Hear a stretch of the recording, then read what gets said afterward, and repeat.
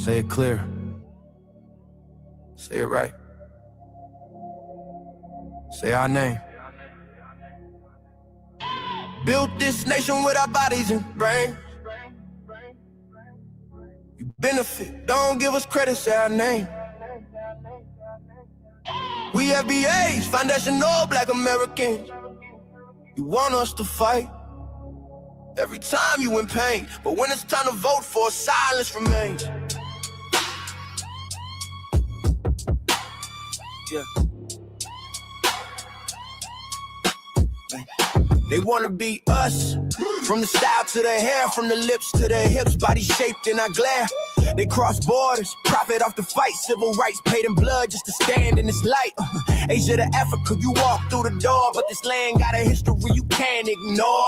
FBI fought and still fighting today, made room in the system that kept us away. You praise the same power that never chose you, turn your back on the ones that broke chains just to move you. Say we don't know where we come from, that's wild. North to the south, this land raised my child. Built this nation with our bodies and brains. You benefit, don't give us credit, say our name. Say our name, say our name, say our name. We FBA, foundation law, Black American. You want us to fight every time you in pain, but when it's time to vote for, silence remains. We were renowned, check the glow for proof. Streetwear in Japan still mirror our roots. K-pop chase the cadence, study how we move. Rapper world language, everybody fluent. From Atlanta blocks to Mumbai lanes, Hanamakan spitting bars, connected to the flame. That ain't hate, that's impact, that's reach. Culture travel worldwide when the source run deep. They copy the look, they borrow the sound, but skip the respect when we still hold the ground. Love the rhythm, ignore the pain, celebrate the wave, don't say the name. This was home, before permission, before approval. Say our name. Built this nation with our bodies and brains. Benefit, don't give us credit, say our name. Say our name, say our name, say our name. We FBAs, foundational Black Americans. You want us to fight every time you in pain, but when it's time to vote for, silence remains. Say our name, say our name, say our name. Say our name. Say our name. Say our name. Say our name. Don't need your respect. Never needed permission. We built everything when we weren't even seen as human. Biting the hand that fed you. Surviving on scraps. FBA stopped begging. We learned to build from scratch. Learn to build from scratch. Learn to build from scratch. Say our name. Say our name.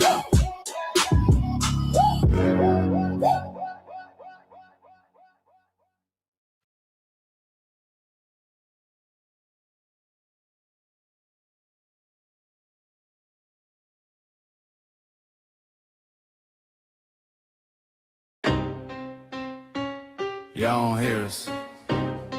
Pull up a seat and motherfucking listen.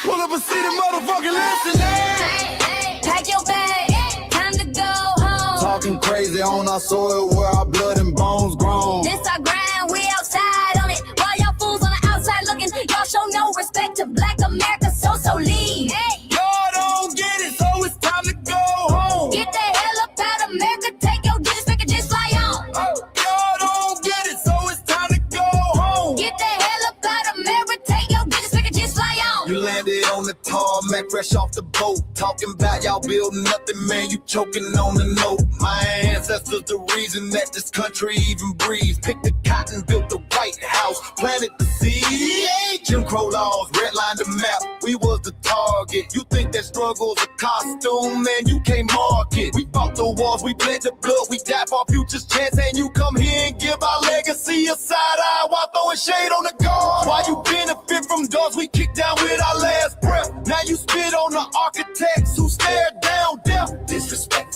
That's disrespectful, ungrateful, a slap in the face to only people who gave a fuck. So let me show your ungrateful ass to the right place.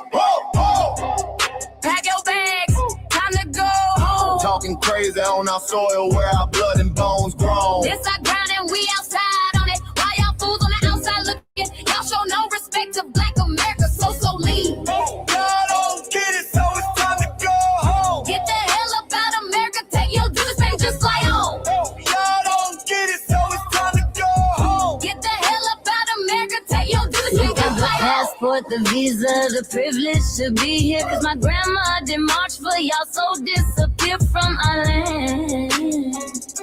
You cosplaying our pain.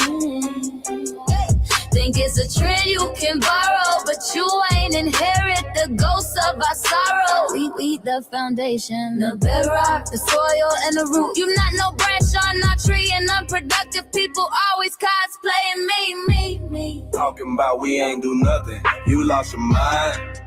We built this from nothing, time after time. From the beginning to now, we been the backbone and muscle. Why you look down on the struggle and cause a whole tussle? The energy spot was disgusting, it's whack. So let's make it clear, there's no turning back. This land is paid for in full. In blood, sweat, and tears, and dreams deferred. You don't get to come into a house we built from the dirt and telling Black America y'all ain't worth nothing. That's a violation, facts. Pack your bags, time to go home. This our soil, on our soil where our blood and bones grown. Show respect, this our ground, y'all just tenants on a leash. Or get the step. Show no respect to Black America, so leave. Don't get it, so it's time to go home. Get the hell up out of America, taking your business like it just like home. Don't get it, so it's time to go home. Get the hell up out of America, taking your business like it just like home. Yeah, fly little birdies. Fly on back to where you came from. This ain't for you. Still is sacred. We said what we said. It's time For y'all to go home. So fly a little birdies fly. So fly a little birdies fly. So fly a little birdies fly. Fly far, far away from here. So fly a little birdies fly. So fly a little birdies fly. So fly a little birdies fly. Fly far, far away from here. So fly a little birdies fly. So fly a little birdies fly. So fly a little birdies fly. Fly far, far away from here. So fly a little birdies fly. So fly a little birdies fly. So fly a little birdies fly. Fly far, far away from here. Bye bye, little birds.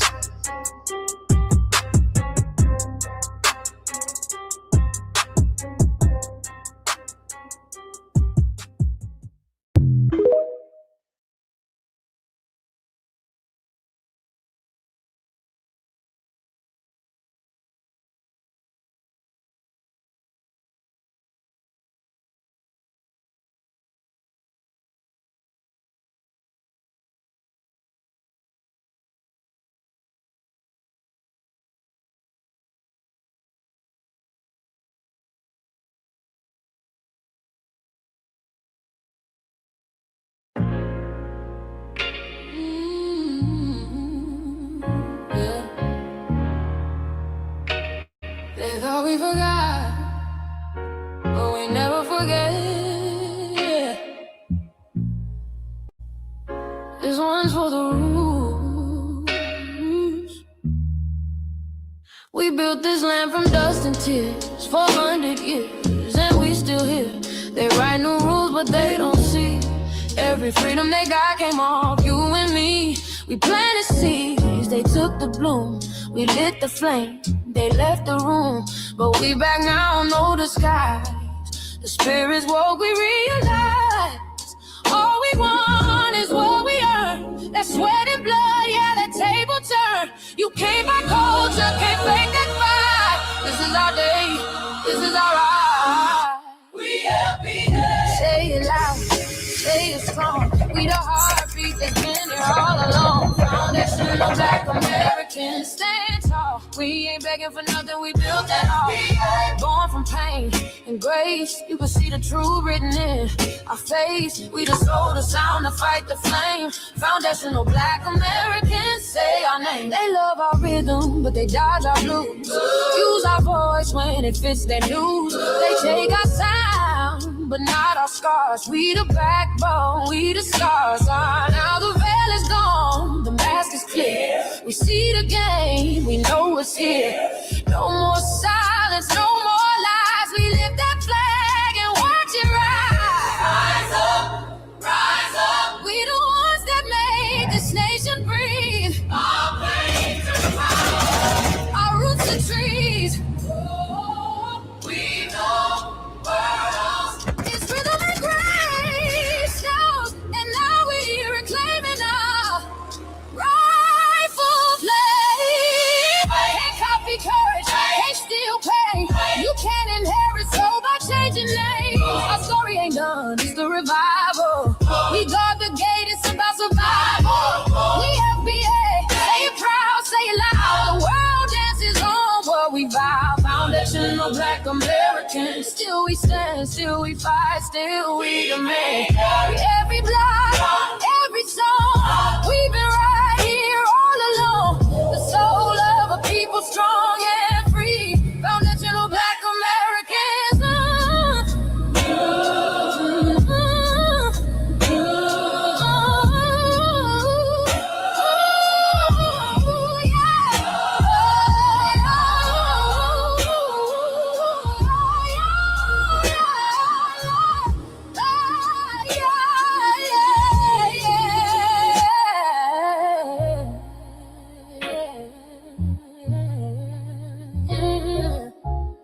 We the first, we the root, we the fire.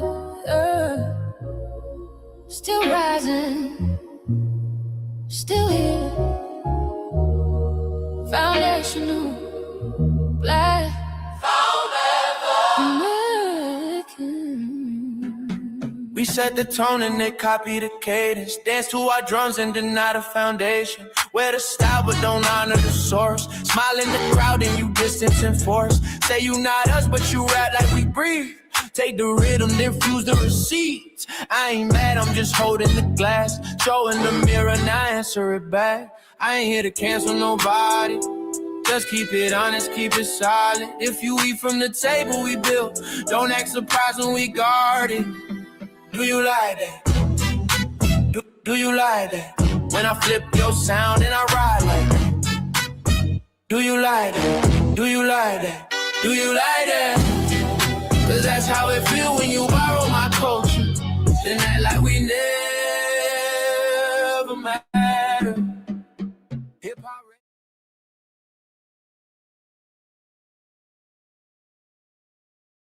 Mike Larry. Now this shit here is what's needed. We're not fighting your battles. We're not carrying your fear. We're not lending our history to people who erased us while we were here. Just cause you born here, don't make you FBA. That makes you a citizen, learn the difference today. This is lineage, not a look you can wear. Not a costume you borrow when it benefits you there. You used our culture like an access card, backstage pass, a straight facade. But now the mirror's in your face, no disguise. And you're uncomfortable looking truth in the eyes. We didn't leave our land to beg for a chance. We stayed, we fought, we took every advance. That's the separation, that's the line you cross. We paid the price, you learned the cost. You waving your flag on our soil, but fighting not to go back home. Waving your flag on our soil, building comfort on a foundation you didn't know. We waving our flag, red, black, and gold. Stood our ground, never sold. You waving your flag on our soil, but scared to build what you claim you love. Our humor, our style, the way we move, the smoothness, the sound, the things we prove. Music we birth, language we shape, innovation forged under constant escape. Warrior spirit means stay and defend, not flee your land and rewrite the end. You call it success, but don't confuse the two. Ease came after what we went through. You abandoned your land and called it strategy. You wave that flag loud, but won't return to build your legacy. That contradiction tells the story for you.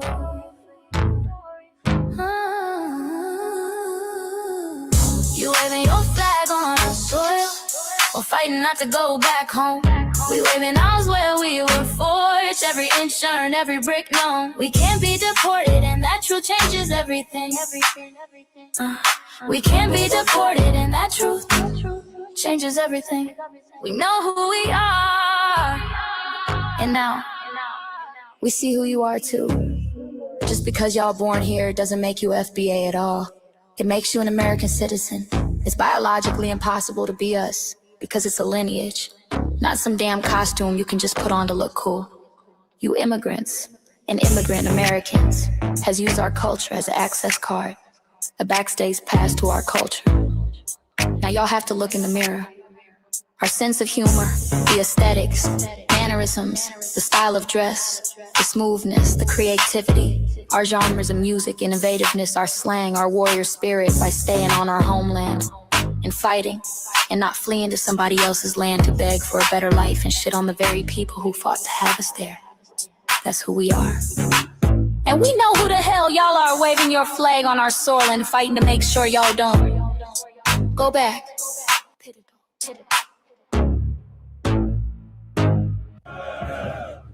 You can't leech off our culture anymore. Beat it!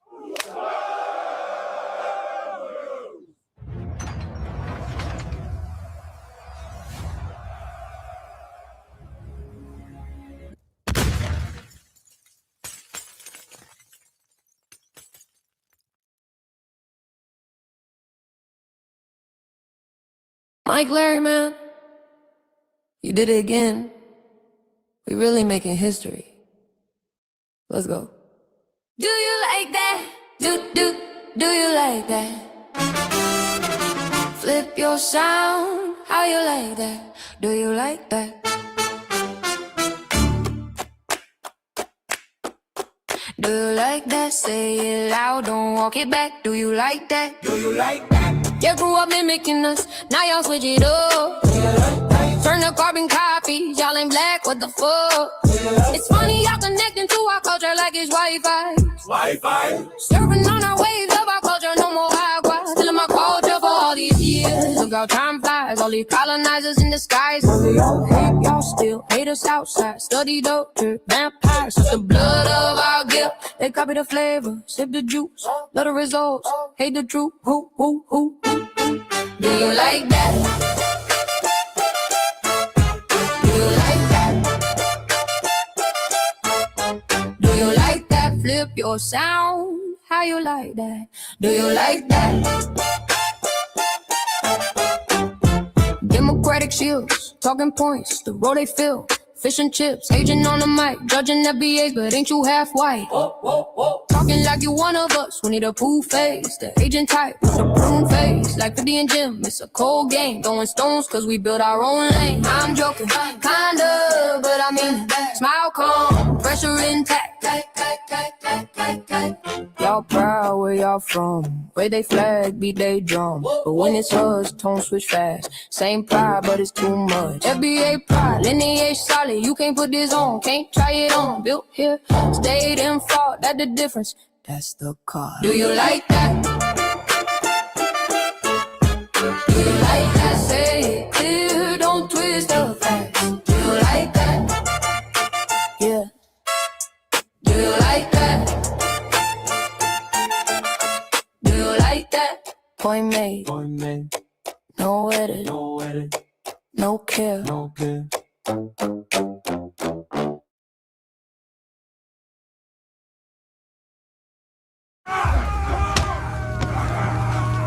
You know, erasing history is something that you have to do when it comes to conquest, domination, and destroying a people. If people knew who they were, what they were, and what they were capable of in the past, they will understand what they have a possibility or a likelihood of doing in the future. Foundation of Black Americans, we've always had a culture of resistance. We cultivated a culture of resistance on this land, and we've been resisting ever since we've encountered European domination. But nothing was really popping in Europe until the transatlantic slave trade, and that's where they amassed a lot of wealth. One thing that I think is unique about our culture as far as how we resist, how we fight back, is just the environment we were put in from day one. Being only 13% of the population, the white supremacists were very meticulous about keeping that population at a certain amount. There was never a period when we did not resist the encroachment of the white man. They have a natural behavior of authority no matter where they go. That's why they'll step up in front of us in the line at the store. We're not important. They don't even see us. We've never been able to excel. We've never been able to relax. We've never been able to just be, which means that existence is resistance. It must be something in our DNA, our historical background, to when something doesn't sit right with us, especially spiritually, in our souls and in our spirit, we just say no. We live resistance. You know, from the moment we're born, we're in resistance. And it's handed down generation to generation. And so I think that cultural resistance is actually in our DNA, in our epigenetics, and then it blossoms out into the culture. So there's almost nothing in America that we do, from song to dance to politics to the way we talk, the way we dress, having coded languages considered to be slang today. Everything about Black American culture is a form of resistance. Of course, they want to always downplay our contributions to the global tapestry because they continue to act like our number one export in this country is not Black innovation. Everyone understands that our resistance has been the cornerstone of what foundational Black Americans have always done. We are the life that breathes everything into this nation. The further back you go, the further Black you go. It's just simple like that, brother.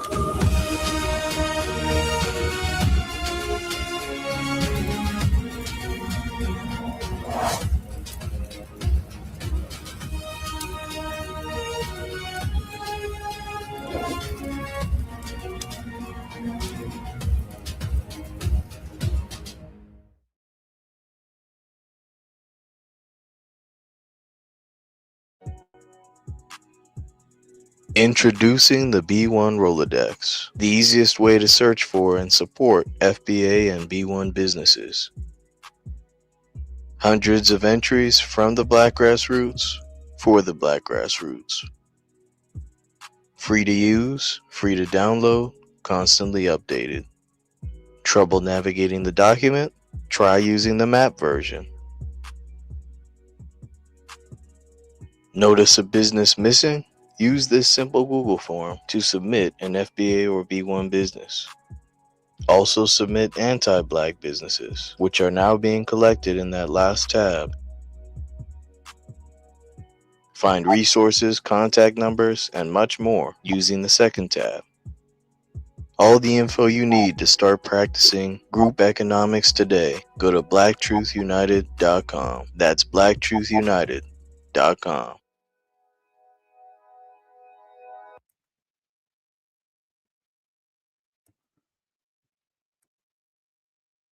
Yes, good evening. Good evening. Thank y'all for tuning in to another episode of the Frontline Black News. I'm your host, Che and Kruma. We should be joined with our other host, Lady Che, hopefully, and our West Coast correspondent, Shabaka Sankoria, Shabaka's Black Experience Enhanced, which I'm the co-executive producer and co-host of. And on this season 6, episode 27, part 2 of the Frontline Black News, we'll be discussing several topics. The first topic is Malcolm X brother's 101st birthday was last week, or earlier this week rather, and we covered that on Shabaka's Black Experience Enhanced, but we did not get to his most famous speech, which was the Ballot or the Bullet. So Malcolm X, if you're Black, watch this before they censor it and take it down, the Ballot or the Bullet speech. Then we got BlaccAmerica drops a Lego diss song roasting Donald Trump for policies crushing Black dreams. White House lockdown, gunman incident update. Trump pushes the White House ballroom again after recent security scare. Black Americans check Tom Steyer about reparations. Great news. Tariq Nasheed talks about how Democrats disrespect Black people who don't vote for them. Black Americans speak out about Republicans and Democrats. Democrat admits that Black Americans have been neglected by the party. New York Reparations Commission public hearing. Are Black Americans tribal? And last but certainly not least, Tariq Nasheed talks about the agenda behind the is God behind this the God. I forgot what the name of that damn movie is. Anyway, that new movie that's coming out, something about the God movie. We're based out of East Denver, North Aurora, Colorado, getting the news from a frontline and Black first perspective. We are a part of the New Black Media and also the signal boosters of the New Black Media.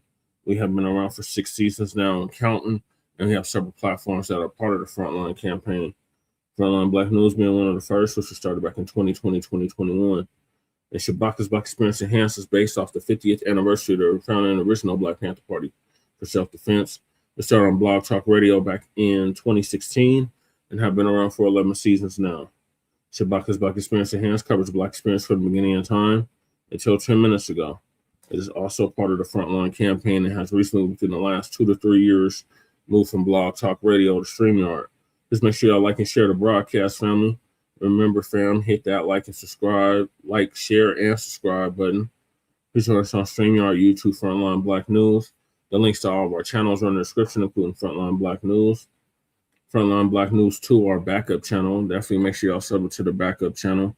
Let me put that link in the chat so y'all can sub up to that, just in case they try to take Frontline Black News down again. Then we got my personal page, Jesse Parrish, aka Chan Krumah. That's where we stream all the city council meetings in Denver and Aurora and the local Denver and Aurora Black events. So I'm gonna put that link in the chat so y'all can subscribe to that. Then we got Lady Che's backup channel, Seduction Doll 5991. Make sure y'all sub up to that. So Lady Che can start going live on that channel. Then we got her main channel, the RBA. Make sure y'all sub up to that, the Revolutionary Agenda. The link to that is also in the description. Then we got Shabaka's YouTube channel, Jeanette 1. Make sure y'all sub up to that so Shabaka can start going live on YouTube. Then we got hold on. Then we got our brother, or cousin, our cousin Jay Militant out the Bay Area. Make sure y'all sub to his channel, What's Cracking TV with Jay Militant. Then we got our brother out the Mile High, Kool Keezy. Make sure y'all sub to his channel, Kool Keezy 5100. He drops the FBA culture reports, and he is an MC / hip hop artist out of Denver, Ballot to be exact. So check him out. He drops dope music. Then we got our brother Breeze Omega, who's still live, I believe, out of VA, Virginia, by way of Hempstead, Long Island. And he just surpassed 1,000 subscribers, so make sure y'all sub up to Breeze. He might be coming over here after he's done with his live. Then we got our brother, the Church of Black Power, who's out of Watts, California, who's now in Houston, Texas. And was just live earlier tonight. He just surpassed 3,000 subscribers, so salute to Church of Black Power. He shows us love, so we show him love back. Then we got our brother Torian Rain Reloaded, who's been around for a good decade now. He actually put Lisa Cabrera on, and he's about at 77,000 subscribers. Let's help get him to 80,000 subscribers. And last but certainly not least, he's in the DMV area as well. Then last but certainly not least, we got our brother Black Truth United, who's been on hiatus but did come up with the B1 Rolodex, which is a modern day green book for FBA and B1 businesses. And the link to that is also in the description. The link to the Rolodex and the link to submit your business to the Rolodex is also in the description. Then we got Council the Congressional Black Caucus and create a foundational Black American Caucus. The link to that is also in the description. Then we got the Anti-Reparations Fund link, meaning the Anti-J6's reparations link. And the link to that is also in the description. Not only J6ers can apply for this, but FBA can apply for it as well. Basically, anybody that's been aggrieved by the Biden DOJ can apply for this. That includes those that were fired for not getting the jabby jab, etc. So if that's you, I suggest that you apply for this fund where you the target of politically motivated actions by the Biden DOJ. Was the DOJ weaponized against you? Meaning the Biden DOJ. If the answer is yes, I would hit that link and submit your claim. And then we got our sister Brooke out of New York. She was on Church of Black Powers earlier. Shout out to Sister Brooke. Take action now. Her call to action. The link to her call to action in New York is in the description. Submit those letters. Submit those emails so we can get that Freedmen's Bureau off the ground in the state of New York. Then we got Lady Chase GoFundMe. Make sure y'all donate to that if y'all haven't already. The link is in the description. Then we got Standing with Joshua and family after the shooting from Dalton, a.k.a. Chud the Bussy. This brother was defending himself against that crazy Nabisco. And he ended up getting shot in the process, but he ended up getting an assailant to shoot himself. Oh, Chud the Bussy was copping pleas now, begging us for help with his $1.25 million bond. Then we got myself, Jesse Parrish, a.k.a. Chan Krumah. Jesse Parrish for House of Representatives in the state of Colorado for House District 8. I am on the ballot. The election is in November. If you live in Denver, you can vote for me. If you live on the east side, Park Hill, Central Park, any of those neighborhoods, even East Colfax, I believe, is in my district, you can vote for me. So that's about 50,000 or so people that could vote for me. 50 or 60,000 people. And then we got a copyright disclaimer under Section 107 of the Copyright Act of 1976. Thank you. Thank you, sir. Appreciate you. We got a copyright disclaimer under Section 107 of the Copyright Act of 1976. Allowances made for fair use for purposes such as criticism, comment, news reporting, teaching, scholarship, education, and research. And I do not own the rights to the music. And if you don't understand racism and white supremacy, what it is and how it works, everything else you think you understand will only confuse you. In all 9 or 10 areas of human or people activity, and that is economics, education, entertainment, labor, law, politics, religion, sex, and war. And some say health and nutrition. In all 9 or 10 areas of human or people activity, and that was by Mr. Neely Fuller Jr., transitioned exactly a year ago at the age of 95, ProduceJustice.com. In other words, replace this global wicked system with a system of justice, which guarantees that nobody's mistreated and those that need the most constructive help get it in a constructive manner. And that's straight out of the United Independent Contestatory Code concept, system code concept, a textbook workbook for thought, speech, and or action for victims of racism and white supremacy right here. You can get on ProduceJustice.com. And when you, a Black person, are captured by any race soldier, you must never fuss, fight, or flee. Comply and defend yourself in court, also by Neely Fuller Jr., ProduceJustice.com. And when you, a Black person, I already did that one. And last but not least, we got racism and white supremacy. It's conscious and subconscious behavior to maintain white genetic survival, to prevent white genetic annihilation. And that was by that's by Dr. Francis Cress Wilson, our master teacher, warrior scholar, who transitioned exactly 10 years ago at the age of 80 and would have been 90 as of a month ago. And shout out to our FBA brother out of Los Angeles, California, Tariq Nasheed, preparing for her funeral, along with several others. So those are the topics. Make sure y'all hit that like and subscribe button. All right, I'm going to hop right into it with the ballot or the bullet. So it's 2026, and it's still the ballot or the bullet. So back in 1964, our good brother Malcolm X told us, it was the ballot or the bullet. So I'm going to play his famous speech. Let me share my screen. One of my favorite speeches from the legend known as Malcolm X. I'm going to start this because it looks like it already started without me. Just as much a colonial power as England ever was. America is just as much a colonial power as France ever was. In fact, America is more so a colonial power than they, because she's a hypocritical colonial power behind it. What do you call second-class citizenship? Why, that's colonization. Second-class citizenship is nothing but 20th century slavery.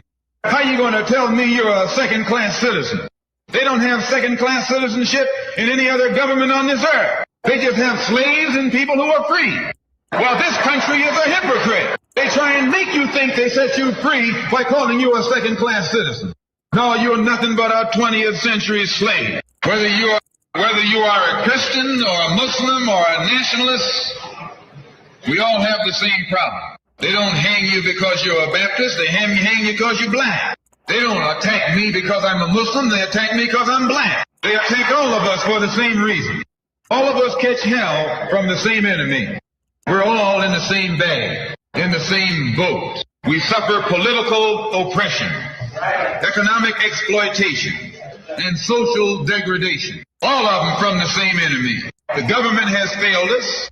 You can't deny that. Anytime you live in the 20th century, 1964, and you walking around here singing, "We shall overcome," the government has failed. The economic philosophy of black nationalism only means that we have to become involved in a program of re-education to educate our people into the importance of knowing that when you spend your dollar out of the community in which you live, the community in which you spend your money becomes richer and richer. The community out of which you take your money becomes poorer and poorer. And because these Negroes who have been misled, misguided, are breaking their necks to take their money and spend it with the man is becoming richer and richer, and you're becoming poorer and poorer. And then what happens? The community in which you live becomes a slum. It becomes a ghetto. The conditions become run down. And then you have the audacity to complain about poor housing in a rundown community. Why, you run it down yourself when you take it down. They told us freedom was coming. They lied. They told us to wait, to sing, to vote, and to be patient. But in 1964, Malcolm X stood before BlaccAmerica and said something that shook the entire system. This is the year of the ballot, or the bullet. This wasn't just another speech.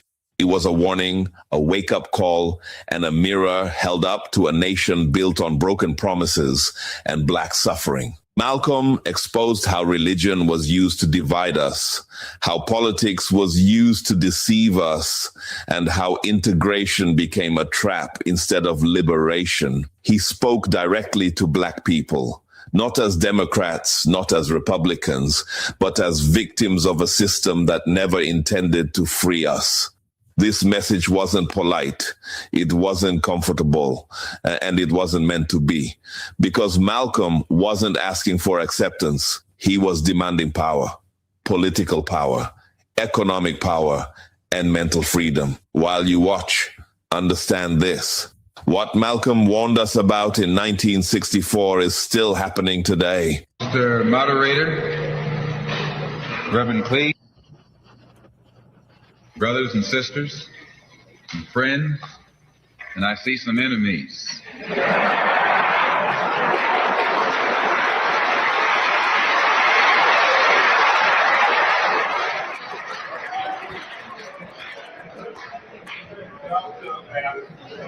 In fact, I think we'd be fooling ourselves if we had an audience this large and didn't realize that there were some enemies present. This afternoon, we want to talk about the ballot or the bullet. The ballot or the bullet explains itself. But before we get into it, since this is the year of the ballot or the bullet, I would like to clarify some things that refer to me personally concerning my own personal position. I'm still a Muslim. That is, my religion is still Islam.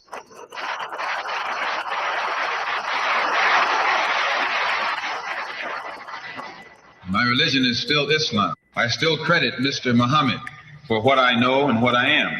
He's the one who opened my eyes.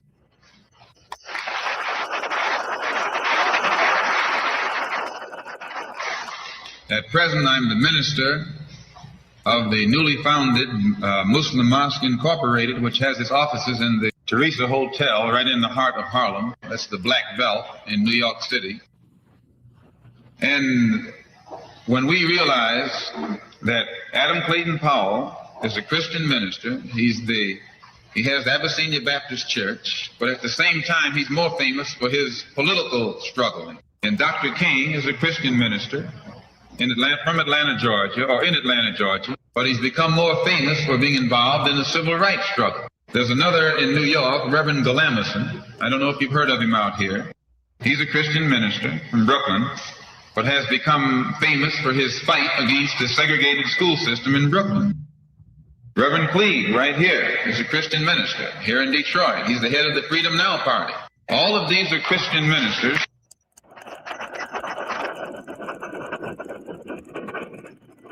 All of these are Christian ministers, but they don't come to us as Christian ministers. They come to us as fighters in some other category. I'm a Muslim minister. The same as they are Christian ministers, I'm a Muslim minister. And I don't believe in fighting today in any one front, but on all fronts.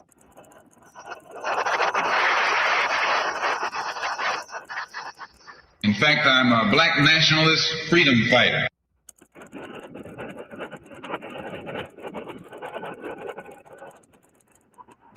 Islam is my religion, but I believe my religion is my personal business. It governs my personal life, my personal morals, and my religious philosophy is personal between me and the God in whom I believe, just as the religious philosophy of these others is between them and the God in whom they believe. And this is best this way. Were we to come out here discussing religion, we'd have too many differences from the outstart, and we could never get together. So today, though Islam is my religious philosophy, my political, economic, and social philosophy is black nationalism. You and I...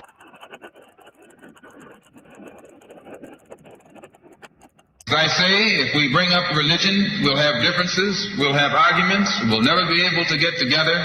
But if we keep our religion at home, keep our religion in the closet, keep our religion between ourselves and our God, but when we come out here, we have a fight that's common to all of us against the enemy who is common to all of us.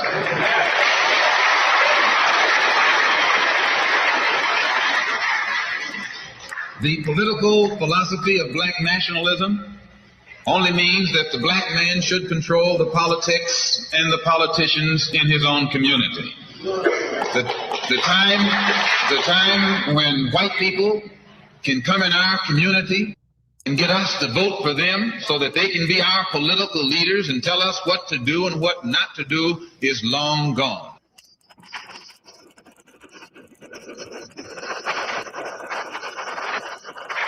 By the same token, the time when that same white man, knowing that your eyes are too far open, can send another Negro into the community, get you and me to support him so he can use him to lead us astray, those days are long gone.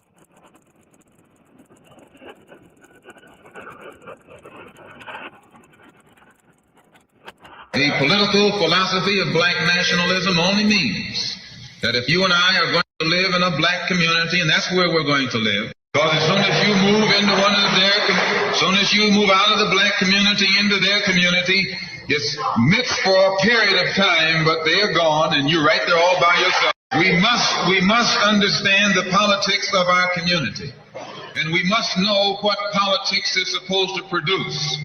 We must know what part politics play in our lives. And until we become politically mature, we will always be misled, led astray, or deceived or maneuvered into supporting someone politically who doesn't have the good of our community at heart. So the political philosophy of black nationalism only means that we will have to carry on a program, a political program of re-education to open our people's eyes, make us become more politically conscious, politically mature.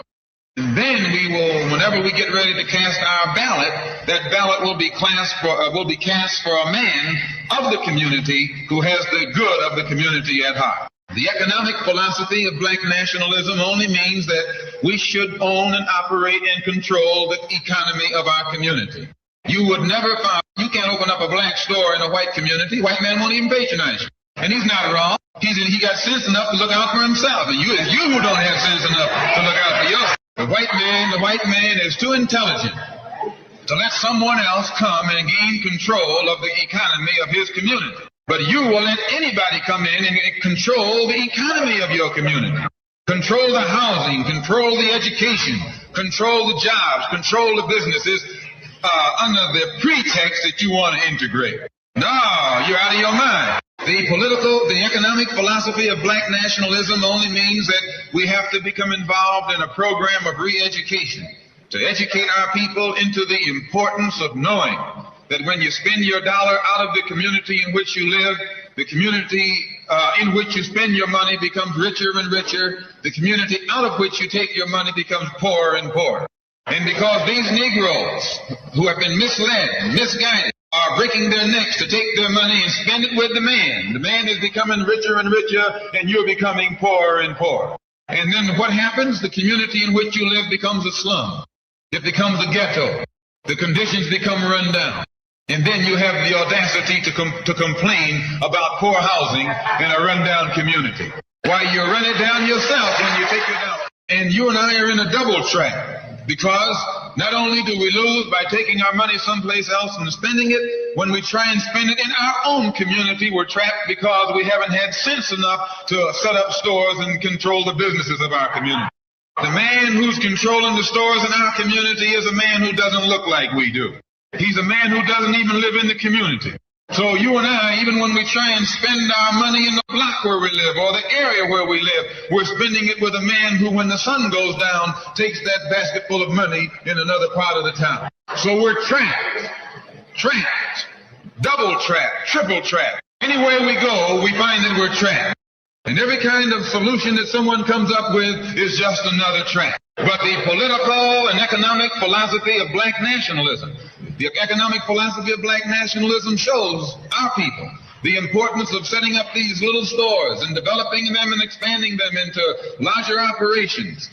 Woolworth didn't start out big like they are today. They started out with a dime store and expanded and expanded and expanded until today they're all over the country and all over the world, and they're getting some of everybody's money. Now this, what you and I in General Motors, the same way, didn't start out like it is. It started out just a little rat race type operation, and it expanded and expanded until today it's where it is right now. And you and I have to make a start. And the best place to start is right in the community where we live. Malcolm X makes something very clear from the beginning. This struggle was never about religion, and that distinction matters because for too long, black people were divided by labels: Christian, Muslim, Baptist, nationalist, or even activist. Malcolm cuts through all of that and brings the focus back to one undeniable truth. We are all black and we all face the same enemy. He explains that his religion is personal, just like the religion of Dr. King, Adam Clayton Powell, and other leaders of the time. But when they step into the public arena, they don't come as churchmen. They come as fighters for black liberation. And that's the point Malcolm is driving home. Religion stays at home while the fight comes with us. Because the enemy doesn't ask what church you attend before he oppresses you. He doesn't ask whether you're Muslim or Christian before denying you jobs, housing, safety, or dignity. You are targeted for one reason: because you are black. This is where Malcolm introduces black nationalism, not as hate, but as self-respect. He defines it simply: black people controlling the politics, the economy, and the direction of their own communities. No more outsiders coming in, asking for our votes, then disappearing once they get power. No more being led by people who don't live where we live, don't suffer what we suffer, and don't care about our future.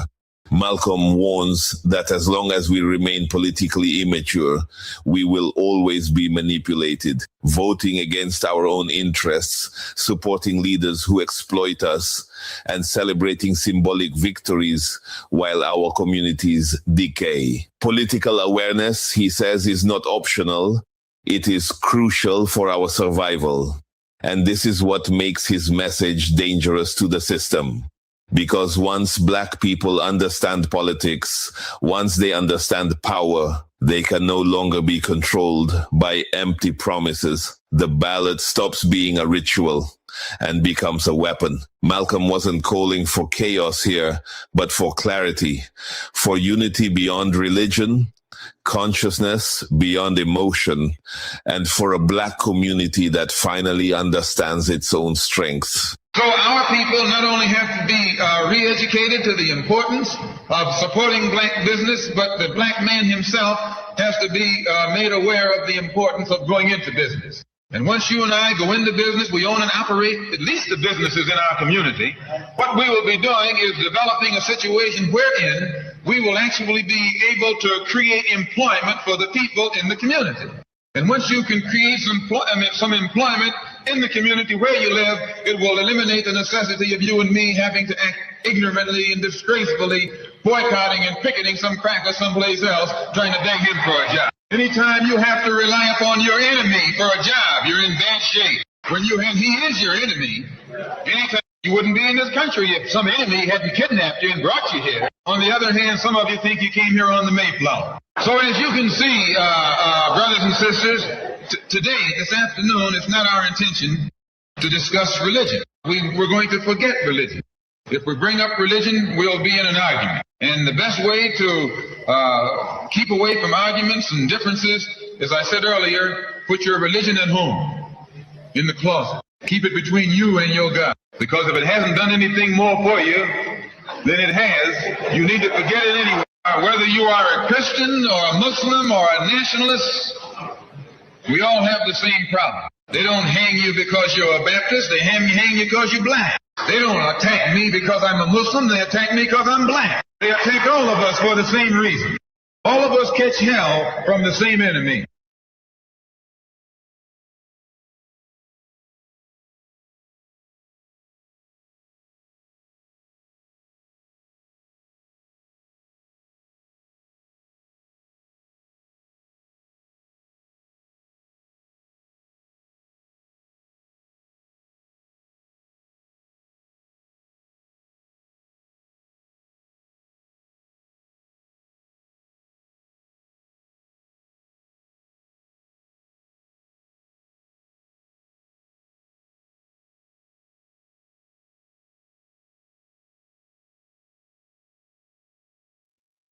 Sorry, y'all. StreamYard acting stupid tonight. Let me try to reshare my screen so we can get back to this Ballot of the Bullet. What the hell is wrong with StreamYard today? We suffer political oppression, economic exploitation, and social degradation. All of them from the same enemy. The government has failed us. You can't deny that. Anytime you live in the 20th century, 1964, and you walking around here singing, "We shall overcome," the government has failed. This is part of what's wrong with you. You do too much singing. Today it's time to stop singing and start swinging. You can't sing up on freedom, but you can swing up on some freedom. Cassius Clay can sing, but singing didn't help him to become the heavyweight champion of the world. Swinging helped him. But this government has failed us. Government itself has failed us. And the white liberals who have been posing as our friends have failed us. And once we see that all these other sources to which we've turned have failed, we stop turning to them and turn to ourselves. We need a self-help program, a do-it-yourself philosophy, do it right now philosophy. It's already too late philosophy. This is what you and I need to get with. And the only way we're going to solve our problem is with a self-help program. Before we can get a self-help program started, we have to have a self-help philosophy. Black nationalism is a self-help philosophy. What's so good about it, you can stay right in the church where you are and still take black nationalism as your philosophy. You can stay in any kind of civic organization that you belong to and still take black nationalism as your philosophy. You can be an atheist and still take black nationalism as your philosophy. This is a philosophy that eliminates the necessity for division and argument. Because if you're black, you should be thinking black. And if you're black and you're not thinking black at this late date, well, I'm sorry for you. Once you change your philosophy, you change your thought pattern. Once you change your thought pattern, you change your attitude. Once you change your attitude, it changes your behavior pattern. And then you go on into some action. As long as you got a sit-down philosophy, you'll have a sit-down thought pattern. And as long as you think that old sit-down thought, you'll be in some kind of sit-down action. They'll have you sitting in everywhere. It's not so good to refer to what you're going to do as a sit-in. That right there castrates you. Right there it brings you down. What goes with it? Think of the image of someone sitting. An old woman can sit. An old can sit. Anything can sit. Well, you and I have been sitting long enough, and it's time today for us to start doing some standing and some fighting back there. When we look at other parts of this earth upon which we live, we find that black, brown, red, and yellow people in Africa and Asia are getting their independence. They're not getting it by singing, "We shall overcome." No, they're getting it through nationalism. It is nationalism that brought about the independence of the people in Asia. Every nation in Asia gained its independence through the philosophy of nationalism. Every nation on the African continent that has gotten its independence brought it about through the philosophy of nationalism. And it will take black nationalism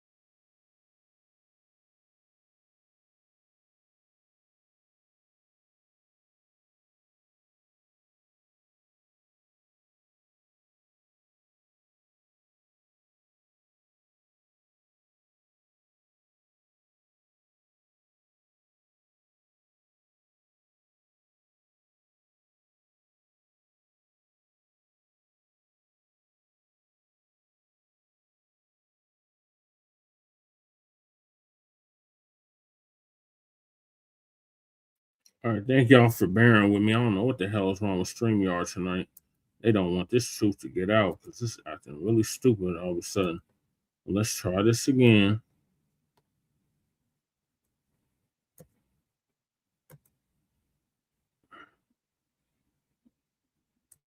If you're black, you should be thinking black. And if you're black and you're not thinking black at this late date, well, I'm sorry for you. Once you change your philosophy, you change your thought pattern. Once you change your thought pattern, you change your attitude. Once you change your attitude, it changes your behavior pattern. And then you go on into some action. As long as you got a sit-down philosophy, you'll have a sit-down thought pattern. And as long as you think that old sit-down thought, you'll be in some kind of sit-down action. They'll have you sitting in everywhere. It's not so good to refer to what you're going to do as a sit-in. That right there castrates you. Right there it brings you down. What goes with it? Think of the image of someone sitting. An old woman can sit. An old man can sit. A chump can sit. A coward can sit. Anything can sit. Well, you and I have been sitting long enough, and it's time today for us to start doing some standing and some fighting back there. When we look at other parts of this earth upon which we live, we find that black, brown, red, and yellow people in Africa and Asia are getting their independence. They're not getting it by singing, "We shall overcome." No, they're getting it through nationalism. It is nationalism that brought about the independence of the people in Asia. Every nation in Asia gained its independence through the philosophy of nationalism. Every nation on the African continent that has gotten its independence brought it about through the philosophy of nationalism. And it will take black nationalism that to bring about the freedom of 22 million Afro-Americans here in this country where we have suffered colonialism for the past 400 years. America is just as much a colonial power as England ever was. America is just as much a colonial power as France ever was. In fact, America is more so a colonial power than they, because she's a hypocritical colonial power behind it. What do you call second-class citizenship? Why, that's colonization. Second-class citizenship is nothing but 20th century slavery. How are you going to tell me you're a second-class citizen? They don't have second-class citizenship in any other government on this earth. They just have slaves and people who are free. Well, this country is a hypocrite. They try and make you think they set you free by calling you a second-class citizen. No, you're nothing but a 20th century slave. Just as it took nationalism to remove colonialism from Asia and Africa, it'll take black nationalism today to remove colonialism from the backs and the minds of 22 million Afro-Americans here in this country. And 1964 looks like it might be the year of the ballot or the bullet. At this point, Malcolm shifts the focus from awareness to pressure. He explains why 1964 felt explosive, not because black people suddenly became angry, but because they had been lied to for too long. Promises were made, marches were organized, songs were sung, and after all of it, nothing fundamentally changed. Instead, disillusionment set in. Malcolm describes a black community that is no longer asleep, no longer patient, and no longer impressed by symbolism. The famous March on Washington didn't bring freedom. Rather, it brought frustration. Black people were mobilized, marched between monuments built by dead white men, and then sent home with nothing but hope and empty words. And hope, Malcolm reminds us, does not feed families or stop police batons. This is where a new generation enters the story. Malcolm points out that young black people were no longer interested in odds or excuses. They had watched white Americans fight the most powerful empire on earth over taxation and representation and win. So the question becomes unavoidable. If white Americans could demand liberty or death, why should black Americans accept permanent oppression in silence? He calls out the fear narrative used to control us, the idea that resistance is too dangerous, too radical, and too unrealistic. Yet those same young black men were being drafted and sent overseas to fight wars against impossible odds. If they weren't afraid to die for a country that mistreated them, why should they be afraid to fight for themselves at home? Malcolm then exposes the political game being played. Election season arrives, and suddenly politicians flood black neighborhoods with smiles, handshakes, and promises. But these promises only deepen frustration because they were never meant to be kept. He states it clearly. This isn't a failure of one party. It's a failure of the entire system. Black people, he says, are not citizens enjoying democracy. They are victims surviving hypocrisy. What America calls the American dream, black people have only experienced as an American nightmare. And once people see the truth, once they recognize the lie, there is no going back to sleep. Why does it look like it might be the year of the ballot or the bullet? Because Negroes have listened to the trickery and the lies and the false promises of the white man now for too long. And they're fed up. They've become disenchanted. They've become disillusioned. They've become dissatisfied. And all of this has built up frustrations in the black community that makes the black community throughout America today more explosive than all of the atomic bombs the Russians can ever invent. Whenever you got a racial powder keg sitting in your lap, you're in more trouble than if you had an atomic powder keg sitting in your lap. When a racial powder keg goes off, it doesn't care who it knocks out the way. Understand this, it's dangerous. And in 1964, this seems to be the year. Because what can the white man use now to fool us? After he put down that march on Washington, and you see all through that now, he tricked you, had you marching down to Washington. Yes, had you marching back and forth between the feet of a dead man named Lincoln and another dead man named George Washington, singing "We Shall Overcome." He made a chump out of it. He made a fool out of it. He made you think you were going somewhere, and you end up going nowhere but between Lincoln and Washington. So today our people are disillusioned. They've become disenchanted. They've become dissatisfied. And in their frustrations, they want action. You'll see this young black man, this new generation, asking for the ballot or the book. That old Uncle Tom action is outdated. The young generation don't want to hear anything about the odds are against us. What do we care about? When this country here was first being founded, there were 13 colonies. The whites were colonized. They were fed up with this taxation without representation. So some of them stood up and said, liberty or death. So I went to a white school over here in Mason, Michigan. The white man made the mistake of letting me read his history books. He made the mistake of teaching me that Patrick Henry was a patriot. And George Washington wasn't nothing nonviolent about old Pat or George Washington. Liberty or death was what brought about the freedom of whites in this country from the English. They didn't care about the odds. Why, they faced the wrath of the entire British Empire. And in those days, they used to say that the British Empire was so vast and so powerful, and the sun would never set on it. This is how big it was. Yet these 13 little scrawny states, tired of taxation without representation, tired of being exploited and oppressed and degraded, told that big British Empire, liberty or death. And here you have 22 million Afro-Americans, black people today, catching more hell than Patrick Henry ever saw. And I'm here to tell you, in case you don't know it, that you got a new generation of black people in this country who don't care anything whatsoever about ours. They don't want to hear you, old Uncle Tom, handkerchief head, talking about the odds. This is a new generation. If they're going to draft these young black men and send them over to Korea or South Vietnam to face 800 million Chinese, you're not afraid of those odds, you shouldn't be afraid of these odds. Why does this loom to be such an explosive political year? Because this is the year of politics. This is the year when all of the white politicians are going to come into the Negro community. You never see them until election time. You can't blame them until election time. They're going to come in with false promises. And as they make these false promises, they're going to feed our frustrations. And this will only serve to make matters worse. I'm no politician. I'm not even a student of politics.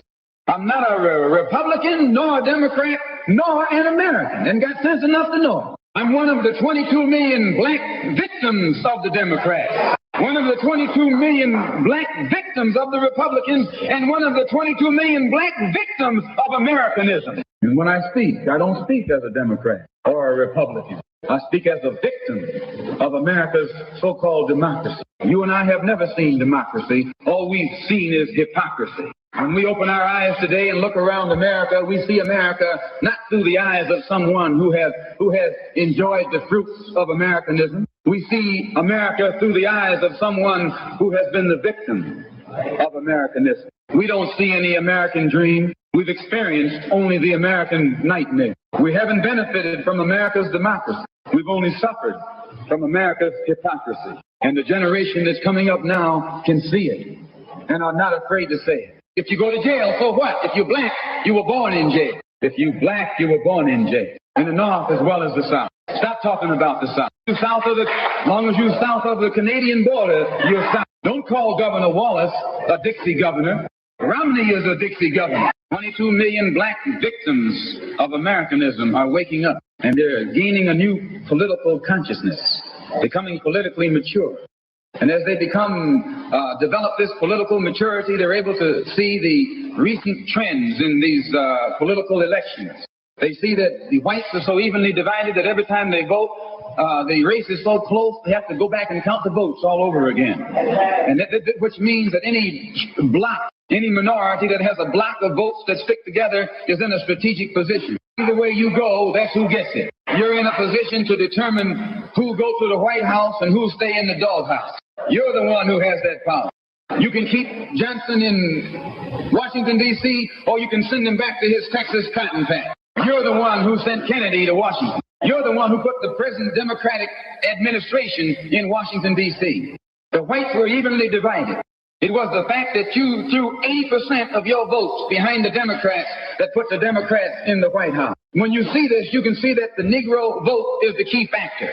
And despite the fact that you are in a position to be the determining factor, what do you get out of it? The Democrats have been in Washington, D.C. only because of the Negro vote. They've been down there 4 years. And all other legislation they wanted to bring up, they brought it up and got it out of the way, and now they bring up you. And now they bring up you. You put them first, and they put you last. Because you're a chump, a political chump. In Washington, D.C., in the House of Representatives, there are 257 who are Democrats. Only 177 are Republicans. In the Senate, there are 67 Democrats. Only 33 are Republicans. The party that you bash controls 2/3 of the House of Representatives in the Senate, and still they can't keep their promise to you because you're a chump. Anytime you throw your weight behind a political party that controls 2/3 of the government, and that party can't keep the promise that it made to you during election time, and you're dumb enough to walk around continuing to identify yourself with that party, you're not only a chump, but you're a traitor to your race. And what kind of alibi do they come up with? They try and pass the buck to the Dixiecrats. Now, back during the days when you were blind, deaf, and dumb, ignorant, politically immature, naturally you went along with that. But today, as your eyes come open and you develop political maturity, you're able to see and think for yourself. And you can see that a Dixiecrat is nothing but a Democrat in disguise. Now, Malcolm X pulls the curtain all the way back on American politics. He exposes the structure of power, not as democracy, but as organized deception. Committees, Congress, and so-called leadership are dominated by segregationists who pretend the South lost the war while still controlling the government from behind closed doors. Malcolm dismantles the myth of political choice. Democrat or Republican, North or South. He explains that it's all the same system wearing different masks. In the South, oppression is blunt and violent.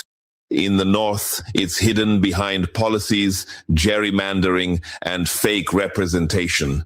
But the result is identical. Black people remain powerless. This is where Malcolm's analogy hits hardest. He says choosing between these parties is like choosing between dogs. A northern dog or a southern dog. Either way, you're still in the doghouse. That's not democracy, that's containment. He explains why civil rights legislation keeps getting delayed, filibustered, and weakened. The politicians blocking black voting rights know the truth. If black people vote freely and collectively, their careers are finished.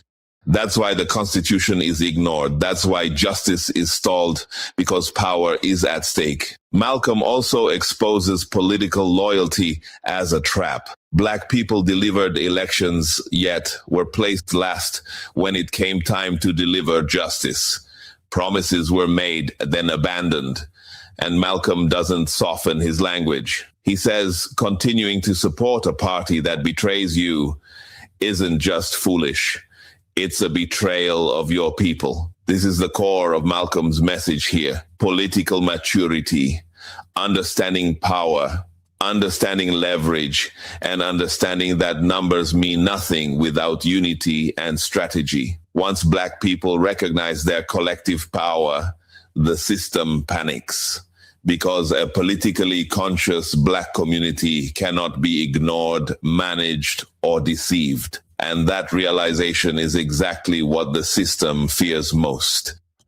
You look at the structure of the government that controls this country. It's controlled by 16 senatorial committees and 20 congressional committees. Of the 16 senatorial committees that run the government, 10 of them are in the hands of Southern segregationists. Of the 20 congressional committees that run the government, 12 of them are in the hands of Southern segregationists. And they're going to tell you and me that the South lost the war.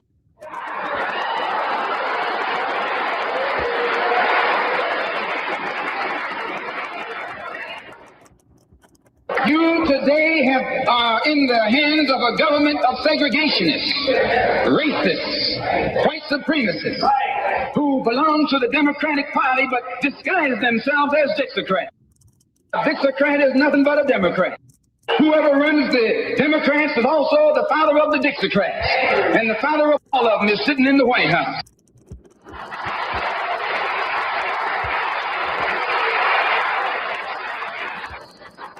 I say, and I say it again, you got a president who's nothing but a Southern segregationist.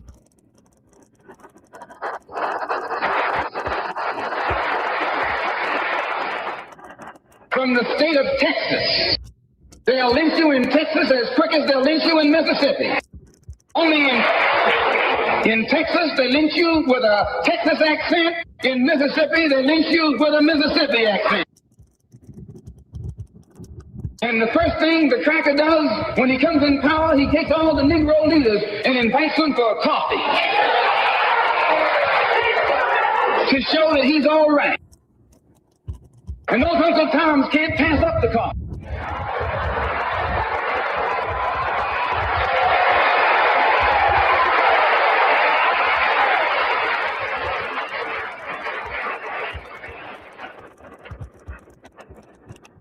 They come away from the coffee table telling you and me that this man is all right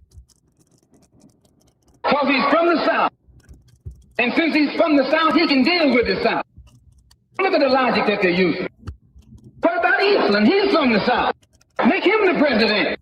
If Johnson is a good man because he's from Texas, and being from Texas will enable, if Johnson is a good man because he's from Texas, and being from Texas will enable him to deal with the South, Eastland can deal with the South better than Johnson.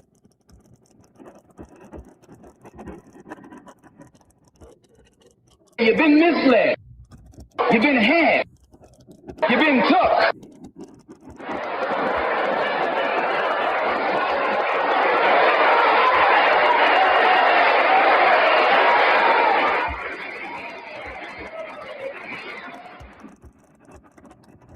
In Washington a couple of weeks ago, while the senators were filibustering, and I noticed in the back of the Senate a huge map. And on this map, it showed the distribution of Negroes in America. And surprisingly, the same senators that were involved in the filibuster were from the states where there were the most Negroes. Why were they filibustering the civil rights legislation? Because the civil rights legislation is supposed to guarantee voting rights to Negroes in those states. And those senators from those states know that if the Negroes in those states can vote, those senators are down the drain.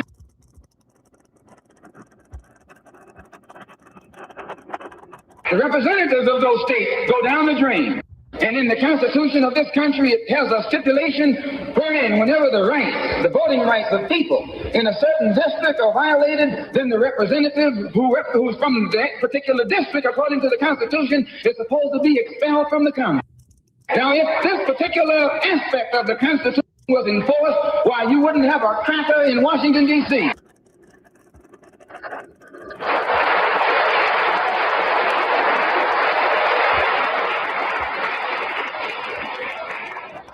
What happens when you expel the Dixiecrat, you're expelling the Democrat. When you destroy the power of the Dixiecrat, you're destroying the power of the Democratic Party. So how in the world can the Democratic Party in the South actually side with you in sincerity when all of its power is based in the South? These Northern Democrats are in cahoots with the Southern Democrats.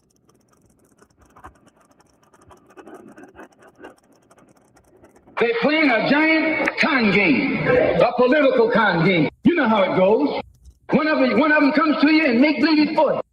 And he's in cahoots with the other one that's not for you. Why? Because neither one of them is for you. But they got to make you go with one of them or the other. So this is a con game. What they've been doing with you and me all these years. First thing Johnson got off the plane when he became president, he asked, "Where's Dickie?" You know who Dickie is? Dickie is old Southern cracker Richard Russell. Yes. Lyndon B. Johnson's best friend is the one who is ahead, who's heading the forces that are filibustering civil rights legislation.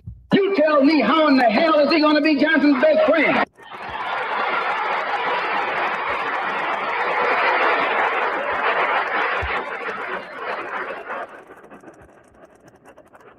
Johnson be his friend and your friend too. No, that man is too tricky. Especially if his friend is still old Dickie.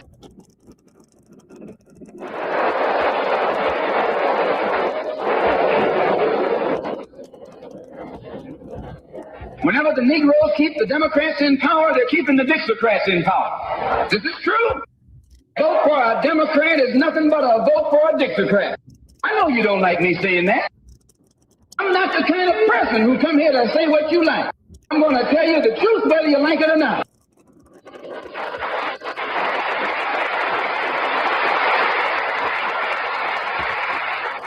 Here in the North, you have the same thing. The Democratic Party don't do it. They don't do it that way. They got a thing that they call gerrymandering. They maneuver you out of power. Even though you can vote, they fix it so you're voting for nobody. They got you going and coming. In the South, they're outright political wolves. In the North, they're political foxes. A fox and a wolf are both canine. Both belong to the dog family.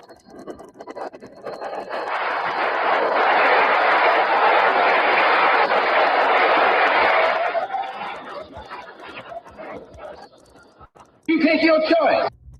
You're going to choose a northern dog or a southern dog.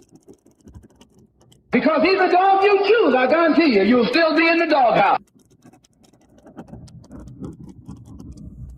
This is why I say it's the ballot or the bullet. It's liberty or it's death.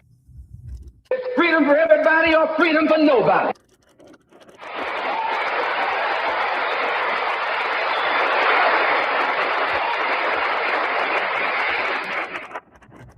America today finds herself in a unique situation. Historically, revolutions are bloody. Oh, yes, they are. They have never had a bloodless revolution or a nonviolent revolution. That don't happen even in Hollywood.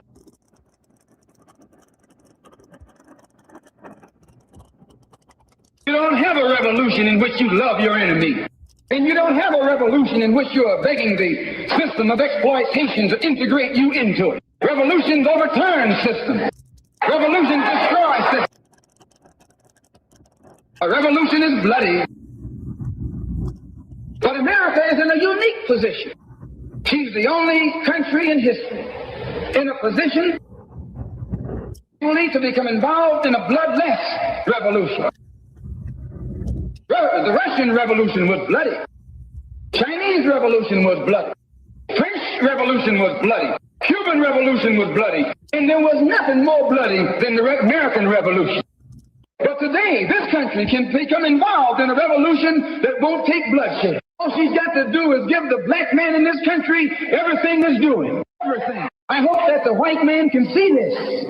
Because if you don't see it, you're finished. If you don't see it, you're going to become involved in some action in which you don't have a chance.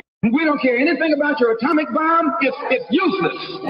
Because other countries have atomic bombs. When 2 or 3 different countries have atomic bombs, nobody can use it. So it means that the white man today is without a weapon. If you want some action, you got to come on down to earth. And there's more black people on earth. By this point in Malcolm's speech, he strips away every illusion Black America has been taught to believe about power, war, and fear. He exposes a hard truth the world already understands. The age of Western dominance through brute force is fading. Malcolm points our attention beyond America to Africa and Asia, where so-called poor and underdeveloped people defeated the most powerful empires on earth, not with nuclear weapons or advanced technology, but with belief, unity, and resistance. He makes it clear. The white power structure only looks strong from a distance. On the ground, face to face, it has been beaten over and over again. And this is where Malcolm flips the psychological script. He reminds us that fear has always been the system's greatest weapon. Fear of jail, fear of violence, and fear of standing up. But what is there to fear, he asks, when you were born into oppression, when your life has already been restricted, controlled, and undervalued from the moment you entered this country? From there, Malcolm exposes the government itself, not just individual racists, but the entire system as being complicit in denying black people their rights. Filibusters, delays, legal tricks, and political games weren't a coincidence. There were strategies.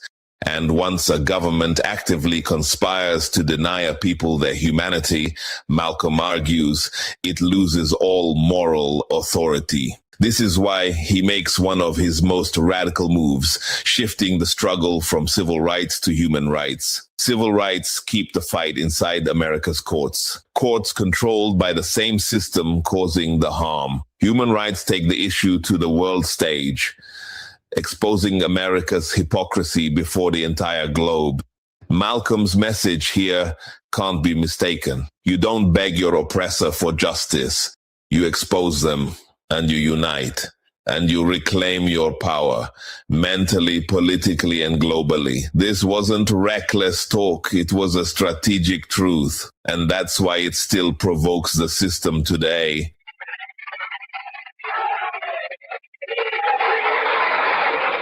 I only got a couple more minutes. White man can never win another war on the ground. His days of war victory, his days of background victory are over. Can I prove it? Yes. Take all the action that's going on this earth right now that he's involved in. Tell me where he's winning. Nowhere. Why, some rice eaters ran him out of Korea. Yes, they ran him out of Korea. Rice eaters with nothing but gym shoes and a rifle and a bowl of rice. Took him and his tanks and his napalm and all that other action he's supposed to have and ran him across the Yalu. Why? Because the day that he can win on the ground is past. Up in French Indochina, those little peasants, rice growers, the might of the French army, and ran all the Frenchmen. You remember Dien Bien Phu? The same thing happened in Algeria, in Africa. They didn't have anything but a rifle.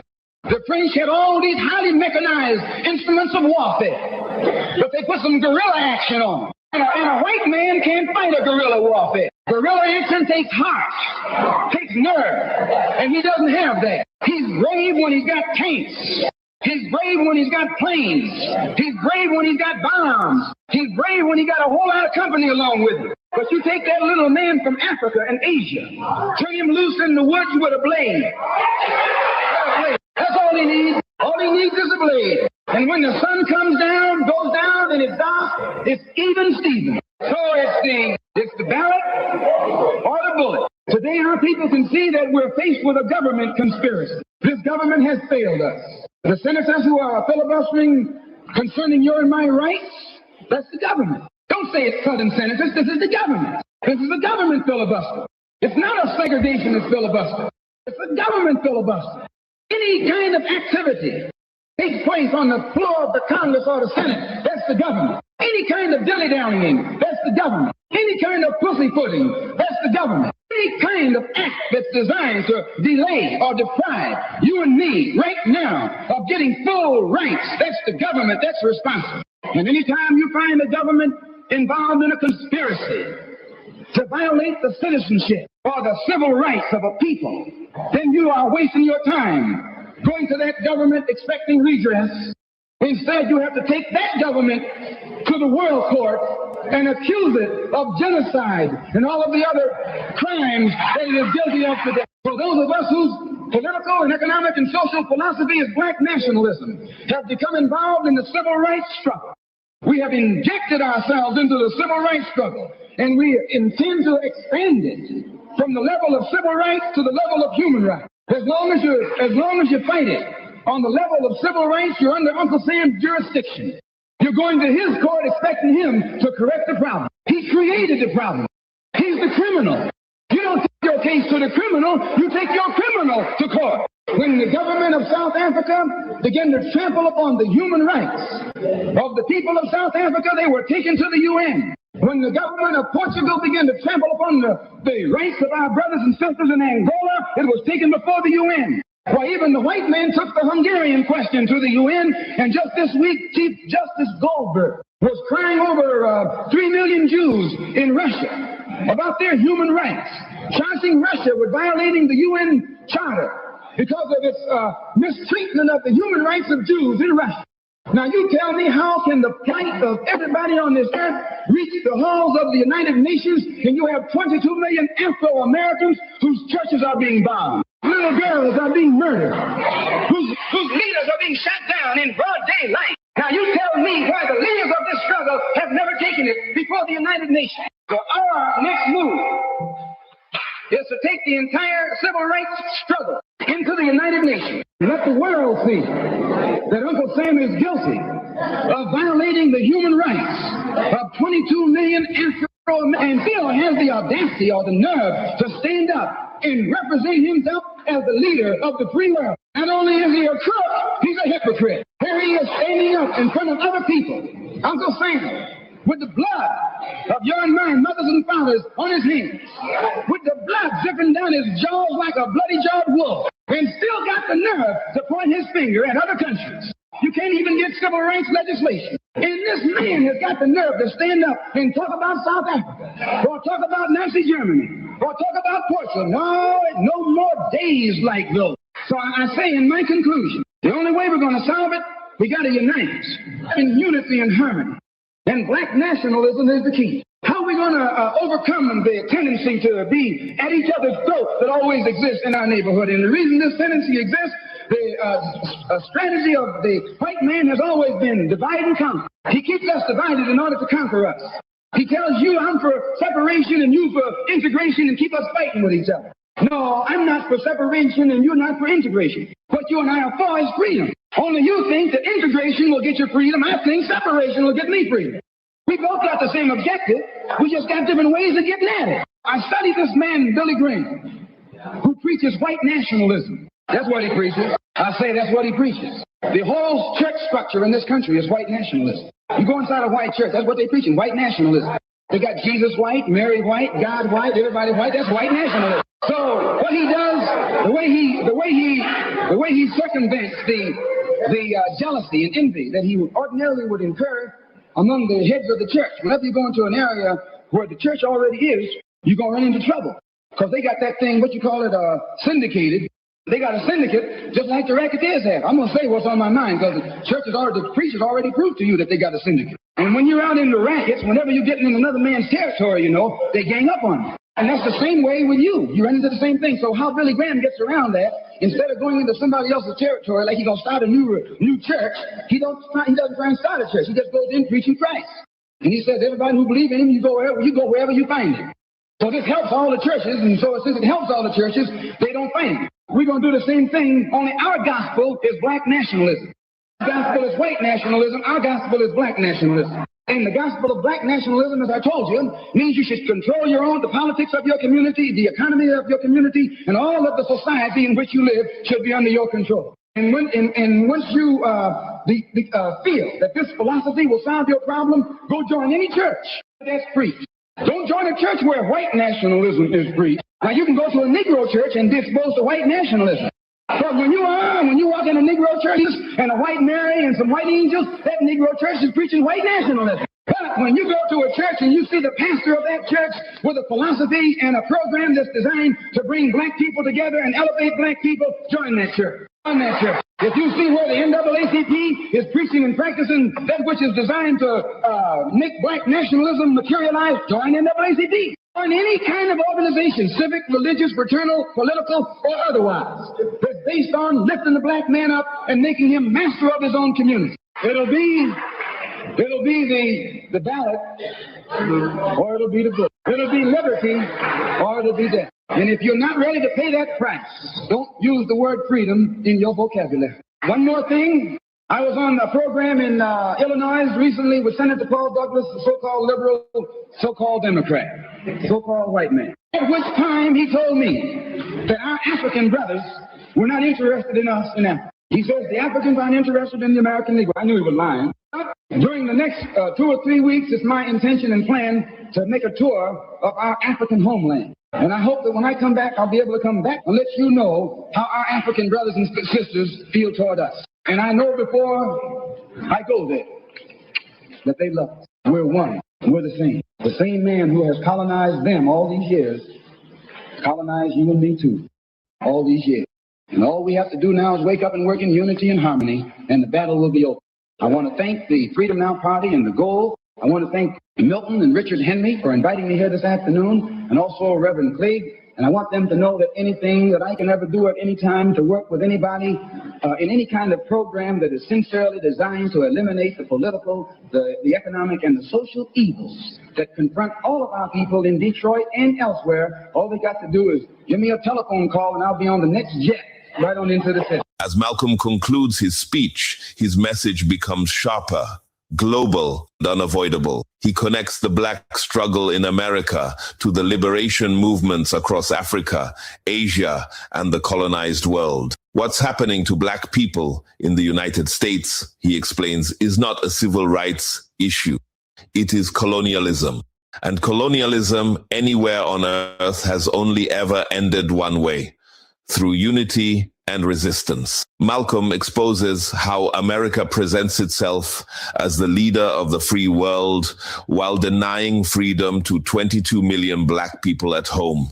Churches are bombed, children are murdered, and leaders are assassinated. Yet this same government lectures other nations about human rights. Malcolm calls this hypocrisy what it truly is: a criminal behavior. That is why he argues the fight must be elevated from civil rights to human rights. Civil rights keep the struggle trapped inside America's legal system, the very system responsible for the oppression. Human rights take the case to the world stage, where America can no longer hide behind patriotic slogans and fake democracy. Malcolm makes it clear: no government that conspires against its own people will ever willingly free them. Waiting is not a strategy, begging is not a solution, and trusting your oppressor to correct himself is a dangerous illusion. His final appeal is not about revenge, it's about unity. Black nationalism, as Malcolm defines it, is not about separation for the sake of hatred. It is about black people controlling their own communities, their own resources, and their own destiny. Different paths, but same goal: freedom. And if freedom is not the objective, then the word itself means nothing. Malcolm X's speech on the ballot, or the bullet, is not just one frozen in history. It is a diagnosis of a system that still functions today. Every warning he gave, every deception he exposed, and every strategy he outlined still echoes in the black experience across the world. He challenged us to think beyond party loyalty, beyond religious divisions and symbolic victories. Malcolm demanded that Black people recognize their collective power, political power, economic power, and mental power, and use it strategically. Because without unity, there is no leverage, and without leverage, there is no justice. And without justice, there can be no peace. This message wasn't meant to be comfortable. It was meant to be transformational.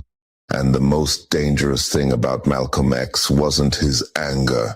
It was his clarity. If this message resonated with you, it's because the truth still hits hard. Make sure you like this video to keep these conversations alive. Subscribe to the channel.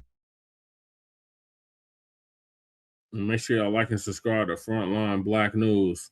Yeah, it's crazy how relevant his speech from 1964 is in 2026. We see the Democrats, they are nothing but Dixiecrats. They're not doing nothing specifically to help us. They're doing shit to harm us, but they want us to get our booties and souls to the polls. So yeah, that's why it's the ballot or the bullet. Still in 2026. So RIP to our Black nationalist revolutionary leader, Malcolm X. He would have been 101 as of last Tuesday. And his message still lives on. Everything he said is still relevant some 62 years plus later. So moving along, there's another Lego video. This time it is a message to Dump, aka Donald Trump.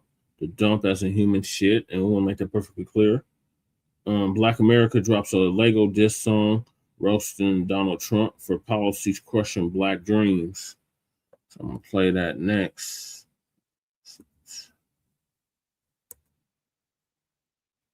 Okay, let's see what they're talking about.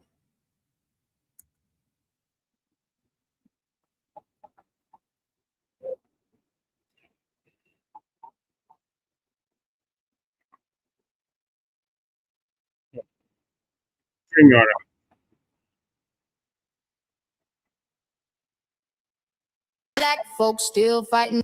Let me start over. Donald Trump keep yelling America first, but Black America still hurt. Schools broke, rents high, Jobs shaky.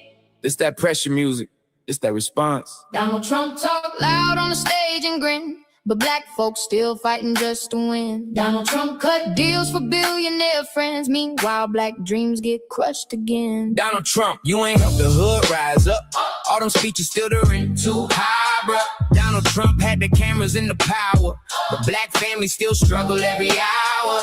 Donald Trump love flexing on TV screens, while young Black kids losing hope and dreams. Donald Trump said, great again for who? Cause the pressure hit Black America true. Donald Trump came in with the billionaire talk, gold buildings, loud mouth, arrogant walk, acting like struggle just disappear overnight. Why Black community still fighting for life? Donald Trump pushed tax cuts for the rich elite. Meanwhile, poor neighborhoods can't make ends meet. Black workers still underpaid in the streets. Inflation high while the checks look weak. Donald Trump always bragging about the economy glowing, but homelessness kept steadily growing. Donald Trump yelled law and order with pride, while prison systems still swallow Black lives. That tough on crime line sound old and fake. Communities need schools, not another cage gate. Donald Trump loved Twitter fingers and beef online. Whole presidency looked like reality TV time. Donald Trump mocked protesters demanding rights, while mothers cried after police violence nights. George Floyd protests had the whole world tense.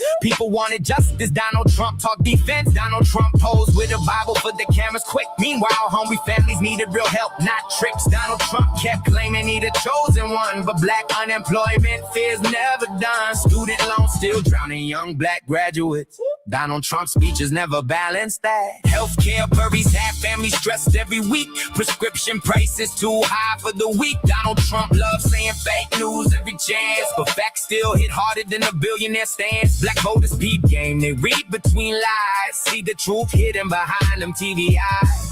Donald Trump keep capping like he's saving the day, but Black America still gotta pray. Donald Trump talks slick when election time near, then disappear when the struggle gets severe. Donald Trump, You ain't helped the hood rise up. All them speeches Still the rent too high, bruh. Donald Trump had the cameras and the power, but black families still struggle every hour. Donald Trump loved flexing on TV screens, while young black kids losing hope and dreams. Donald Trump said, great again for who? Cause the pressure hit Black America true. Donald Trump talked business, but factories closed. Families lost jobs while the pressure imposed. Donald Trump had folks divided by race, always stirring tension all over the place. Black history deeper than slogans and hats. Civil rights blood built path through attacks. Donald Trump never really spoke on them scars, just pushed division in social media wars. Donald Trump had supporters storm Capitol halls, whole world shocked watching democracy crawl. Yeah, black protesters get labeled aggressive and wild. That double standard been obvious for a while. Donald Trump act tough every rally he hold, but truth hit harder than them chains of gold. Black America tired of empty campaign bars, need investments, fair wages, and equal odds. Donald Trump pushed culture wars non-stop, while black schools lack books and support at the top. Teachers underpaid, neighborhoods ignored. Still politicians out here seeking awards. Donald Trump name ring loud in the media cycle, but black families still stuck in survival. That's why the people speak facts in the booth, turn frustration, pain, and history into truth. Donald Trump can't silence the facts we know. Black America Still rise and grow. every setback Only sharpen the flow. truth hit harder. When the speakers blow. Read more, learn facts, never stay blind. Know who really fight for the people in time. Donald Trump got roasted all through these lines, cause black future's worth more than headlines. Donald Trump wanted praise from the culture so bad, but the people still remember the pressure, the division and the policies. Black America's speaking back now. Donald Trump thought the first track was enough. Nah, Black America still got receipts. We still watching the policies, the speeches, the lawsuits, and the pressure on the people. Donald Donald Trump. Yeah. Donald Trump move like, Donald Trump move like every headline in a game show. Meanwhile, black families still trapped in the same road. Donald Trump screams strength every rally night, but wages still low while the billionaires flight. Donald Trump had photo ops inside black churches, trying to act connected while the struggle's still hurting. Donald Trump smiled hard when the cameras flashed, then turn around and praise tax breaks for the cash. Donald Trump kept saying cities full of crime, like black neighborhoods ain't been ignored for time. Need grocery stores, jobs, and real investment, not politicians using fear as they message. Donald Trump got rich off branding his name, but black-owned businesses don't get the same lane. Loans denied faster, support comes slow. Then people wonder why the growth don't show. Donald Trump loves saying I did more than Lincoln. That line so wild had the whole hood thinking. Abraham Lincoln freed slaves to war and pain. Donald Trump just mastered reality show fame. Donald Trump keep talking like he know the grind, but Black America peep game every time. Donald Trump can't tweet away these facts. People still remember every policy track. Donald Trump, you still getting roasted tonight. Black America, swing back on the mic. Donald Trump had power, but ain't healed the vibes. Now the people speak loud from the pain inside. Donald Trump love attention and crowd applause, but the hood still fighting through broken laws. Donald Trump name loud, but the truth louder. Every verse hit hard with the people power. Donald Trump had folks beefing over race online. Whole country tense almost every nighttime. Black parents stress when they sons leave home, praying they return and make it back strong. Donald Trump made politics feel like combat. Every press conference turned into backlash, while healthcare bills kept stacking for the poor and rent kept knocking harder at the door. Donald Trump supporters yell, freedom proud. But freedom feel different when you profiled in crowds. Black drivers still nervous when police lights flash. That fear still real and it happened too fast. Donald Trump wanted history to salute his name, but history books gon' still explain the pain. Black America ain't forgetting the tension and stress. That's why these diss tracks keep hitting his chest. Donald Trump, hear the message clear now. Black America ain't silent no more. Every verse, another reminder. Every bar, another receipt.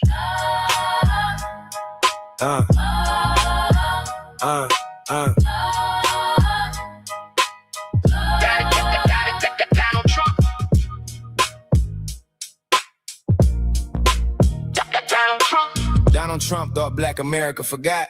Nah, every speech, every policy, Every headline still stamped in people's memory. It's that second round pressure. It's that response from the neighborhoods. Still fighting through struggle. Yeah. Donald Trump talk loud with the billionaire tone, but Black America still feel alone. Donald Trump flex gold while the rent overdue. Whole hood looking like what you really do. Donald Trump, you still getting flamed on tracks. Black America, bringing every fact right back. Donald Trump had power, but the pressure stayed. Young black dreams still got delayed. Donald Trump smiled big when the camera's near, but the people still live with economic fear. Donald Trump can't hide behind TV fame when the community's still carrying pain. Donald Trump came through like a business king, acting like money alone solve everything. Donald Trump always bragging, I'm the chosen boss. Meanwhile, black workers still taking losses. Donald Trump threw paper towels in Puerto Rico crowds. Whole world look confused watching that style out. Donald Trump moved careless through national pain and jumped on Twitter, starting fights again. Donald Trump kept saying black jobs at debates, like black people only defined by low-wage states. Black America doctors, lawyers, owners too, not just stereotypes. Politicians push through. Donald Trump has supporters chanting every line. Meanwhile, hate crime grows during tense times. Donald Trump always danced around direct blame and acted shocked when the vision came. Donald Trump talked tough on immigration walls, while black citizens still fought economic falls. Schools in poor areas still lack supplies. Teachers stress while the dropout rate rise. Donald Trump kept posing like the hood loved him, but many black voters saw right through the spin. Donald Trump met rappers and athletes for clout, trying to use celebrity faces for routes. Donald Trump sold sneakers and Bibles too, like every controversy turned business revenue. Donald Trump market everything forward check, even politics turned into corporate flex. Black America tired of hearing empty claims, need safer streets and fair banking lanes, need healthcare access and affordable rent, not another loud speech with fake intent. Donald Trump Keep clapping for the spotlight glow, but Black America already know. Donald Trump made politics feel like a show, while real life pressure kept moving slow. Donald Trump, you still getting flamed on tracks. Black America, bringing every fact right back. Donald Trump had power, but the pressure stayed. Young black dreams still got delayed. Donald Trump smiled big when the camera's near, but the people still live with economic fear. Donald Trump can't hide behind TV fame when the communities still carry. Donald Trump treated every issue like ratings wars, always focused on applause and crowd roars. Donald Trump mocked opponents with nicknames on 9. Whole presidency felt chaotic at times. Donald Trump had January headlines explode, Capitol riots put the nation in mode. Yet black protesters always labeled the threat. That double standard got people upset. Donald Trump claimed he did more than presidents past, but wealth gaps still growing too fast. Black home ownership still face setbacks hard. Banks still cautious when approving cards. Donald Trump rarely spoke deep on systemic pain, just quick slogans repeated again and again. Black America need action, backed by results, not another campaign full of insults. Donald Trump had photo ops in churches and schools, trying to act tapped in with community rules, but black folks beat game when election season near. Politicians suddenly act sincere. Donald Trump loved attention more than unity talks. Every controversy boosted his stock. Black families still budget every meal. That survival pressure painfully real. Donald Trump named huge in media likes, but Black America still fighting for rights. That's why these diss tracks cut straight through pride. Put the facts and frustration side by side. Donald Trump hit the anger in every rhyme. Black America tired of wasting time. People want fairness, growth, and respect, not policies leaving futures wrecked. Donald Trump, Donald Trump can hear it from every block now. Donald Black America still standing, still speaking, still calling out every broken promise. The people ain't quiet anymore. Donald Trump, Donald Trump.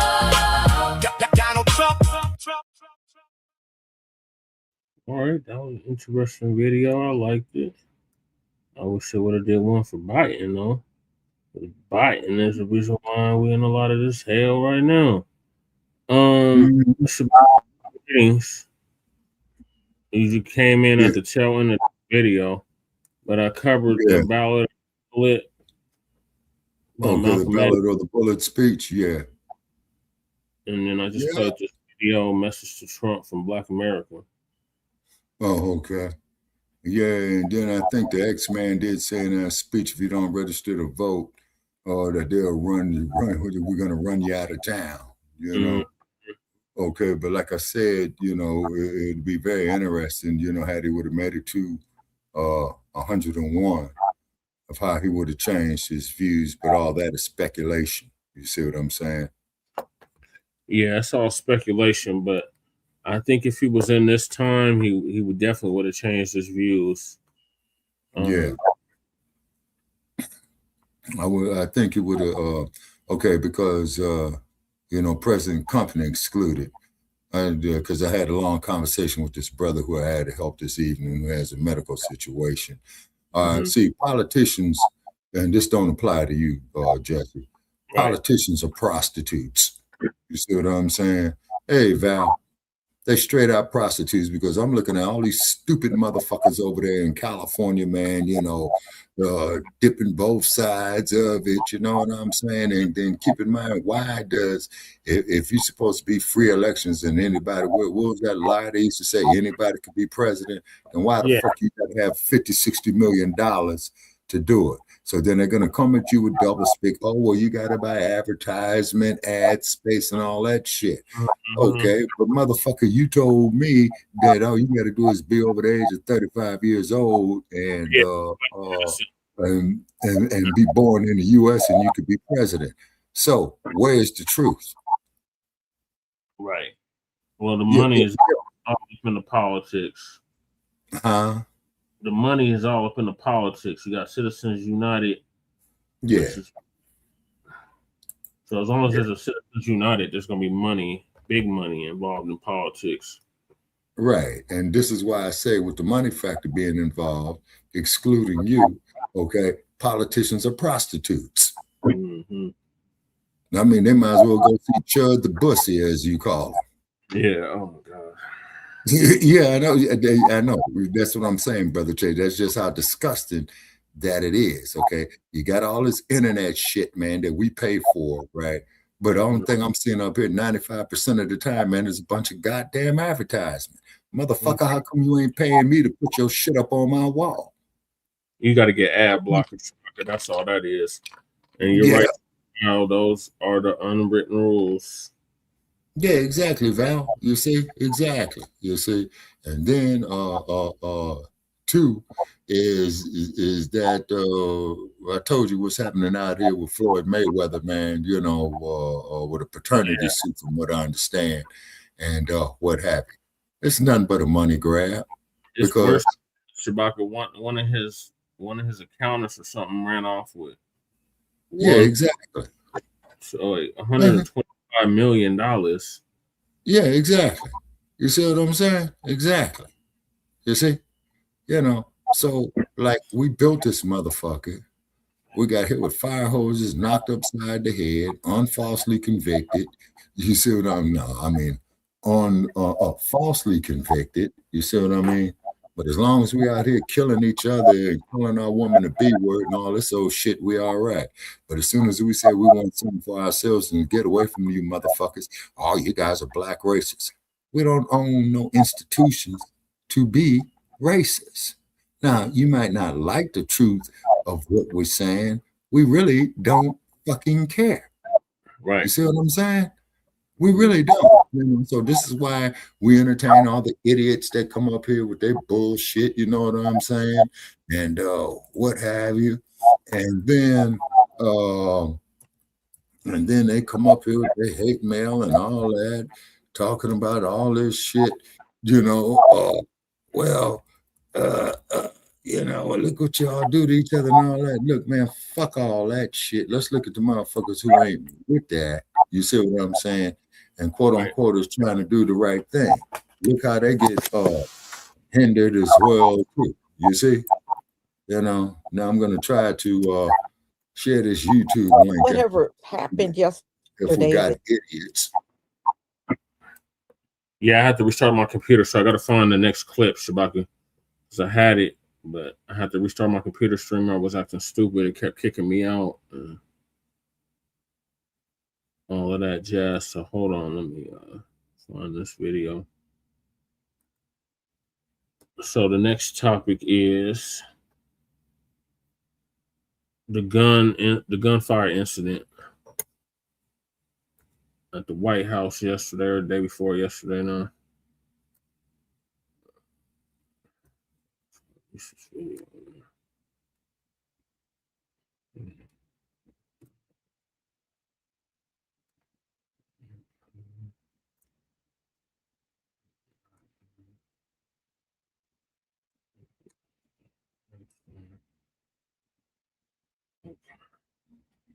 Let me share my screen.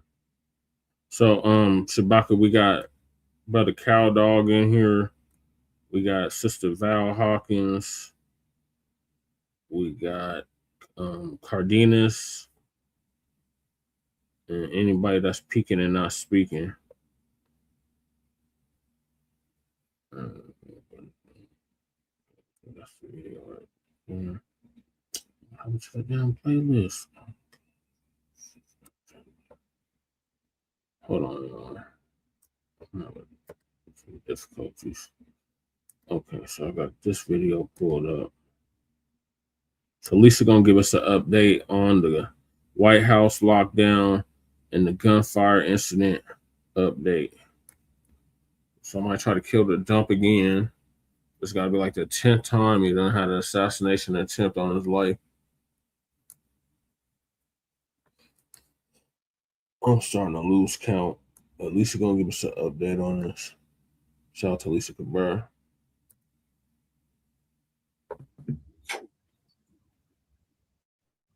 Wow. I thought it was it for me for the evening, and then this happened. So there was a shooting, and they said it sounded like it was from the west side of the White House. And I got footage, so you can hear the actual rounds that were fired off. And, you know, this happened on a Saturday. Well, if nothing else, the reports are a bystander was hit. So that was about it. So I don't know if Donald Trump will be talking later on tonight, you know, doing a speech or some type of press conference on this, but I'm sure it's going to be a lot of chatter about it. And again, you know, this is their Memorial Day weekend. And look at what's happening, y'all. All right. Hold on, Lisa. Hold the phone. It's not their Memorial Day weekend. It's our Memorial Day weekend. It's FBA's Memorial Day weekend. There wouldn't be no Memorial Day if it wasn't for FBA. It was Decoration Day before it was Memorial Day. And that was the way that we were able to bury our soldiers that died during the Civil War. And honor them and commemorate them. Let's see, let's get rid of that. Okay. Let me share my screen. Okay, before we get started, don't forget to pick up your hair products. The entire store on Shopify, Etsy, and TikTok Shop. You can get your hair products for 40% off. And there's no limit. So you can buy one item or 12 items and it's still 40% off. All right.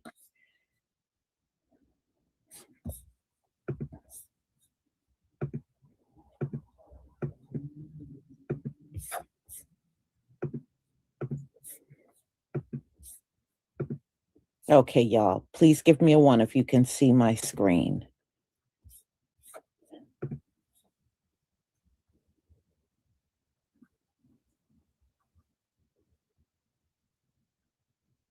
Thank you.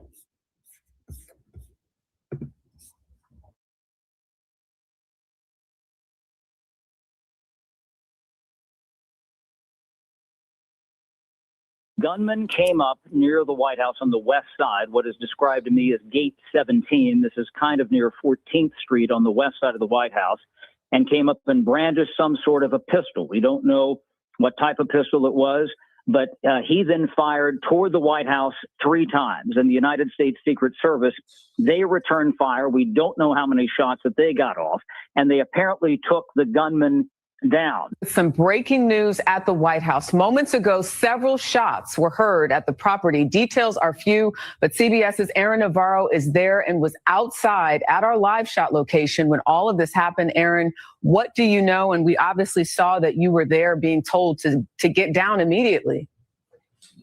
Jarika, from where I was in the press tents outside the White House, you could hear about 20 to 30 gunshots from what seemed like outside the White House grounds. It also sounded like 1.2 guns going at the same time, though, again, the details are fluid and are unconfirmed. And we have heard from initial law enforcement reports that it happened at the 17th Street and Pennsylvania Avenue intersection, which is right beyond the building for staffers at the West Wing, known as the Eisenhower Executive Office Building.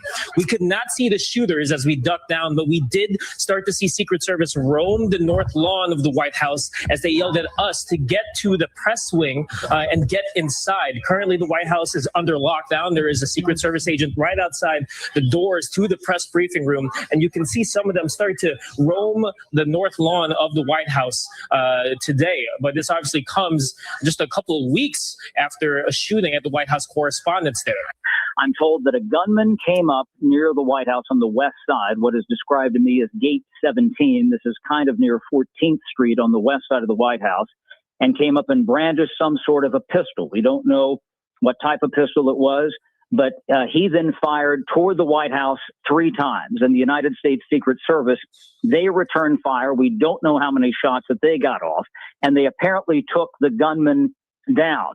I have some new information about that shooting at the White House. And so here's what we've learned. And we've gotten this information from a few sources, as well as from FBI Director Kash Patel. So we've gotten a clarification on the shooting itself, that the shooting took place outside of the White House gates, just a short distance from the White House itself.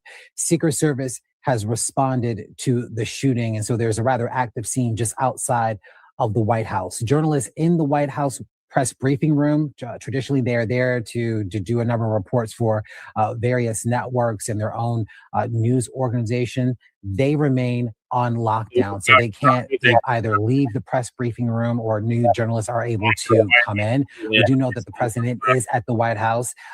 Currently, he is okay. No injuries reported to anyone at the White House now. We do have this tweet from FBI Director Kash Patel talking about the investigation, also saying too that the FBI will also be assisting with this investigation. President is at the White House. No one has been harmed. The White House remains on lockdown. Authorities are investigating. Be sure to like and follow for more. Really disturbing news just coming out near the White House. Many gunshots were just fired around the White House complex. This is harrowing video from reporter Selena Wang, who was on the scene when this happened. President Trump has said a deal is close, only for the 2 sides to remain far apart. Yeah, they dumping, boy. Shit. A really terrifying scene there, as you saw in the video. The reporters went to the White House briefing room. They are all reportedly okay. Other reporters said there were about 20 to 30 gunshots that were fired. And Scott Stedman here says that it sounds like there was an initial burst of 6 to 8, but total maybe around 35. A lot of information, though, right now that we do not know, including who the gunman was or what happened or who returned fire. Again, a very scary scene for Selena Wang and her colleagues at the White House today. And it's just another day in America where no matter where you are in this country, you have the possibility of being surrounded by gun violence. But I hope everyone is okay, and I'll be sure to keep you posted on the latest of this developing story. That President Trump has said a deal is close, only for the 2 sides to remain far apart. And she's saying this shit, man, and it's taking her more than 5 seconds to duck. Fuck that. As soon as the first one would have been squeezed off, man, I would have thrown that shit out the window and ran for cover. Midas Touch is reporting right now, 20 to 30 shots fired outside the White House. Reporters literally had to duck and cover. They've been told to hide out till the Secret Service can figure out what's going on. Sorry, I'm rushing this. I'm going to slow down now. Again, There is video of reporters doing news stories while gunshots go off behind them, and they had to duck and cover. And they're reporting 20 to 30 shots fired outside the White House. Secret Service has told them to literally hide until they find out what's going on. I saw the video. You could hear the shots. You could see the reporters running for cover. Right now, there's a situation at the White House where 20 to 30 shots have been fired right now at the White House. I'll get you something new soon as I can. Holy crap. Holy crap. The White House lawn was just cleared after what sound to be multiple gunshots being fired. This is breaking within the last few moments of time. Selena Wang, who is the White House correspondent for ABC News and has been there since 2023, was in the middle of recording a spot when you can hear what appears to be gunshots breaking out in the background. Now, I'm going to give you a trigger warning before I play the video. There are lots of gunshots. Check this out. Deal is close, only for the two sides to remain far apart. Okay. I heard 10 rounds go off before this motherfucker ducked. 10 rounds. Play it again. Now, obviously, there is a whole lot more to learn and unpack here. Everything I know about this situation is contained within that video that you have seen there. I can't verify any other information about it at this point, and I would encourage everyone to not speculate on exactly what happened until we get more information. But suffice to say, there is a big situation unfolding at the White House as we speak. What is that?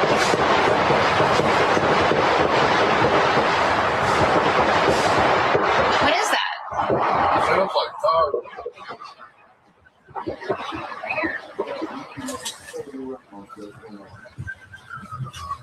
Today, but this obviously comes just a couple of weeks after a shooting at the White House correspondence.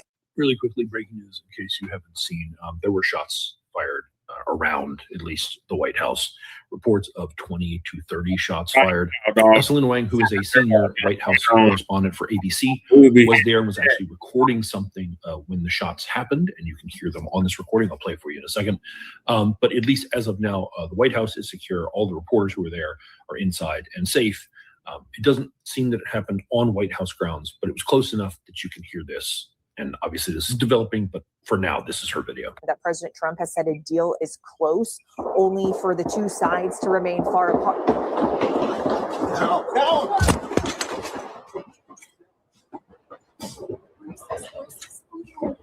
Yep, I see exactly.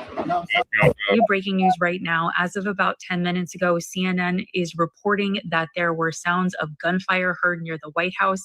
Allegedly, there were dozens of shots that were fired. I have a video from ABC's Selena Wang. She was in the middle of a report when the shots rang out. I'm going to show that to you. That's all the information we have. We are waiting for some sort of confirmation or message or announcement from the Secret Service. I'm going to show you Selena's video. So if you are triggered by the sounds of gunfire or distressing reactions to that, please go ahead and scroll on now. Only for the two sides to remain far apart.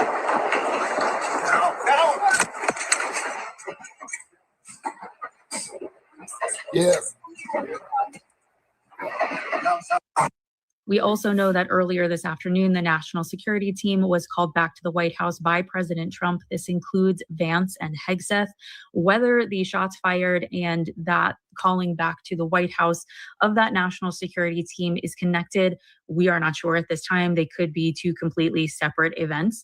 As we find out more information, I will keep you updated. I want to operate in fact here as developments seem to be happening by the minute. Breaking news, shots fired at the White House. Take a look at this clip. Deal is close, only for the two sides to remain far apart.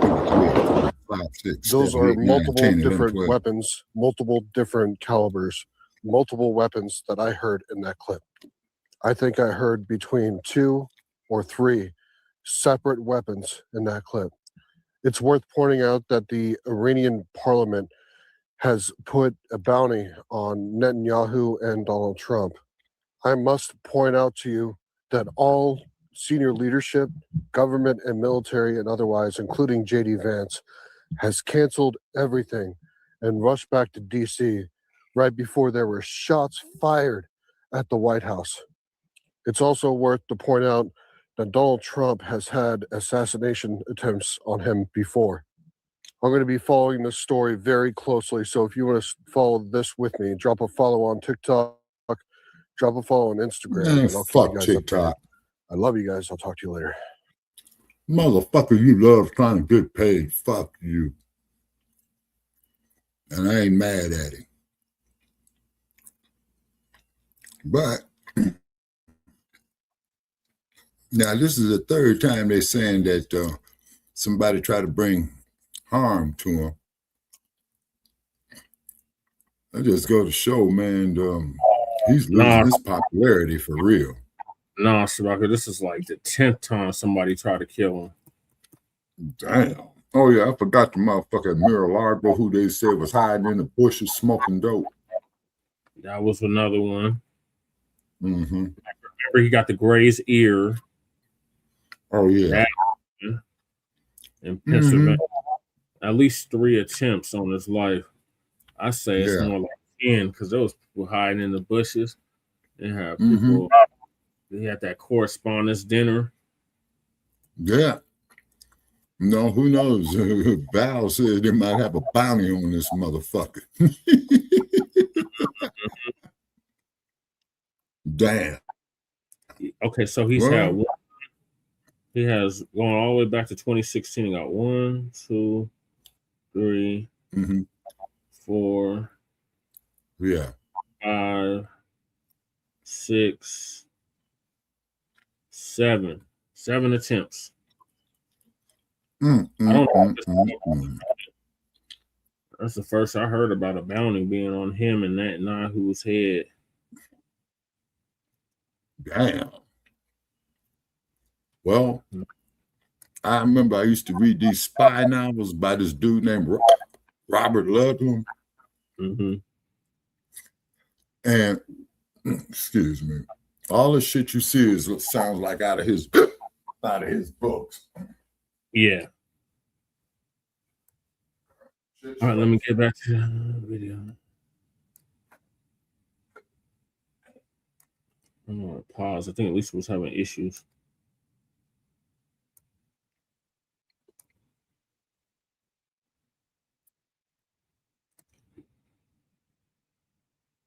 Yeah, at least I was having technical difficulties on this video.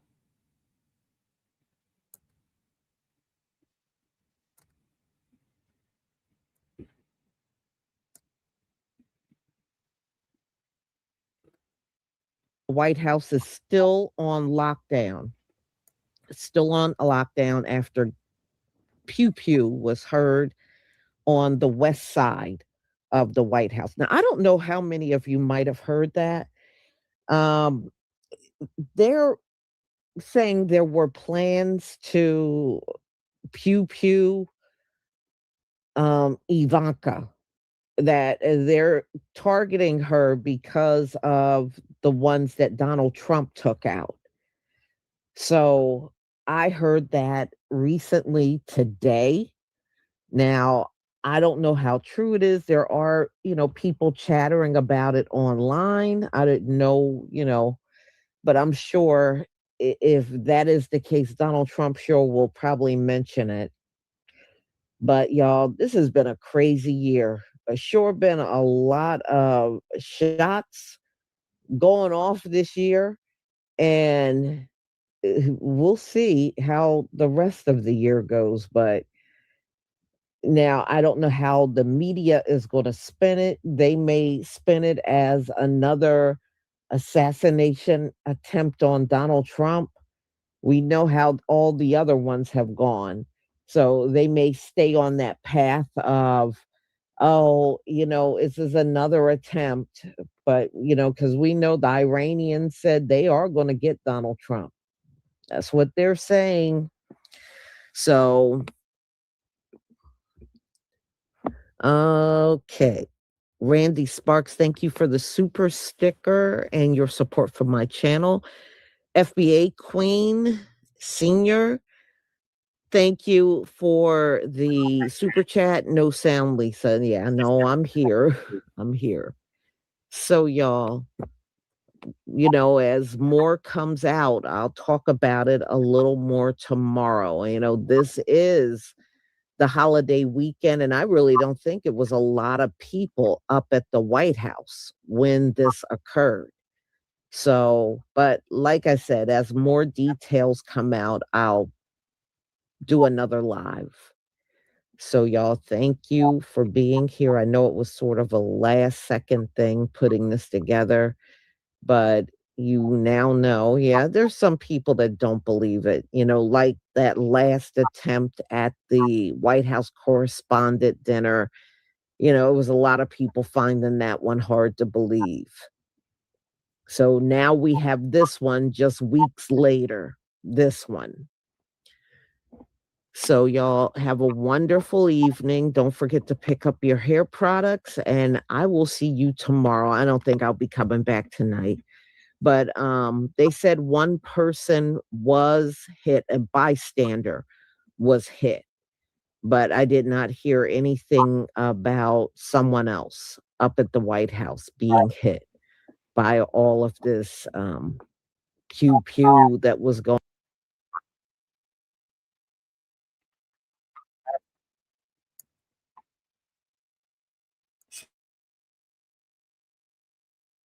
Shabaka, what are your thoughts on what Lisa just said about the White House shooting? Outside the White House, brother. Okay, well, yeah. So, so it goes to show that there's something definitely wrong about what's going on here with dude's regime, and it is a fucking regime. Yeah, we went from it's one off regime. The hook. Yeah, it's off the hook. It's getting ridiculous. Yo, more and more every day. Oh, go ahead. It's getting ridiculous. Oh, you're breaking up, Shabaka. Yeah, it's getting real ridiculous. Okay, what about now? Can you hear me? Yeah. Okay, yeah, it's getting more and more ridiculous. Okay, and the only thing I can say, what the real thing is all about greed. See, greed is the center of this target. Trump assassinations, the Ebola, the COVID, or the jabby jab, the economy. You know what I'm saying? What it is to keep mainly black people divided and confused over this shit, because you still got those stupid dumbass Melvin, who I finally blocked off my life page. Damn. The country bumpkin motherfucker sounding just like a brain dead, ass scratching, yassa bossing slave. And we need to do a show. How do we cure yassa bossing? You gotta stop being incentivized, Shabaka.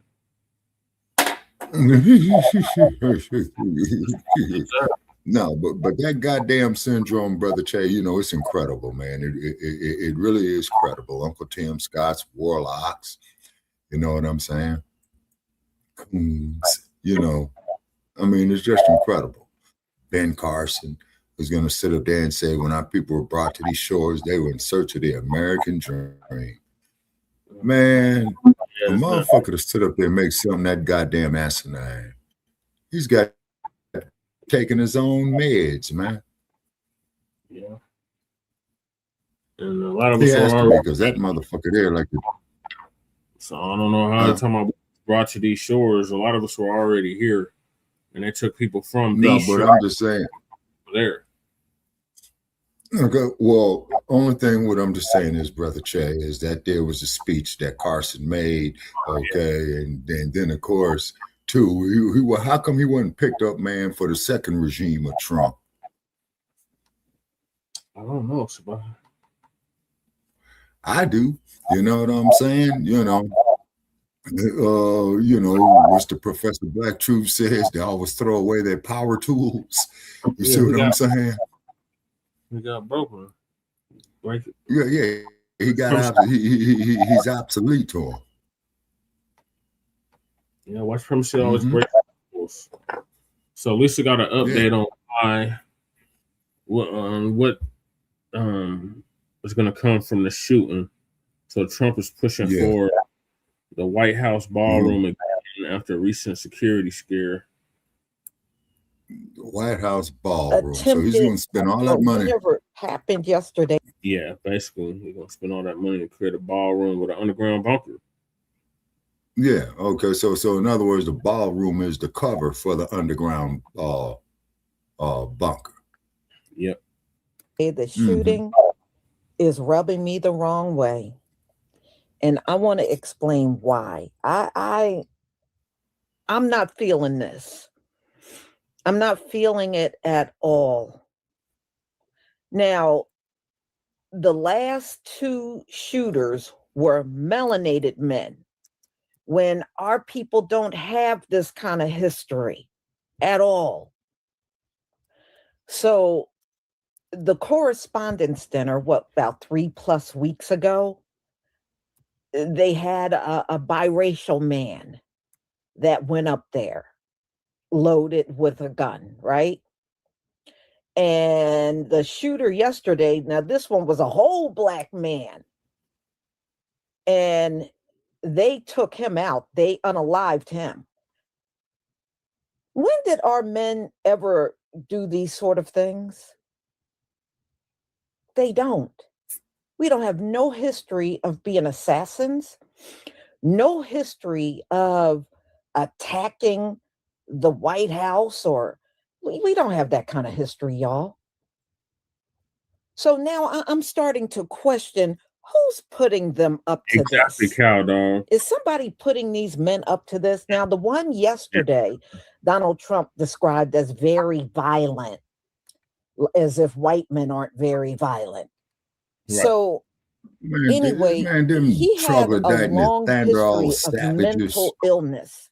He has documented history. You know, real mental illness, not the mental illness these people have when they break the law. Now, I'm not talking about that. I'm talking about somebody that's had a real history. This dude had a real history of mental illness.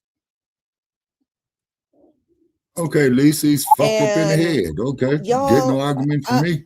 Okay, and I also want you to think about this as well. They said Donald Trump never went to those correspondence dinners.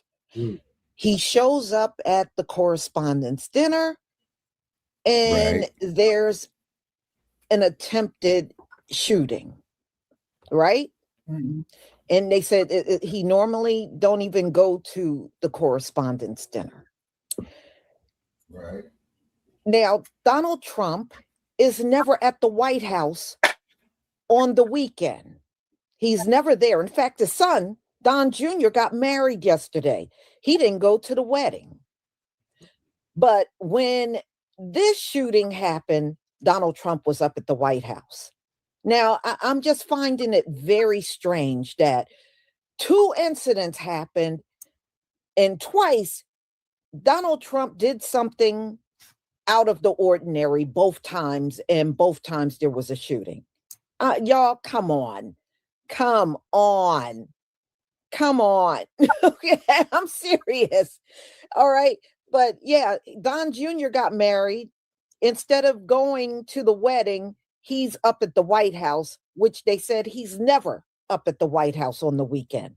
But when this whole thing went down, he was there, just like the correspondence dinner.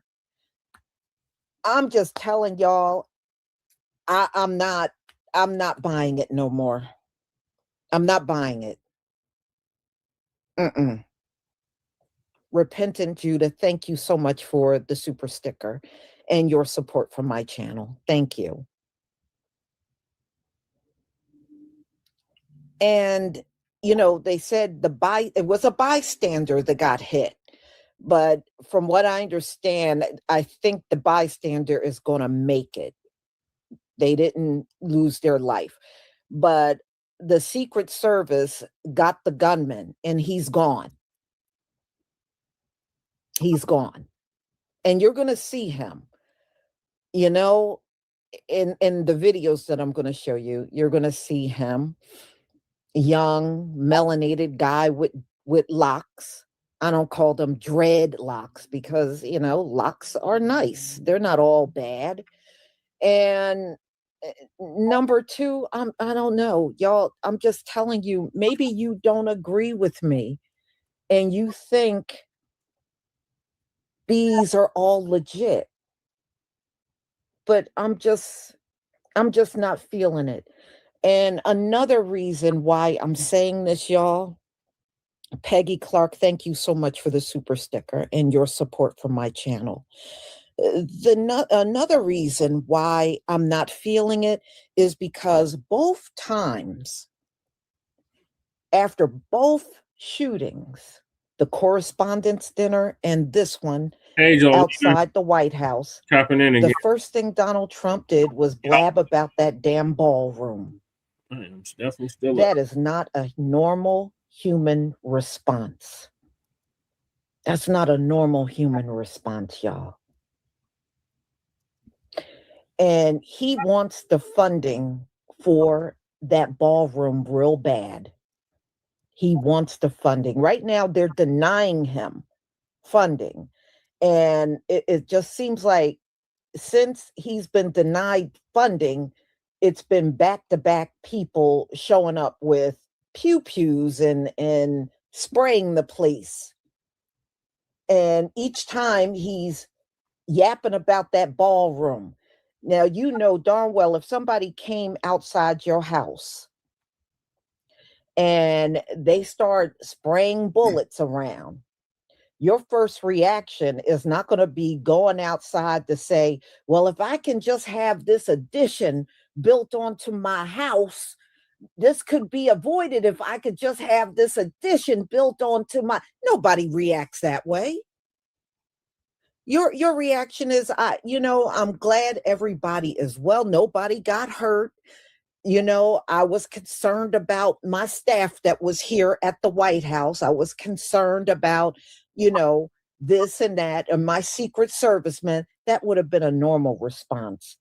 But going into a song and dance about that damn ballroom, that is not a normal human response after a shooting. Yeah, thank you. It's not.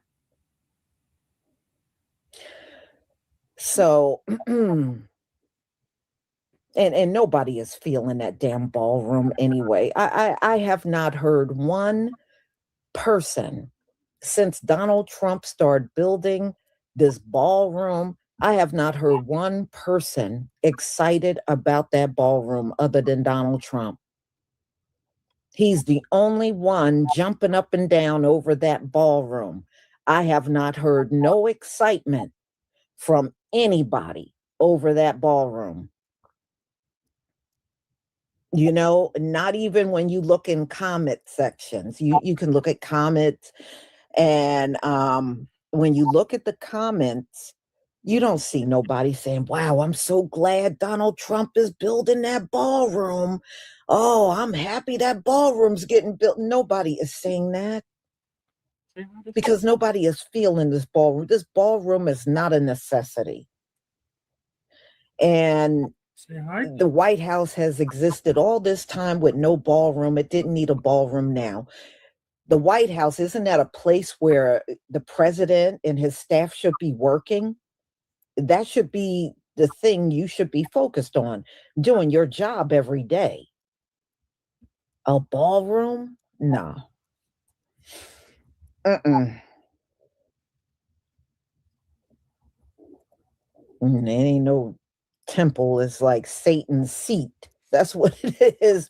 That is Satan's ballroom. Hashatan's ballroom. I'm gonna check him out. So, y'all, we're gonna look at a few videos, but you should subscribe. I don't know. I'm just something is very off, and maybe more will come out over the coming weeks. But right now, this whole thing and the way it went down seems very strange. Very strange. Yeah. All right.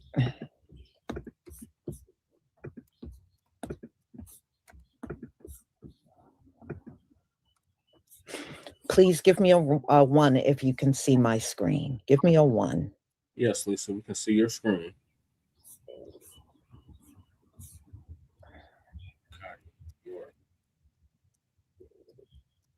And now about a month or two. Thank you. Oh, okay.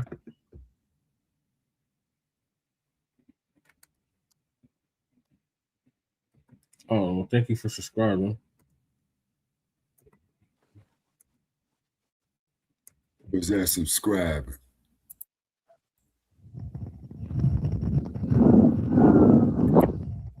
Who is that subscribing, Check? President Trump promises the prices will go down, but his grip on Republican support on Capitol Hill is weakening.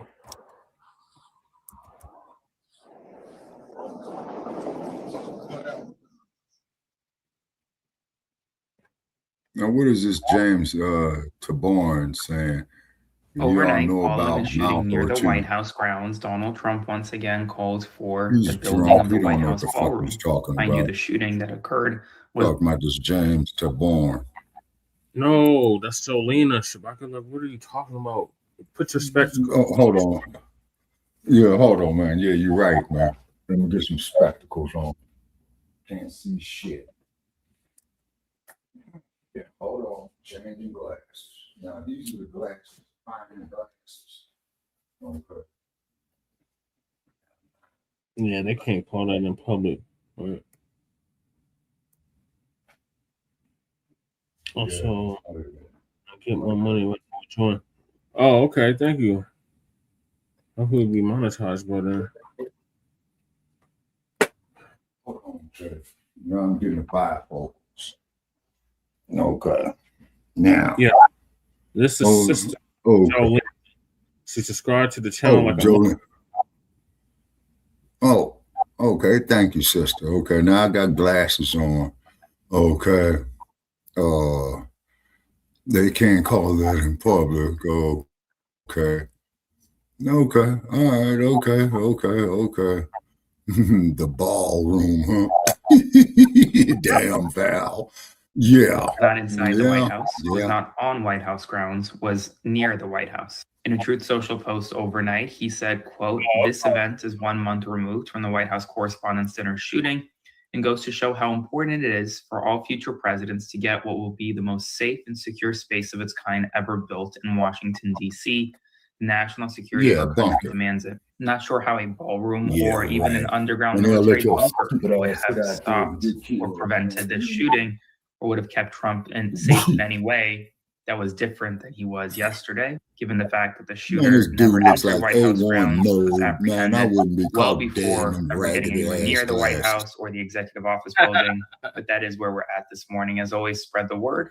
Full updates on my Substack, linked in bio. Subscribe. Now I got my bifocals all the on, news people. you need to know about. And good morning, Shit Sugars. looks a little Happy bit Sunday. clear. Yeah, it's Sunday. You never know in this timeline what fucking day of the week it is. I'm gonna say this quick and I'm gonna move the fuck on because we spend so much of our every fucking day talking about this motherfucking walking sack of possum piss in a fucking wig.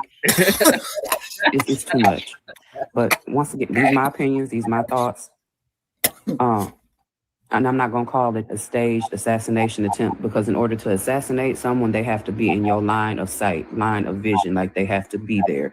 He was not. Was he in the White House? Allegedly, yes, because he damn sure wasn't at his son's wedding. Wonder why. Wow. But this stage, whatever the fuck went on outside the White House, next to the White House, I'm scared that of you, they sister.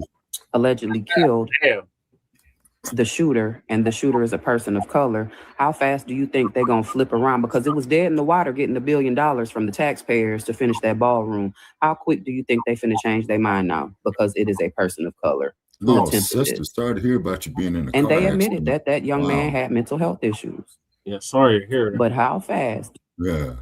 The motherfucker who's the president got mental health issues, sister. You know, get it right. That's why He's out I of his think this fucking particular man was picked to do this. Damn. She said she had because you know it's been probably about 12 hours, maybe a little more. Have you heard of a motive Nope. Have you heard of a motive? Nope. I haven't heard. Okay, so what was he shooting at? Did they at least try to find out what he was shooting at? Because he was not aiming at the White House. It says the shooting was just near the White House.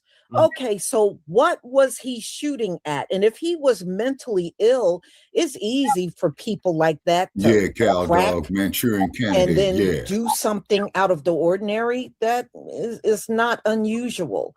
But what caused him to go on those streets? Was he paid to do it? Did somebody put him up to that?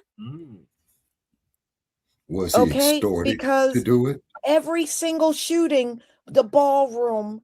This is why we need the ballroom. This is why we need the ballroom.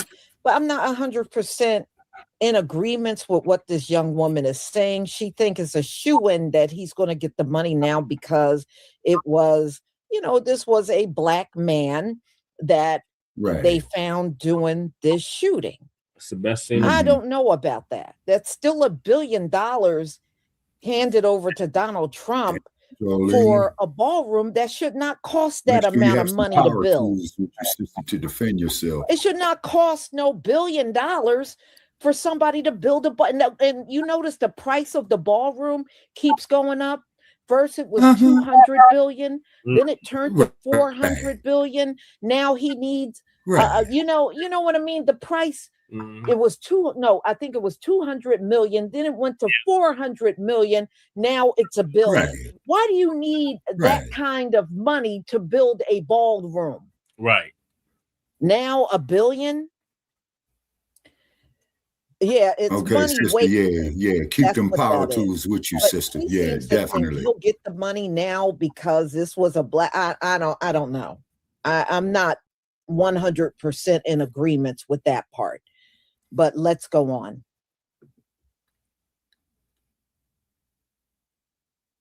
Do you think they are going to shovel that money into that fucking bunker for that walking wet pissy mattress and a fucking wig?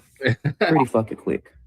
And look, before you maggots and big back bigots, raging racist rednecks can start cocking y'all motherfucking shotguns, ready to hunt every fucking black person. They gonna put a hospital in the bunker, Shabaka. Calm your nuts. Figure out why your president's PDF so he could have medical attention when his goddamn Ebola hits the United States. Figure out why you can't put gas in your car and why you can't afford groceries. Power tools, sister. Pew pews.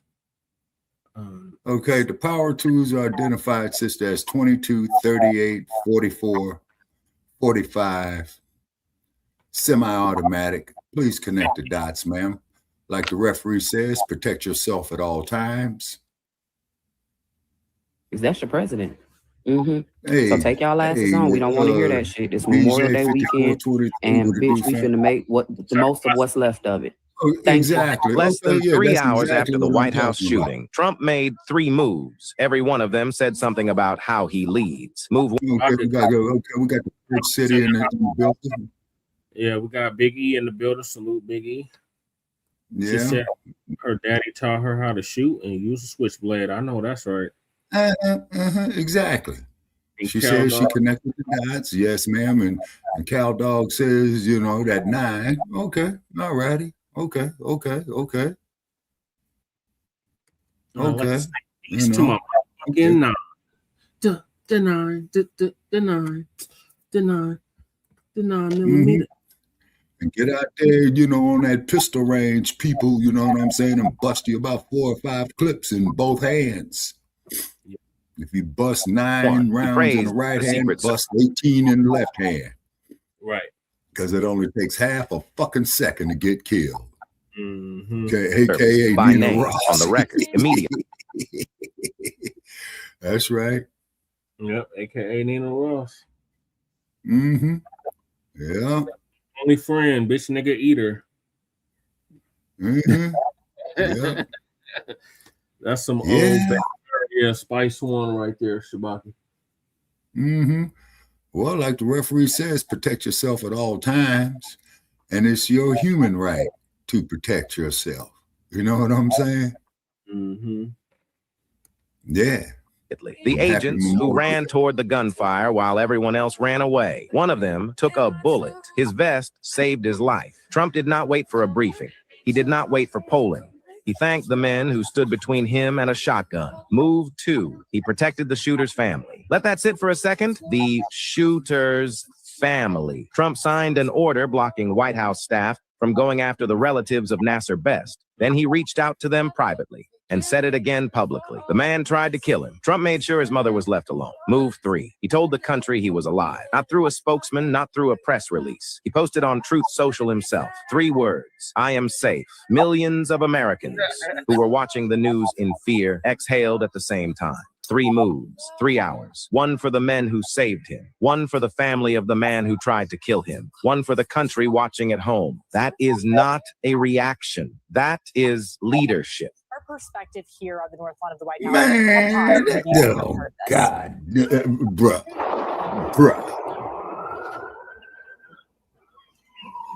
Yeah, he's non-FBI. The gunshots there.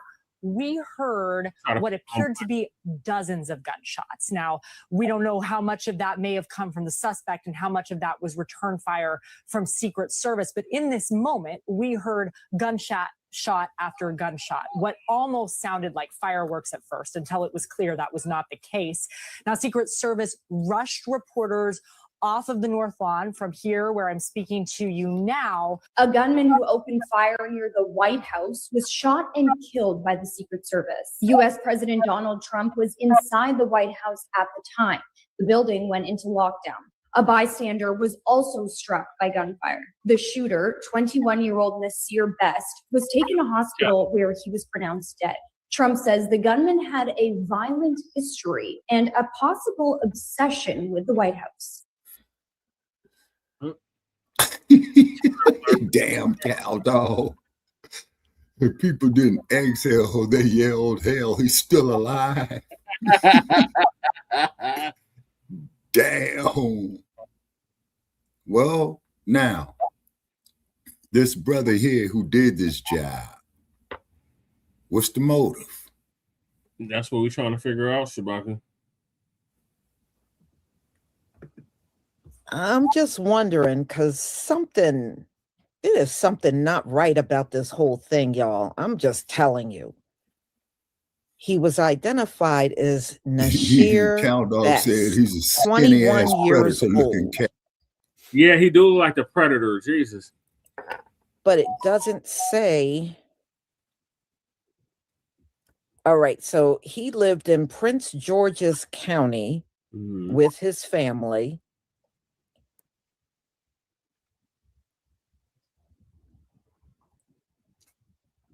Oh, he's dead. So all right. So if he's I don't know. You know, No, it he's don't through. give He's you kicked a off the lot planet, about Miss Tabborn. who he was. It doesn't give you a lot about him. Now, it just says crazy stuff like he said he was Jesus Christ and he wanted to be arrested. I don't know too many brothers that are walking around saying they want to be arrested, you know? Stay away order from the White House. Interesting. So that is just not the norm. And it's not a lot of our brothers walking around saying they're Jesus Christ. Yeah.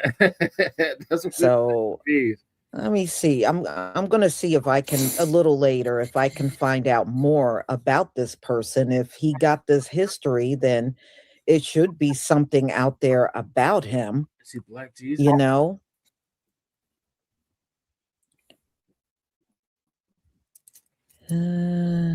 Glenarden. He lived in Glenarden with his family.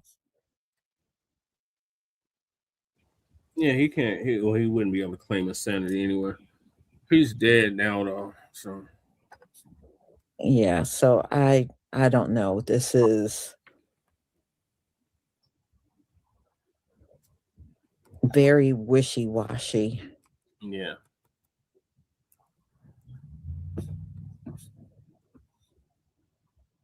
You know, And if he was that mentally ill, then it would be easy to influence a person like that to do something. You know what I mean? I don't know. Y'all gonna have to let me know what you think, but I'm not feeling it, and I'm just, something is really off about this whole thing. They had him under police scrutiny prior to the attack. Had previous encounters with Secret Service. Nasheed Best, a tether. Now, I don't know. You know, all it's saying is he was from Prince George's County. That's why I was like, just listening to this, I said, is this dude even from DC? And he's not. And if he is as mentally ill as they're describing, then how did he get a hold of weapons? People who buy weapons from people that's mentally ill. It's very hard. It's not very hard to get a weapon, Lisa. Law enforcement sources later revealed that Nasheed Best had been under police scrutiny prior to the attack, had previous encounters with Secret Service near the White House perimeter, and was subject to existing legal restrictions, stay-away orders. And investigators also noted that there were active prior concerns regarding his mental health. So they already know. I think Maryland. Yeah, Prince George's County is in Maryland, Jelena.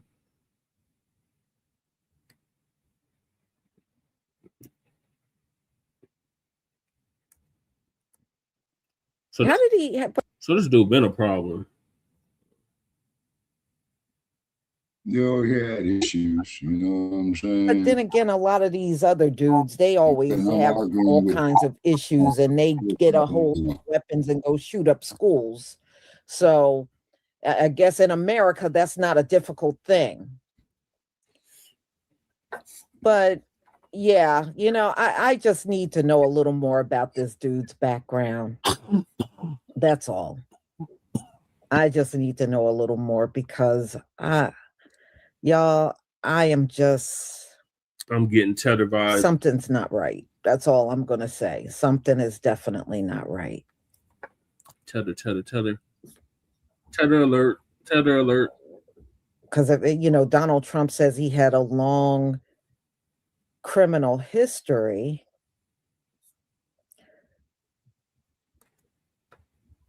Okay, so what is that criminal history? Right. Let's see. Investigative findings. Authorities tracking his online activity noted that he had posted various erratic claims on social media and had explicitly voiced a desire to harm the president. Ooh. Let's see. In 2025, July 2025, he was arrested a second time by the Secret Service for attempting to breach a vehicle driveway at the complex. Following this incident, a federal court issued a stay-away order banning him from the White House grounds. Okay, so that's the protection order. Best was detained after blocking a White House entrance and proclaiming he was God. He was subsequently held at the facility in Washington, D.C. for evaluation. Okay.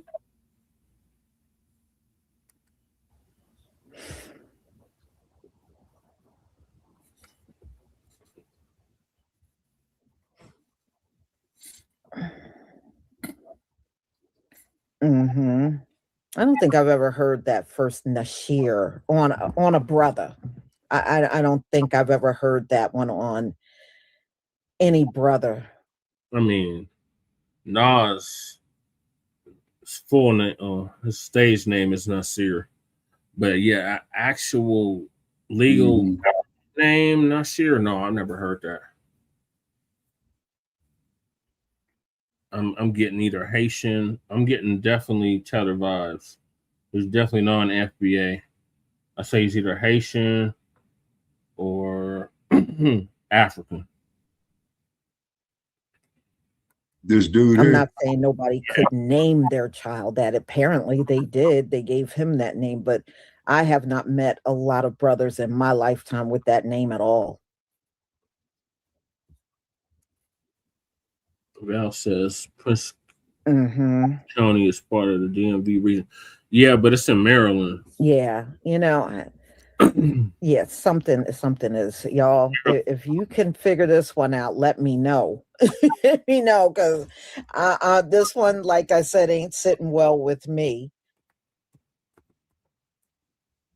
Yeah, you're right, because you know, a lot of foreigners will change their name. I mean, that's not unusual. They will change their name. Yeah. And well, he spelled his Nasheed with an E. He spells his, according to this, it's Nasire. What? It's usually an I. That's how it's spelled. Okay. And the last name Best. Yeah, it's in Maryland, Sister Val. It's situated in the south central part of directly bordering Washington, D.C. to the west. Yeah, well, I see what you mean, that Nasheed Jones, but he just spells his different from that. Several chances, so. That's why it seemed like he was put up to this. Somebody put. Yeah, well, and then Trump said, "Leave the family alone." Now, y'all, whenever our brothers and sisters get taken out by the cops, have you ever heard that before?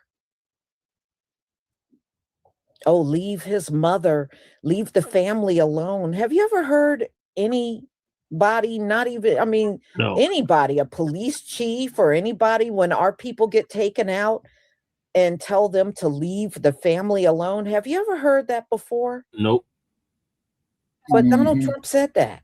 Oh, yeah. He was taken out by Secret Service. Leave the family alone. Why? What does the family know that you don't want them speaking? Well,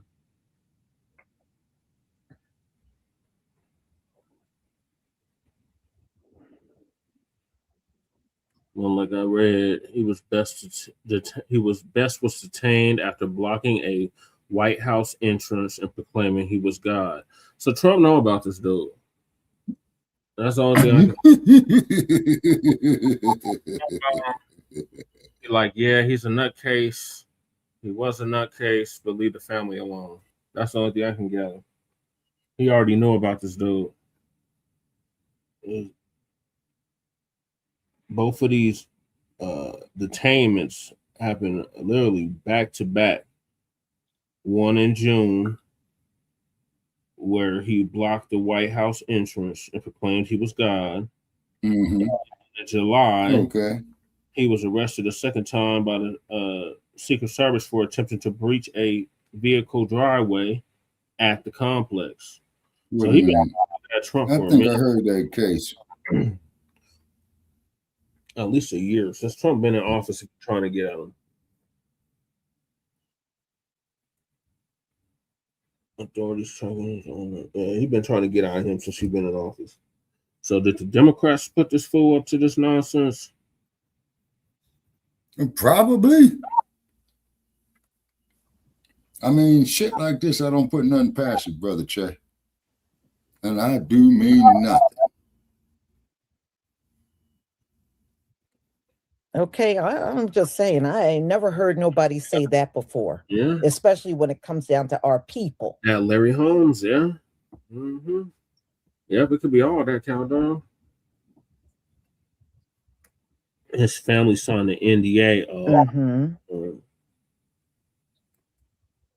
Yeah, well, yeah, y'all, I'm going to go ahead and conclude this live, and y'all can let me know in the comment section what you think, and you know, or if you can find out more about this dude, please let me know. I mean, he was only, what, 21? That's what they got him listed as, a 21-year-old.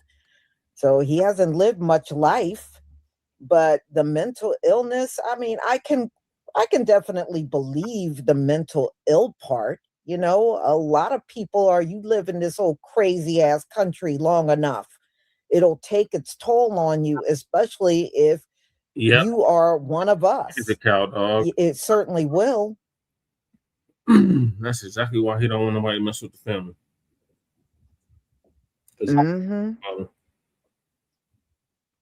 I wonder if they're going to pay off his family, y'all. We shall see. He was taken out by Secret Service. So is there going to be a big payout for this family for what he did? We shall see. So y'all, I'm going to go ahead and conclude. Thank you so much for being here. I deeply appreciate it. And let's see here. Yep.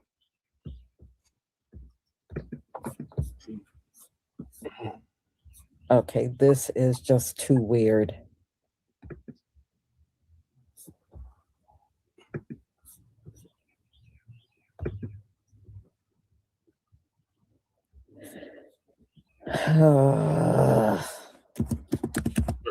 Technical difficulties. No, who's having technical difficulties? Okay, hold on, y'all. There's all kinds of crazy mess going on. Yeah, Okay, Jolena, yeah, they dumped on the mouth.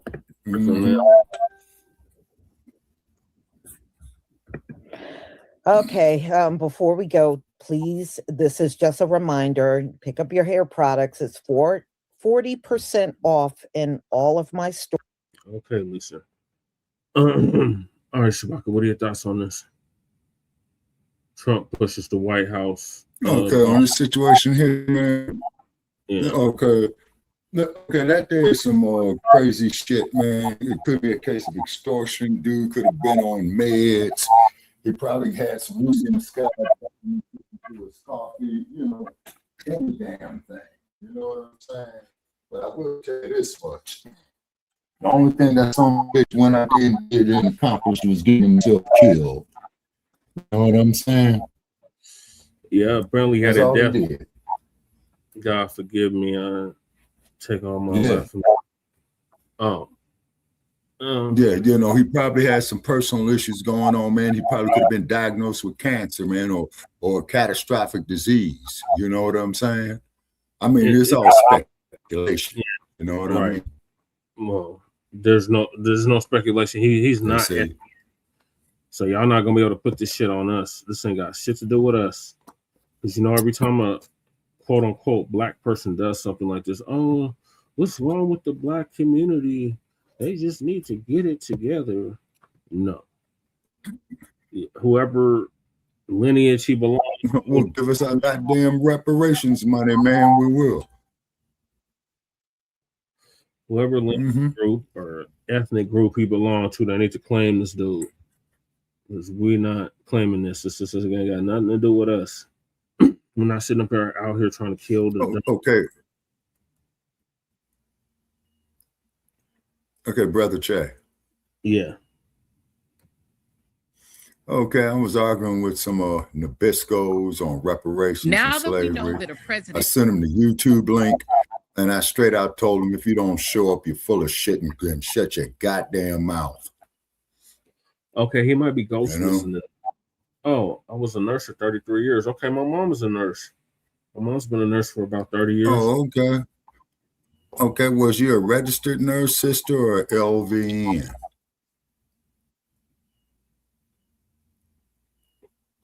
But nurses are important. Yes, they are. Yeah, my mom, she's been a nurse for at least 20 years, almost 30 years. Wow. Oh, she says LVN. Okay. So, yeah. Okay, Jelena. Okay, LVN, licensed vocational nurse. Yes, ma'am. You're a qualified nurse. Yes, ma'am. LPN, Shabaka, licensed practical nurse. Oh, it's oh, yeah, licensed practitioner nurse. Okay. My bad. Okay. All righty. Okay. We need nurses. You know what Yes. I'm saying? We sure Okay, do. need nurses. Because I'm on my way out. I'm gonna be needing a nurse. Yeah. They're gonna try to with the AI, Shabaka, you better opt out of that shit. What, AI? Yeah, and I don't do no AI. The nanotechnology. They don't try to do that transhumanism. Yeah, and then yeah, exactly. And then on top of that, there too, brother Che, I see my computer's been going crazy, and my cell phone with this AI shit. So I just go on and block it. You know what I'm saying? And I recommend everybody else do the same thing too. Also, too, she worked in child care too. Okay, that's very, very important. You know, for the tiny tots. Right. You see? So all you Nabisco, non-black motherfuckers out here saying that we don't care about our people, you know what I'm saying? Go fuck yourselves. And I want to make that perfectly clear, by the way. Right. You see? Of course, yes, Miss Taborn, absolutely. So I'm tired of arguing with you stupid ass Nabiscos on my fucking timeline on Facebook. I get your asshole to come up here. They're here, Shabaka. They just go and hit the. They ghost watching. Yeah, they ghost watching because you don't like it. You breaking up, Shabaka. Damn, we lost Shabaka. Damn. All right. Well, while we're waiting on Shabaka to get back, I'm gonna move to the next topic, and that is the Black Americans Foundation of Black Americans had checked old punk ass Tom Steyer in California about reparations. So for those that don't know, Tom Steyer ran for president in 2020. He claimed that he supported reparations then. He had a whole plan. He ended up not making the primary. So we ended up getting Sleepy Dementia Jim Crow Biden. But he got checked in California, messing with our brother Billion's godson. So our brother Water God TV out of Florida gonna give us an update on that. Can, without Congress, without going back to Congress, because who knew? You know, there's a fund that Congress has pre-appropriated, as you will know as a former congressional staffer, that sits there in case there are settlements that the government needs to make, so they don't have to keep going back to Congress every time. Donald Trump has now tasked his Justice Department to dip into that settlement fund to the tune of, and you gave me this information, $1,776 in order to give reparations to the insurrectionists. Well, now that we know this, the next time there's a Democratic president, I don't want to hear anything about them not being able to do reparations. I don't want to hear it anymore. Okay, so now that we understand the uses of power, we get to apply to that too. So the next time there's a Democratic president, we don't want to have a commission. We don't want to have Congress do a study. We don't want anyone to do a study. You are going to start issuing reparations to the descendants of African, formerly enslaved African people, to the Tulsa survivors. Formerly enslaved African people. It's why we gotta watch who we let speak for us. Language is everything. Shout out to my boy Aaron. Language is everything. And the language that she's talking, we not for that. Might have to drop a dime on this. For sure. You know what I'm saying? Gotta stop it. I don't like that shit. For sure, bro. I don't like that shit.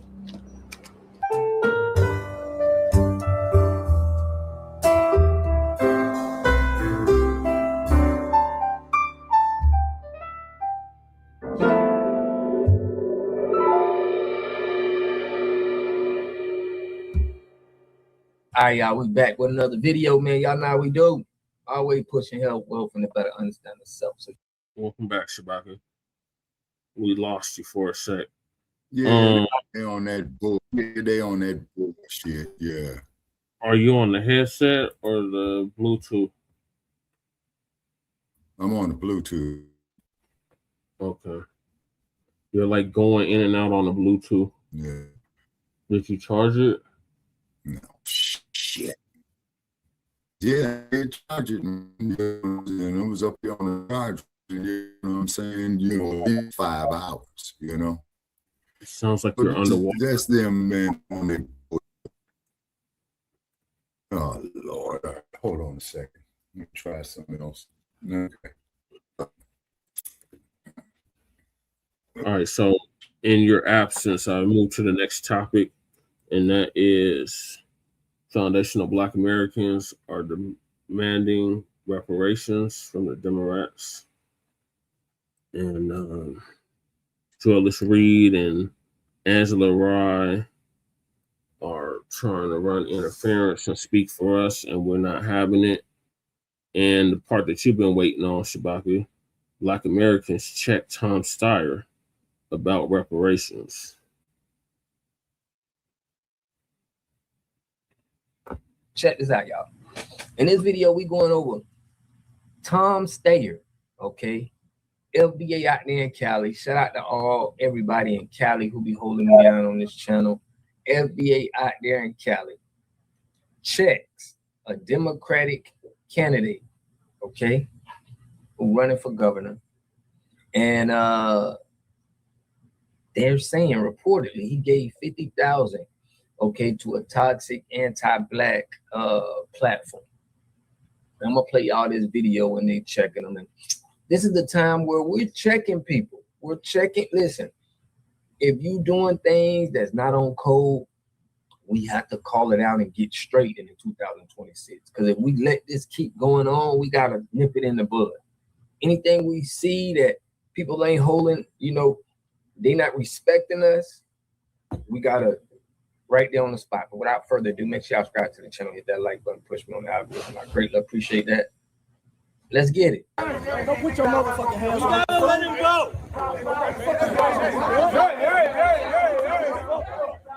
Oh, shit. You had JC Rowe. Hey, look at you. Reverse, brother. What's your position on reparations, Tom Steyer? You said cut the check. What's your position on reparations? In 2020, you said cut the check. What's your position on reparations, Tom Steyer? What's your position on reparations? In 2020, you said you know about cut the check. So how are you going to cut the check? What's your position on reparations? You know who I am. You can say what the fuck we want to say. Fuck you and JC Rowe. What the fuck we gonna say? Who gonna get something? Let's go. I'm sick of you motherfuckers. What's going on? I got these white males in here thinking ain't nothing gonna happen. Don't move that motherfucking car. You can say what the fuck we want to say. Don't call on God now. Oh my, don't call on God now. What you mean what is wrong with that? Oh, that must be a light-skinned sister. Hey, Time Spider, I bet not catch you over here with them devil blue eyes. Now we gonna ride all the way through here. We know what the fuck this was. I don't give a fuck what you want to say. Yeah, I sure am. I don't give a fuck.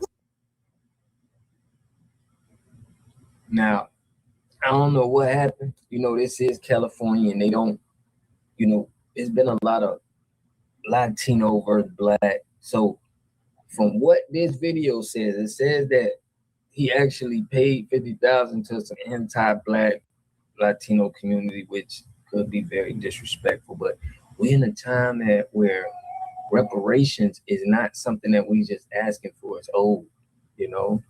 So I heard one of the ladies in the back saying, how do you feel about reparations, Steiner? And he said that he was for it. And you know, a lot of the Democratic Party, they're gonna be claiming that they for reparations to get in, probably to get our vote. Then once they get in there, they ain't gonna be talking nothing about reparations. I mean, not one promise has been kept to Black Americans in this country when every bit of prosperity you enjoy was built on our backs. 400 years of labor for free. And we never got our 40 acres and a mule. And we are still, harmed by practices like redlining and appraisal bias. And so we are long overdue for reparations. I'm proud to be the lead sponsor of HR 40. Black folks are certainly deserving of redress. And HR 40. Hey, you ain't sponsored. HR 40 that was sponsored by John Conyers. Okay, I'm gonna let them, you know, but it's like, listen to this. It's like them playing in our face again. Reparative work, and one bill will not undo centuries of harm. I thought immigrants built everything. That's who we should be thankful for. Immigrants. You see how the narrative is switching Man, up. Now fuck you, everything is man. about Black Americans, and it's more lip service. This is more lip service because HR 40 is not any tangible. That's Donnie Tellum, Chewbacca. These are our people. He's Wait a telling minute. What's his name? Wait a minute. Hold on a second, brother Che. What's his name again? His name is Donnie Tellum. He's on TikTok. Yeah. I've seen him. Okay. All righty. It's not reparations. It's a study about reparations. And I find it funny because when ICE operations was in Minnesota, they immediately came up with a proposal about we should give money to the Somalis that were impacted by those ICE operations. It wasn't no study. It was like, here's a tangible number that we're proposing. And when it came to the Haitians, right, it wasn't a study about extending their TPS status. This is Ayana too.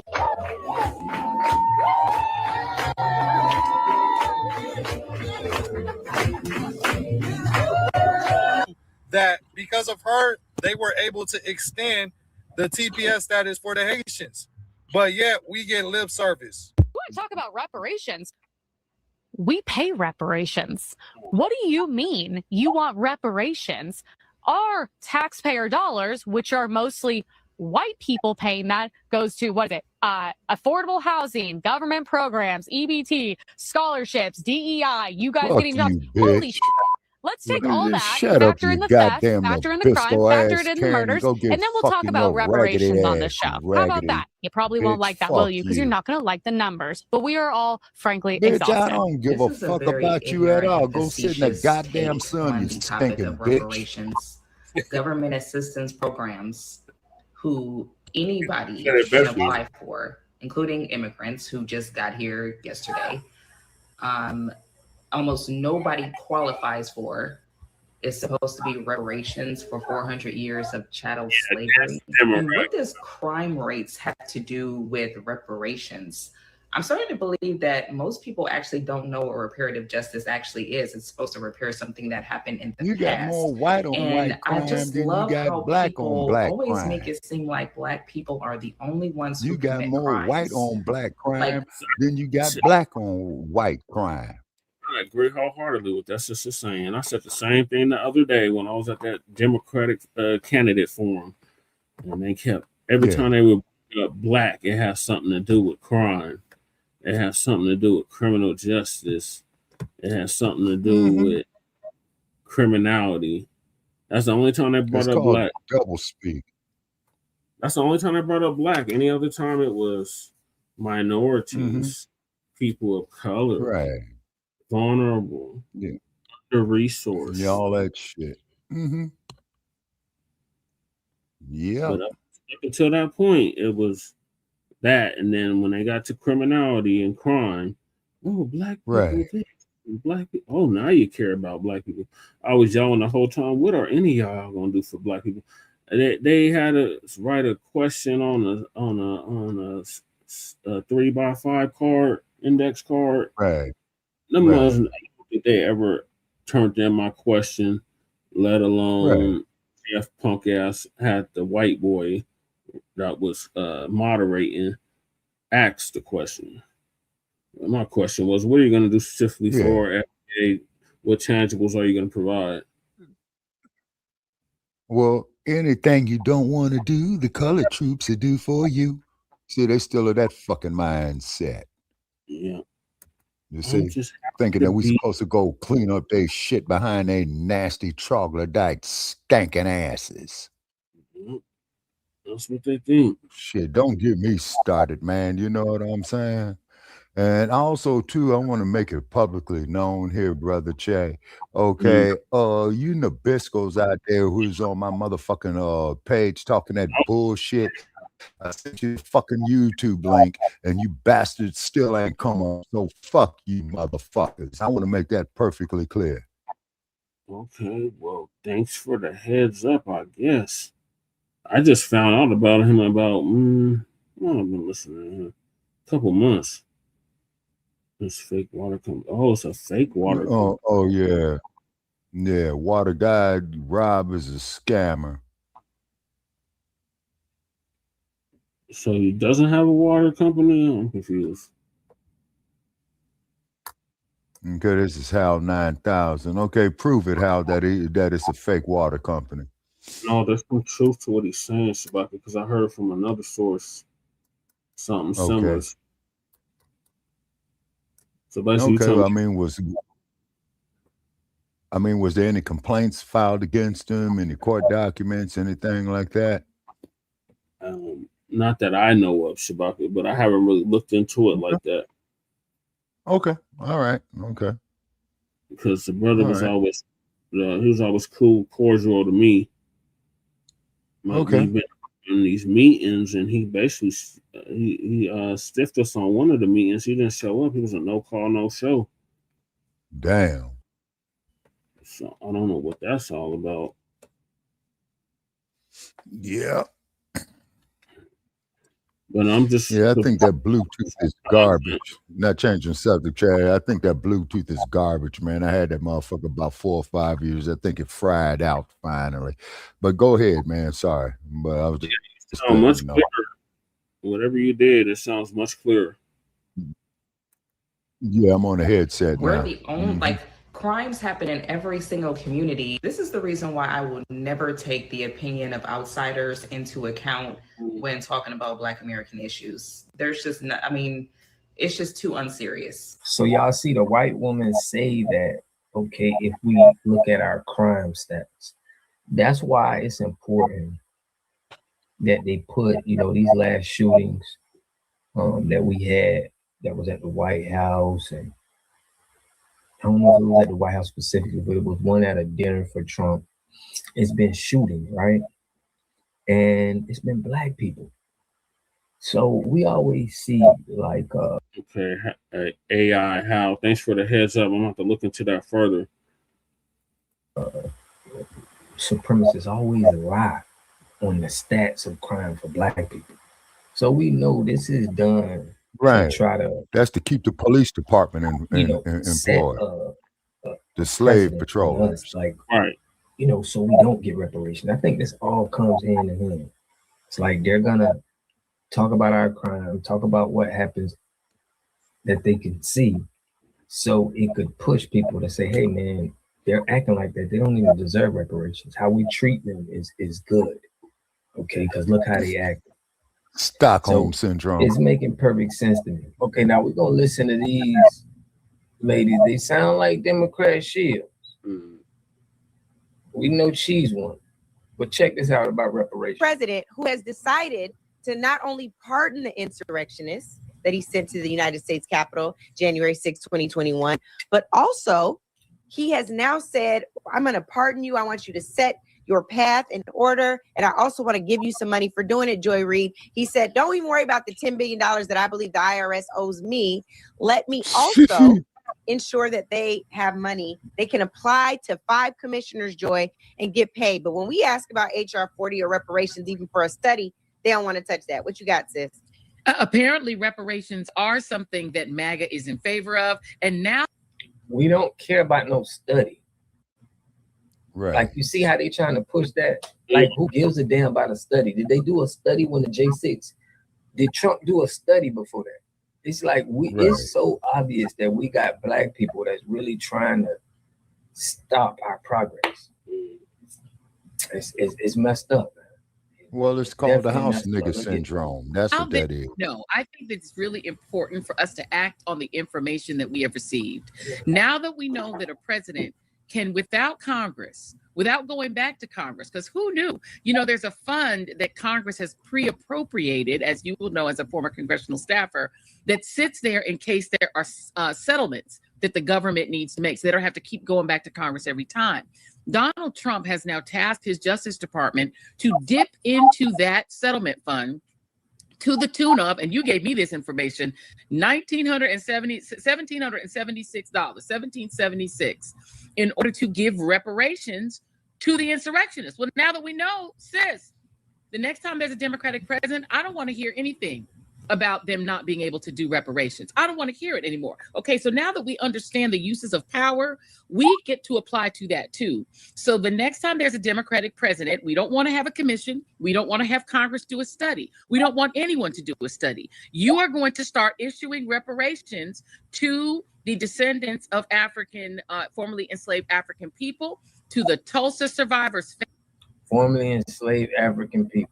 It's why we gotta watch who we let speak for us. Language is everything. Shout out to my boy Aaron. Language is everything. And the language that she's talking, we not for that.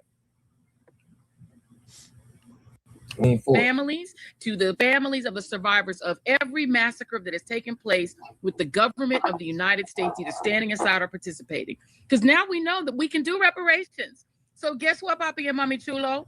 The Black people are gonna. What you mean now we know that we can do reparations? Y'all could have been did this. Right. They making it seem like now that Trump did this, now they feel like, oh, now we know we can do. Y'all could have been did this.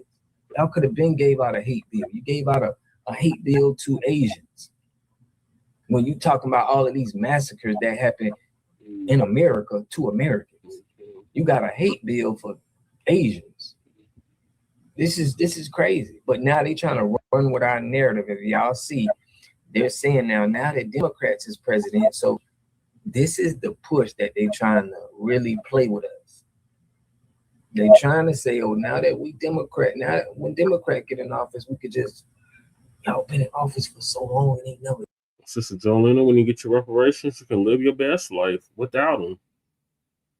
But this broad, she don't even qualify. Neither one. Bussy Gillum, he talking about Joy Reid. Yeah, Bussy Gillum, he might qualify, but okay. Now let me ask you this here, brother Che. Where was Joy Reid born again? You saying she was born in the Congo? Yes, her family's from the Congo, Shabaka. I think she was born in the United States, but okay, she's a tether anchor baby. That's basically what she is. Tether anchor baby, tethers. Angela Ross, she's a tether anchor baby too. The only one that's not a tether anchor baby on this whole panel is Andrew Bussy Gillum. The one that you remember him, Shabaki. Yeah, name rings a bell. Yeah, he looks familiar too. That's what happens when you get old, folks. Yeah, go ahead, brother Che. Was running for governor before DeSantis got in. Okay. Oh yeah, down there in Florida. Yeah, and I'll never set foot in that goddamn place again. He got caught in a hotel room with a bunch of white boys, and it was damn. Yeah. Oh Lord, Lord, Lord, Lord, Lord. That's good, Sister Jolena. Yeah, that's real good, sis, you know. And then too, on top of it, ladies and gentlemen, okay, yeah, fair use, fair use, fair use. Shout out to. There's like a minute left of this video. Okay. Did nothing. And now you think people gonna believe that y'all saying that? Now I think this FBA is getting to them and they really got a problem. And they really trying to control it, but they're done. Okay, that's good, Sister Taybone. Let me know what y'all think in the comment section, man. I'll catch y'all in the next video. Peace and love. Yeah, do things all over this. God damn, boy. Ugh. Now, what kind of shit is that? A community must have three things to have a community in it.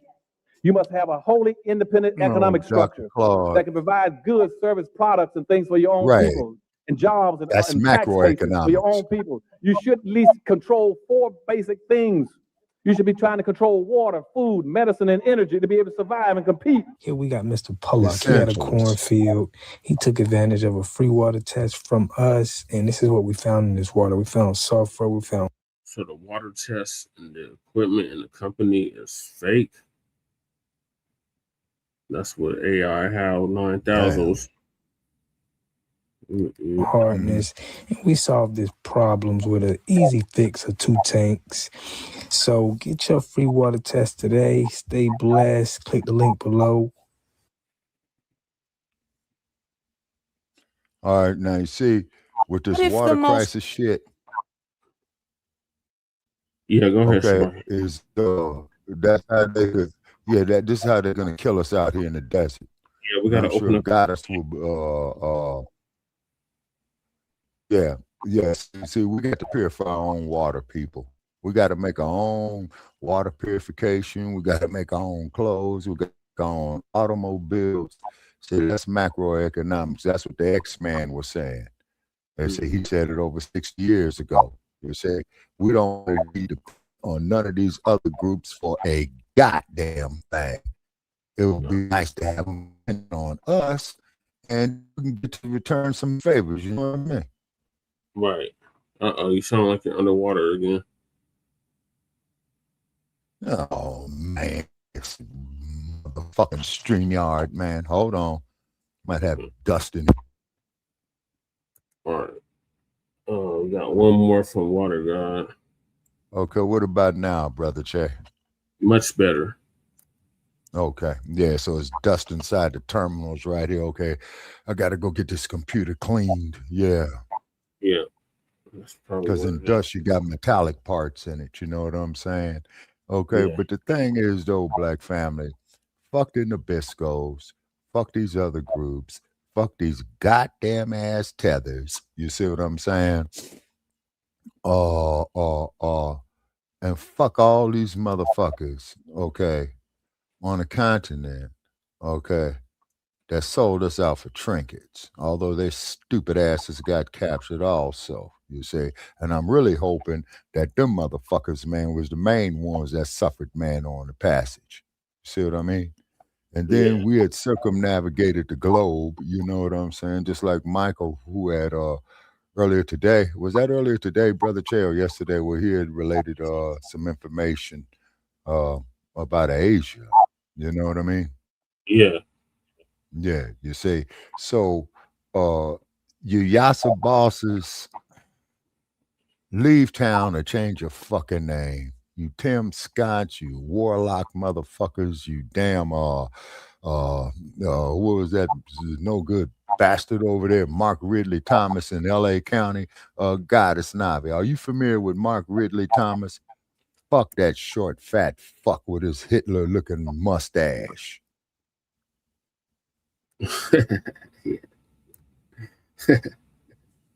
Son of a bitch, you know what I'm saying? Yeah. And go out there and do all that goddamn campaign work for his ass, man. And then they were supposed to have like the little party or what have you afterward, after we did the last day of the job. Yeah. Wait a minute. That motherfucker's still in office, Goddess? Yeah. That's oh hell no. I'm done. Let me I'm see. done. I'm gonna look it up, Spaggy. Okay. The only office that motherfucker should be in is the LA County Jail. No, she's asking me. Okay, that I don't know, Goddess, but I think Che is getting ready to give us some feedback on it. So in that first clip, Shabaka, when they were rolling up on Tom Steyer, the short brother in the front of the vehicle, that was the Williams' godson. Oh, okay. That's the one that's running against punk ass Isaac Bryant. Right there for the California State Assembly, correct? Yeah. So okay. And the audacity to pull up in Lamort Park of all places. Right. And then his district, Brother Chaser, that I checked on the map, does include MGM Studios, and we in particular want to get MGM Studios and fucking Paramount on the reparations too. Is for that Birth of the Nation movie, number one. Yeah. And then for that bullshit Gone with the Wind, where Clark Gable says you got a broken down wagon, a simple-minded darky, and an old man to get your ass up out of Atlanta. You know what I'm saying? You know? Okay, Goddess says she ain't heard about Mark Ridley Thomas in years, you know. Yeah, he ain't been in since 2023. Okay, hold on. Let me pull this bastard up right here. Yeah, he's been in office for 3 years, Shabaka. Okay, all right. Hold on, Brother Che. I'm gonna pull this bastard up, with his little short, fat fuck Hitler-looking ass. Yeah, he got out. With that Hitler mustache. Okay, Mark Ridley Thomas. Okay, the bastard was born November 6, 1954. A wasted fuck is what that was. He's a former politician.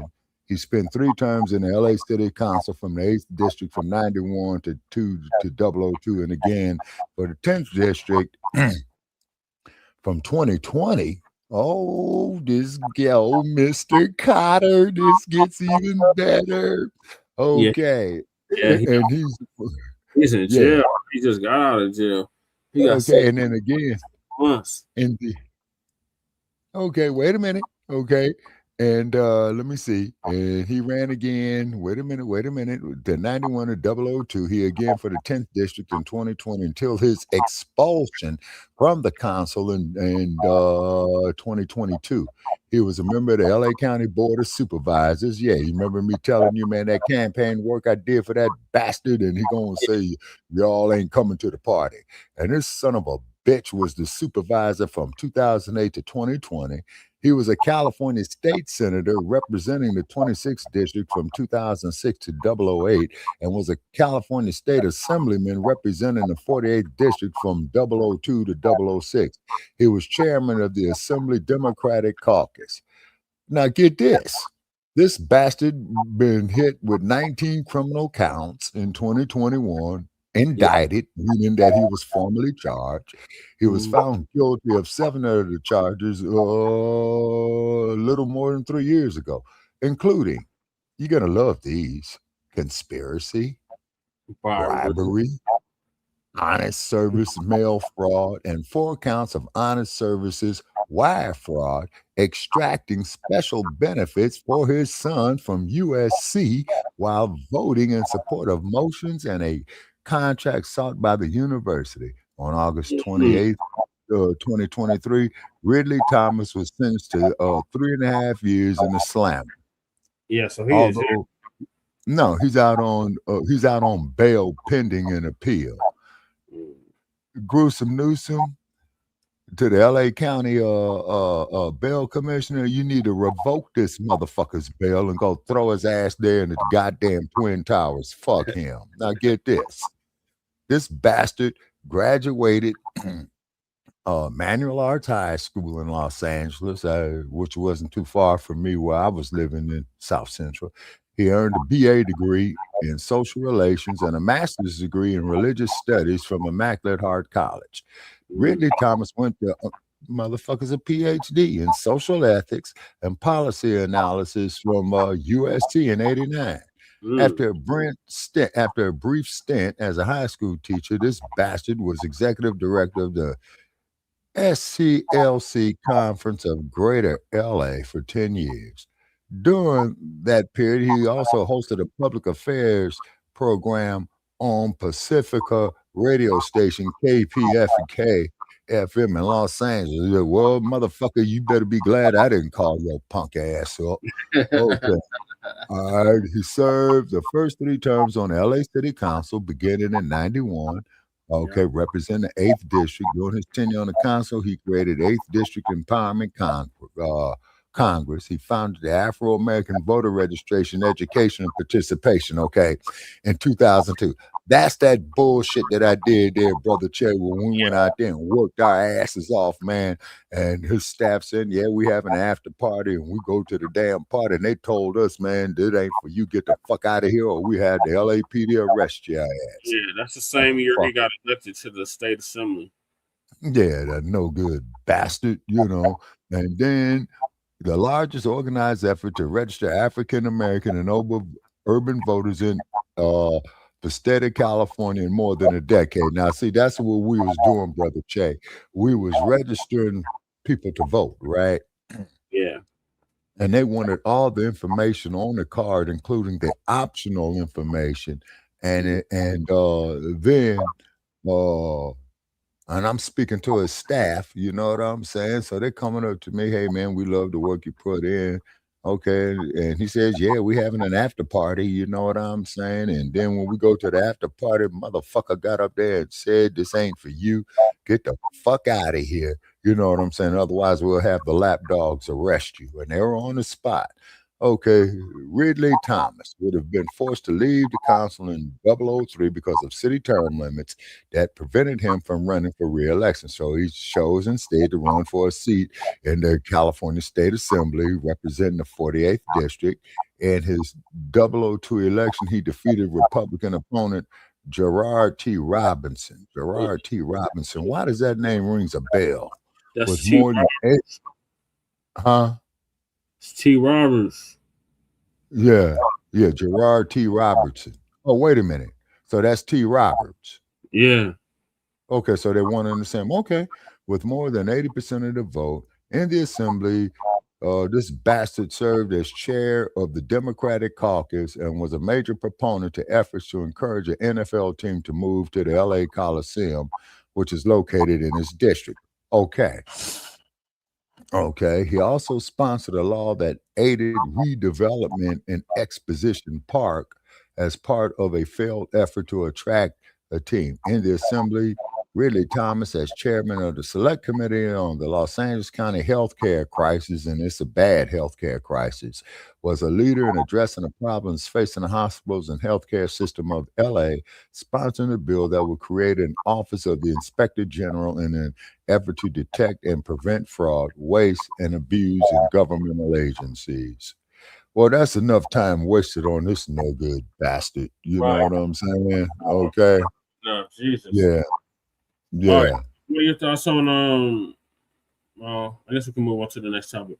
So the next topic is yeah, got us now. That's pretty fucked up. Yeah, it is. Yeah. Tariq Nasheed talks about how Democrats disrespect black people who don't vote for them. Brother Check.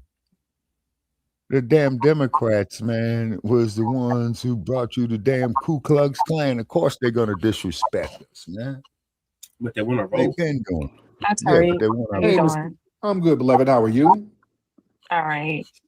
What's I was on your mind? I wanted to see why you didn't come up on dopamine panel earlier today. Oh, You were there, but I didn't see you request up. Oh, no. I don't go in there. I don't, because those are like bad faith rooms. It's absolutely pointless to go up and have a conversation because the name of the game is to not have a legitimate conversation. They just want to troll and basically waste time. I don't give them legitimate conversations. If I were to have a real conversation with them, that would legitimize their trolling. So I go in their rooms and I poke the bear. I go in there and get them riled up and get them mad so they can boost me in the algorithms. Yeah, I don't. Okay. Yeah, I go in there. Yeah. No. What I do? They want to come and have a real conversation. They got to come on in here. But yeah, I'm not giving them no clout. Their rooms be struggling. They don't be having too many people. So I go in there, rile them up, shut down their lies because all they do is sit up and lie all day. And I just let folks know to not take them seriously. So if they want to have a conversation, which they're not going to have, most of these people are DNC flunkies because all of their talking points morph into some damn DNC shit.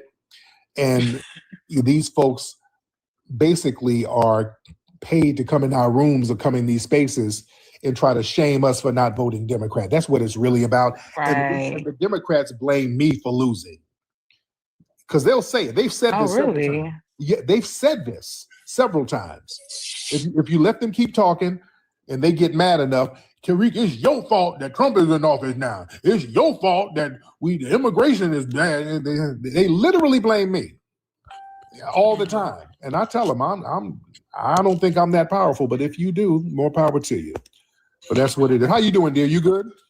Yeah, I'm good. I today, they were being very disrespectful to me earlier today, and I was just like, I don't care to vote Democrat. I feel like they have not done anything for our community within these past 60 years of us voting for them, and I think it's time that we need to hold them accountable. Absolutely. And I don't know why, our people don't want to hold them accountable. I don't know why we feel we feel such obligation and loyalty to vote for them when they have not done nothing for our community. Absolutely. Absolutely. And I have no problem holding them accountable. And that holding them accountable don't mean we're going to vote for the damn Republicans.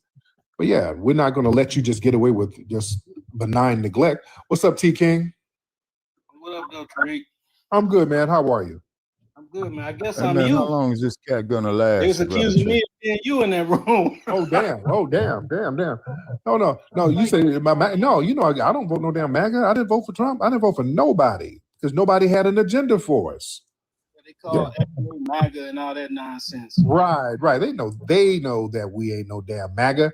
They think they're going to try to shame us into getting on this plantation with them because they treat the Democrat, they treat us like plantation property, like we better vote for them and they ain't got to give us nothing. We better just do it because they say so. And we're saying, no, you're going to have to do something. You're doing something for everybody else. Do something for us. That's just what it is. The wife syndrome or something. Right. So yeah, we're just not going for the okie doke. All right. Yeah. So these people literally want to try to blame me. Like, it ain't me. Y'all ran a crappy campaign. You are not honest. You're a bunch of damn pathological liars. You don't respect the intelligence of the Black constituency. You think giving catfish nuggets and people twerking is going to get people to the polls. That's how low you think of the damn people. And that is a problem.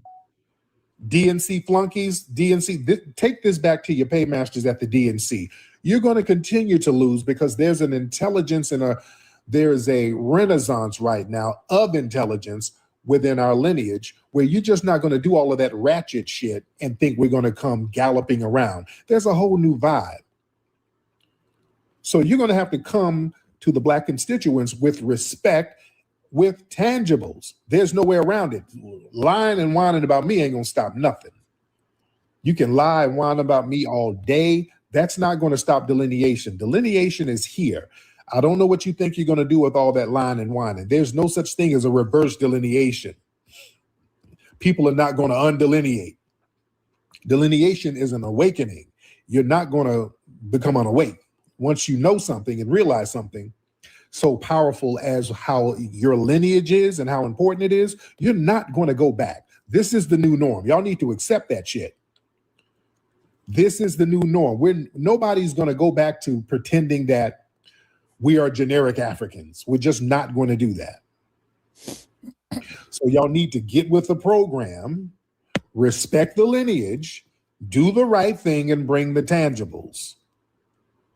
It's just that simple. All of that, Tariq is the leader, and that nigga, he be hating on immigrants. That ain't gonna help you. Y'all been doing that for the last 6 years. That's not helping you. All right? That isn't helping you. Y'all in these little struggle rooms lying to like 30, 40 people. There's a reason why your rooms are struggling. And I got thousands of people in here right now listening to me in the middle of the night. They're listening because I tell the truth. Y'all gonna have to start trying to tell the damn truth for a change. Lies are played out. People are tired of lies. We're tired of lying DNC flunkies, lying tethers. We're tired. It's time to come up the middle with it right now. It's time to stand on business. We don't want to hear no excuses, none of that stuff. That shit is over. All right, Elisa, let's get Elisa in here. Elisa, hop on in, Elisa. Elisa? FBI told me to do this, bro. FBI told me to do this. I promise you, Tariq, FBI told me to do this. Rohan, your bussy surgery is in 1 hour. Get back on that operating table. All right. Let me see. All right. Let me see who we got. Y'all raise your hands, ladies and gentlemen. Hohan. That's a great name. Not Rohan, Hohan, because he acts like a hoe. I love TikTok Shop. Let me get my good brother, Black Alpha, who's in the new Hidden Color 6, who's cooking with fish grease in the new Hidden Color 6. Brother Black Alpha. Certified salute, my brother. How you doing, family? I'm good, man. How you doing, brother? Man, I'm doing good, fam. I want to make a point about this whole situation with the January 6th people and the payouts coming from, Donald Trump and them, and how it exposed the Democrats. Yes. And particularly people like Roland Martin, who says that we can't get nothing specifically. It really exposed them to the point. But one thing I think about, family, is notice how the Democrats always use the excuse that the Republicans block everything they do. Right. I mean, if we want a damn ham sandwich, they're going to say the Republicans blocked it. Yep. But you notice, fam, the Republicans never say that the Democrats blocked anything. Right. Oh, yeah. They get it popping. They get it straight through. And the reason I feel that happens, family, is because I believe that the Democrats support the January 6ers getting those payouts. I believe that they're all for it. Think about it, family. The Democrats, most of them supported the Charlie Kirk holiday bill. Remember that? Yep. So it's not about the Democrats and the Republicans not getting along together. It's really about they belong together. Certified salute, fam. Salute. Man. Boom. Shout out to Black Dolphin. Yeah, man. You never hear the Republicans say we can't get nothing going because the Democrats won't let us. You never hear them say that. That's a great point. Republicans just get shit popping. With us, the Democrats like Roland. Remember Roland? Like we tried to get reparations. How you gonna get reparations? Did you form a plebiscite? Did you go to the CBC? Did you have a meeting at the NAACP brunch? Did you get a super PAC? Did you sit down with the congressional black leadership? Did you go down to Howard University, HBCU, dorm room? Did you go down to Applebee's and put out an application? I mean, everything is some weird ass hurdle we got to keep jumping damn through. It's a never-ending damn hurdle. Damn, you don't need all that now. We ain't going for all that bullshit, man. We ain't doing all that. It's a never-ending obstacle course of shit that we just didn't do right. What's your name? Banana? Hey, how you doing? Hey, Banana, how are you, ma'am? I'm doing all right. What's going on? I am good, Banana, but that's a forehead on you. What city you in? I live in I'm in the Antelope Valley, actually. Oh, you out here in LA? Okay. Yeah, but I'm from New Orleans, so. Oh, cool. How long you been out here in LA? Since 2008. Okay, you've been out here for a while. So what's on your mind, dear? Oh, nothing. Just listening to y'all and seeing what's the Democrats and the Republicans. It's just like people have to stop thinking that we have to just be loyal to the Democrats. I mean, if you're not offering nothing, then we're not doing that. We're not playing that playbook no more. So, yes, ma'am. Yes, ma'am. Thank you so much, beloved. Thank you. Put a bonnet on that forehead. That forehead is pronounced. Boy, it's a beautiful forehead, though. All right. You can draw some eyes and a mouth on your forehead. It look like Siamese twins. Man, why the fuck would he say something like that, man? All right. Why the fuck would he say something like that? So you're going to have to mind your business, ma'am. That's what I don't dig about this cat. My lady forehead kind of big. I get on my lady forehead all the time. Yeah. All the big forehead red bones. Shout out to the big forehead red bones out there.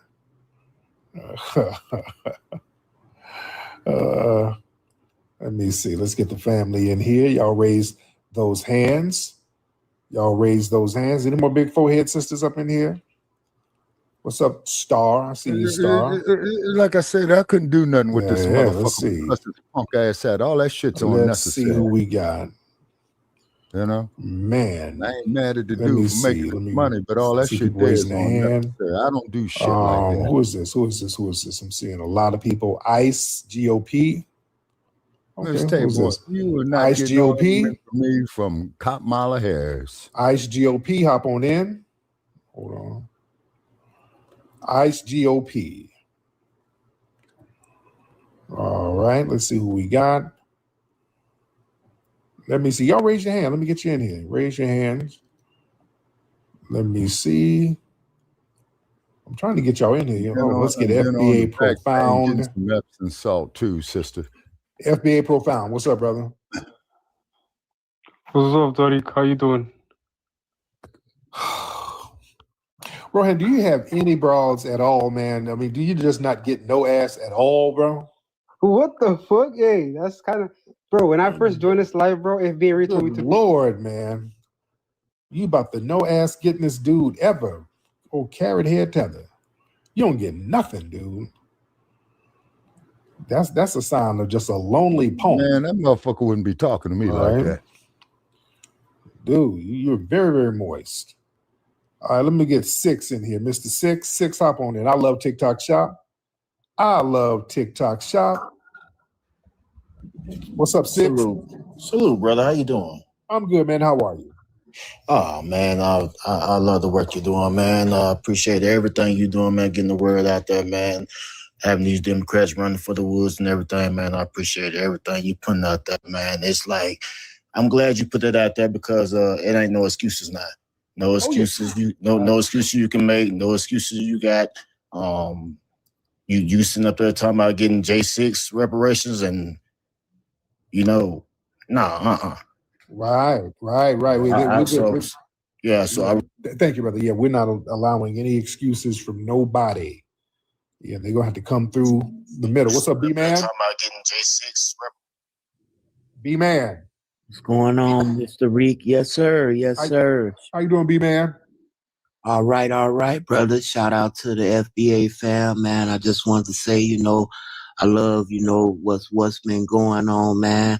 I just popped up, just wanted to give everybody a shout out. That's all, man. Keep up the good work. Man, I appreciate you, brother. Thank you so much. Let's get another brother who's in HC6. Our good brother Dan the Man. Dan the Man, you in here, Dan? Oh, what happened, Dan? Dan, where you at? Yeah, what's up? Can you hear me?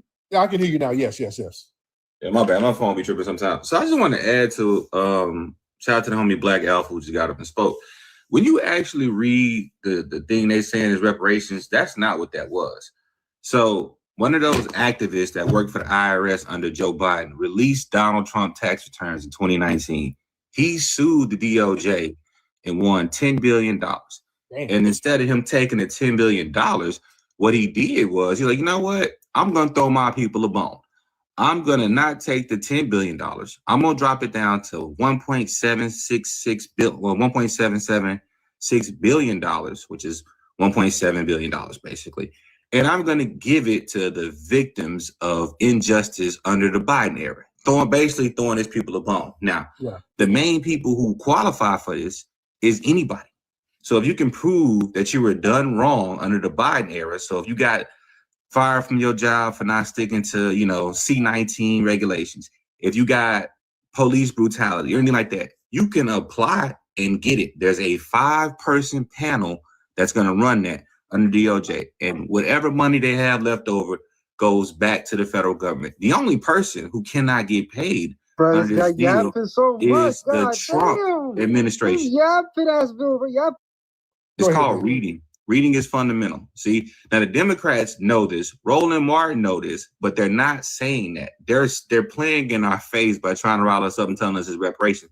But if people go through and actually read what the settlement agreement was with DOJ, that means they cannot re-prosecute the Trump administration for taxes. So that's what that thing was about. When they tell us, see, this is the thing, and more of them lying to people to rile them up. If you actually read it, it is not reparations. It is a settlement fund for victims of the Biden DOJ, which they wanted to run it through Congress to make it as legit as possible. But even if they did do something for their people, it just shows you that they can do stuff independently for their people. And remember, when Kamala Harris was asked about what she's going to do for Black folks, she said no, nothing specific. So this is just proof that they don't want to do anything for us. And I'll land right there. Appreciate it, Flex. Shout out to Brother Dan for bringing clarity. Yeah, that's why these Democrat shields be in these places trying to throw smoke screens and all that to deflect from this little sucker shit that they do. Because they are in cahoots with this stuff. They throw us all these smoke screens, and then when we decipher what they're really doing, they get exposed. Let's get Clay. What's your name? Cleopatra. Yo, Cleopatra. I hope I'm pronouncing your name right. Cleopatra.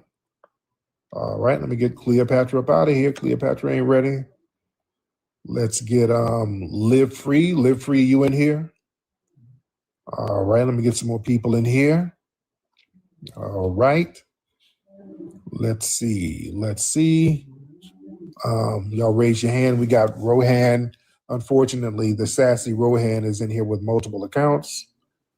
So, it is what it is. Let's get well, I do roast. Let's try Phil. I'm trying to get some new faces in here. All the time. Let me try to get some new faces in the building. Kick them off. Well, that's true. All right. Y'all raise your hand, ladies and gentlemen. It's frozen on your end, let's try Jabril. Let me just get random people. All right. Okay. Let me get Live Free up out of here. He's not saying nothing. Okay. Come back and hit it, man. I hold it Phil down. or Jabril, brother Check. All right. When you guys get up, let me know and we'll get you in. Let's get who is this? Tim.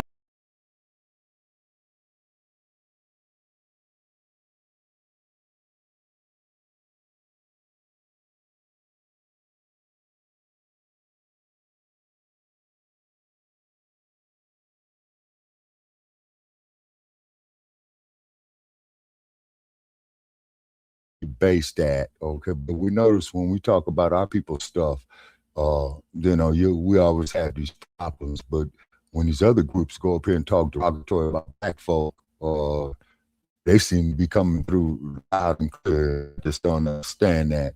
Okay.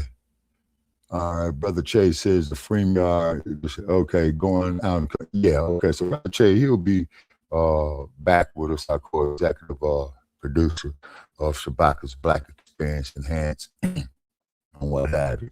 Now, Mr. Nasheed, I don't hate the brother, you know what I'm saying? But I ain't telling him his business because he damn sure ain't gonna tell me mine. But the way how he interviews his people is his business, but just me. I wouldn't be interviewing the people like that. Come back. I think Brother Che's trying to come back. Shabaka, stop the First cat. calling Che. Going in on people. Yeah, no, goddess, they do this bull to us all the time. You know what I'm saying? First calling Che, so he's trying to, reattempt to get his internet connected back, you see. And this is the problem, guys. This is why we got to have our own shit. You see what I'm saying? Okay.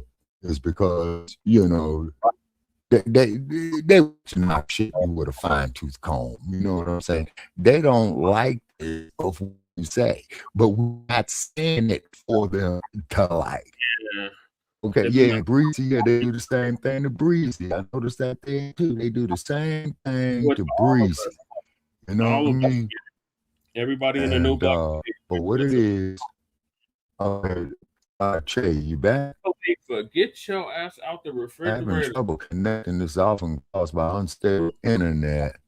Okay, I can't hear him. Okay, because it's coming up here having trouble. This is often caused by an unstable internet connection. If you want Wi-Fi, try plugging into your or moving closer to it. This could also bring the issue. Try using Chrome if it's changed. Okay, now, them saying that goddess tells me that they own stock in Chrome. They own stock of these routers. You see? Yes, it's acting up. Yeah, he couldn't hear me clearly. And he's trying to computerize, yeah. Yeah, Shabaka acting brand new. He be clowning people all the time. Yeah, he is breaking up. Yeah, he have to go out and come back in. I'm going to go back to Tariq, though. Thank y'all for staying with us through these bullshit-ass technical difficulties.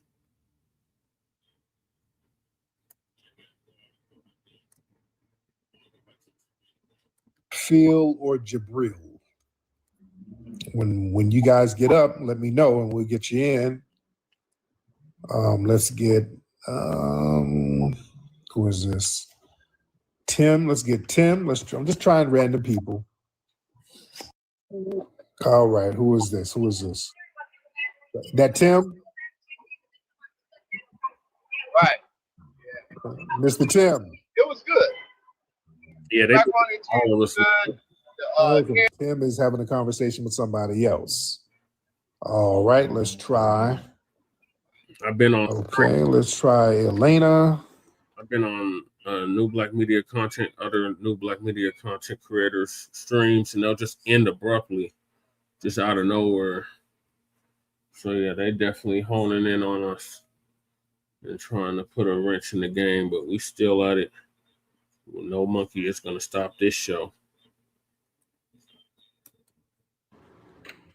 Elena? Elena? Yeah, it's not nothing personal, Tariq, nothing personal. Let's see who else we got. Let me see. Y'all raise your hand, ladies and gentlemen. Let's get the family in here. Ladies and gentlemen. I love TikTok Shop, by the way. Just the fact he got them many accounts, that shows the lack of cooch in your life. You got them. You have to sit up and make all of them accounts, dude. You know how much time it takes to just make a bunch of fake accounts? Dude, you ain't got nothing going on. No women, nothing. Yeah, I know you giving up bussy. You just sitting in the house with your bussy spread. You can't get no woman, dude. Yeah. Man. Let me see. Lord, yeah, how you get them many accounts? Rohan, yeah, this is getting into Fed territory.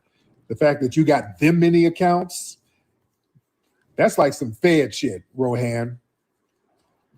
Rohan, hop back on. Let me ask you something, Rohan, because yeah, that's kind of fetish. Because you got about 100 accounts. That's something that the feds would do. You know? To be honest, you got way too many accounts just to be some random goofball troll. Rohan, hop on in. Now let me talk to you for a minute. Yeah, how are you allowed to have them many damn troll accounts? Yeah, how are you allowed to do that? Yeah, Rohan, let me ask you, Rohan, hop on there. Hold on, I'm gonna use your Elena account. Rohan. What's up, Tariq? Rohan, are you fed it up, man? Are you fed, dude? What you mean fed? Like a police? Yeah, are you like an informant or something? No, Welcome back, Shabaka. Okay, yeah, welcome back, YouTube, brother Chad, because I just had to turn off my damn Wi-Fi, and turn it back on. Okay, I don't see any, it's 75 degrees and it's clear here. I don't see any weather systems, man.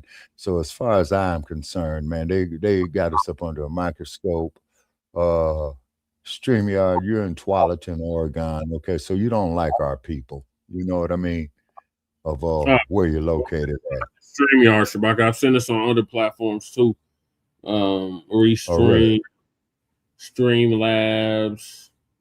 I've seen it on different streaming platforms, so it's not just StreamYard. Okay, so how's your Wi-Fi signal or router signal? That's good. Everything's good on my end. Okay. All righty. All right. Now Tariq is saying here how the Democrats disrespect black people. Man, they've been disrespecting us ever since they've been invented. After all, it was the Ku Klux Klan that made these motherfuckers. You know what I'm saying? 60 years, Shabaka. Yeah. Okay. Yeah, for the last 60 years, let me see. Actually, Brother Chair is going to be more like about 62 years, I think, to be exact. Because wait a minute, hold on, Brother Che, 66 years, because black folks went Democratic when Kennedy ran for president. I'm talking about JFK. Yeah, because traditionally black people used to vote Republican. You see, and they're all a bunch of jokes. They don't. They two sides of the same coin, man. You know what I'm saying? Like I said, look at California's politics. How the hell are you going to elect a damn Democratic governor and a Republican lieutenant governor, then turn around and do the same bullshit? You say in reverse order. You know what I'm saying? It's crazy, man. Yeah, it's been too long. Nabi said it's been way too long. Yeah. And then Navi says StreamYard is a joke. Yeah. Restreams is a joke too. Yeah, Goddess, you right. It is. You say, but what it is though, Brother Che, we on that free plan. They just want our money, man. Is what the fuck they want. Even when we was on the paid plan, we still had the same issues. Had the same problem. Yeah, we sure in the hell did. Yeah. We sure did, All right, okay, please let us continue. Nah, bro, come on. Don't think of me that highly. You think of me that much? Like, you think so highly of me that I'm a fed, bro? You got like 100 different accounts, and people don't do shit just to do it. You got to get email addresses. You got to do phone verifications. You got to do all of that for all of them accounts. I'm a software engineer, bro. This is easy. Yeah. You're not doing that just to be doing it. That's like Fed shit. I'm just bored, and you should not let your fans up here, bro. What mission do they? If you were bored, you would change that damn smoke detector, which you never change. So, what mission do they have you on, man? You sound like a Fed, to be honest. You got way too many accounts. You mean the FBI and shit? Yeah. Are you like some FBI operative that? Tariq, do you think you're that important? You think the Fed has? You think you're that important? You've used 20 accounts, so I must be. You make videos. You use 20 accounts today alone. You've been logging in, and you've logged out of 20 different accounts today alone. I must be important, sir. I must be of some kind of importance, sir, right? You up here, dude, you got to get a fake account. Then you got to go get a fake picture. You got to use different phone numbers. You got to create email addresses. That's a lot of work, dude. That's a lot of damn work for hundreds of accounts. So yeah, you ain't just doing that just to be bored. Listen, Tariq. Yes, no, for real. You ain't doing that out of boredom. No. This sounds like a mission, sir. That sounds like a mission. Like they're sending you in to just be disruptive. That's like agent talk. That takes too much time to do that. How do you make a living? You understand? You don't have to make a living, dude. You ain't got no woman. So how are you making a living? Yeah, Goddess, I heard of Steve Hilton. You're just coming in just being disruptive for the sake of being disruptive and trying to hide it behind trolling. You got way too many accounts, dude. No. You got way too many fake accounts. That's beyond just trolling for shits and giggles. That's work. That's a job. Yeah. I don't even like making new email addresses. Yeah. If I have to make a new email address, one new email address, I'm tired. It can take me a few hours to do that. Shit. You know?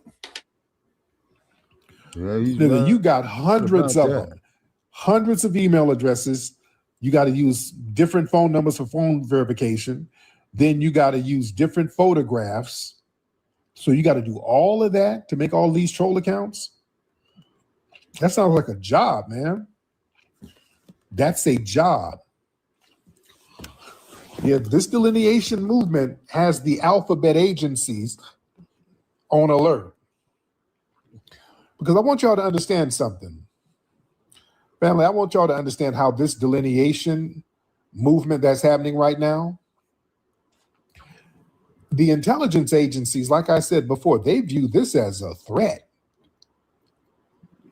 I want y'all to understand something. And they try to downplay it. You think y'all that important? Yeah, we are, because number one, you got 100 different accounts. Number two, people do marathon spaces whining about us delineating all day.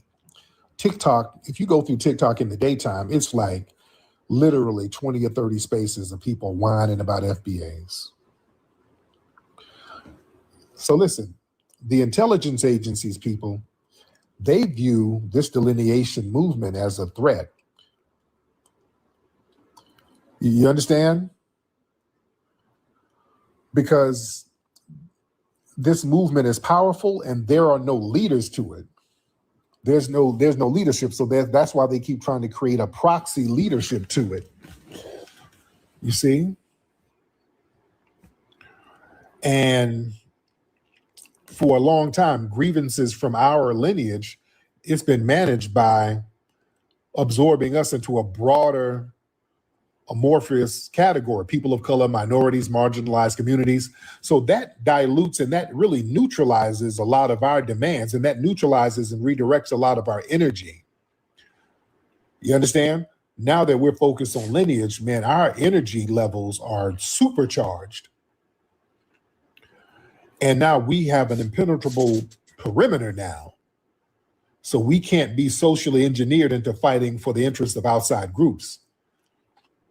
So we are stepping on lineage business, and we're becoming very, very concentrated with our energy and our power. So it's an undilutable pressure block.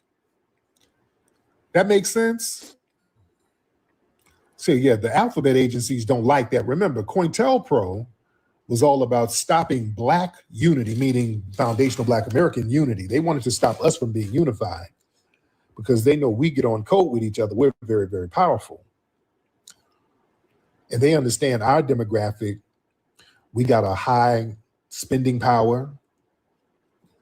You know, we spend trillions of dollars yearly. And that sustains massive sectors of the corporate and municipal economy through circulation. So of 49 million people, if we start looking at strict group economics, boycotting these predatory markets and defunding these outside merchants of our neighborhoods, and we start circulating capital within the lineage, man, we start becoming billionaires if we got real hardcore with that. You know what I'm saying? And they do not like us to have economic sovereignty. Yeah, Rohan's making a new account right now. But listen, these folks, man, they look at us as being very, very dangerous when we get on code with each other. You know, see, a codified group, inevitably, they move from protesting a system to replacing a system. The intelligence community, they view any type of networks of us getting on code with each other as a threat. They have to monitor whatever we do. They have to be able to control, dilute it. It's hard to control people who are focused on their lineage. We have a shared lineage and we get on code around our lineage. That's something you really can't stop, which is a problem. Nobody can say, okay, we're going to stop you from looking out for people in your lineage. You can't be stopped from doing that, which makes this thing powerful. This is why they have to try to confuse the lineage. It's a group, it's an organ, all that group, hate group, all that's a deliberate infiltration tactic, ladies and gentlemen. That's a psyop right there. So us getting on code with each other, yeah, because we're the soft power of this country. The global influence of soft power, which is us, relies heavily on the free extraction and the co-opting and the exportation of our cultural innovations, our music, fashion, vernacular paradigm shifts. So if we start getting on code and say, hey, you're not going to do this to our intellectual property, you're not going to do this to our trademarks, you're not going to do this to our culture, that disrupts a multi-billion-dollar domestic industry. Family, remember the last election, they spent billions of dollars trying to get Kamala Harris elected. This foundational Black American grassroots delineation movement stopped that, ladies and gentlemen. That's why why you think Democrat shills are always attacking us? They've had meetings at the DNC, family. They do market research to see what went wrong, and they saw the algorithms, and they saw how popular FBA was, and they said, hey, this right here, this is what's kicking us in the ass right now, this FBA stuff right here. I love TikTok Shop. But they're saying this right here is the problem. This is whooping on us. Yes, it is. So this is why there's a constant need for them to try to attack the lineage, but it's hard to attack a lineage, so they have to create a straw man. That it's not a lineage, it is a group. Yeah. The people are not dumb. They're deliberately playing dumb. They're not dumb. When they say we're a group, it's not because of a misunderstanding. Let me tell y'all something. Anytime people come around talking about, I'm confused, I just want to know, all I want to know is what is FBA? I'm just confused. Family, please stop going for that. Nobody's confused about what FBA is at this point. Nobody's confused. They know exactly what it is. They know what it is. FBA means part of your lineage or all of your lineage, non-immigrant. If you have non-immigrant lineage, that's FBA. If you have non-immigrant lineage, that is FBA. That simple. Yeah. And yeah, there's no reversing. There's no reversing it. It is here. It's up and it's stuck. It's that simple. When people try to make it way more complicated, now let me, from what I understand, so FBA, what y'all trying to say is, so FBA, so that means you is a Cherokee. What that mean? That mean y'all didn't never come from Africa? What did that mean? That's waste. They're wasting your time. They're wasting your time when they start that talk. That's a waste of time. We'll work for you. Nah, then else will do. All right, Shabaka, what are your thoughts on the Democrats disrespect of black people who won't vote for them? Well, fuck those Democrats, man. You know what I'm saying? They obsolete, man. The motherfuckers belong in a junkyard. You know what I'm saying? Seriously. They like a damn junkyard, a contaminated junkyard at that. You know, they ain't did a damn thing for us. They go out there, do shit for other groups of people, man, but don't do a damn thing for us. Okay, hold on one second, Brother Che. Okay, Goddess Navi, I just followed you back on Instagram. I saw your request, sister, and I'm following you back on Instagram. Sorry about that. Okay, but he's right. Fuck these Democrats, man. Fuck these Democrats. You know, just like that Hyde and Biden saying, if you don't vote Democrat or vote for him, you ain't black. What the fuck does Hyde and Biden know about being black? Okay. Right. Now, Hyde and Biden, as you so well pointed out, and I'm saying this here for the sake of our listeners, is that he has proposed every mass incarceration bill since the early 1970s, okay, that incarcerates unjustly black people. Yep, since 1972. Every crime bill 72 has been Biden's law, Biden's bill. Right. Now, on Tariq, you know, I don't hate the brother, you know what I'm saying? But to me, in my opinion, some things, man, he says unnecessarily putting people down, you know. Now, if he's got idiots up there, I don't have a problem with him getting rid of idiots, like you said here in the private chat. Check. Now, I'm going to put them ponies in the barn, man, on what you said right here, man. That whole of that ship where they belong. Che, I already told them to get out of town and change their fucking name. You're right. You know what I'm saying? Okay, wait a minute.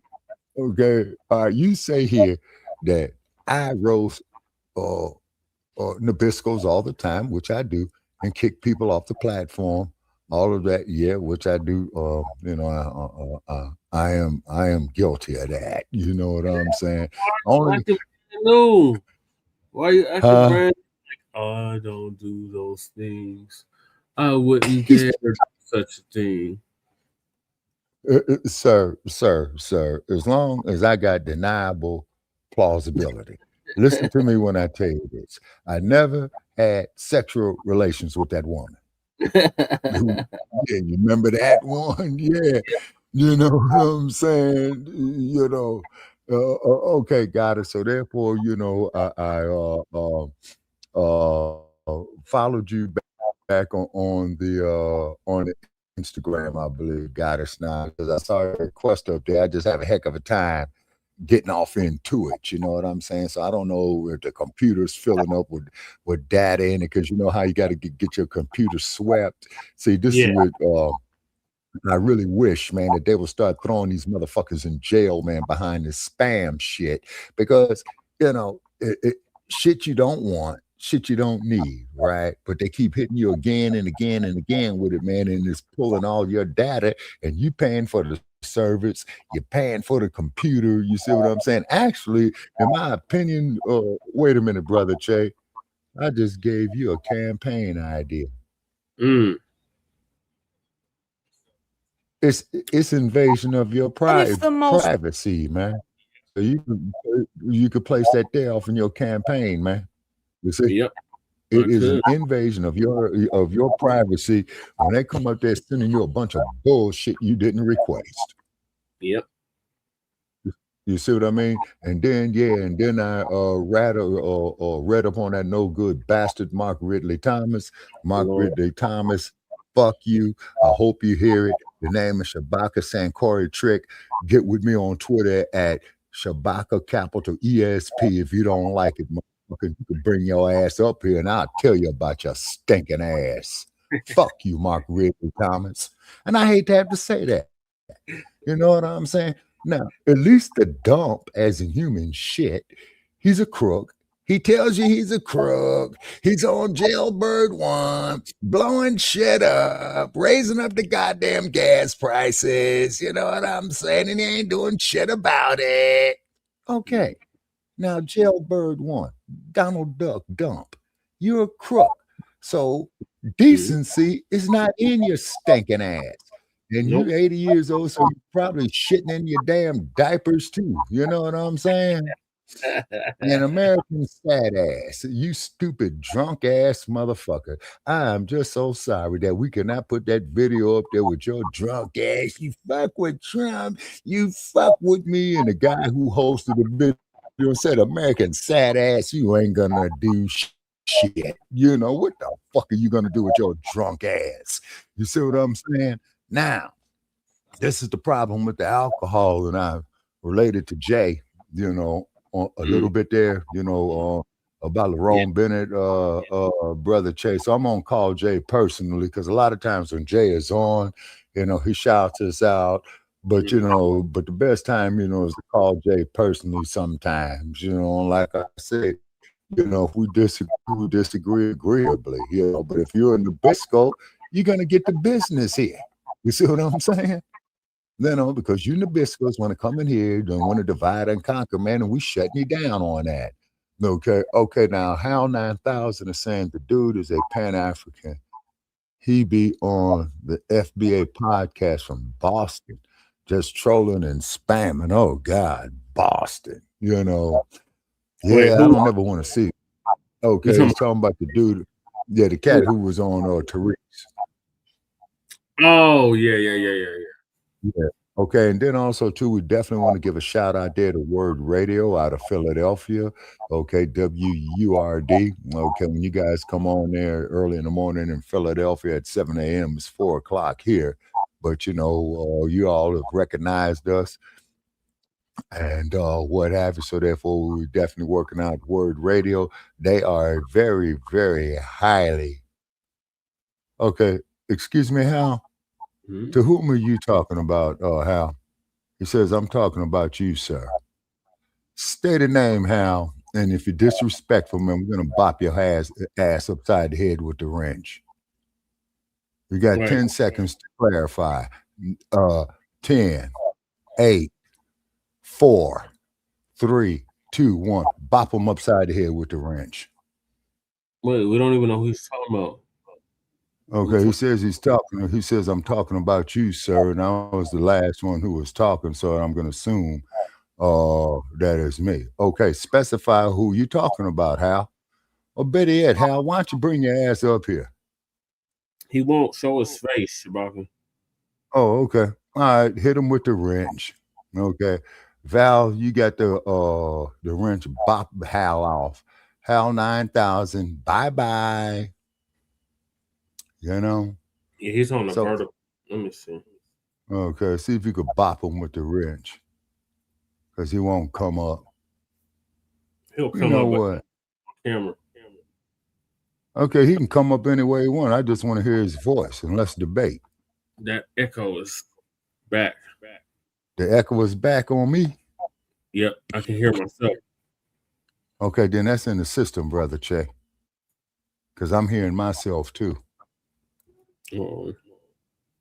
Yeah, see, StreamYard, boy, you guys is, yeah. Okay, well, Hal 9000, come on up, or you gonna troll. You know what I mean? Okay, and Val is up here laughing his ass off. You know what I'm saying? Her, yeah. Oh, I'm sorry. Sorry, Val. Okay. Yeah. Most humble apologies. You know what I mean? Okay. That's a sister. Yeah. That's what she just said. Yeah. Mhm. Okay, so HAL 9000. Okay, now HAL 9000. Guess what Brother Che just did? Okay. You know, he gave you the link to come up here, man. All you got to do is get on that raggedy ass computer you got, your cell phone or peanut whistle, whatever pack of shit you got, man. Click the fucking link. And tell you what, Hal, I'll let you talk first. Then I'm going to roast your ass. You got 10 seconds. 10, 5, 0. Time's up. She put him in time, but the link is still out there. So if you want to hit the link, you can. Oh, okay. All right. So Val, okay. So you put him in timeout. Now, Val, okay. I see the small picture. It looks like somebody's gadgeting, and I know the word is graduate. So where they gadgeting from? Look like high school or college. Yeah. Okay. All righty. Okay. All think righty. it's So graduation. It's just her and her son. oh, okay. Because the picture's real small. I got on bifocals, you know what I'm saying? And it's still small. Damn, I need glasses to find some real damn glasses, boy. This shit ain't nothing nice. Okay. All right. So therefore, hey, Cal Dog, what's going on with you, brother? He says he's back with us. Okay, appreciate you, brother. Appreciate you. You know, Cal Dog, we got a troll out here, man. We sent him the direct link, man, and he don't want to come up and get none of this work, you know, and what have you. Yeah, he was your boy Water God, our boy Water God, of being a scammer. Now, I'm sorry to hear that about Water God, you know. Well, it's a troll that said this, so okay. I don't know how much validity that has. Okay, he's got to show some receipts. You know, that's what you guys are saying in your generation. Show me some receipts. Yeah, what are receipts? Yeah, you know, when I hear that, I'm thinking y'all talking about show receipts from Burger King and McDonald's and shit. So I would imagine what it is show proof. Okay. Well, see, that's the dynamics of our language, people. Okay. Is that every generation to change. You know? Huh. You know what? That there's with us, you know, making sure Master don't know what we're talking about. Yeah. Okay. Yeah, that's what he said. He said Water God's a scammer. He's scamming people. His water isn't real. Oh, Lord have mercy. Then what they need to do with the water scammers, have that some bitch go up there and drink directly from the Colorado River and get that oxidation or other shit that I just, you know, scrubbed off my bathtub right here. Calcium, lime, all that old type of shit. Oh, okay. Val says we were graduating from technical college. Good. You know, now putting a question out there, Brother Che, not getting off topic. Should trade schools and technical colleges should get the same recognition as colleges and universities? The same recognition or the same funding? Okay, both. Yes. I agree with you. Okay. I agree with you. You know, okay. All righty. Okay. So therefore, you know, you Nabiscos out there, okay? You Nabiscos are shitting in your pants, okay? The reason why you Nabiscos are shitting in your pants like your hero, the dumpster, as in human shit, is because... hold on, Shabaka. Yeah, Cal, he said something about he invite people to Discord meetings just to scam them. Yeah, see, now that's a good way to get your ass whooped, okay? You see what I'm saying? Right. Really. You know what I mean? And okay, I hear you, Val. I don't take the words of trolls. Now, see what I do, Val, with the trolls, we bring them up here, right, for two reasons. One is we're going to roast the shit out of them. And then hopefully they'll go up there and share the link out to their fellow trolls. You see what I'm saying? So basically, it's an inadvertent way to get our names out there. You see what I mean? And over the years, it has been effective. You see, you know. And then we've had people who come up here. You see, and when we talk to them, they says, "Oh, okay, now I see what you guys are saying." So we give a respect to them as well too. Okay, that's somebody that's never been in a Discord meeting, cow dog. Okay. Yeah, that's what he said. Oh, yeah. Yeah.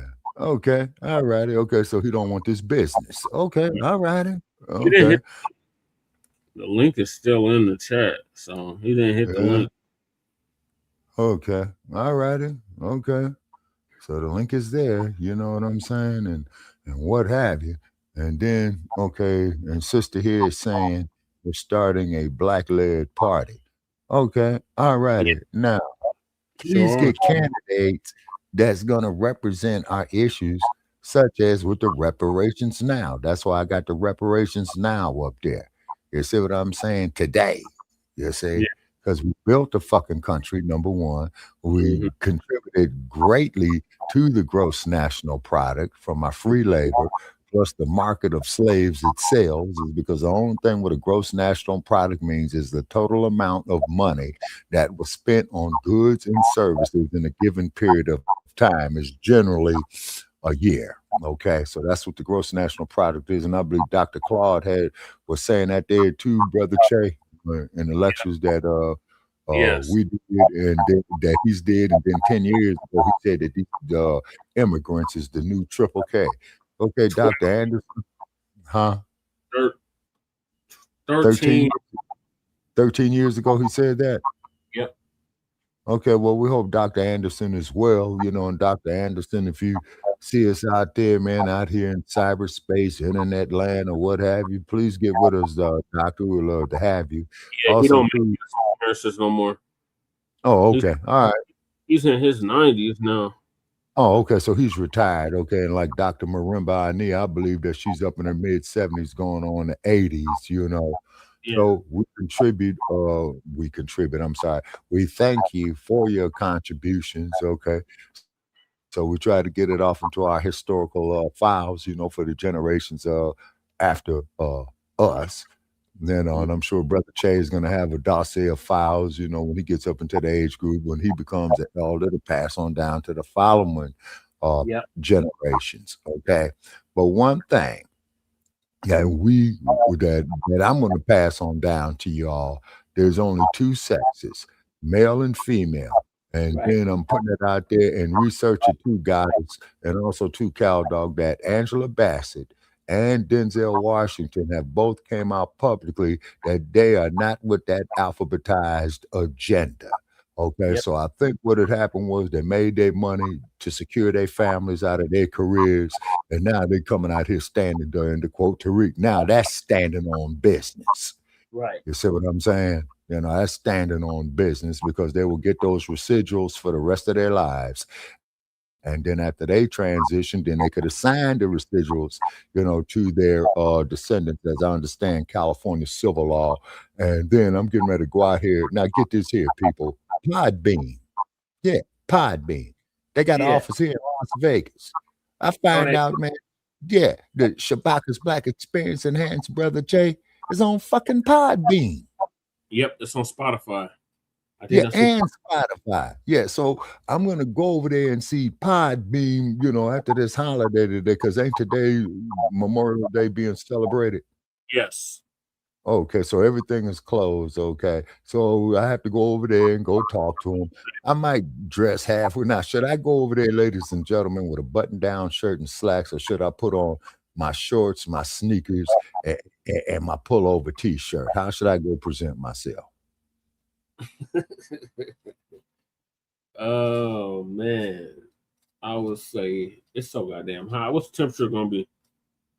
Okay, I think tomorrow, Brother Che, we're going to be up at about 99, because today we did hit 102, then it dropped down to 98. Yeah, definitely shorts. Okay, all righty. Okay, all righty. So I keep the ones on that I got on now. You know, they're clean. You know what I'm saying?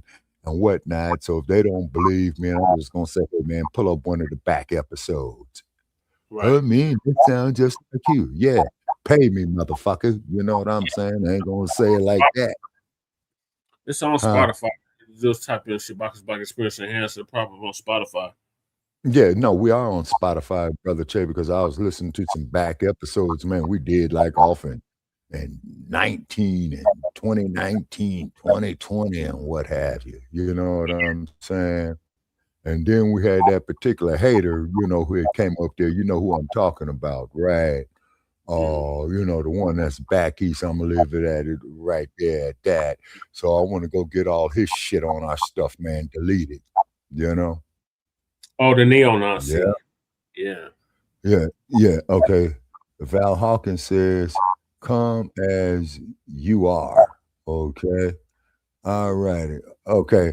So you want me to go up down there and go talk to these people about some business, Val Hawkins, with shorts on and my sneakers on and my shirt, you know, that's real thin. You know what I'm saying? 9 degrees, yeah. Yeah, you're right, man. Because yeah, you're right. Yeah, I might go out there with my old ass, have a heart attack, a stroke or something, and then they be scraping me up off the damn sidewalk. You know? Catching heat stroke. Yeah, you know, but I got some water in this motherfucker now. I got some water now. You know? Somebody hit the link. Who is this? Oh yeah. Dan, dan, dan, dan. Dan, dan, dan, dan, dan. All right, go on mute. It's him. All right. Who's him? The man in the. Oh, okay. I'm going on. What up, man? Man in the hallway. What is the man in what? Good evening, everybody. Good evening, Hal. Is this Hal 9000? It's the man in the high castle, Reverend Green. Oh, okay, Reverend Green. How are you doing this evening? Not bad, not bad. Yourself, though? I'm Gucci. So that's you what's up. Talking about Shabaka? Yeah, I don't have no beef. He's been on other platforms such as the Bronze Reaper. Oh, this is a different Shabaka. Probably. You got him. That's a different Shabaka. Okay, that's not true. Then. I have you all. I have you all effed up there. I got it wrong. Okay, hold on. I got it wrong. Okay, hold on. Is that Shabaka Sankori who you're trying to get in touch with? No. So remember, Breeze was telling us about that tether named Shabaka. Oh, okay. Yeah. I got it all wrong then. My bad. No, it's all good. No, it's all good, man. You welcome, man. You know what I'm saying? You're dealing with Shabaka Sankori right here, and you're on Frontline Black News right now. And me and Brother Che, you know, we've been collaborating, you know, for the last few years now. And what happens is here, brother, huh? The last decade. Yeah, the last decade. Yes, sir. I stand corrected. So what we do, sir, is that we pretty much speak against the popular version of what is truth. Okay, we crumb bomb on tethers, house Negroes, racist white supremacists, ass scratchers, and yassa bosses. You see what I mean? And then Brother Che and I, and Brother Che and I, when him and I disagree, we disagree agreeably. You see what I mean? Yeah. Because we put a whole lot of sweat equity off into it. You know what I'm saying? And I've been called every NGR, you know, talking on subjects of the reparations issue. As you see, my avatar reparations now on Ali, because I used to be in some of these boxing groups, man. They call Ali, well, you know, he was a dirty draft dodging coward. And I go on and tell the Nabiscos, well, it's mighty funny when he went to the University of Texas in Houston and they called him all kind of foul names and stuff. And he said if he's going to go and die, he's prepared to die fighting one of them. You could hear a pin drop in the room. And then he also said that he ain't running to Canada and he's going to stay right there. And then keep in mind, you had a lot of the troglodytes that were burning their draft cards, right? And going to Canada. You see, so, you know, we deal with hypocrisy like that. Okay, of course, we talk about educational issues for our children. You know what I mean? Also, to the relationships between black men and women with crumbum on tethers, and then those complicit cats on the continent that sold us into slavery because they sat up there and got drunk. You see what I'm saying? Because the European came in there with alcohol first. You see what I'm saying? That's why I don't drink, and then but I don't knock nobody else for drinking. And then on the reparations that we talk about, because we gave technology to the United States, we gave sugar cane, we harvested sugar cane and what they make that fire water from, your Jack Daniels, old granddad, and what have you. And then you remember the Mississippi Brawl a few years ago? Yeah. Okay. And you remember, Alabama. Alabama and Montgomery, yes, sir. Okay, about the riverboat, and then the brother threw his hat up, man, and then the black community came together and went on there and smashed them. You know what I'm saying? Brother, they got drunk enough to fight. Then, brother, you said your name right, brother. Sister Val got a question for you. She said, "What's your view on reparations?" Super necessary, Sister Val. Okay. Very necessary. Absolutely. Yeah. Okay, we got Kahari in here. Hey, Kahari. Yeah. Okay, so therefore on the reparations, okay, it is a debt that is owed, you see, is because we contributed greatly to the gross national product of the United States with our free labor, with picking the tobacco, with okay, we up at 600. Oh, okay. Cool. Okay, then not to mention our intellectual property that was stolen as well, too, like our inventions, stuff like that, of how the slave master go out there, take the patents out on it, because like when they talk about Thomas Edison, and what's the brother's name you said they don't mention about Thomas Edison? Okay. Louis Lattimore, okay. And then what about our man who made the device for the engines on the trains or the railroads, to oil themselves? His device, that's why they call it the real McCoy, you see. Then not to mention that all the black soldiers that died in the Revolutionary War, Spanish-American War, Civil War, World War I, World War II, Vietnam, Storm, Afghanistan. I'm breaking up.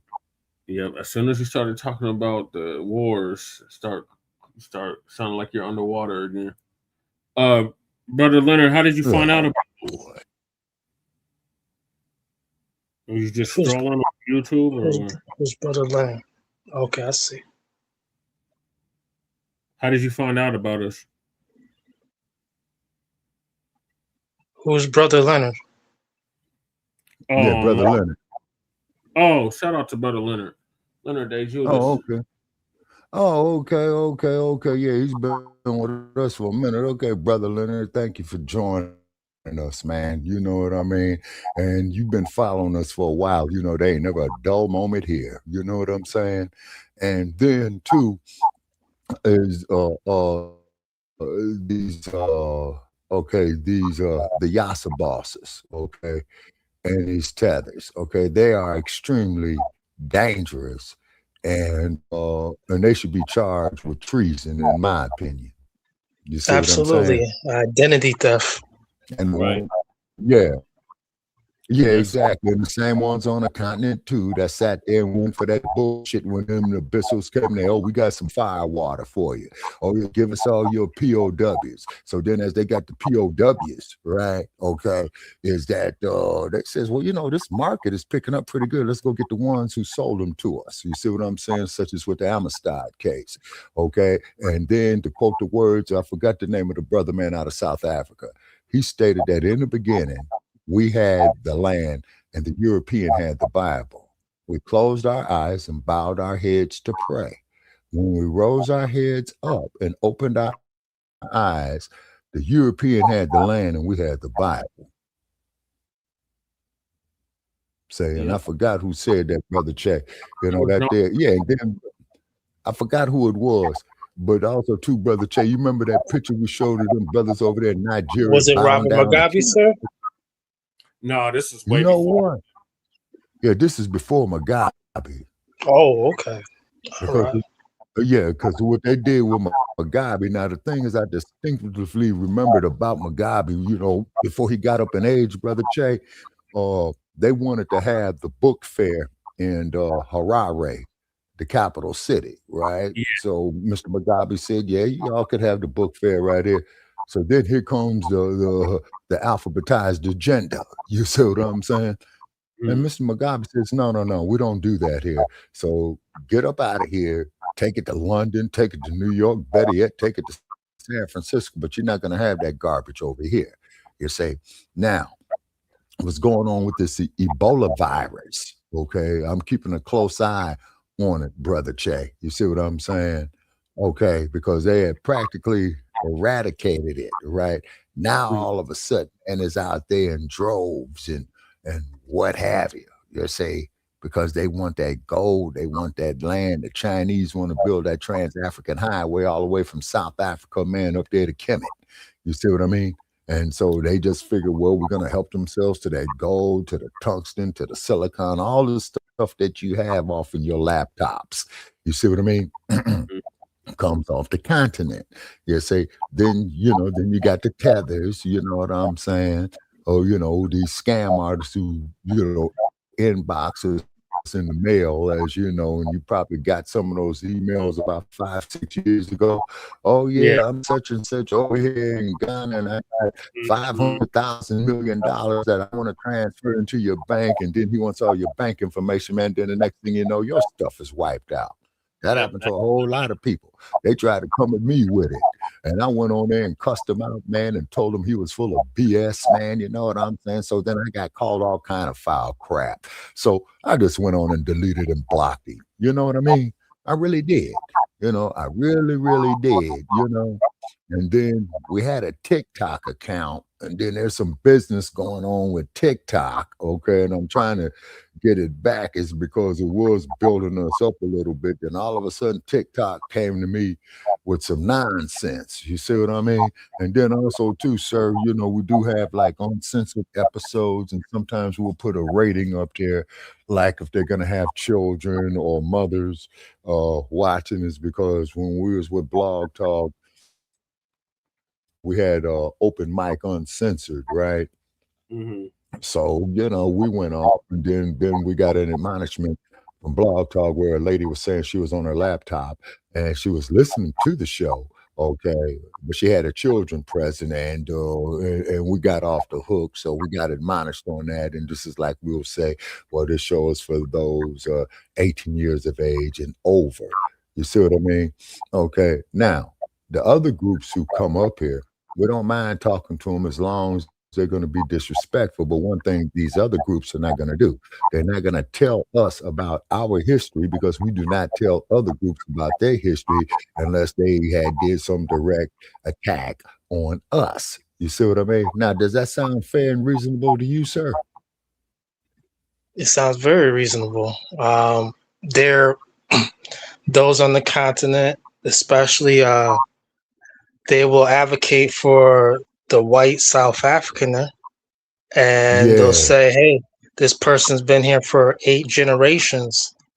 But when we say the same thing about ourselves, you're xenophobic. Yeah, exactly. You see, and I found that there incredible. And then who was the sister that gave that there, man, with Uncle Phil's on her podcast, from Africa? What was that sister's name? And she went up there and she used the term house niggas that she got from us. Fine, beautiful thing, too. I think she's Xhosa, okay? Because in the Xhosa language, okay, they speak with the clicks. If you ever listen to some of our past episodes, when we were with Blog Talk, we used to have African Sunset that used to be our opening with it, from Sister Miriam Makeba, who spoke Zulu, Xhosa, and Sotho. Singer, correct?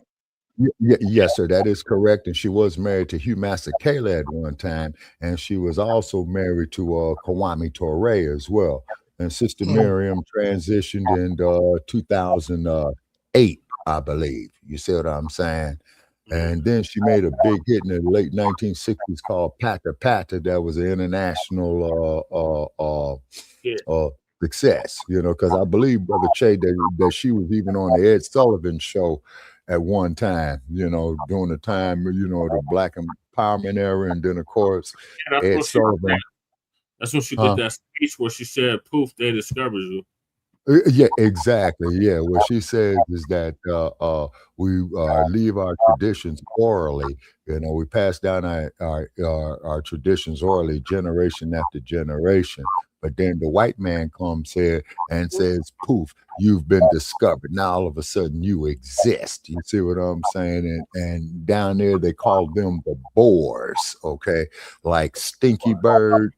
Okay, the dude with the Tesla. Okay, I'm not gonna say his name, but connect the dot. Okay, because we kind of like do speaking code here. Stinky Bird is no African, because I will invite Stinky Bird to come out here to Las Vegas, Nevada with me next month and sit out here in the sun with me. Well, we'll have a wind chill, man, about 119 degrees. You know what I mean? And I ain't never had sunburn before in my life, but he'll get it. You know what I'm saying? Of course, his lineage is not from Africa. That's my point. He's Dutch. Yeah, the Netherlands. He's Dutch. You see what I'm saying? And then on top of it as well, too, then Sister Miriam Makeba did a song too, brother, singing about the brothers going down into the diamond mines where they go 2-3 miles underground, you know, working for peanuts, you know, and pulling out all those diamonds. You know what I'm saying? And what have you. Yeah, so Sister Mary Makeba, yeah, she was definitely the sound of a movement. And then, of course, you remember James Brown's song, "Say It Loud, I'm Black and I'm Proud." You know what I mean? And that was a big hit in 1968, you know. And, of course, when Stax Records was big business, they went bankrupt. They did a Watt Stax concert in 1972. At the Los Angeles Memorial Coliseum. I was there. Rufus Thomas was there. Carla Thomas was there. Dramatics was there. The Staple Singers, you know, singing "Respect Yourself" and what have you. Yeah. Huh? The Fabulous. Then, yeah, exactly. And then they had a Watt Stax 1973 where it turned into a big ride. So then, you know, they went down there and shut it down because they had the LAPD out there, man, on standby by the thousands going out there. You see, so it was sabotage, it was straight sabotage, but it was a beautiful thing. You see, then of course, recently we spoke about the rebellion of 1992. Okay, and then of course, recently we just spoke about Mark Furman in the O.J. Simpson case. He died. May he rest in peace, because his interrogation method is that this is him, as he said. We get 5 niggas. We beat the first nigga. Okay, we beat the second nigga worse than we beat the first one. The third one worse than we beat the second one, and then the fourth one is going to tell us what we want to know, and then the fifth one is going to confirm it. And Mark Furman, may you rest in peace. I hope you fry in hell. You are a rogue officer, and the LAPD, in my opinion, since I grew up there, is a terrorist organization.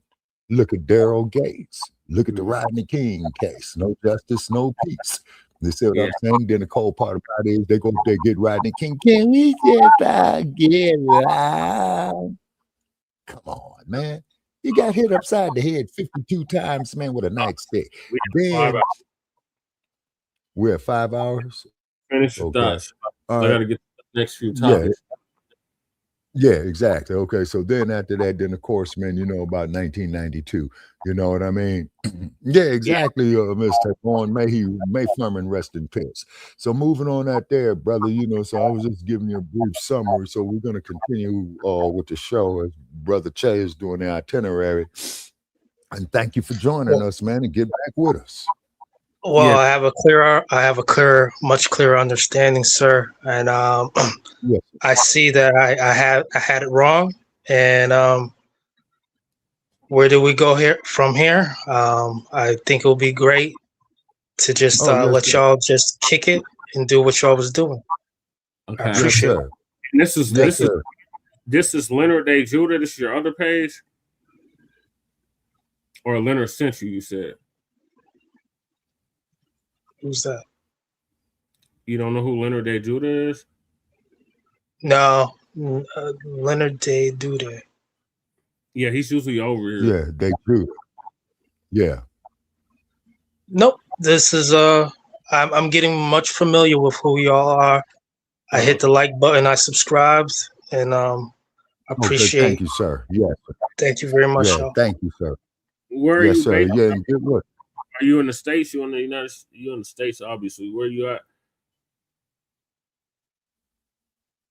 If you mind disclosing, like, what state are you in? Yeah, she's not gonna answer. Okay. Or he probably went on mute. Okay. All right. Okay. Yeah, he can hit our chat room as well too. You know, he could hit our private chat room. Let us know where we at. Okay. So far, nobody's in there. Okay, man. Then Jolena Taborn. Okay, Mr. Bourne. He said, "May he rest in peace." Okay, and I take it that you're speaking of Mark Furman. Okay, and I agree with you wholeheartedly. You know what I'm saying? Yeah. So the and so Black Americans speak out about Republicans and Democrats. Oh, okay. Going on mute, brother Jay. Okay. How powerful many political move Black America could make wasn't choosing between two parties that take our vote for granted, but building our own Black-led party. I think the elections are so rigged, and we have to do something about it, and we're going to do something about it. But we cannot continue to have, and frankly, the Senate and the House, they ought to get together and they ought to pass the Save America Act so that you have a voter ID, and it's so important you have proof of citizenship. Little thing like proof of citizenship. Are descendants of slaves really American, though? What makes them American? Man, you belong in jail. They've been here and they've fought in every single war since our country's founding. So yeah, I think people who shed blood, who fought for the soil of our land, regardless of the color of their skin, are more American than people who got here 2 years ago. Most of that blood has been white blood. I don't truly think some of these folks understand how long we've been in America. And for the ones who do, they're purposely saying this in order to try to distance us from America, to act like we're really from somewhere else, in order to make themselves feel better. Might have to drop a dime on this. For sure. You know what I'm saying? You gotta stop it. I don't like that shit. For sure, bro. I don't like that shit.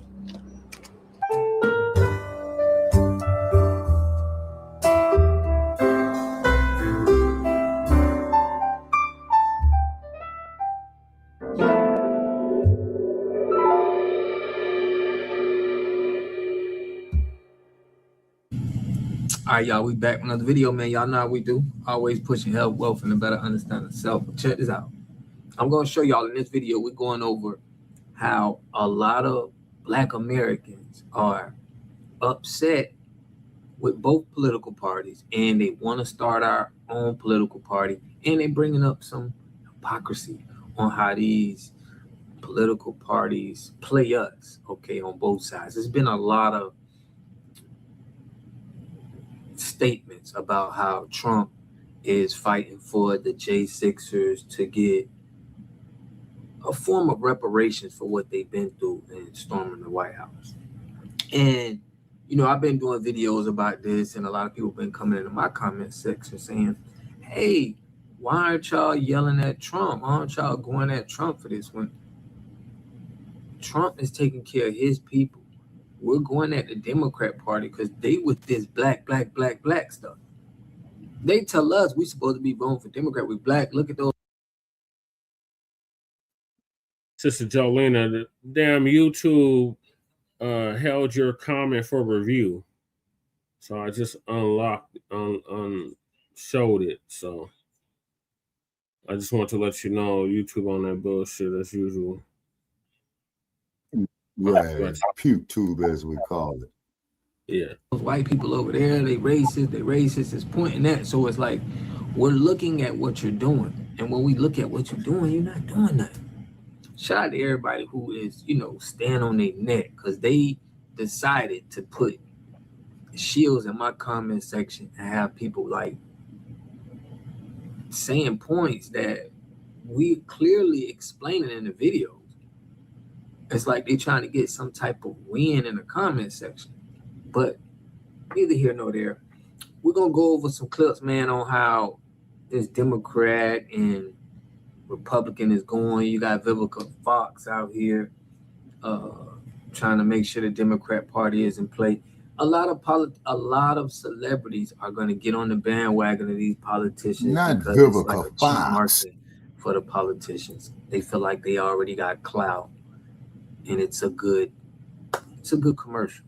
But let me know what y'all think. Make sure y'all subscribe to the channel, hit that like button, push me on the algorithm. I greatly appreciate that. Let me know what y'all think about it in the comment section. I'm gonna give y'all some more commentary. Let's get it. What if the most powerful political move Black America could make wasn't choosing between two parties that take our vote for granted, but building our own Black-led party? Please share this post with everybody Black. This is the strategy they've been trying to stop us from pursuing since the first time we tried in 1972 at the Gary Convention. This is what we'd have to do. To form a recognized political party in the United States, you must file for official party status in each state you intend to operate in. This involves gathering petition signatures, submitting articles of organization, establishing a party name, symbol, and charter, and registering with the Federal Election Commission. It's a bureaucratic red tape jumbo meant to deter you, but I will not be deterred. I love destroying red tape. We must hold a national convention and ratify a Black legislative agenda, a binding platform that every candidate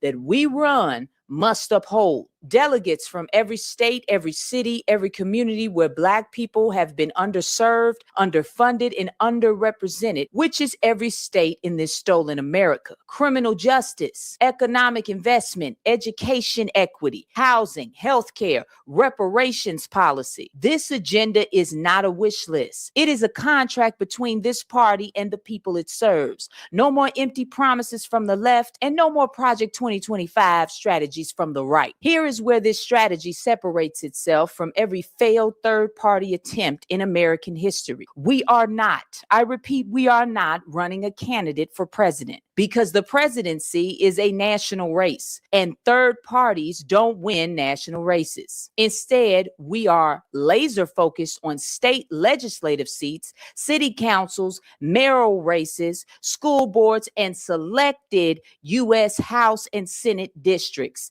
specifically in areas where Black Americans make up a significant share or outright majority of the population. And a handful of strategic U.S. House and Senate seats can become the deciding votes on the federal level. That's called leverage. I'm asking you to believe in math. There are millions of Black Americans who have never voted. However, I believe a party built by them for them will engage this segment of our population. I hope y'all picking up what I'm putting down. The goal is not rebellion. The goal is representation. Representation equals power. The difference now is we will protect what we build by any means necessary. I hope to see y'all June 13th at the Black Unity Cookout here in Chicago. I love you, Black man. I love you, Black woman. Knowledge is power. Power to the people.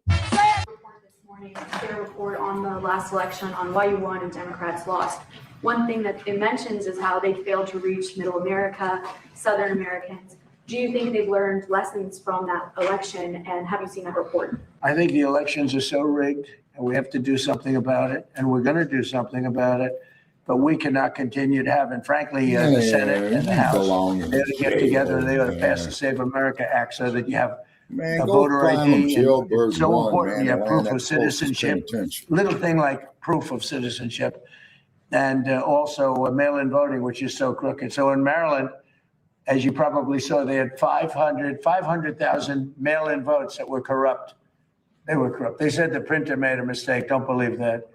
And they got caught with 500,000 mail-in ballots that were corrupt. We're going to stop it. We have a country that has a very corrupt. We have more corrupt elections than third world countries have. And we ought to get smart. Pass the Save America Act That'll be a long way. Yeah, voter ID, voter identification. I'll tell you what, the Democrat voters do want to pass, 87%. But the Democrat politicians don't want to pass. And the reason is they'd never be elected again because with their policy of open borders, transgender for everyone, I call it transgender mutilization of your children for everybody, men playing in women's sports, all of the stuff that they do, high taxes. They want a tax hike. They voted in favor of high taxes. They voted against a tax cut. They voted in favor of men playing in women's sports. I don't know what these people are thinking. The only way they can win is to cheat, and that's what they want to do. And we ought to pass the Save America Act. My name is John Alante McCauley. I'm with a grassroots organization called Flip Philly Red. We're here to offer you something different because you've been voting Democrat for the mayor's office for the past 70 years. In regard to resolution number 260437, this is a simple procedure to extend existing homes program budget for fiscal year 2027. This program was touted to be conservative friendly, but when I took a magnifying glass to it, my eyebrows raised. Because of the ICE out legislation, being an illegal alien is now a protected class under the city's Fair Practices Ordinance. Developers and independent contractors can't refuse to hire someone because of their immigration status or if they're an illegal alien. If they do, it will prevent them from attaining contracts for Mayor Sherrell Parker's home plan.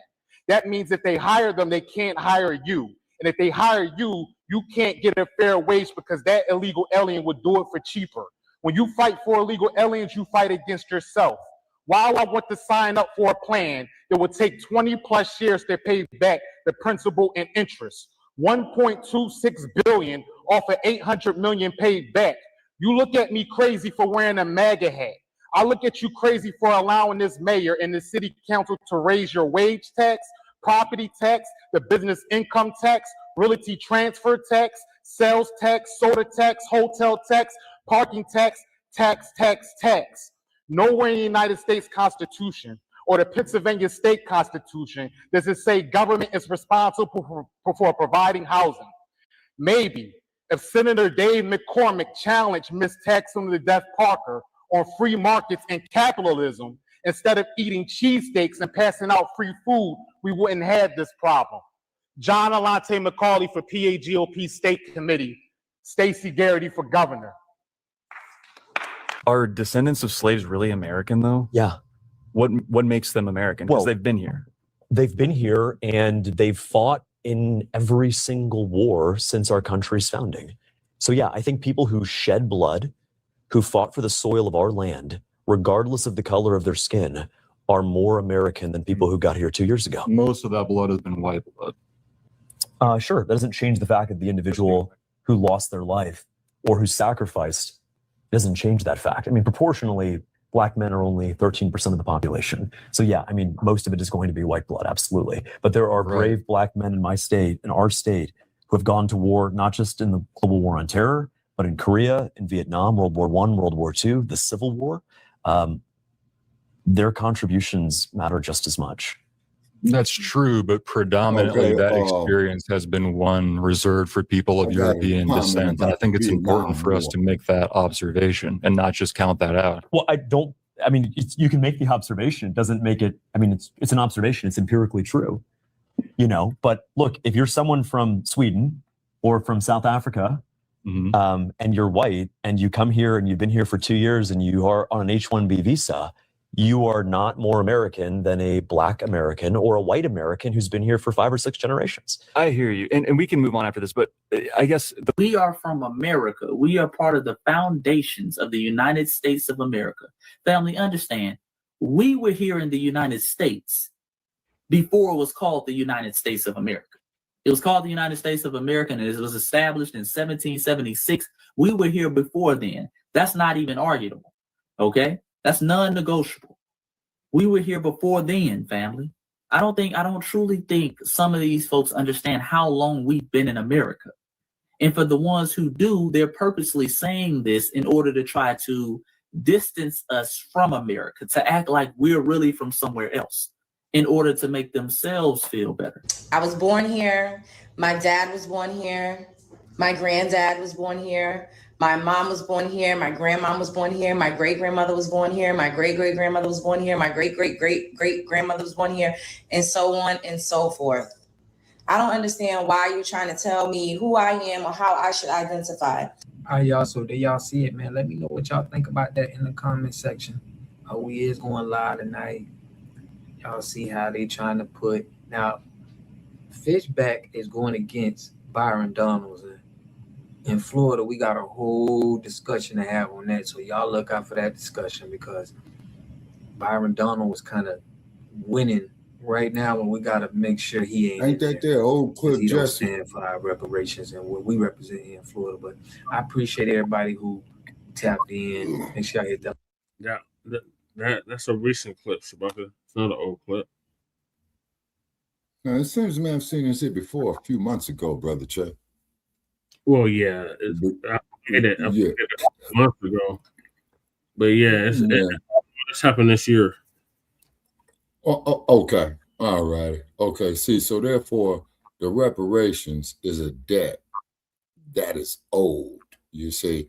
And the reason why it's more owed, like I said before, like the real McCoy, okay, you know, the brother there, Lewis Lattimore, that you pointed out, Garrett Morgan, and then, okay, now, CalDog is saying, and the Saltines love to lie, but tell the truth, they have only been here since 1776. Okay, all righty, and then of course all the sisters who came with the hidden figures, the sister who invented the internet, the home security system, and let's see, because I played the clip of all of them in the beginning of the show of every show, Shabaka. Yeah. Oh, yeah. Okay. All right. And then not to mention the fact when it comes to our music, okay, and as you so well said, they want our rhythm, but they don't want our blues. And I just cussed out, you know, some of the Bisco earlier today talking about Elvis Presley, and I'm like, man, And I told you, and I'm saying this here for our new viewers, okay, Miss Jolena, I'm on saying this here for you because, you know, you're a new viewer, you're coming up, and we appreciate you and your input. She said that her mama didn't let them watch Good Times because James cussed too much in there. But James Evans, he was a very, very powerful father figure in the Black community. And then when they wanted him to capitulate that dignity, he said, hey, to hell with it. I'm out of here. So then, of course, they killed off his character. You see what I mean? Okay. So then our inventions, our intellectual property, you know, same thing within the performing arts, contributed greatly to the gross national product of this country. You see what I mean? Oh, yeah. So you all owe big time. Now, you got this orange orangutan jailbird, okay, who goes on Jailbird 1. He belongs in jail. Okay, so I don't call it Air Force One. I call it Jailbird 1. Now, they got an island out there in the middle of San Francisco Bay that he named Alligator Alcatraz after. Okay, I say the dumpster should be incarcerated there immediately. He could still be the president, but he's got to live in the conditions that it is currently in. You see what I'm saying? Well, to quote you, Brother Che, in a perfect world, yes, you know, but I'm just putting it out there. Now, let's say for the people. What year did they close Alcatraz? They closed it in 1962. Okay. In 1962, they closed it. Okay. Now, the dumpster, as we all know, he got 5 deferments from the Vietnam conflict on doctored reports saying he had bone spurs, right? So if he's supposed to be the commander-in-chief, wouldn't you think, man, that a person in that position should have some type of military experience? Yeah. Okay. All right. So he lied about that. Then I remember on mainstream media in his first regime, he had his niece, who was that, Mary Trump, I believe. I like to. Okay. Who would talk about the next topic. Finish your thought. Okay. And I'm topic. Yeah. Well, his niece would come up there and talk about, you know, his improprieties coming up and how egotistical he was. You know what I'm saying? Yeah, so that's all what I wanted to say on in regard to the dump as in human shit. And I want to make that perfectly clear, by the way. Okay, let's go to Sister Demetria. All right, so Sister Demetria K gonna give us an update on these Democrats admitting that Black Americans have been neglected by the party. Oh, okay. All righty. Listen to talk radio, and NPR is one of the stations that I listen to the most. Now, y'all also Oh man, that's a bad one to be listening to, but I'm gonna let her continue. know that I listen to Reverend Al if I'm in the car on Sunday. It's very nerve-wracking a lot of times, but sometimes I call in, right? But this particular time, as I was listening to NPR, a Representative Christian Menifee was on Hello Houston, and they were taking calls, right? So I couldn't resist myself. Listen to what I asked him and listen to his response. Demetra from Jersey Village is on the line. Demetra, what's on your mind? Hi, Representative Menifee. I have a question regarding Black Americans. What do you say to us who feel like the Black Democrats, especially, have not really represented our interests? And a lot of us have witnessed our Black Democratic misleadership do more for illegal immigration than the Black American community. So how do you gain back the confidence of those Black Americans? Demetra, thank you for your call. Yeah, I think the folks in office have to put their money where their mouth is. For far too long, Black voters have been the core block for the Democratic Party. Yet whenever it comes to an issue like reparations, like voting rights, we're cast aside. I have been a vocal proponent of reparations since I first got into politics. You have a subgroup of people who built this country and did it effectively without pay. And to me, that's not, reparations are not a handout. It is back pay. And I've supported that my entire time in public office. But if you even look at voting rights, when we had the trifecta, we had the White House, we had the Senate, we had the House, and it was two Democrats, Joe Manchin and Kyrsten Sinema, who blocked it. But there were also a bunch of other Democrats that were complicit in not like every single day blowing that issue up and making it a national issue, regardless of whether it was going to harm the party. So my message to them would be, I'm new, so I wasn't involved in none of that. In my time as Harris County attorney, I redirected resources to stand up for Black communities time and time again, whether it be going after companies for the pollution out in Fifth Ward, standing up when you saw various concrete batch plants or metal recyclers or waste pits trying to be put into our communities, and I'll continue to fight on that. But I also do believe that we have to fix the immigration issues in this country. Right now, you have families that are being held at, for example, Dilley Detention Center. I was just there visiting last week. It's just south of San Antonio. And you have, I saw kids who were, 7, 8 years old who were there with one parent. And I saw the trauma in their eyes, something that they're going to experience for the rest of their life. So I'm going to keep fighting on the immigration issue as well. But no, I completely agree. I think the Democratic Party has had a long history of benefiting from. So as you saw there, I basically asked him, how do you and the Democrats gain back the confidence of Black Americans who have been neglected by the Democratic misleadership? I actually meant to say leadership, but I'm used to saying misleadership. And so I said that. And his answer was, pretty interesting. He talked about reparations. He said, yes, Black Americans deserve reparations. And he also talked about what's going on in, the detention centers and things like that. But he did concede that the Democratic Party has not been, respectful to its most loyal group of voters, Black Americans, right? And he said it's high time that they do. And you know what? I got to respect his answer because I'll be honest with you. Most politicians and Black politicians, Democrats, they would have tap danced around that. Well, we got to study and this, that, and the other. But nah, he was just flat out. He didn't say no. Right? I'm not going to do nothing. He gave two answers, and I can respect that. Right now, what he actually does, and that's a different story. Now, I should say that he took over Sheila Jackson Lee's old seat that went to Sylvester Turner, but both of them went on up to glory, and Christian Menifee is now in the seat, and he's obviously going up for re-election to keep the seat and all that. So, I've heard some pretty good things about him, but I also want to say this too. We cannot continue to complain about things if we do not take the opportunities to get before these people, whether it's on the phone or go to these conferences or things that they're at, and be respectful, ask questions and things like that, and really kind of says hold their feet to the fire. Hey, what about us? Because I'm about that life. If y'all don't already know. I will call, right? And they gave us the number to call. Now, sometimes my daughter's like, oh my gosh, here you go again. is glad that I do those things, but she's like, what are you gonna ask him? I'm like, I'm gonna be honest. I'm not gonna bite my tongue. I'm not gonna be mean. And she doesn't know me to be mean, right? Am I a little bit direct sometimes? Yeah, I think you should be direct.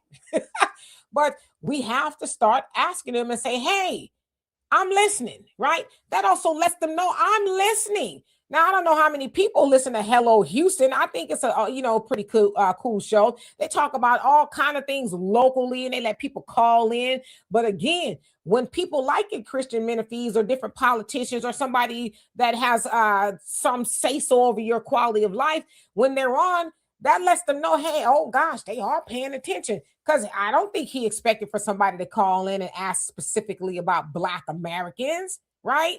Because maybe they don't even think we're listening. I'm not saying we're not, we are, but that keeps them honest as well. Like, man, I can't just come up here and just tap dance and say anything I want to say because somebody might be listening. And yeah, if they listen, I better come with an answer. And one that, I'm going to say it sounds good because, again, what he actually does, that remains to be seen. But I'm glad that he didn't stutter and bite his tongue about what, he thought Black Americans deserved rather specifically. And that, yes, there has been some benign neglect of the Black American community. So big ups to him. Hey, you know what? Big ups to me for calling and asking him that question. So anyway, for more insightful commentary, please subscribe to this channel and my channel, The Demetria K Show, here on YouTube. Peace. And like and subscribe to Frontline Black News. All right, thank you, Sister Demetria K. Appreciate you calling in and on that rat's helmet and him telling you how that party honestly feels. So he admitted that, reparations. He talking about he's been supported since he's been a candidate.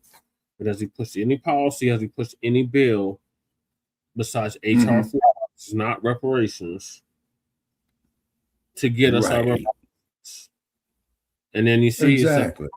Got the damn cape on for the illegal. So I'm still going to continue to fight for illegal immigration. Yeah, And then the cold part about it is, and that's what kills me, man, about how these immigrants are going to come up there asking about where we at. We should be out there for them and all this old type of business. You know what I'm saying? And then when it comes to us for our reparations, they tell us that we wrong. Okay, Jolena Taborn, I'm telling y'all, we was country kids. We learned extra after school. My mother taught us about Black history that wasn't taught in school about ourselves. Okay, now, Ms. Taborn, you just brought back a memory. I was in the 4th grade in 1968, okay? And I had a Black teacher in elementary school. And about the last 45 minutes of class, okay, we start discovering slavery and the brutalization of it. You see what I'm saying? And this is what I mean by if you can get an elder closest as possible to the time that the history had occurred where they lived through it. You see what I'm saying? Okay. And then, of course, too, there was a movie with our girl, Miss Cicely Tyson, Brother Che, you might have heard of it, called the biography. Wait a minute. It's called Miss Jane Pittman. Setting was, Miss Jane Pittman, and the setting was 1962. Okay. In the South. Okay. And I believe that she was 110 years old. She was about 110 years old. And then a reporter comes up to her and says, ma'am, is it true that you was born a slave? And she said, yes. And I never got a chance to see the movie. Okay. But, and that's what she was doing. She was telling her story. And she was talking about that when the Union soldiers came in and informed them that slavery is no longer the law of the land. So, then I think the soldier said, well, it has something to do with her naming herself, and she chose the name Jane. You see what I'm saying? And so it's kind of like when Dustin Hoffman played in a movie called Little Big Man. Okay, now you're gonna find this kind of interesting. Yep. Dustin Hoffman played in a movie called Little Big Man. Okay, the movie was made in 1970, right? So he's like 110 years old in a sanitarium, and he's relating the history of the Little Bighorn. Thus, in turn, that's why it was called Little Big Man. Mentioning the Little Bighorn, and as you know, I visited the Little Bighorn. You saw my video I made from the Little Bighorn, didn't you? Yep. Yeah. Okay, and it got tore down, man. Because what I did was, Brother Chase, since I couldn't monetize my videos and they wanted me to put them up there for free, I tore them down, and I hated that I had to do that, right? But if I ain't getting paid, man, and if we ain't getting paid, ain't nobody else gonna get paid. It's just like that, because we put too much in this out of our own pockets. But it was interesting visiting the Little Bighorn, because there's an old ancient African proverb: listen to the wind and hear the stories of long ago. They say. So I was just sitting there vibing, and like I said, you know what I'm saying, this here for Ms. Taborn and those who have joined us here, specifically, Brother Che, because you already know where I'm going. All right. When I went there, they told me the story of Little Bighorn. Then they asked me, they said, why in God's name did your people help the white man against our people? And I went on there and told them, and they halfway understood when I says, well, the slave only knew what the master taught him after the second generation that we were brought here, because the first generations who was brought here, that was the spirit of rebellion. Then, of course, they took a generation to break that. And then the ones, who were born here, okay, they only knew what the white man told them. And then just like when Sister Harriet was having an Underground Railroad, the Black church was the meeting point. You see what I'm saying? And then how we're gonna, when the Underground Railroad is coming, and then when you get the signal, and I think the song was Swing Low, Sweet Chariot, if I'm not mistaken, I may be wrong. And if anybody's out there that knows it, please let me know. And then, you'll sneak off and you'll get there. Sister Harriet tell them, hey, once you get on this train, there ain't no going back. And I can imagine of how many big 6'5" slaves, can pick up 5 houses. Oh, Miss Harriet, we can't leave this good master. You must be crazy. And she'll level that double-barrel shotgun and said, fool, you're going to be free or dead, man. You got like about 10 seconds to make up your fucking mind. You see what I'm saying? So I'm quite sure she had to kick a lot of them off the planet. She didn't want to, I don't think, but she had to get them up out of there, because only Lord knows what would happen to Sister Harriet, man, if they caught up with her. And she died in 1913 and in a sanitarium, and she was about the same age as Ms. Jane Pittman there. You see, with our girl, the one and only Miss Cicely Tyson. And one thing about Miss Cicely Tyson, she never played no bed wench. She ain't never played no whore. She ain't never played no tramp. You know what I'm saying? So I got the utmost of the movie career of Miss Cicely Tyson. May she rest in power. She transitioned at the age of 96. Also, too, another sister who never played those type of roles either was not Sidney Poitier's wife, Ozzie Davis's wife. Oh boy, I'm looking right at her, man. Ruby D.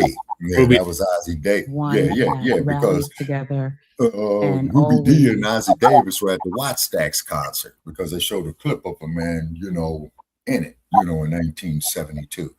So I respect Ruby D for that. You know what I'm saying? Then of course our girl Vanetta McGee, may she rest in peace. She was from San Francisco, and her most noted performance was that of Shaft in Africa. You see what I'm saying? So if you get a chance to see Shaft in Africa, you get to see Vanetta McGee in there as well too. And then, of course, as we all know, that Vanetta McGee was the wife of actor Max Julian, who played in The Mac. You know what I mean? Yeah. And what have you. So moving. Yeah. All right, so this is gonna be the last topic because Okay. for almost 6 hours. Oh yeah. Yes, sir. Okay, yeah. Pull up Ms. Ruby D. Yeah. She was married to Ozzie Davis, Jolena, Miss Tapborn. Yeah. Mm-hmm. Yeah, so sticking on the topic of reparations, they had the Reparations Commission meeting in Hempstead, Long Island this past Okay. Okay. People showed up and showed out, so I'm gonna play that. Mm-hmm.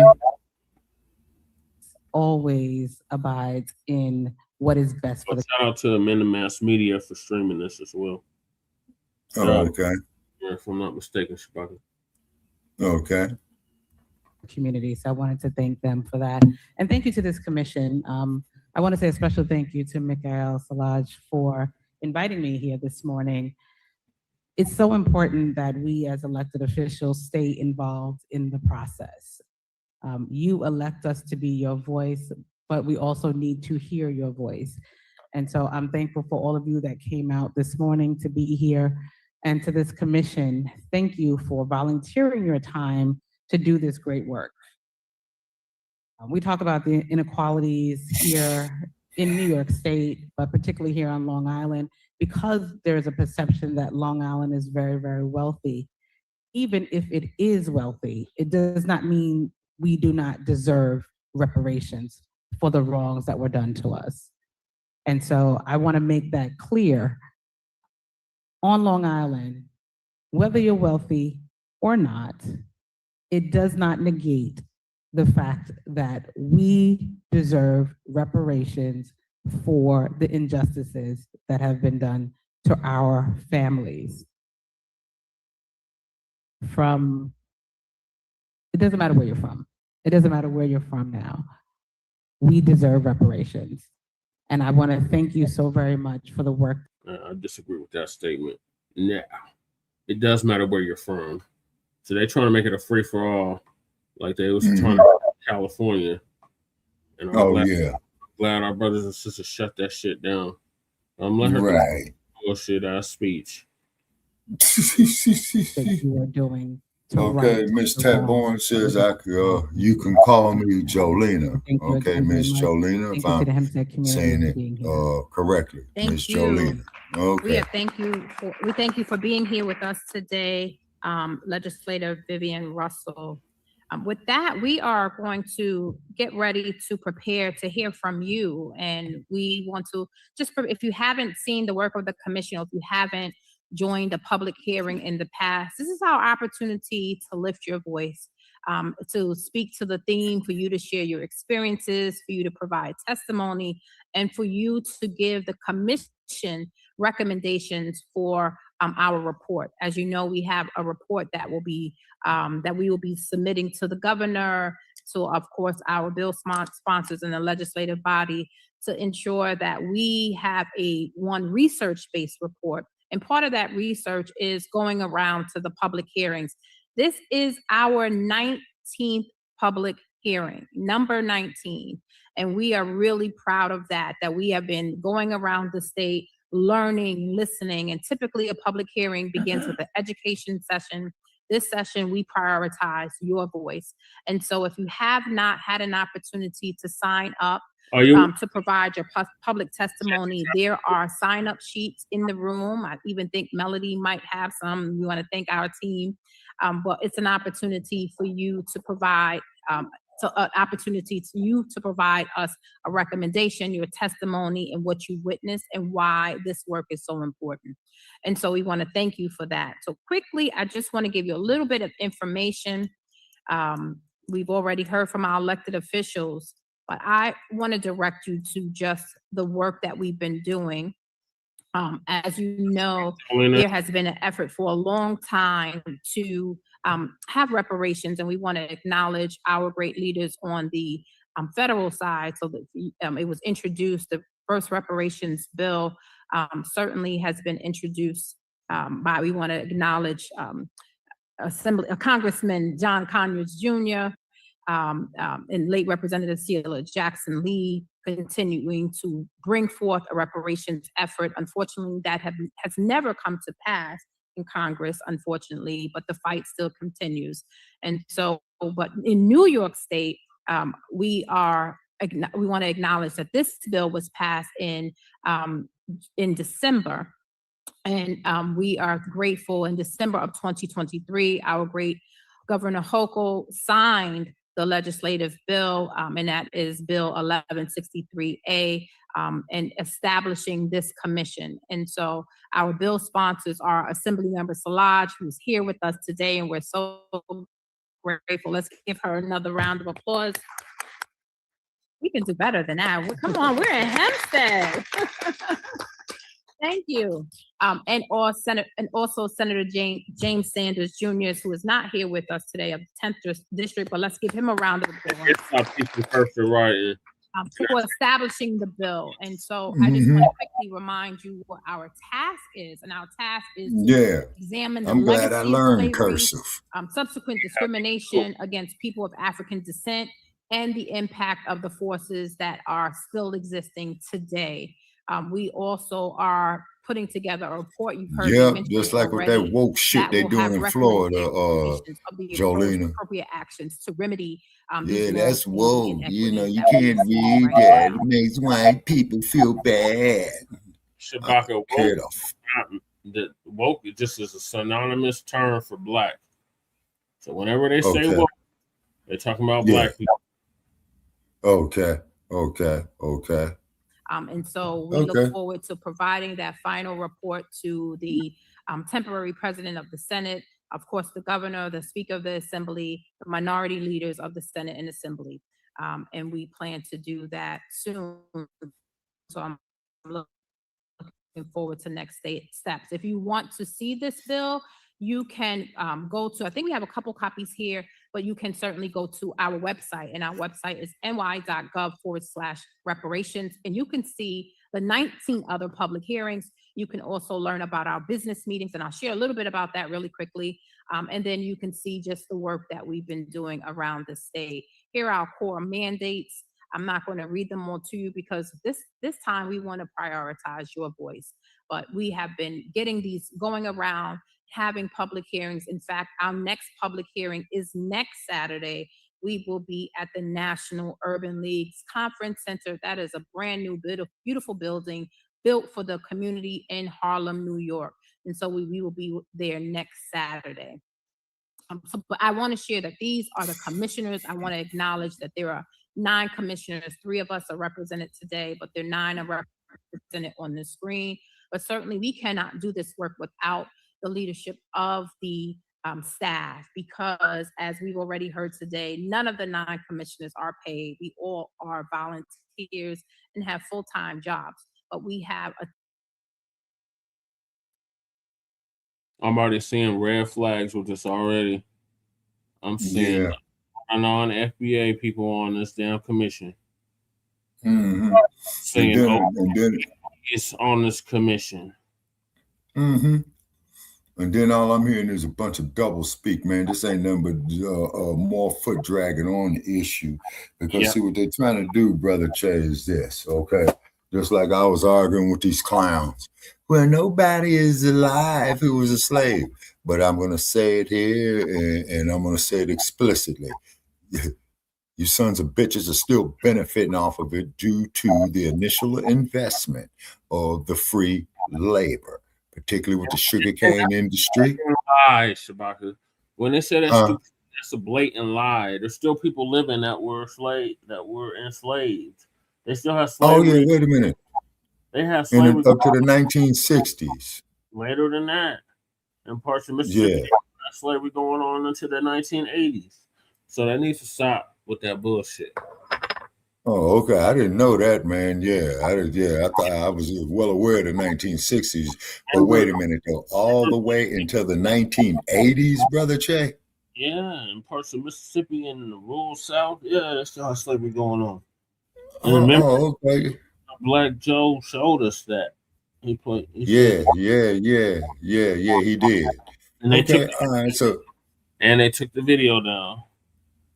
Oh yeah, wait a minute, brother Che. That's when you and I was doing that video, man, and they struck both our channels. Yep. They sure did. Yeah, and then that's when they hit me on Facebook. Oh, you're in violation of community standards, and I think I got a 5-day suspension on that. Yep. And then you remember when Henry Dessalines was up, man? Yeah, they killed Henry Dessalines, man. Yeah. Yeah, they straight killed Henry Dessalines. You know what I'm saying? I mean, Henry gone, man. You know what I'm saying? They killed LaShawn Paris. They killed Paris LaShawn. They killed Jesse Reborn Paris. And other page. I had another page they killed. They killed about 4 of my pages. Yeah, and they got them in a file all linked together. Right out there in Silicon Valley. Yeah. You know? Okay. Is that our last issue right there, Brother Paris, for tonight? Yeah, I'm not done though. Just pause it. Oh, okay. Yeah. Oh, okay. Yeah, go on and let it continue. Staff that have been working with us, and I want to acknowledge that Adem Jakwazi, our executive director, is here. If you could please stand. Thank you, Adem. Thank you for being here. Adem just started with us in March, so we're just getting fully staffed up. Melody Harkness, our operations manager, she is somewhere around here, but we want to give her a round of applause. And so us being fully staffed looks like what you see here on your screen. We now have our general counsel, India Sneed Williams, Jesse Adwar, who provides administrative support, Stuart J. Mitchell, our parliamentarian, and then we have a comms team, a research historian and policy analyst team, economist team, and then of course our audiovisual team, so that we can stream this live for you each time. For those that are not able to come in person, you can always join us. So in case you can't join us next week in Harlem, you can always stream in online.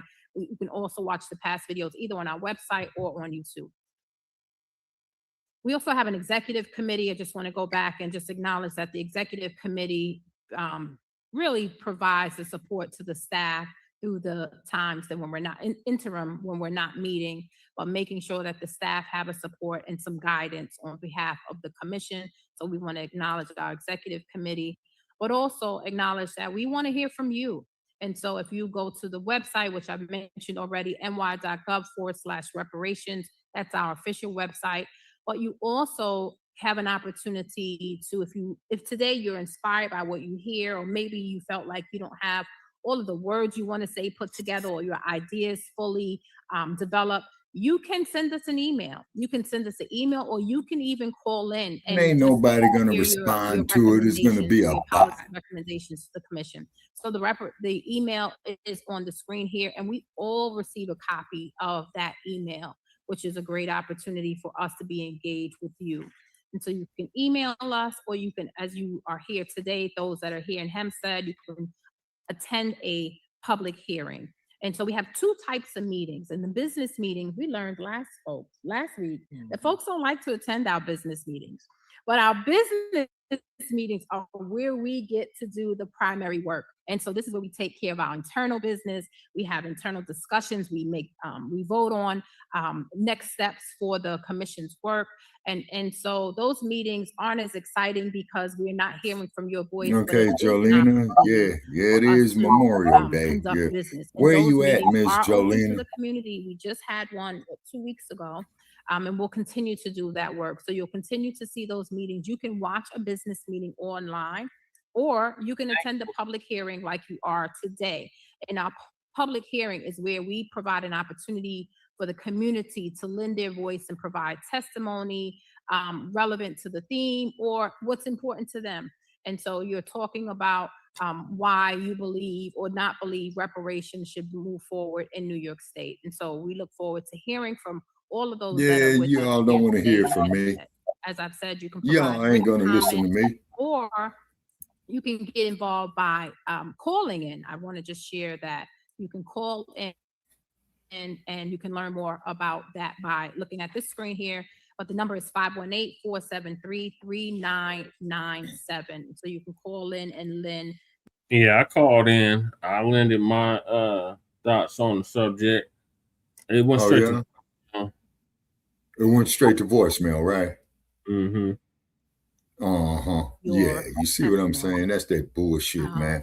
I You want know, that's to that make sure that bullshit. you all are reminded And Carter that Mills, we have Carrier an Mills, opportunity Illinois. for you all to speak. And Oh, so okay. that opportunity to speak is by Okay, signing she's in up. Carrier Mills, Illinois. How far are you Right from the now, Shy, people Miss that want to Jolena? speak and share their testimony, but you can sign up. And so, Melody, if you can get another form for individuals, and so that they can She's have in an what? opportunity to speak. Southern I'm gonna go Illinois. back and I'm gonna take my Oh, time. okay. So really she's near quickly. the STL. Share one Okay. screen that I think is In really East St. Louis, Illinois. who will Okay. give me an opportunity. Oh, she says her hometown population is 1,900. If anyone wants Okay. to speak, just raise your hand. They will be sure to Well, give Miss you. Jolena, you ever been to Las Vegas, Nevada?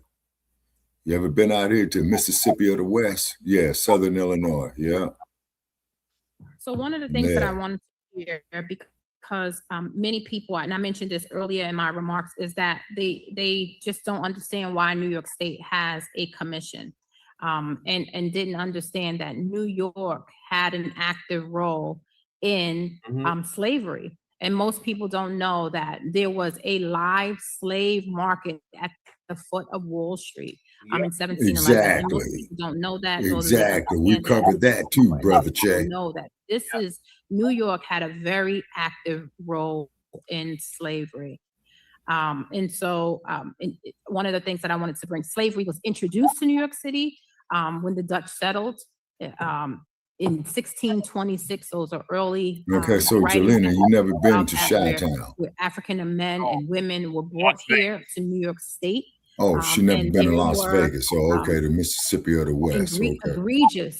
egregious crimes against individuals, Black individuals, African Americans here right in New York State. So we think it's important that we just highlight that and make sure that you understand that there was a slave trade right here in right there on Wall Street. in New York State. I'm sorry.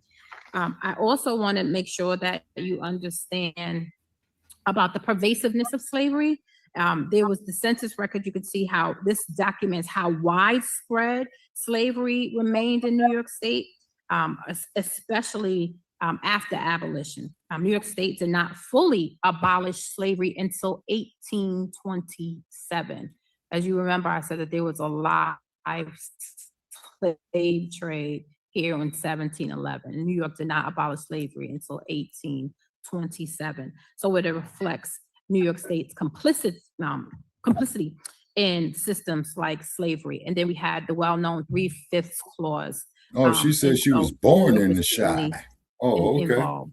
I also want to share this vision She right said here. she was born in the Chi, It Brother Che. certainly contrasts the brutality of slavery and the hope of freedom, of education and fair wages and home ownership. This was the vision that individuals, Black individuals had, and the promises that were never fully realized. And so the work of reparations is certainly about repairing, having remedies, and certainly what are our next actions here in New York State.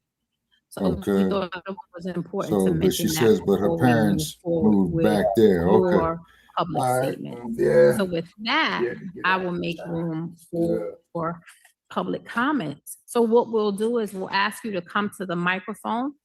There are two microphones here. And when I call your name, you'll come to the microphone and you'll have 3 minutes to provide public statements. So the first. So also, I'm sorry, Chair. So if you have mobility issues, you can just raise your hand and we will get the microphone to you. So thank you. Don't worry. So Divine Prince is first, and the next person after that is Brooke. So if you would begin to come to the microphone. Shout out to Brother Divine. Shout out to Sister Brooke. They're about to give them that work. Yeah, the clock's on. So right. Oh, it says 10:54. Okay. I'm going to use my phone. Okay, cool. I just wanted to make sure. So if you give me 1 second. I didn't get a chance. Oh, there we go. I didn't get a chance to time myself. It's set. Right Okay. into it. It's set. Thank you. I'm gonna need that. I can keep it honest. Where is this at for us? Okay. So if every So every speaker, if you could just announce your name and if you're with any organization before you provide your testimony. The clock already started. So Can we we'll get, you know, we got you. Okay. We'll restart the clock.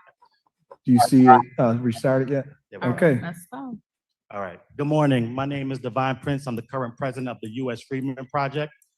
Earlier, Dr. Ron Daniels mentioned the GI Bill, so I wanted to bring everybody's attention to HR 1725. That's the Sergeant Isaac Woodard Jr. and Sergeant Joseph H. Maddox GI Oh, Bill yeah. Restoration We Act did a story on 2027 Isaac House of Woodard. Representatives. Yeah. It is a You remember the lineage story about Isaac bill, Woodard? and that is what makes it Yep, constitutional. that's the one that they. And in 2022, Yeah, they as we busted were him. Yeah, they educating the blinded public him, on this hitting him with idea of nightsticks in his eyes constitutionality, after he moving served in beyond World War II. Yep. race-based policies and initiatives, that ran us directly into the bill that created this commission. And at that time, we were a young, naive organization, and we took a meeting with said Assemblywoman Szalages. And that was our very first meeting. So we naively laid all of our cards on the table and told her that we were looking to have this bill be constitutional because having it based on race is unconstitutional. And we told her that, you know, as American freedmen, we believed that it was our duty to make sure we got it right.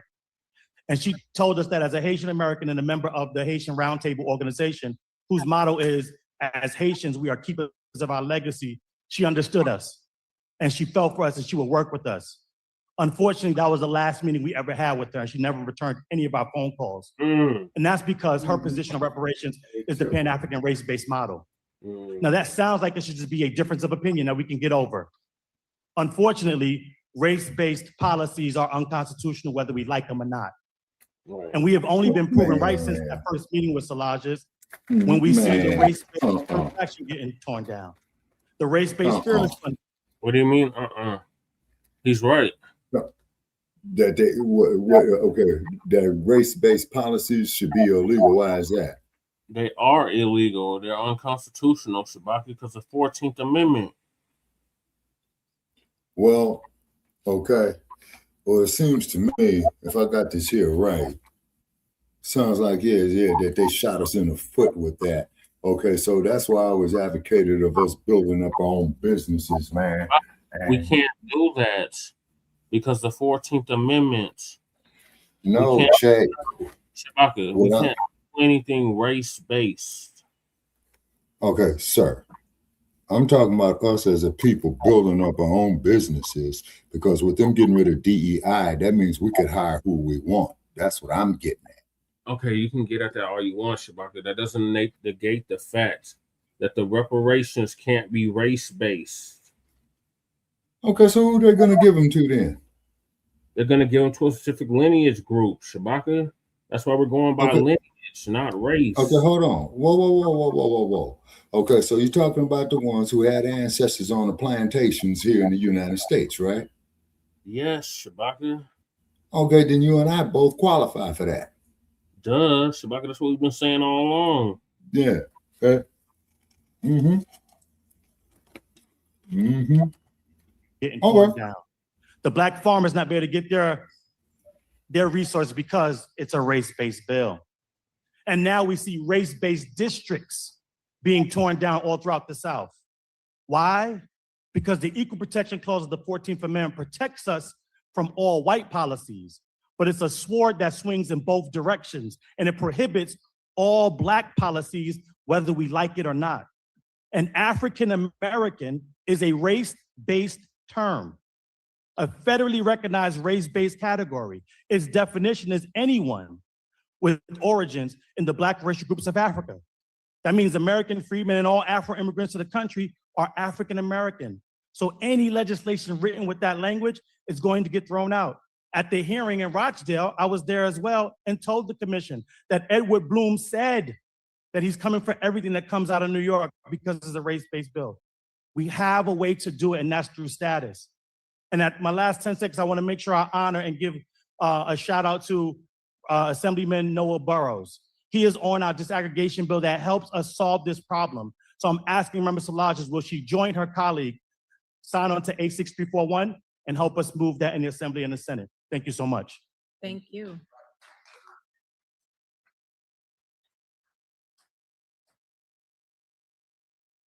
Next, we have Brooke.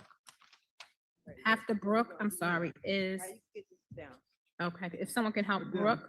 And next we have, after Brooke is Muhammad. I think it's Aubrey Maharpin. I'm sorry, I'm having a challenge reading your first name. Oh, sorry, sister. Okay, and so you. Trying to keep up with the comments. She said, Carrier Mills is south of Carbondale, Illinois, a 4-year university in there. SIU.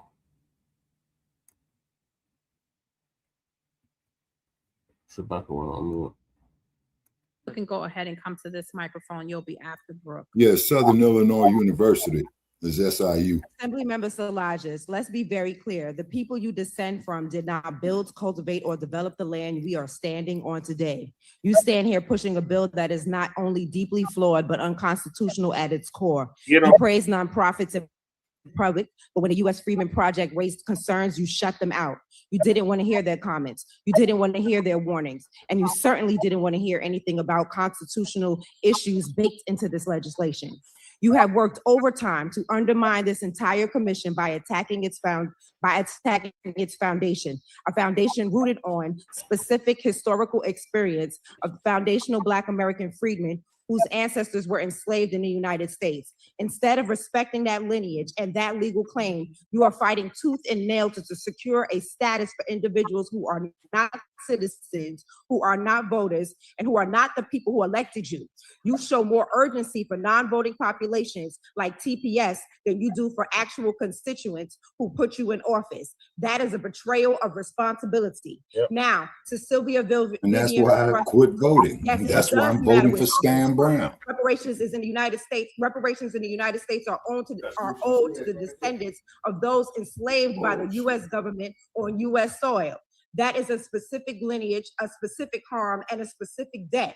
Peoples whose ancestors were enslaved elsewhere have their own governments to petition, and many of them are. That does not erase, replace the claim that Black Americans whose ancestors were enslaved here. Dr. Rand Daniels, Dr. Ron Daniels spoke about the history of slavery right here in Hempstead. That history belongs to the people whose families lived it, the people whose ancestors were enslaved, emancipated, and then systematically oppressed in this country. Szilagyi, your family was not part of that history. The people who were are the ones whose lineage forms the basis of this Constitution, this claim, and this fight. And that's why this matters. This is why we will not allow the lineage-based foundation to be erased, diluted, or replaced. The debt is owed to the people whose ancestors endured it here, and we will not let you rewrite the truth. I want to thank the grassroots for funding us for being here today. And if you want to send emails to Szilagyi regarding this, go to BREUCK.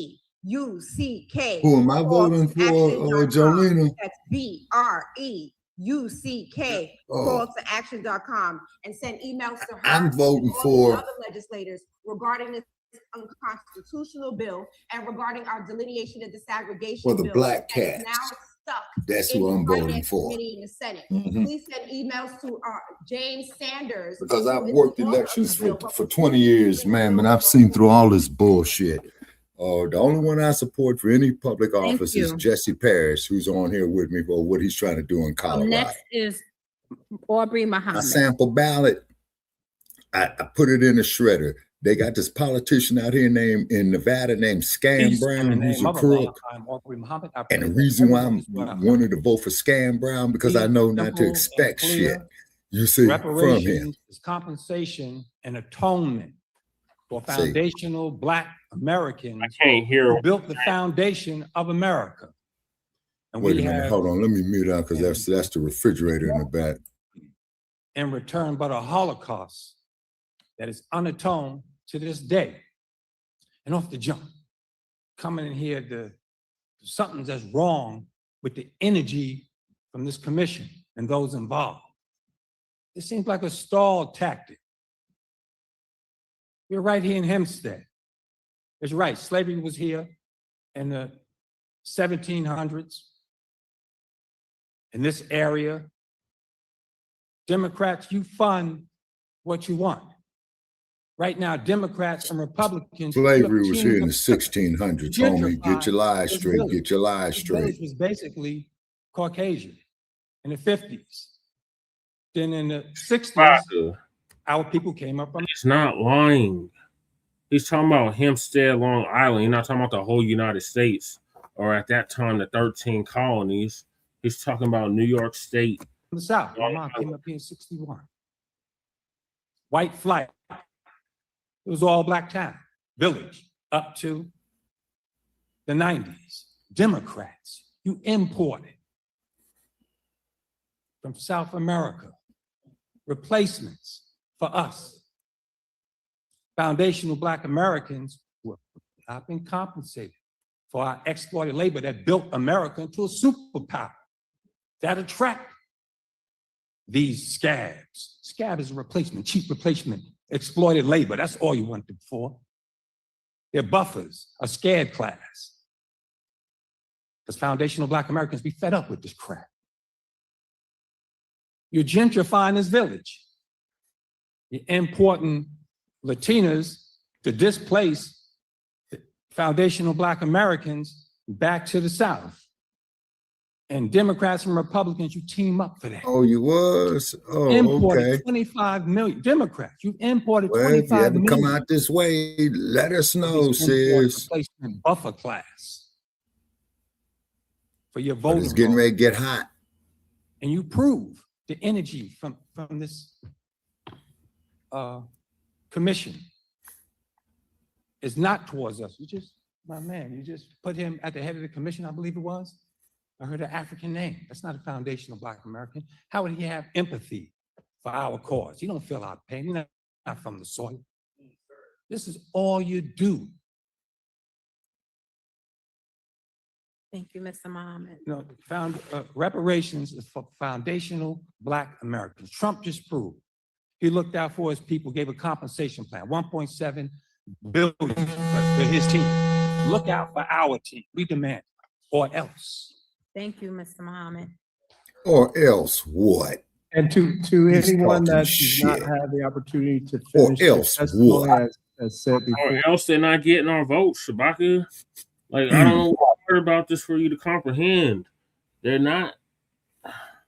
We're very specific about what we're demanding and who we want it to go to. So we're getting the language very codified and very specific. We're not going by descendants of Africans. We're not going by Africans. We're going by freedmen or foundational Black Americans or a combination of the two. That's what we're going for with our reparations claim.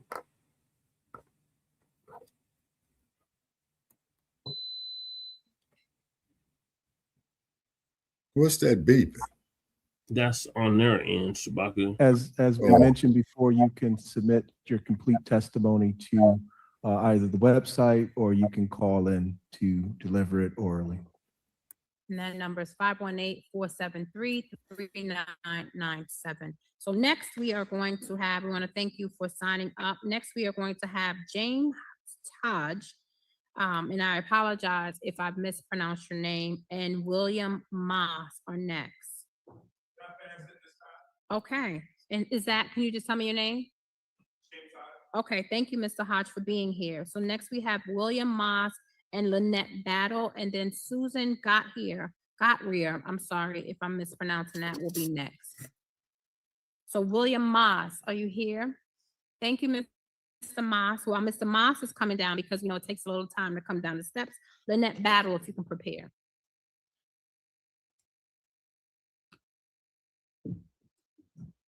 Good morning, everyone. My name is William King Moss III. I am an educator by trade. I'm also the founder of Black Long Island on Facebook with 50,000+ members.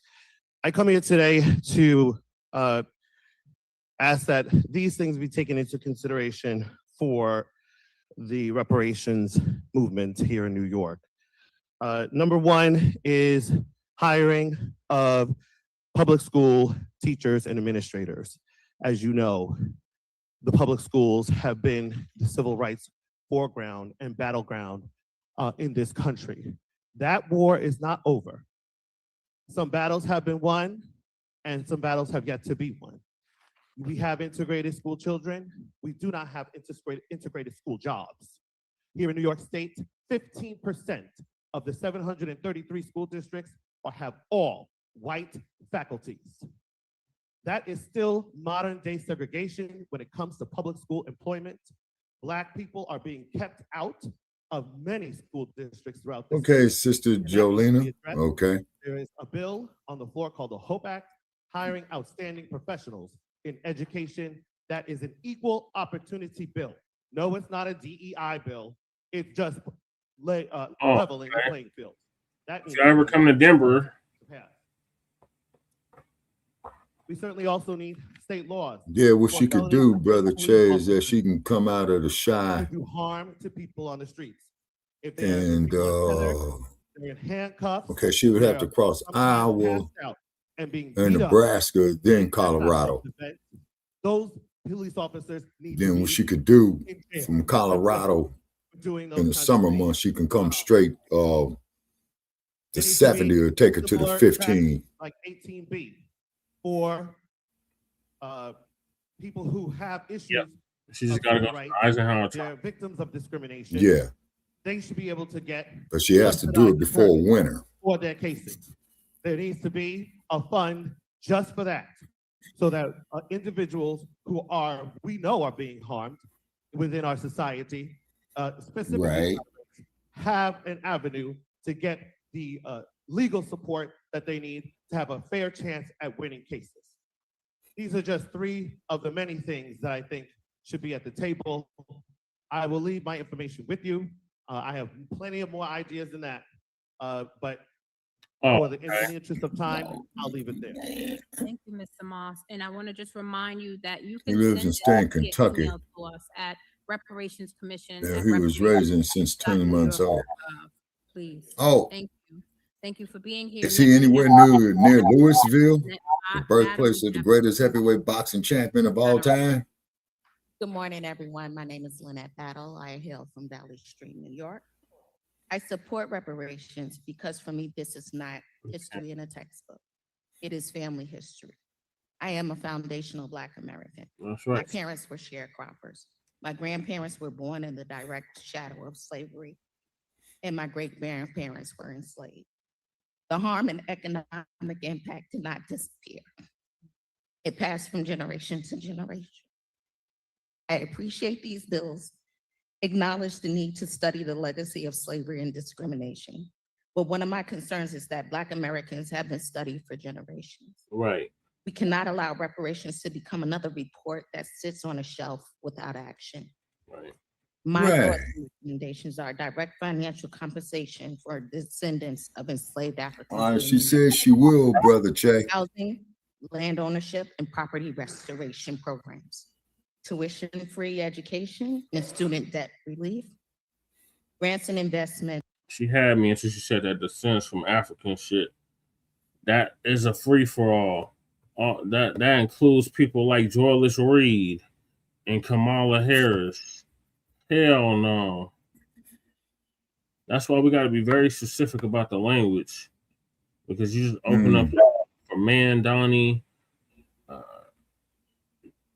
Stinky Bird, Shireen Man, Stinky Bird ain't no African. He's a boy. He ain't got no afro. On paper, Shabaka, it says he's a South African national. Brother Che, a man with your intelligence. He's not American, Shabaka. He doesn't Brother from Che. American chattel slavery, Shabaka. Okay, all right. Let me ask you this, Brother Che. That's why the language has to be very clear and precise. It can't be broad and ambiguous. African, there's no monolith for African. There's no monolith. Okay, Brother Che. There's no monolith for Africa, Shabaka. There's like 3,000 tribes in Africa. There's 800 Brother Che. groups. Hold on, Shabaka. There's 800 language groups. There's 54 nations, 54 countries. Mm-hmm. There's no monolith for an African.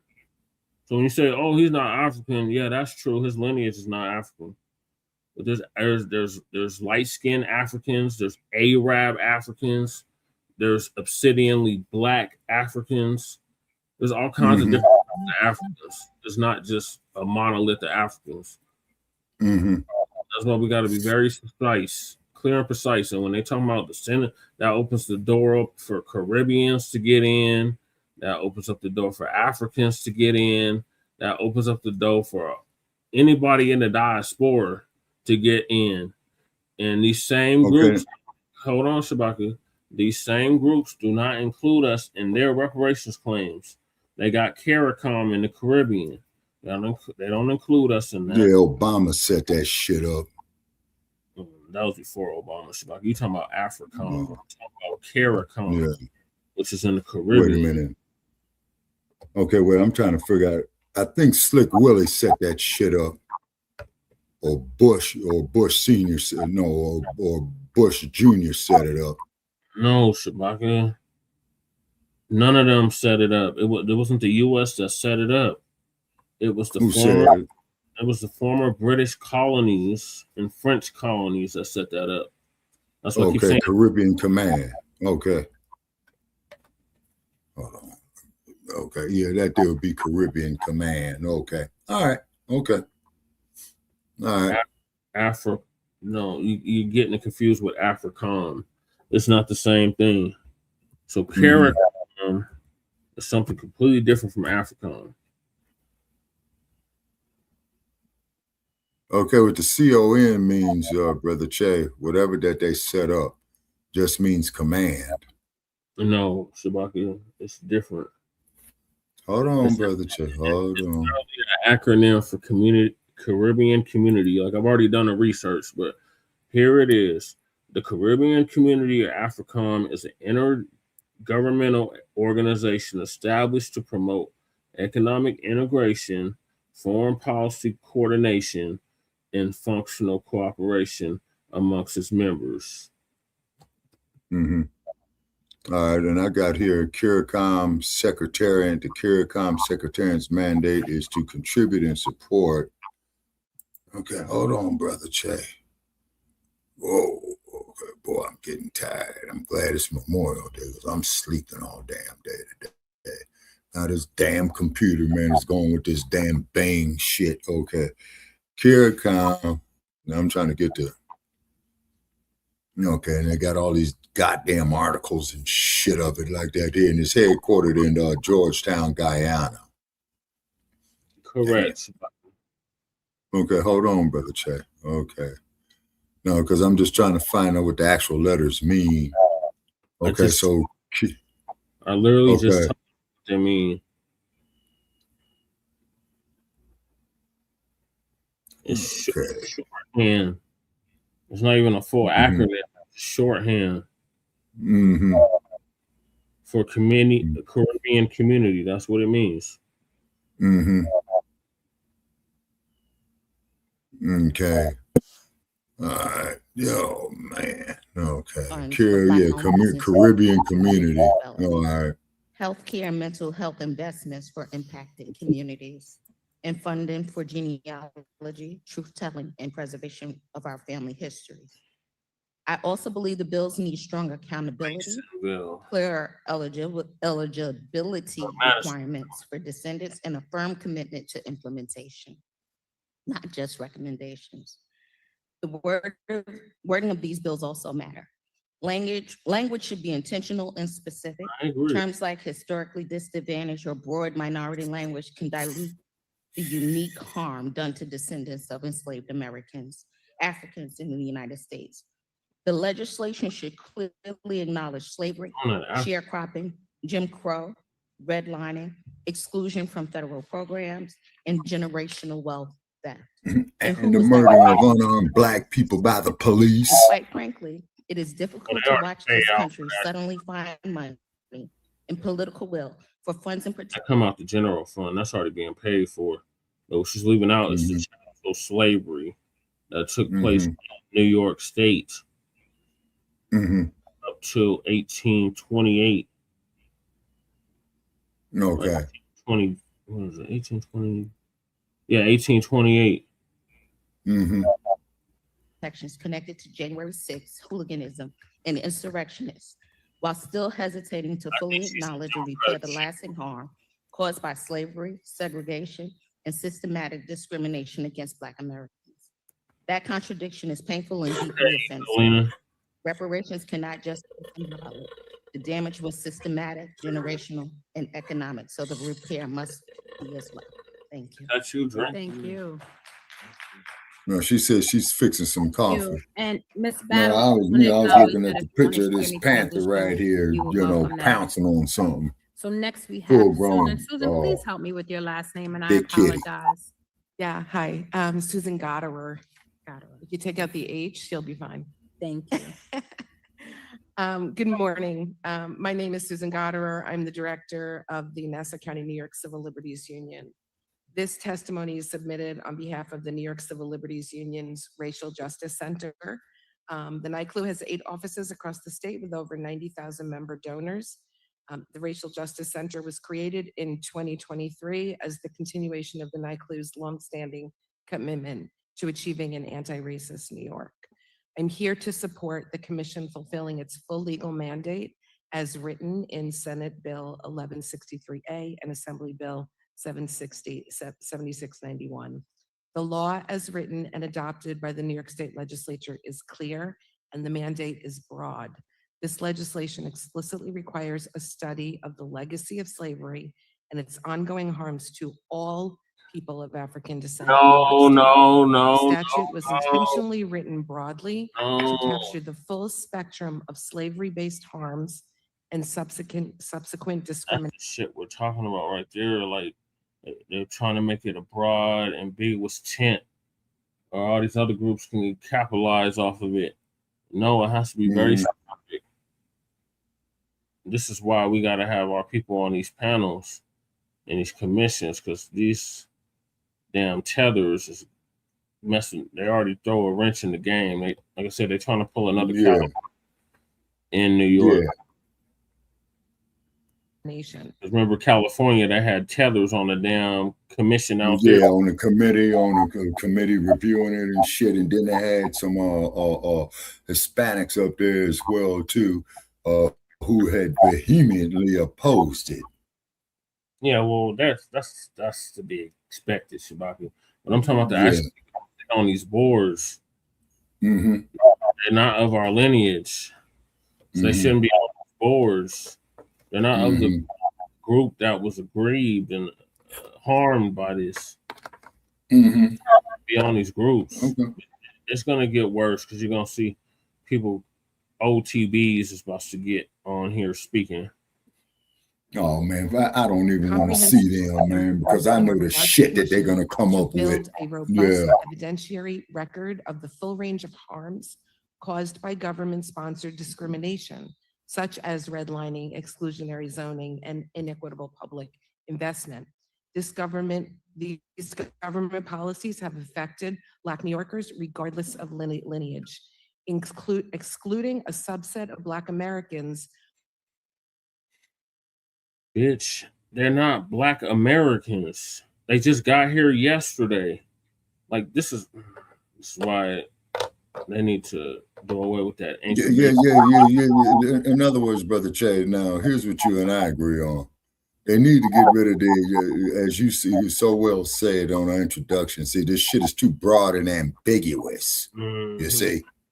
Okay, and then like what Newton proved, and you could get up here and bet that one of these motherfuckers who opposes it is going to get up there and say any law that is so broad and ambiguous by the common man is not a statute.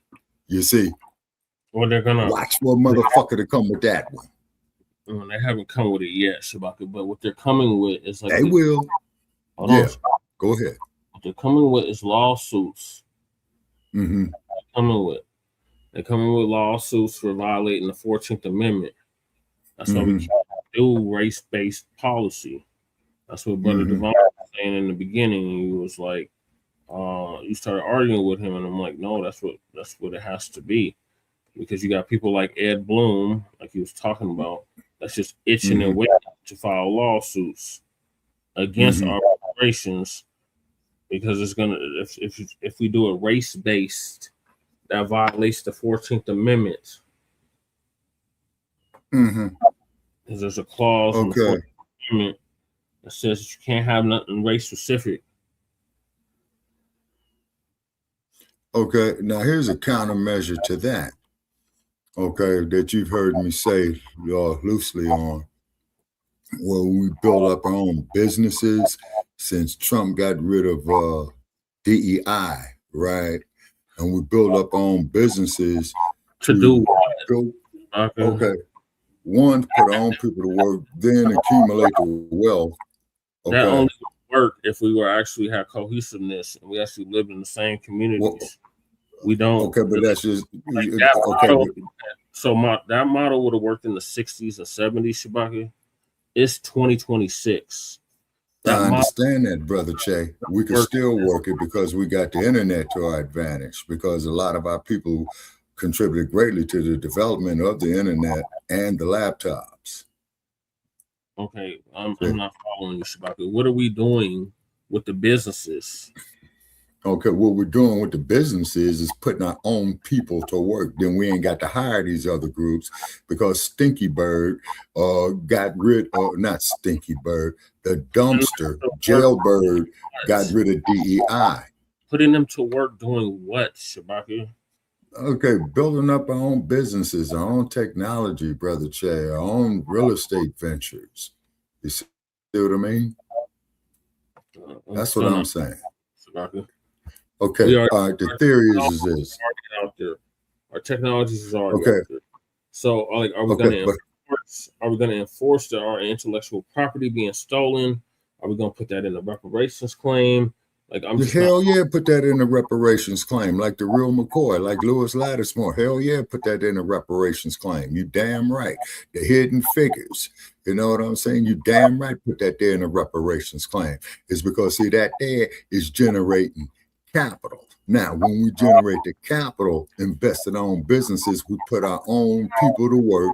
And then when they come up with black businesses, oh, no, you guys don't have enough whites here and all that shit. Hey, man, you see your dumpster got rid of DEI, get the fuck out of our face.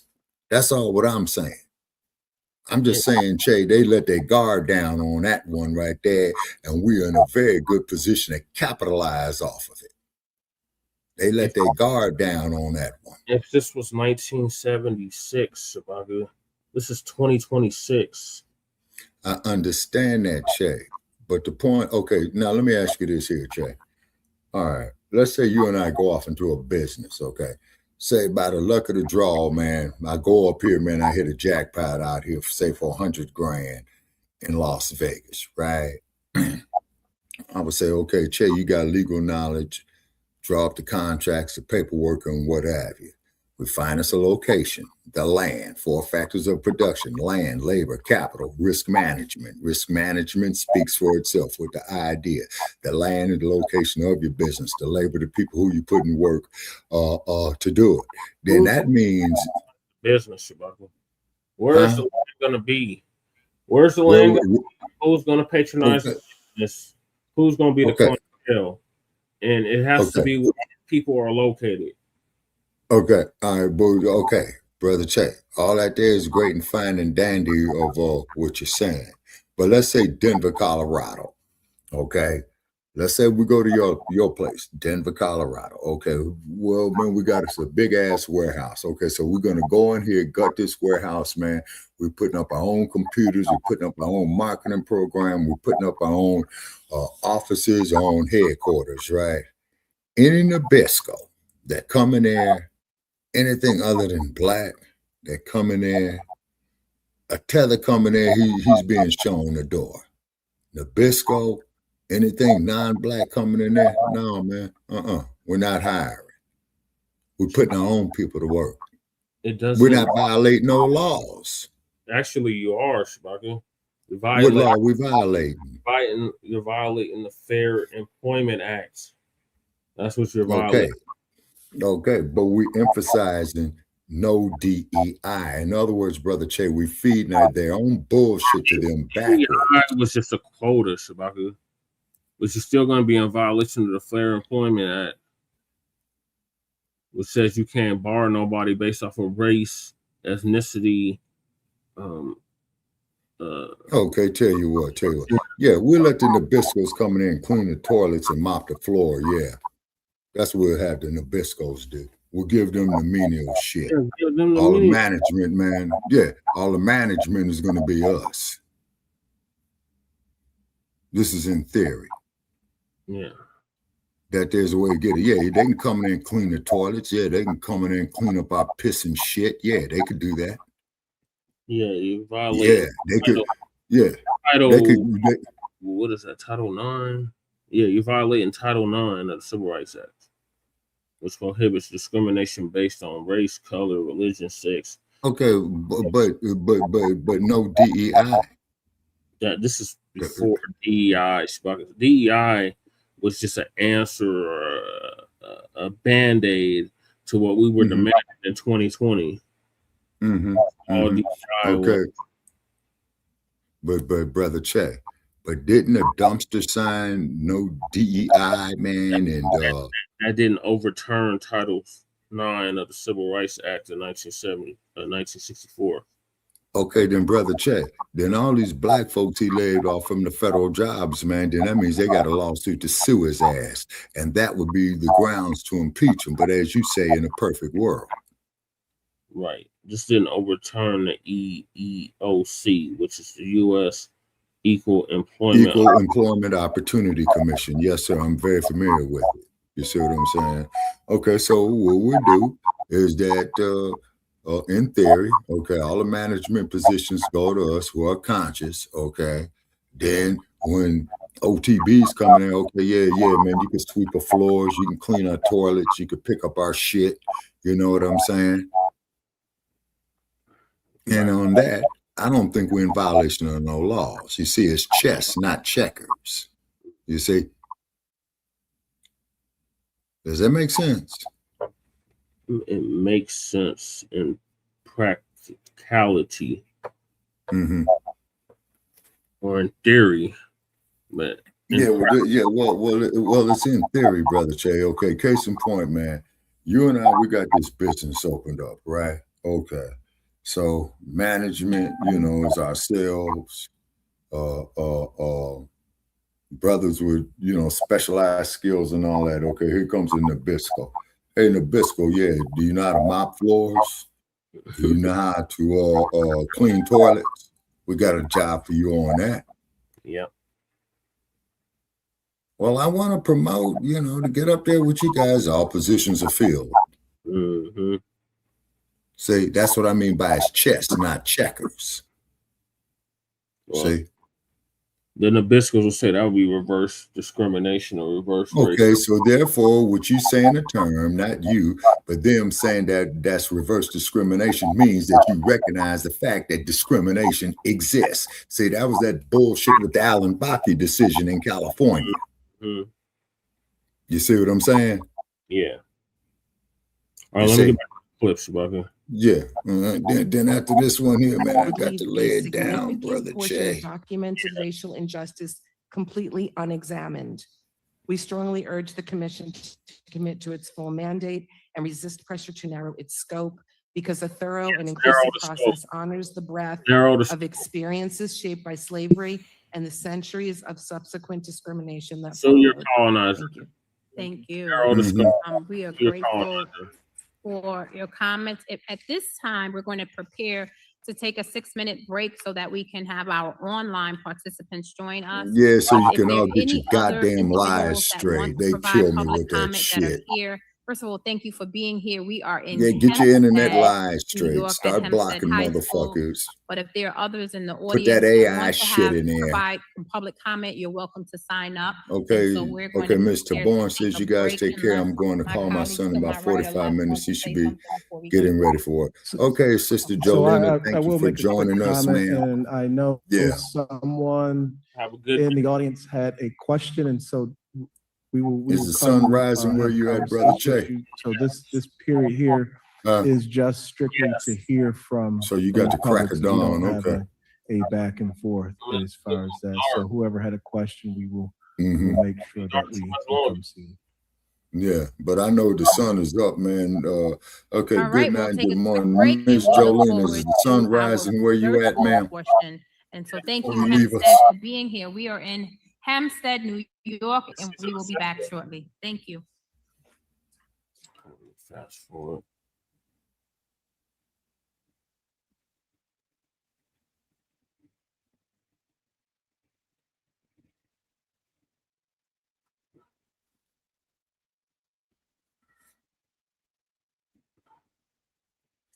Goddamn tethers on the goddamn commission. Who's the tether? You can tell by their names, bugger. Okay, what's the names up there? Okay, hold on, brother. Check. Let me enlarge the screen. Okay, Jennifer Jones. Austin. She got. Hodges. She literally got 3 first names. That's usually a sign of a tether. Okay, where's she at? She's the treasurer. Okay, chair, treasurer. Oh, Jennifer Jones Austin. Yeah. Okay. And Timothy R. Hughes. Okay. Linda Brown Robinson, she might be FBA. Derek Hamilton, PhD. He might be FBA. Linda Turner. I think she's a tether. Celine Hawkins. It could go either way. Mm-hmm. Dr. Ron. In other words, basically,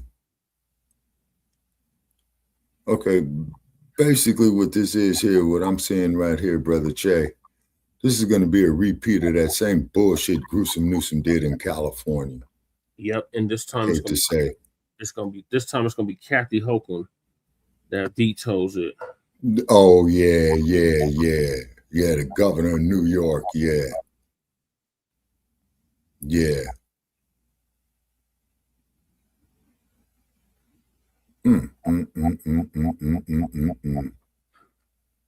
Usually I don't want to hear ads, but these are some good ads.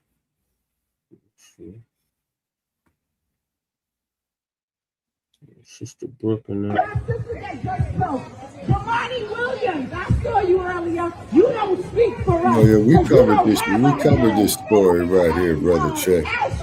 Yeah, this is the ad, Shabaka. Yeah. You have our blood, but you still don't speak for us. You are a shakedown artist, a preacher without a church. You don't speak for us. Oh yeah. Who else?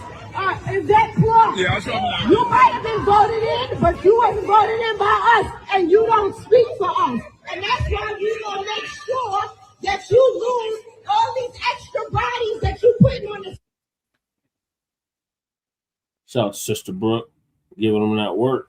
You sold our ancestors for umbrellas. You sold our ancestors for fine china. You sold our ancestors for any little trinket that you could get. And they got them drunk before they mugged them. Yeah, she's right about that. Okay, who's Kirk Jackson? And all you got was some beads. And now you want to sit here and try to ask for. Okay, Mr. Jackson, how did you hear about us? Mr. Jackson, how did you hear about us, sir? Most of the people that's watching this watching on the vertical. That's how he heard. Okay.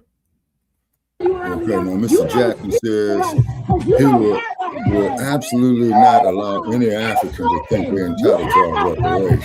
You don't speak for us.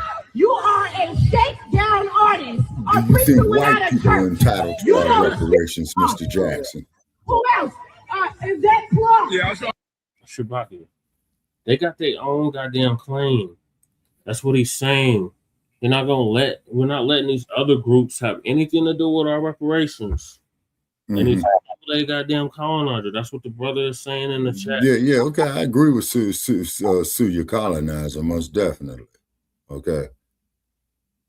But the thing is, Baka, that shit that Ghana tried to pull, that was some bullshit.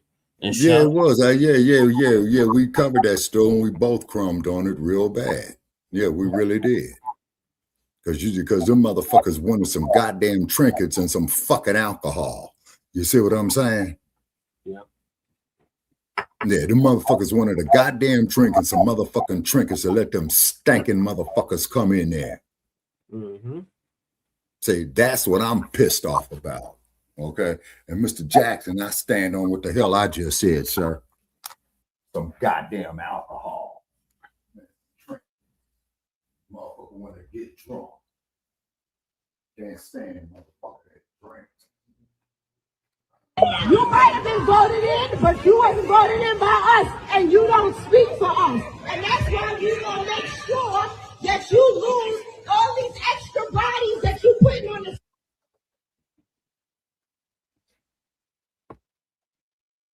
You sold our ancestors for umbrellas. You sold our ancestors for fine china. Oh, Mr. You Jackson, sold our ancestors. you don't run nothing on this here. The people that run this platform here, the Frontline Black News, his brother Che and myself, okay?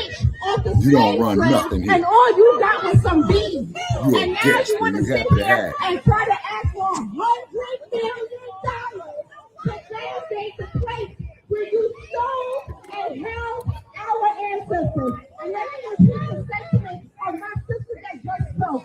Jamani Williams, I saw you earlier. You don't speak for us because you don't have our blood. And Al Sharpton, you have our blood, but you still don't speak for us. You are a shakedown artist, a preacher without a church. You don't speak for us. Who else? Is that Clark? You might have been voted in, but you wasn't voted in by us, and you don't speak for us. And that's why we're going to make sure that you lose all these extra bodies that you putting on the.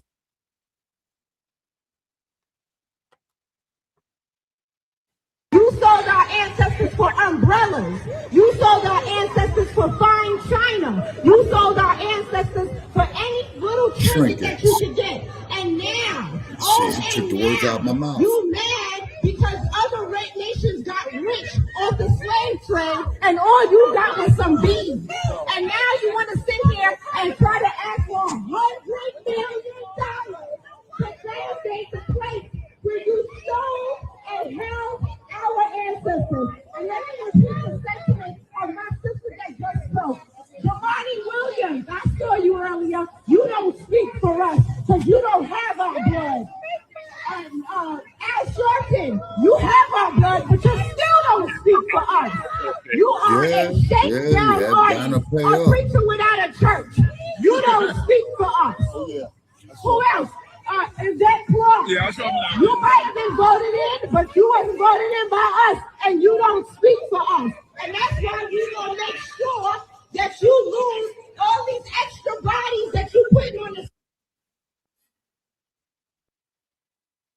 That was a beautiful commercial break. Mm-hmm. All right, man. So we need to break it right here, brother Check, because I was out of it. If you could mark that point. 127 acres apiece. Rufus Burgess, whose story I will share today, also known as Nelson Bell, was one of them.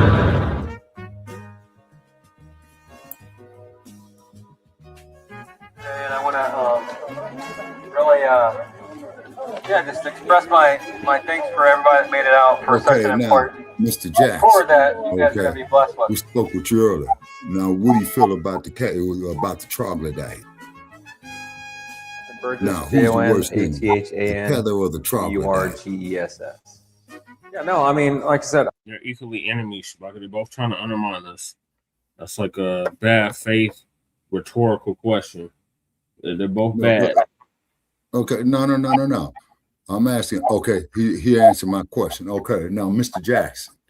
So, if you was out here in this desert with me, say at about 115 degrees, and I already know your answer on this here, Che, and you know where I'm going.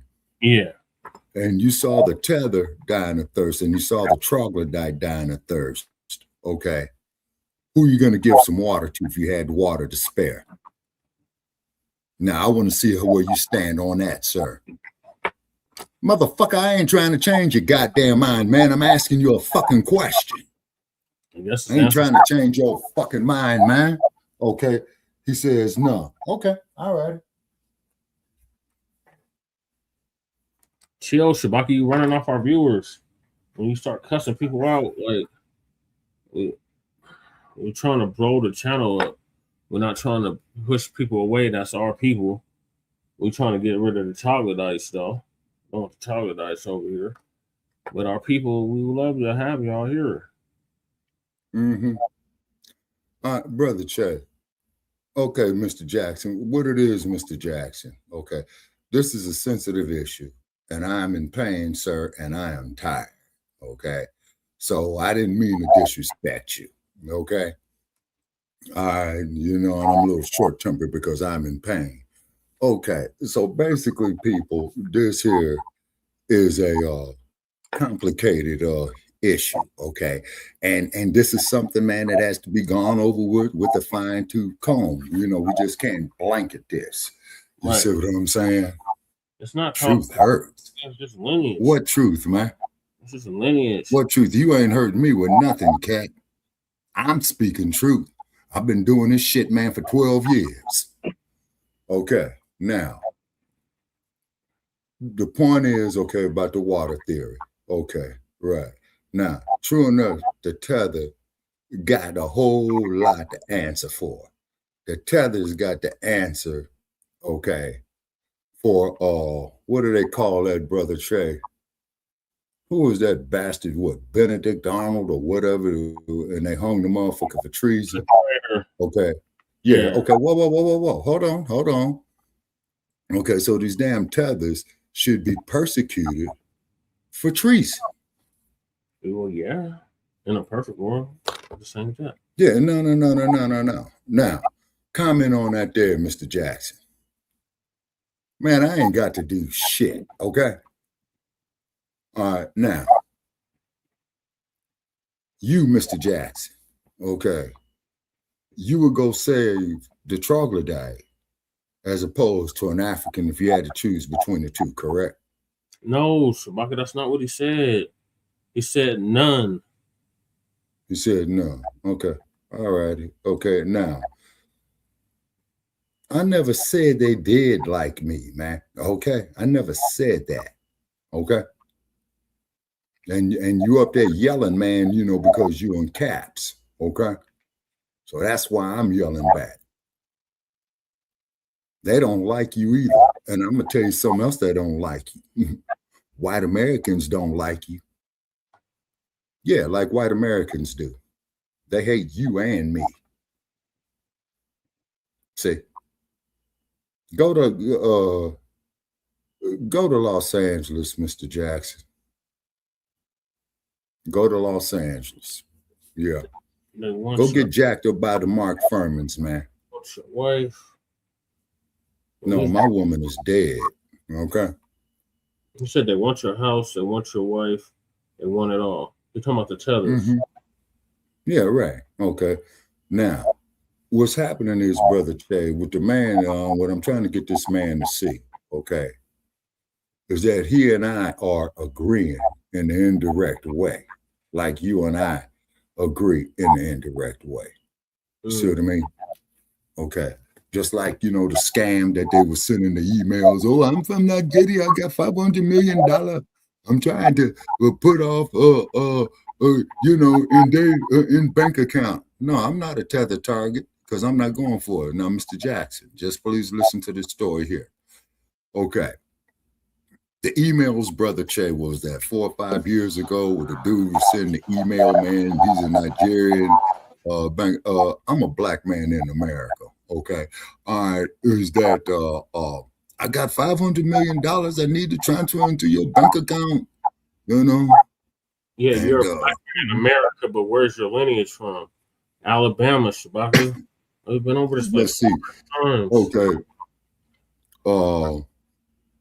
Alabama. Okay, wait a minute. We got some in Tennessee. Wait a minute. Because my little sister was doing some research. Okay. And Virginia, Brother Check. Yeah. So that means Virginia. You're Shabaka. Okay, for me to call myself an American is telling a white man I might as well be his nigga. And for okay? you, this is sir. This is why I use the term diaspora. No, because that's just too broad and ambiguous for you to well, it ain't too broad and ambiguous for me, Che. It's okay. Very, it's broad and ambiguous, Shabaka. You still stuck in 1975.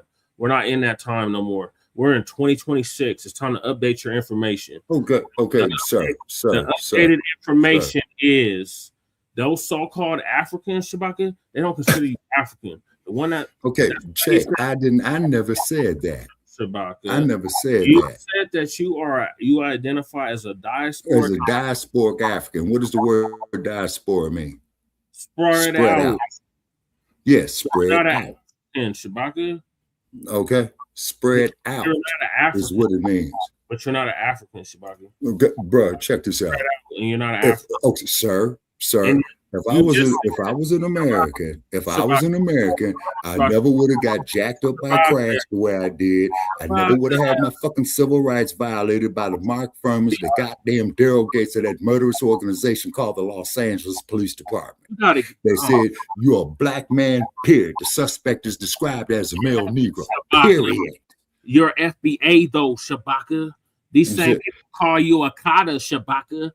And I will put my foot in the ass, okay?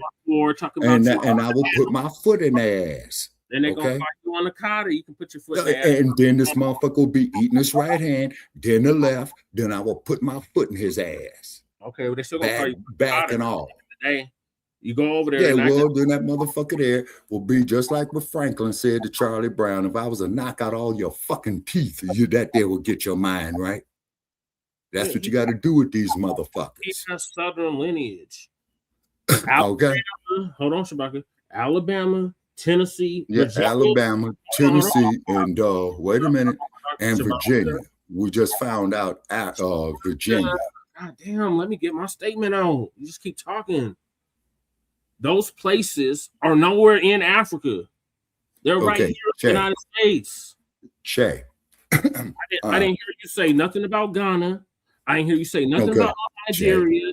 I didn't hear you say nothing about no Ivory Coast. I didn't hear you say nothing about no Togo. I didn't hear you say nothing about no Senegal. I didn't hear you say nothing about no Mauritania. I didn't hear you say nothing about no Central African Republic. We're both tired, man. I'll talk to you tomorrow, brother.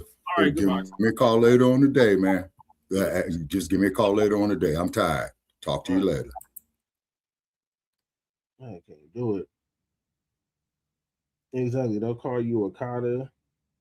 He don't want to listen to learn. He want to listen to argue. Exactly. It's frustrating. Like, we're trying to blow the platform up and you just want to argue about the same shit. We're not Africans. And you ain't never set foot in Africa. That's what killed me. It's like, y'all be like, oh, I'm African, blah, blah, blah, blah. And you ain't never set foot in Africa. And then we got people that have actually set foot in Africa, that's of the lineage, that have told us directly they don't not accept us as out African. We don't have no dual citizenship in any of them countries. Oh, it's just frustrating. Jesus. Let me get back to this. I was born in the 70s, but as far as family history and lineage, my family dates California before it was actually the state of California. So my great grandfather was brought here in 1849 as a slave, and that's pretty much where our history starts.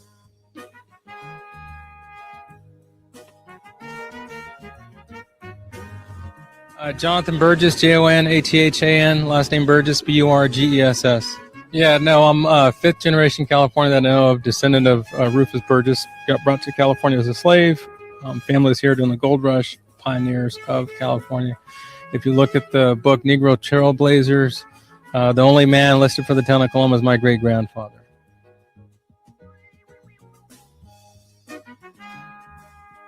Job, actually staying true to my words and not editing everything out. There should be a Washington Journal, I think, is coming out next week or so. So yeah, that's just running its course, and we're waiting on Gavin or the president, and potentially the NAACP, since all the documents are there.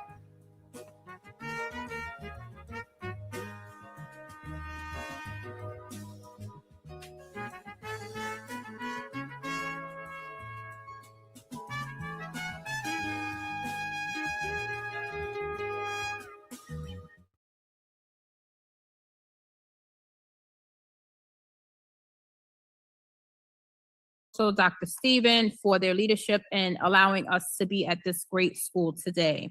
And so we are looking forward to our virtual portion. And so I'm looking forward to the cue that we are ready to begin virtually. We have 3 individuals that are joining us virtually.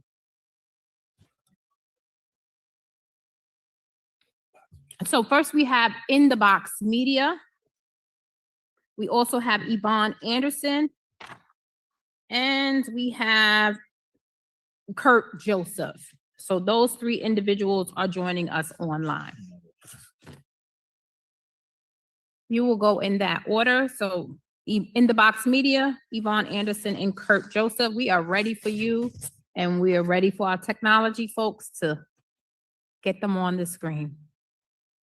While we're waiting, I want to acknowledge that we also have Kiana Habdi. She is the president of the North Shore NAACP. She is here with us in the house. And so thank you for being here.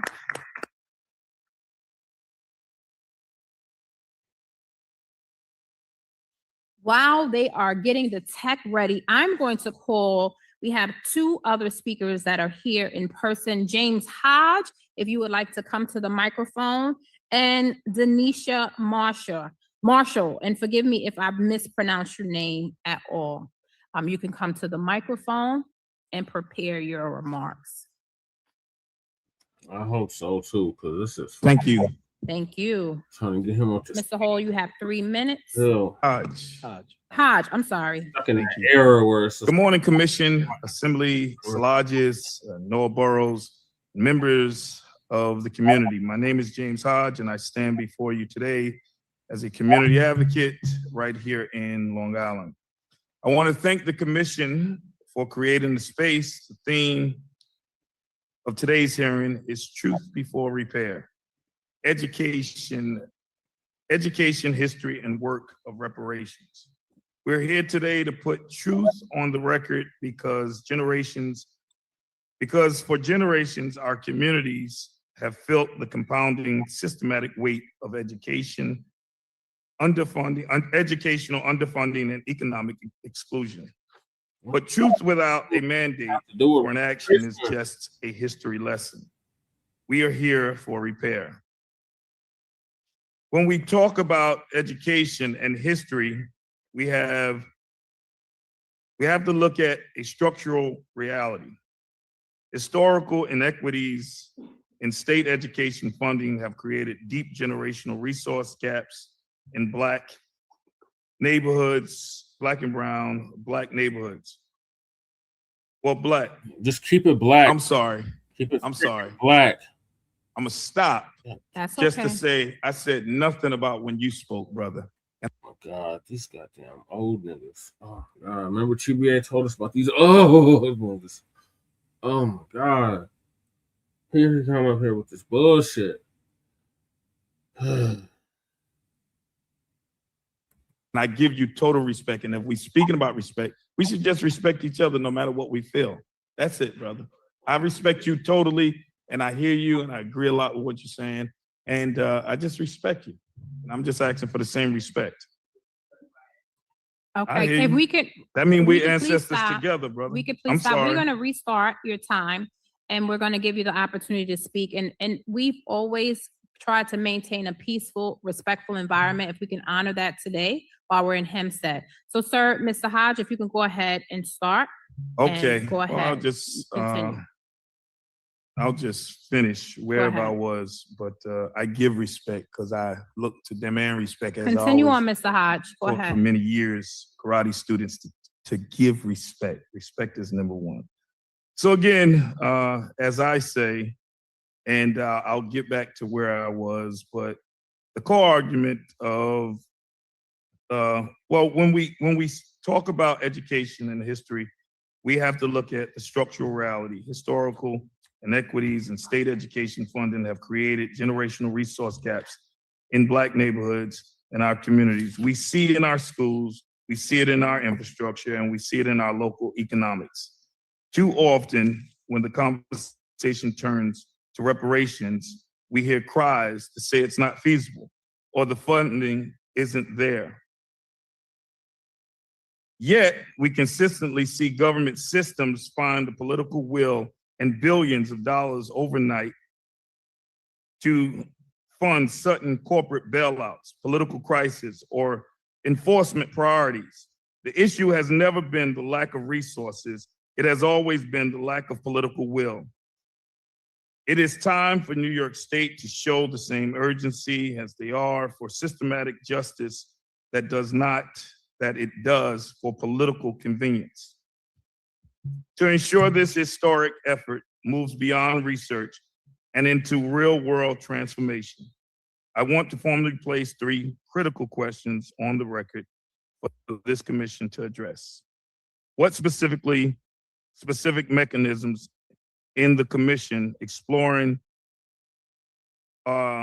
what is the commission exploring to ensure that the final recommendations include legally binding permanent funding equity for historical underfunded schools in our districts? What is the structural timeline and enforcement strategy to ensure these research findings are translated into actual legislative policies rather than sitting on a shelf as another studied report? How will the commission guarantee that any permanent funds or resources distributions established from this work are governed directly by community-led oversight boards comprised of local advocates and descendants? True repair cannot be one-time grant or a symbolic gesture. It must be permanent structural overhaul that reinvest in our youth, our schools, and our communities' economic future. Remember, proper preparation, the 5 Ps, as I always say. Proper preparation prevents poor performance. Thank you, Mr. Hodge. You've gone over your time, but thank you for being here. Thank you so much for You your can time. finish your comment. You can actually, if you want to go to the back of the room or on your cell phone, call 518-473-3997 and finish your statement. We certainly want to continue hearing from you. We have 3 people virtually, but I want to make sure that I make room for the individuals, so the virtuals, if they can just hold for a second. But we've got Denisha Marshall, and then I'll have one more in person. I have Medina Laval. I want to make sure if you're here, you can come to the microphone as well, so that we can just get our individuals that are here in person done and make a minute break so that we can get our virtual folks available. And so if you could just introduce yourself and you'll have 3 minutes. Can we get you, can someone help her with the mic so that we can hear I her? don't know if it got turned off. or not. Yeah, something happened.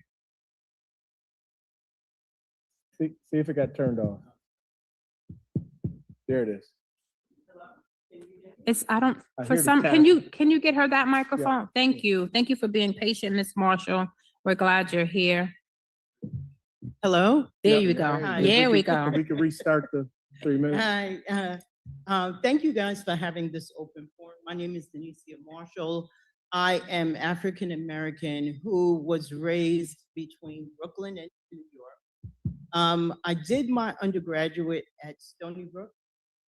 I'm also a graduate of Adelphi University and Teachers College. And I'm gonna say that and I work in education. I work. These old niggas just can't leave that African shit alone. Jesus. I was hoping that African American shit died when Jesse Jackson died. Jesus. Oh my God. I am an African American. You ain't never set foot in Africa. You ain't got no dual citizenship in Africa, but you sitting up here talking about you are African. Fuck out of here. Oh my God. Old people. I hope I don't get like this when I get that age. At York College. So I'm going to say that throughout my educational journey, there is so many inequities, including even if a person of color, especially African American, Oh my God. has the privilege of going to college. Throughout that journey, you're going to see a lot of inequities. You're going to see some of what I've witnessed is Stony Brook, private study sessions for people who are white only. You're going to see the allowance of professors, white professors, allowing white students to cheat while the African Americans have to stay seated. So there is so much to unpack here. I mean, we could go around neighborhoods and see the inequity in just the infrastructure.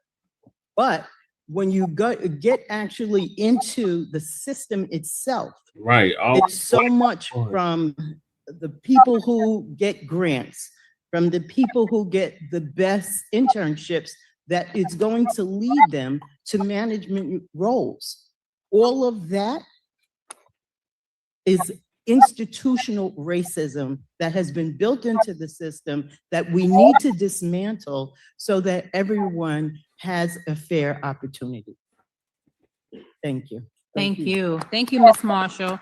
Ms. Marshall, if you want to send any links or anything, you can send it to the commission. The website is on the screen, Reparations Commission. You can email it to us at reparationsny.gov. Thank you very much for being here. One more person that's in person. I think it's Medina Laval. If I pronounce your name incorrectly, I apologize. You'll just state your name before you speak, and then we'll prepare for our folks online. For those that are here in person, for those that are watching online, we are at Hempstead High School in Hempstead, New York. We are excited to be here. And so we are taking public testimony in person and online. And if you're interested in providing testimony, you can do so by emailing. You can stay connected with the commission by emailing us or learning more at ny.gov/reparations. So we are grateful that you are here, Ms. Laval. You know, he always crumb bombing on chitlins and anything involving the pig. But yeah, he don't be eating no Ngozi soup. He don't eat no jollof rice. He don't do none of that stuff. He don't eat no bush meat. He don't do none of that. So, but he keep claiming he an African. Like Sister Val said, it's so ingrained in the culture, it's ridiculous. And those that come from that era, they're like stuck in that era. It's like something about those that were born between like 1950 and 1970. They're like stuck in that era where it's like, oh, we're all Africans. And like, no, I'm not. You gotta update your information. We are in 2026 now. Not 1970 nothing. 1960 anything. We are in 2026. We are 60 plus years past that.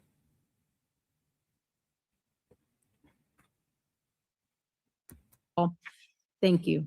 You have 3 minutes. Thank you. Good afternoon, everyone. It's still morning. Okay, good. My name is Medina Lawal. Lawal, thank you. I pronounce Val, but it's Thank you. Lawal. So I am a resident of Elmont. I'm a business owner in Elmont. Yep. I am a first generation here in America with my kids, and I am making a first of everything, a first of being able to speak up for people like me and people that paved the way for us to be here. So in support of the bill and for the team today, Truth Before Repair, Education, History, and the work of reparations, we can only be better when we acknowledge and respect each other, not as what we look like, but as who we are from within. So when the system categorically dismisses your existence as a being by what you look like, by what you wear, by what you say or how you say it, it makes it impossible for individuals or people collectively to grow. Even the community, society, the state, the nation cannot grow. So in view of that, I would say that I myself have been a victim of discrimination, of Tether. I'm getting tether vibes all over this broad. Tether. Like when she started her speech, I'm like, oh yeah, she's a damn tether. So now the tethers is trying to say, oh, I was discriminated against. I was redlined. I had discriminatory policies placed on me. You came after all the work was done, and y'all sitting up talking, I was affected by this. I just got here yesterday. The hell out of here with that dumb shit. Being dismissed and not being taken seriously, even when I make it known that I am serious and I'm in a position that I want to make change. So for this to actually take effect and for us to see for us to see this bill come to fruition, we must tackle it from now. Meaning there still is ongoing slavery or discrimination, what we call now neo-slavery, neo-discrimination, or systemic slavery. It hasn't ended. We are living it now. As a construction women business owner, I live it every day, from the agencies that try to stop me from earning my pennies. It's not so much. We're only asking for, let us contribute, let us participate, but still they stifle the living day out of you. They make it impossible for you to prosper. It has to come to an end. And this is how we do it. They know nothing about So we implore the states, the assemblywomen, all lawmakers, and ourselves to all be at the forefront, speak out and participate in our communities. Reparations, yes, it should happen, but it starts with correcting the system. Thank you for being here. We appreciate you. Next, we will hear from our virtual speakers. Oh, we have one more. I'm sorry. I apologize. If you could introduce yourself and allow me to reset the timer. All right. Sorry, I filled out the sheet late. My name is Kiana Bieria Anderson. I'm a Hempstead resident, and I'm thankful to the commission for coming back to Long Island. I'm glad that there are more people in the audience this time. Especially thank you to listening to the residents like myself who live in the region where I affectionately like to call the Alabama of the North. I like to call my home the Alabama of the North jokingly because Long Island's connection, involvement in history, and America's greatest sin is not a story of the past, but the present. We've had the pleasure of being a home to civil rights leaders like Emily Moore, Vera Moore, and the late great Hazel Dukes. My church's former home in Wantagh was built by freed slaves and was historically designated a landmark by the town of Hempstead. Only after they played legal games with my pastor, costing my church's family our historical church home. It's now the home to a growing Muslim community, which again is the target of racist tactics, preventing them from using this landmark site for their faith. On Long Island, the long-term impacts of slavery have resulted in a region segregated by race and class and exploited in as many ways possible. Nassau County was successfully sued in 1997 for shifting the majority of the property tax burden on Black homeowners. Instead of continuing on the path of fairness, Nassau County residents are now expected to grieve their taxes, a system that disproportionately benefits the wealthy and negatively costs Black residents the opportunity to become and stay homeowners. The town of Hempstead is the largest Black township in the region. The township has raised taxes on its residents, the highest to date in history in 2023. Another example of economic exploitation. Black Long Island residents continue to be the economic engine of a region with targeted racist policies. Nassau County has had stints of zero contracts with Black contractors, daycares owned by Black women threatening to close, and Black businesses struggling to stay open. Strangers come into our communities buying homes through tax liens, and our students are still subject to racist remarks while playing sports with majority white teams. Black communities are experiencing environmental racism with overdevelopment, groundwater chemicals, and PFAS and other substances in our water. We continue to be over-policed, and there is a legitimate argument to be made that the more money you give Nassau and Suffolk police, the more crime goes up. With police officers being involved themselves in drug trafficking and human trafficking and other domestic violence and other criminal activities here on Long Island. I believe it. Long Island needs specific intentional calls for reparations because we are so far behind in this conversation still to date in 2026. It is my hope that the commission finds a way for there to be conversations of accountability for not just Black Americans, but for white Americans. Because here on Long Island, to know your history is to know your truth, and that is the only way to move forward. Long Island is one of the regions that has also been home to a Nazi camp. We know our history. And the only way forward for us to actively engage in proper reparations conversations is to fully dig into this soil and cleanse ourselves. Thank you. Thank you. Can you repeat your name again? Kiana Bieria Anderson. Thank you. And if you didn't get to finish your statements, please call in at 518-473-3997. We're going to just take a 1-minute break to allow our technology to make room for our virtual folks. But I want to acknowledge again for those that are watching online that we are in Hempstead, New York. Hempstead, make some noise as we are here on a holiday weekend on a Saturday. You all have come out. We want to thank our bill co-sponsor, Assemblymember Szilagyi. Thank you for being here, and thank you to her team for helping to put. Sorry, I gotta fast forward because this video, I forgot how long this goddamn video was. I'm just trying to get through the public comment and I'm gonna end it. I'm already seeing the sun come up. Immediately. Yeah. Good morning, everyone, and thank you all for giving us the opportunity to discuss reparation. And I would like to say, it is very important that reparation is awarded to Black Americans. In parentheses, I would say foundational Black Americans. Why in parentheses? Just say foundational Black Americans. Based on generational cash reparation due to the lost opportunities that we were not given. Reparations is being discussed throughout the world. Africa is also crying for reparation, and also Caribbean island countries are also expressing their concerns and the opportunities to have reparations awarded to them. It is important that reparation be given in the form of cash payments so that it can immediately All of them don't get be used to assist us in economic opportunities.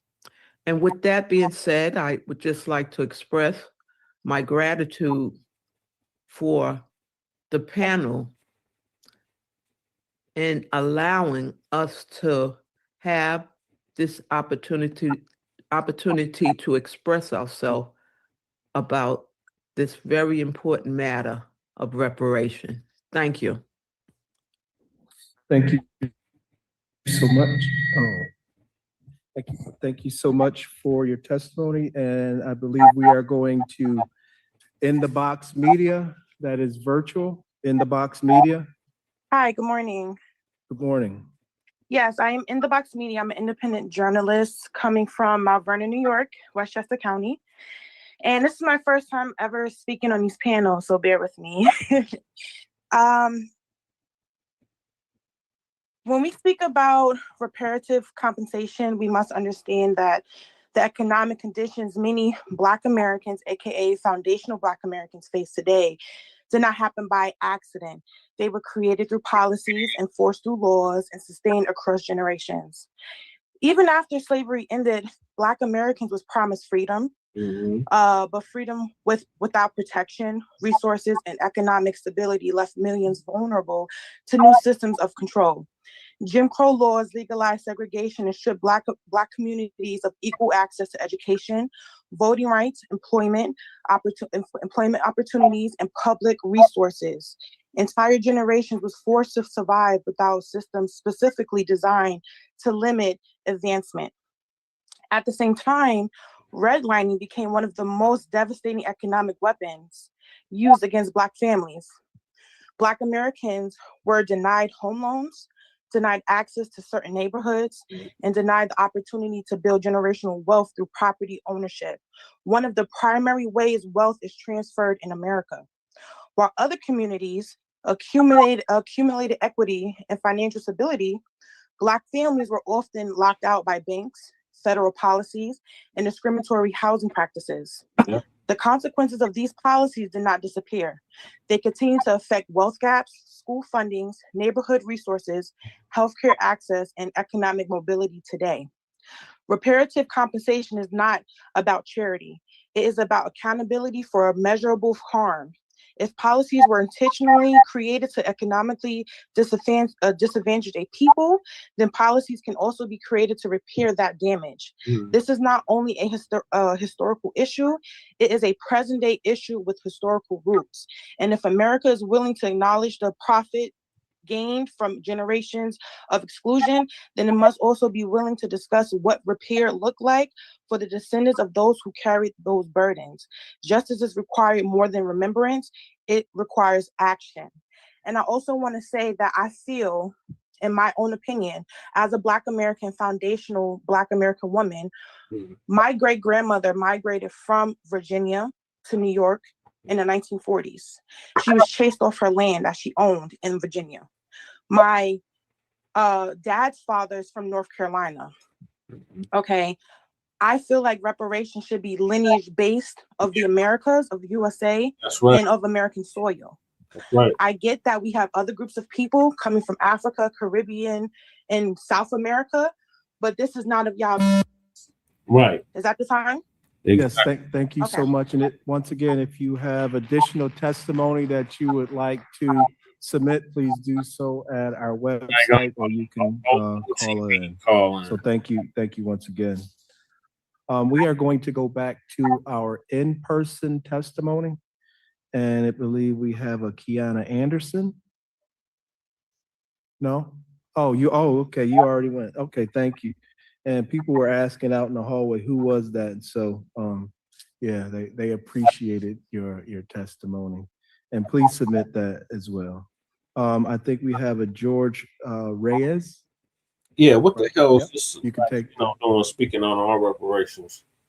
And then after George, there is Lisa Ortiz. What are these Latinos doing speaking on our reparations? Thank you very much. And if it would be all right with you, I just will let Thank you. my record. Kurt, My name's Jorge. I'm sorry. Muniz Reyes. So say it again for us. What the Jorge, that's you doing Jorge, reparations? and two last names. Muniz, Muniz,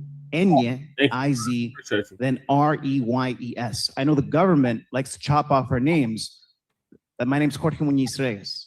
Thank you. Thank you very much, sir. Please reset. May I start? Yeah, I was going to say, please reset your time to 3 minutes so you didn't lose time.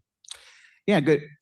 First of all, good afternoon, good morning, and thank you to everyone that's assembled here today for a very important conversation about justice.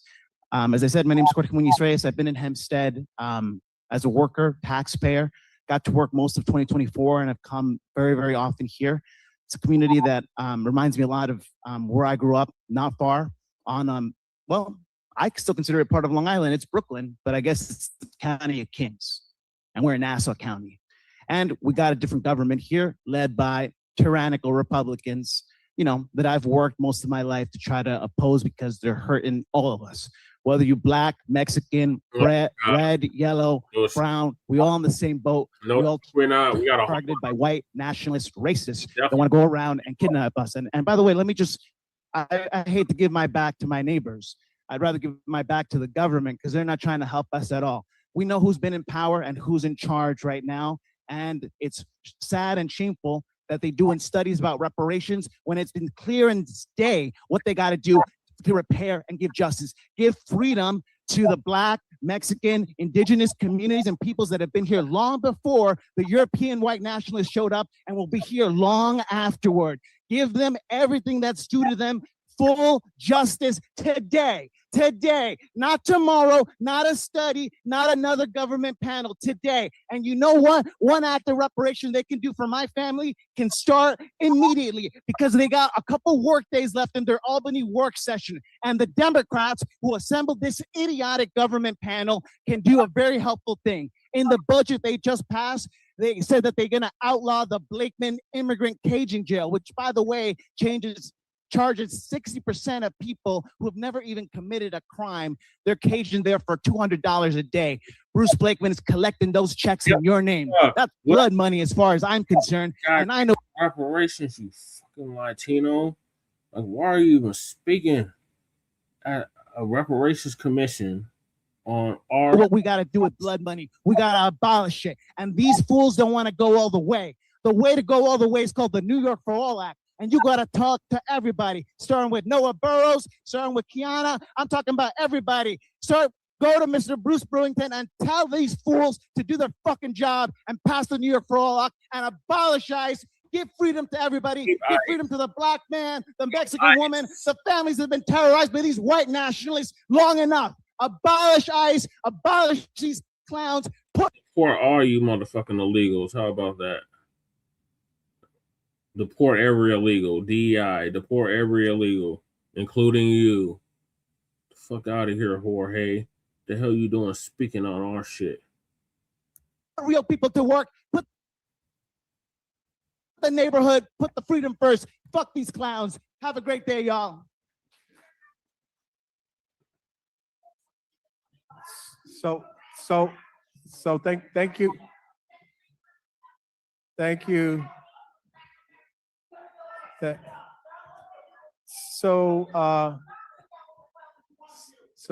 Thank you. Next we are going to Lisa Ortiz. Lisa Ortiz, thank you so much. Oh God, so 6 a.m. If you need a second, you can take a second.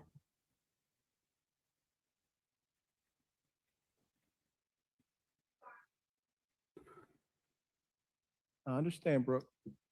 Wondering if this mic is Yeah, Sister Brooke was giving him that work. That lied to Good morning. My name is Lisa Ortiz. I am a longtime resident of Long Island. I live Are you in speaking, bitch? Why are you Lakeview. speaking? I have, and I'm also an advocate in my community. I came here today to just share a little of my thoughts. On March 25th, 2026, the United Nations General Assembly voted officially to recognize the transatlantic slave trade and the enslavement of Africans as the gravest crime against humanity. Not to our surprise, the United States has voted against this, which is another prime example as to why I believe it is important. It was important for me to be here today. Wow. And this ain't got shit to do with you. And support the commission's effort to pass and ensure that Black Americans receive their overdue fair compensation via reparations.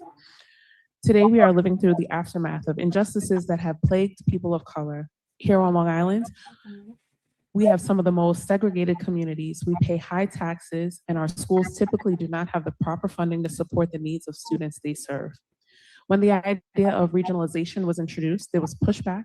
Another example of the consistent attempt to prevent equity across all communities, populations, and give access to the same opportunities as privileged white Americans. The predominantly Black communities on Long Island exist as a result of redlining. Communities like Rockville Center force Black homeowners out of their homes, tearing down their homes, and push them into communities like Lakeview, Hempstead, and Roosevelt. Hempstead is an example of redlining in the fact that there is West Hempstead, predominantly white, South Hempstead, predominantly white, and the village of Hempstead, which, excuse me, my screen moved, which is a predominantly Black community. And here's where Breeze is from. Local governments have cooperated and have a cooperated attempt to keep white communities as white as possible, limiting the access to create wealth through property equity at the same rate as white communities. A current example would be compared to what we see happening right now today in Levittown, a community that has at one time written into deeds that properties could not be sold to Black homeowners, to Black people. Under the umbrella of the United States of America, the United States of America, here in New York State and in Hempstead, we need reparations and we need them now. Thank you for your time. Thank you so much. You're not eligible, Rod. Why are you speaking on our shit? So there are new individuals that just came in, and we appreciate you joining us. And I'm extremely excited that they are bringing our young people in with them to be able to hear and to partake in history and as a part of this discussion. And so we have our operations person bringing us a few more sign-in sheets. So if you just got here and you're just joining us and you want an opportunity to provide public testimony, please sign up and we will make sure we get you. About 20 minutes. Back up there. After this one, we'll do Kurt. And what's this pronunciation? I'm gonna ask Dr. King that real quick.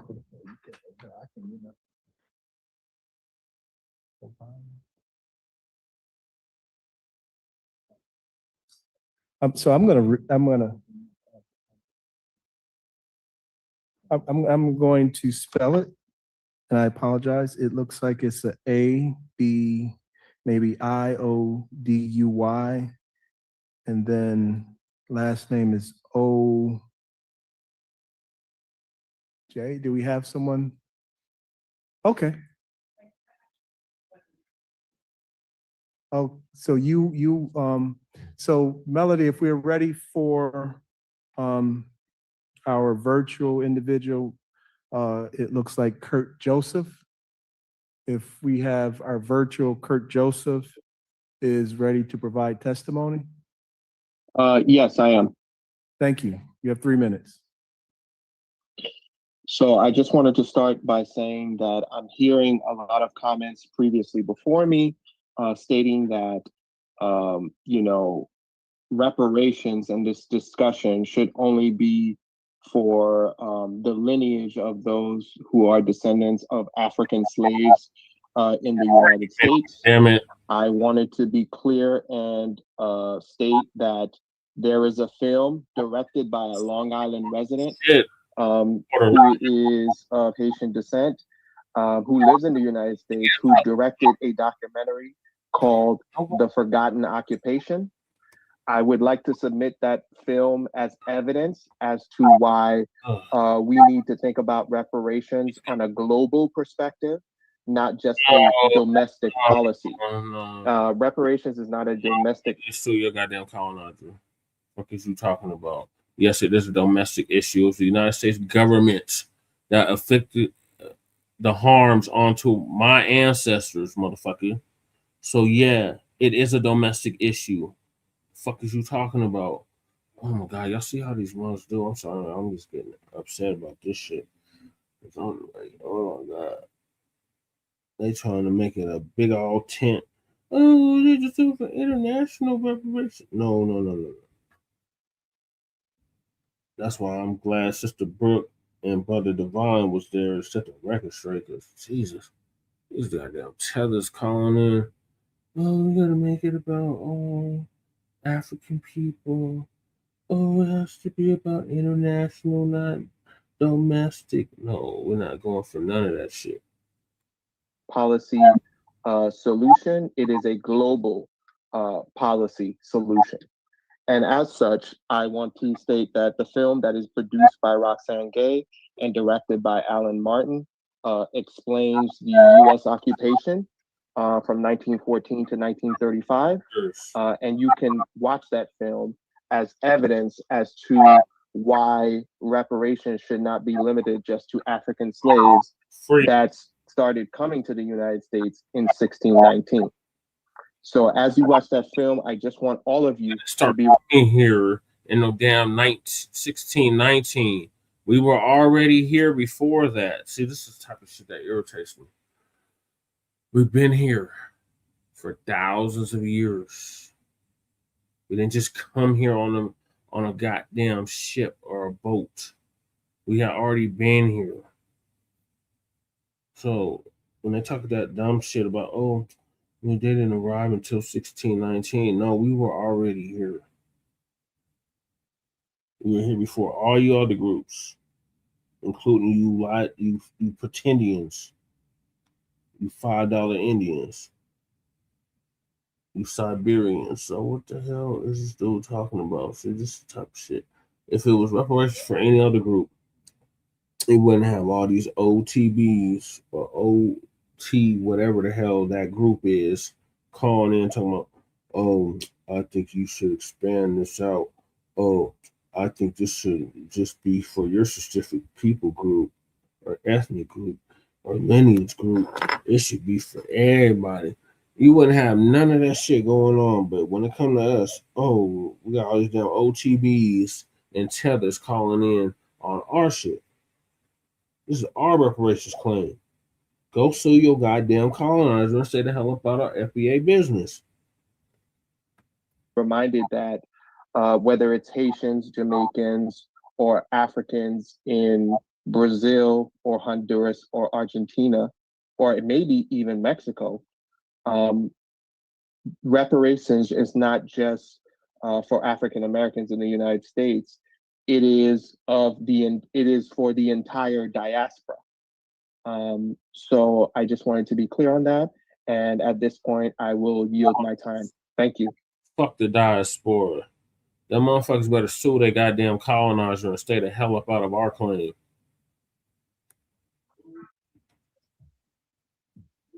Thank you very much. We're waiting for the next person to come and testify. And again, the appeal is for people to be respectful of different points of view. People do have different points of view, and they ought to be respected. And one of the things we always ask for in terms of these hearings. Exactly. I know there are one or two more names that want to get in, and then I think Commissioner Hogan, I may want to have some comments. I certainly do before we conclude. Just very, very impressed with people coming out on a holiday weekend to have this conversation, which speaks to the urgency and the priority that reparations has in the minds of many, and the appeals that have been made for others to join in the discussion. Commissioner. So thank you for that. And we have two more speakers that have just joined us. We have Charlene Jackson and Caprice Rhines, in that order. So if you would like to come to the microphone right here, and you'll have 3 minutes to provide your testimony. If you could just state your name, and if you're with any organization, that would be great. Good morning. My name is Charlene Jackson. I am the eldest daughter of Albert Jackson and Rebecca Marable, and I have 3 sisters, Carla Regina Jackson, Kayla Ramona Jackson, and Claudia Rochelle Jackson, affectionately known as Shelly. Don't say African. My parents were high school sweethearts. Don't say. And my father grew up in a place called Sutherland, Virginia, and his parents were Pauline and Lonnie Mack Jackson. And my mother grew up in a place called Elmo, Virginia, and her parents were Estelle and Peter Marable. I was born in a place called Danville, Virginia, whose claim to fame is that they were the first Confederate capital of the United States. And I know that because when I went to visit one summer, I stayed in a hotel and they had a little plaque by the lamppost. And all of my grandparents were farmers. And until age 14, I would spend my summers in Elmo and Sutherland, Virginia, working on farms that my grandparents owned. And their grandparents were sharecroppers, and their grandparents were slaves. And how do I know this? Because back in 2006, my Aunt Sandra, who's my father's sister, she hosted a family reunion, and she brought out these maps from the 1800s, and it showed the Marable plantation and the Jackson plantation abutting one another. And I am proud to say that my sisters and I still own some of those ancestral lands. And when my children would go to visit my grandparents' home, I would tell them, I have 3 children, by the way. Justina is my oldest, Trevor is my middle child, and Jada is my baby girl. And we would often go back at least once a year to our ancestral home. And I would tell them, look up at those stars. These are the same stars that our ancestors looked at who were slaves. And we are the manifestation of their hopes and dreams. So don't forget who you are and from where you come, because we have a charge to keep to make sure that all those struggles, that survival of the Middle Passage and those years embraced in slavery, when they would hope for a better day, we have that charge that we are now responsible to keep. And I'm proud to say that I actually went to a place called the College of William and Mary in Williamsburg, Virginia. For those of you who may know, Thank you so much for your testimony. If you want to submit additional testimony, you can see the website on the screen to email it to you, or if you would like to do it orally, you can see the number to call it in. And you can leave as much testimony as you would like. My name is Caprice Rhines. I'm a resident here of Hempstead, New York. My grandparents migrated from Harlem. They actually came from Barnwell County, South Carolina, known as Aiken. And I know that we tell our oral stories because back then they didn't allow a lot of us to write. My grandmother was Lucille Robinson Green. They were part of, they opened a school in Aiken, South Carolina, which was Bettis Academy. My grandfather was one who raised a lot of the racehorses in Aiken.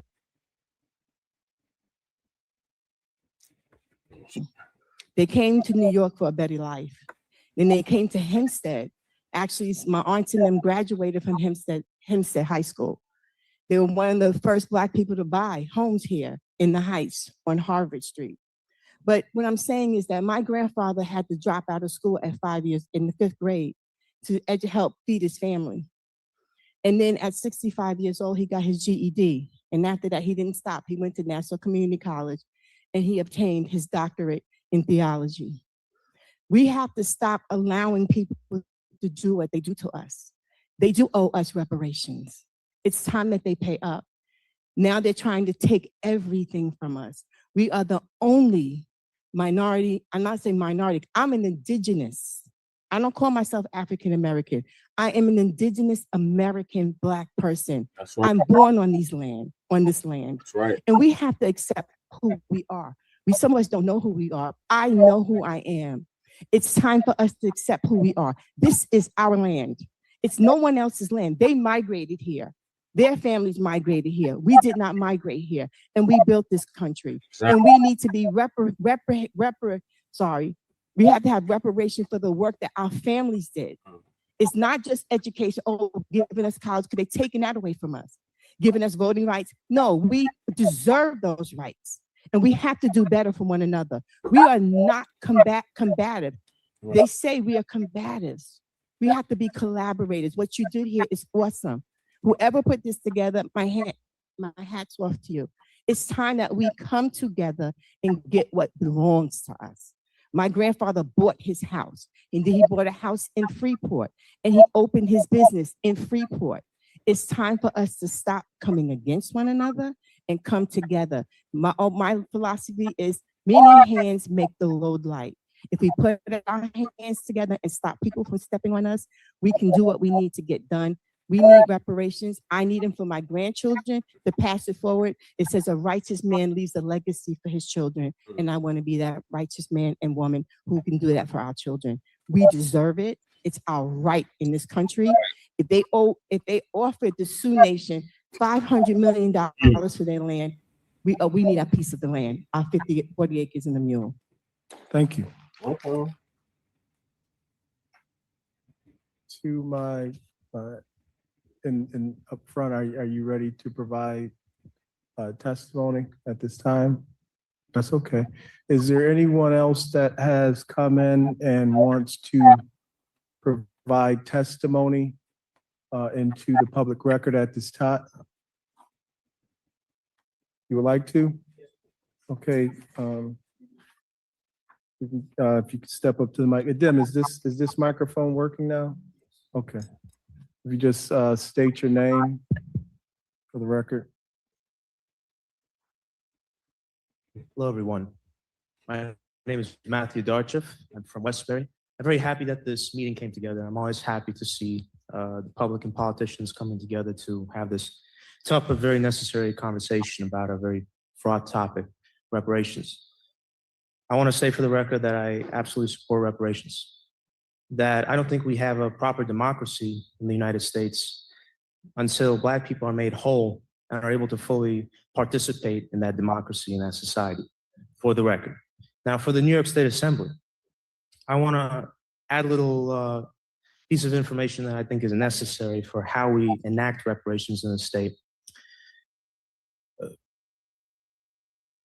We needn't forget, because the topic today is education, we needn't forget that, yes, there are all these slave plantations in the South. But who was issuing the loans to build the plantations? Who was servicing the ships? He's in the north. Who was doing all of that? It was financial industries up here in the north. It was banks like JP Chase. Some reparations opponents, they say, oh, you black people, that was in 1830. That was a long time ago, right? It's all over. Well, I mentioned 1830 because that's the year JP Chase took 12,500 slaves as collateral on a loan for the slave plantations that they were funding. And JP Chase is still around. Not in the beautiful balmy South, but right here in the industrial egalitarian North on Manhattan Island. And I think that if we're going to have a reparations program, they've got to take a haircut. They've got to fund the program. They were complicit in it. Right. They should fund it. Thank you. I agree with that. And if you can give me your last name and the correct spelling so I can put it down. We should just fill out one of the sheets. Fill out one of them. Adarachev. ADARICHEV. Thank you. Is there anyone else that has not signed up that would like to provide public testimony at this time?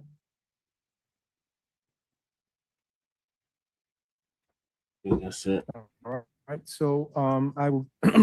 So we do thank each and every one of you for. Yeah. So we do thank each and every one of you for coming out today on a Saturday at Hempstead High School and providing rich comments and suggestions for us as we continue to do our work. And so now I want to give space to Commissioner Dr. Daniels to provide some comments and thoughts as we continue. So Dr. Daniels. Well, thank you very much, Commissioner. And I too want to join in commending all who came out on a Memorial Day weekend for this rich conversation, a central conversation. I have a series of random comments actually, and the first one has to do with the fact that the last speaker, actually, I just wrote down my notes several minutes ago. The role of corporations is an area that I'm in, because I also serve on the subject matter experts and theme subcommittee for the commission, and we've been flushing out these themes. And I was just thinking about, I know we've covered gentrification in a number of areas, but I don't think we actually have explored. We've alluded to it, but I'm not sure we've had a specific hearing on the role of corporations, financial institutions, colleges and universities in New York involved in the slave trade. For example, it's just recently come out that Harvard University was directly involved in the enslavement process. So that does need to be excavated, and that's something I think we should certainly do. I would like to also point to an area of, I don't want to say, well, in some ways it is an area of contention. There was a reference made earlier, particularly to whether or not Haitian Americans and other immigrants or immigrant communities should be awarded reparations. And we have heard a great deal from our foundational Black Americans who have come and presented their position.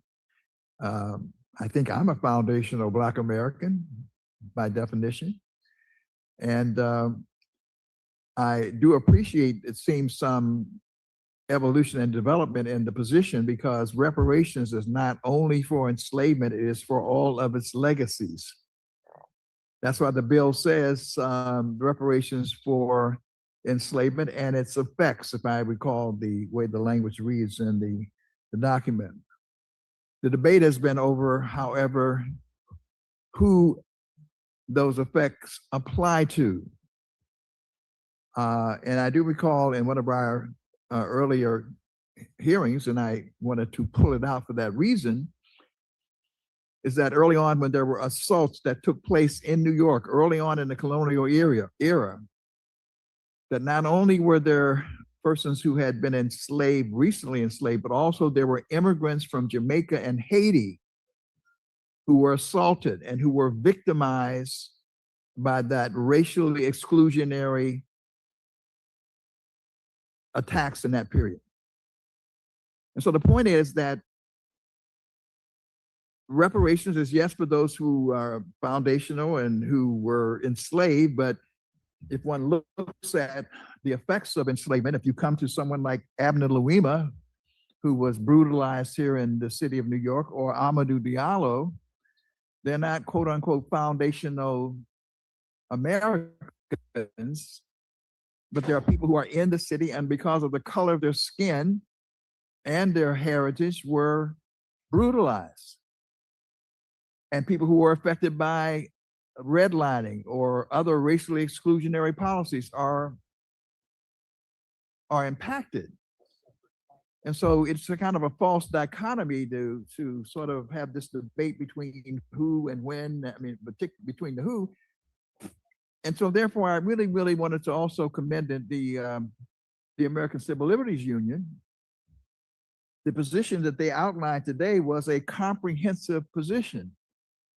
And they talked about the language being intentionally laid out so that nothing is left on the table. At one level, one will raise the question, well, why would we leave anything on the table in terms of the racially exclusionary policies that have affected we as Black people, foundational Americans, people of African descent, however you want to define it? To me, these are relatively synonymous terms. And so Shirley Chisholm, Harry Belafonte, Kwame Ture. Tell us. The Shirley Chisholm in particular and Harry Belafonte, who took up residency in the state of New York. The point is, I do not believe we should be denying any of these people or their sons and daughters reparations. So I just wanted to make that, to make note of that. But I also, again, wanted to reference the American Civil Liberties Union because we also appreciate the fact that at almost every public hearing, you have come and you have contributed testimony that is different. I can recall the testimony on Staten Island that was presented. Almost every time the American Civil Liberties are doing serious study and are bringing different positions, different studied aspects. So that is not to say that others haven't, but certainly there are certain positions that have been well stated and well documented and well presented. We're looking for a diversity of ideas that can be presented, and the American Civil Liberties Union, in my opinion, has been very, very good at doing that. The final thing I'd like to say is there was reference made early on.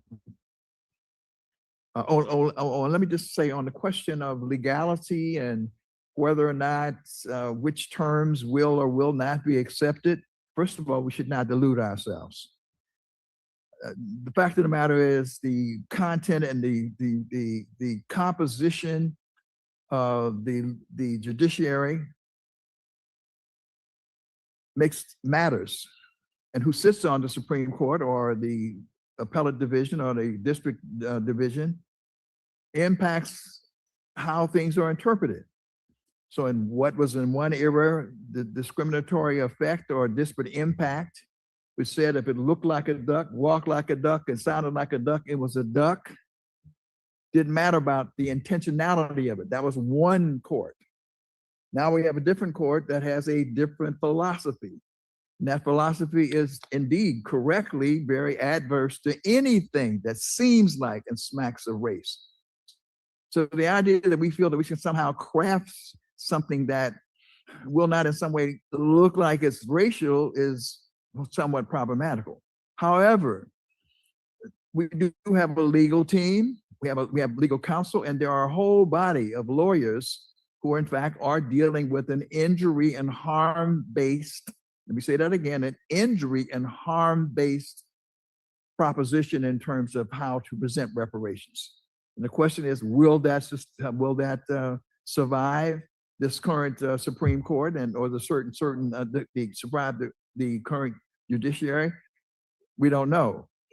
But what we know is that there is hostility towards anything that smacks of race, and however it's interpreted, we should not delude ourselves into feeling out that somehow this court will not, in fact, potentially be hostile.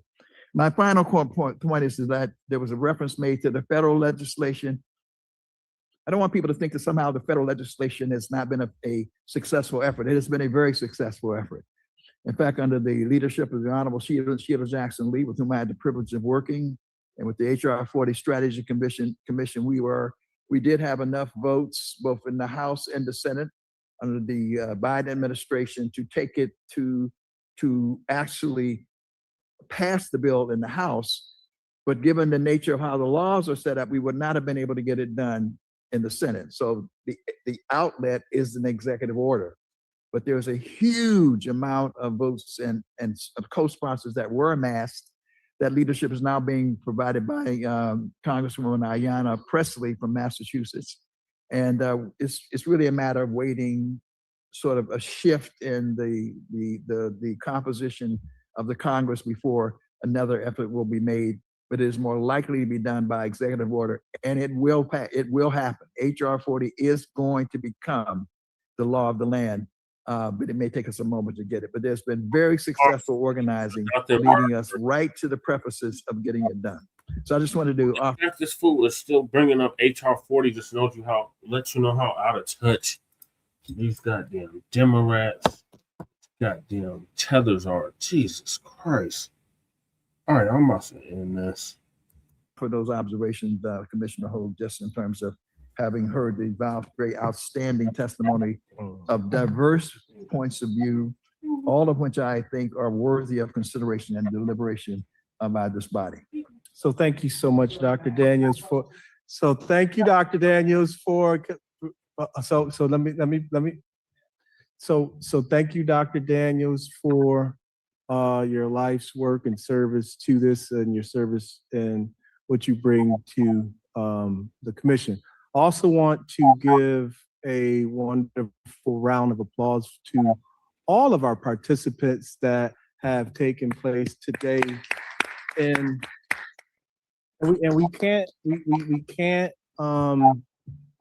stress this enough, this rich conversation that has taken place. And so we know that this is a topic, a movement that people are excited and passionate about, but we appreciate how we conduct ourselves. And so for those of you that are watching, you may not have been able to see this restorative moment. And so there was some back and forth that took place earlier, but the brothers got together, shook hands, and agreed to move forward, whether they agreed to disagree or not. And so that is what we appreciate about our community and how we move forward in this aspect. So there is not so our public hearings is really not a forum for questions and answers and retorts and that type of stuff. So I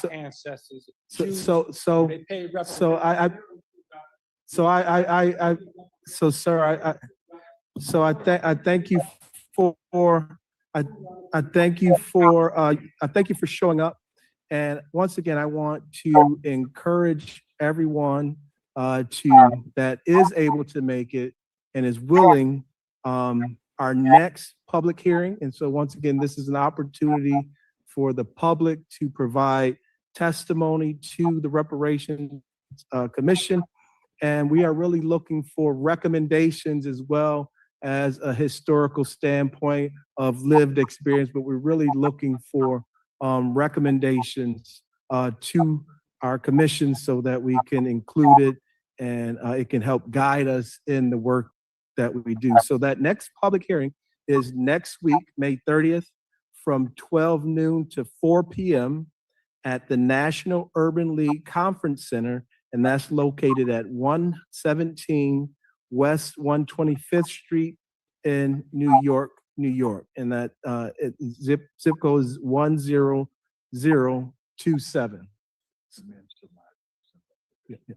And so I'm going to ask one more time, is there anyone else that would like to provide public comments that have not provided it thus far? Scanning the room and seeing none, I'm going to ask our Assemblywoman.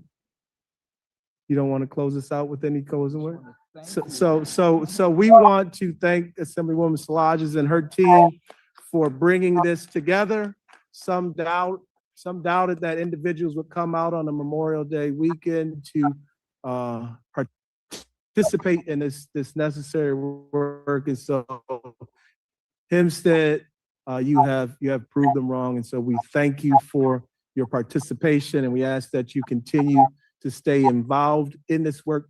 For those of you that have family members or circles that may not be familiar with this work, we're asking that you help spread the word about what's going on in New York and the commission. So we thank you, and this will conclude our public hearing at the wonderful location of Hempstead High School. So thank you so much.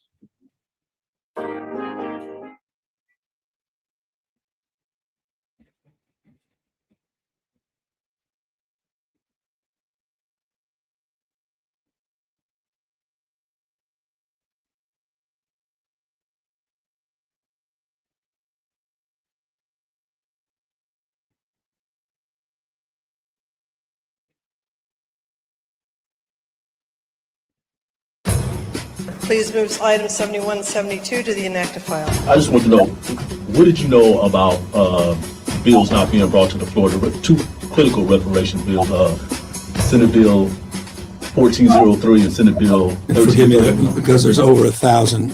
I'm not very good at the numeric, but that, you know, it's gonna, the analysis said it's only a couple $1 million to stand it up. And his response was, we want to do it in a different way. We don't want to do it through creating a whole new bureau. We want to do it through the UC system. So this is Assemblyman Mr. Bryan. He's mad I brought up the reparations vote. So he's preventing me from speaking. And he's trying to block my access to it. Madam Speaker, I ask that we take up file item 71, SB 1331. If you decide to start your family tree even without the DNA, 8 or 9 times out of 10, you're going to find your family. A great number of African Americans can trace their lineage to the period of enslavement. Lamert was developed by Walter H. Lamert, and in his designing this area, he actually had covenants to where they would not sell to black people. I supported the bill all session. Bring the bill. Will you vote? COBC, can you give them a grade 1 to 10? Oh, the current process as of now, it's a negative. Vote for the bill, Mr. Bring the bill. Will you vote for the bill? Bring it up. Will you vote for reparations? Bring it I up. would love it. Bring it up. Let's vote for reparations Bring it together.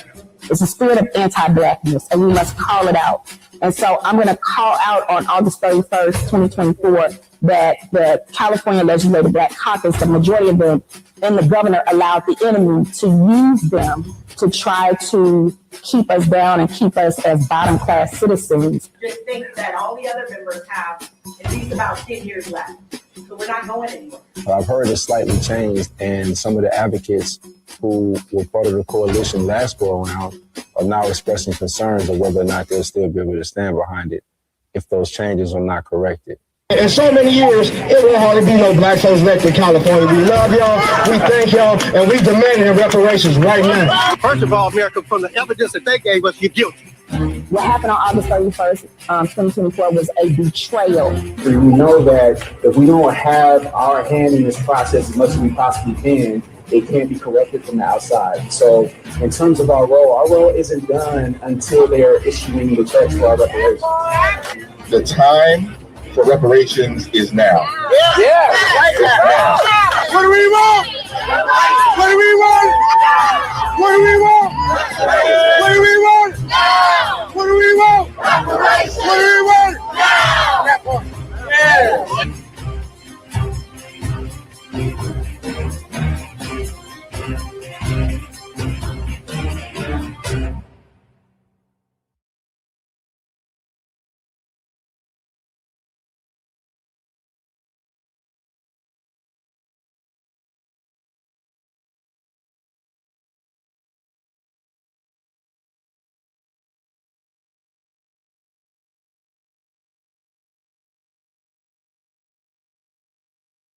Who is this? Salsa Key?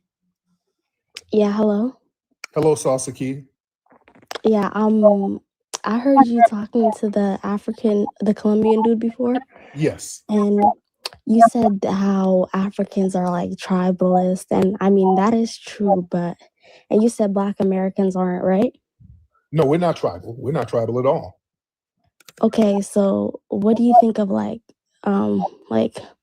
gang culture? Is that not tribalist in a Blood way? and Crips, yeah. Blood, you got Bloods and Crips having babies with each other. You got Bloods and Crips who run businesses. I live in LA. I was with some Crips earlier. So why do they off each other? Man, this is not 1988. They're really not doing that out here no more. No, I'm not talking about those two specific gangs. I just mean in general, like that's still an issue in your community, right? No, because you know what? A lot of these people are tethers. They're not even from here. They come from different lineages. And that's a problem. It is a problem. So why do so many people from immigrant lineages like you engage in so much gang violence? Well, actually, I mean, that's true too, but it's mostly Right. Black And Americans. now, are you from East Africa? You sound East African. Yeah, how'd you know? I can tell because y'all do a lot of projecting. You're some Somali? Mm-hmm. Where are you living? Where you live? America, Where in America, ma'am? Ohio, Really? What part? Columbus. Really? Well, are you in Ohio? No, I got relatives. I got a lot of my family out there in Ohio. Okay. So, like, also, I've noticed your movement, like, you guys have a lot of hostility towards Africans. And I know it's sometimes Caribbeans, but it's mostly Africans for some reason. People think I'm a kid, and I'm 19, guys. Calm down. We have no hostility towards you. What for? What? I mean, there was a guy up in here, and you were calling him a tether and musty, and he wasn't really being disrespectful. Yes, he was, because he was just saying shit. He was saying shit as a way to waste time. And he had the nerve to ask what I've done, and he fled from his homeland. So that was very disrespectful to even fix your mouth to ask what I've done, and he's completely failed. So you're not at liberty to do that. How dare you? Then he tried to insult the intelligence of the good people in here. That's another no-no. You don't do that. I have a zero tolerance with tethers disrespecting my lineage. Anybody in my lineage, I have a zero tolerance for that. And y'all don't like to be held accountable. You see. Held accountable for what? Being disingenuous, undermining tethers. Okay, why do you only call like African and Caribbean people tethers, not like the Hispanics or the Asians? Yes. It's like, because the thing is, y'all come and try to cosplay as us while you're undermining us. See, that's the problem. Y'all try to blend in. That's what a tether is. Somebody who tries to blend in and then try to undermine us while you're trying to blend in.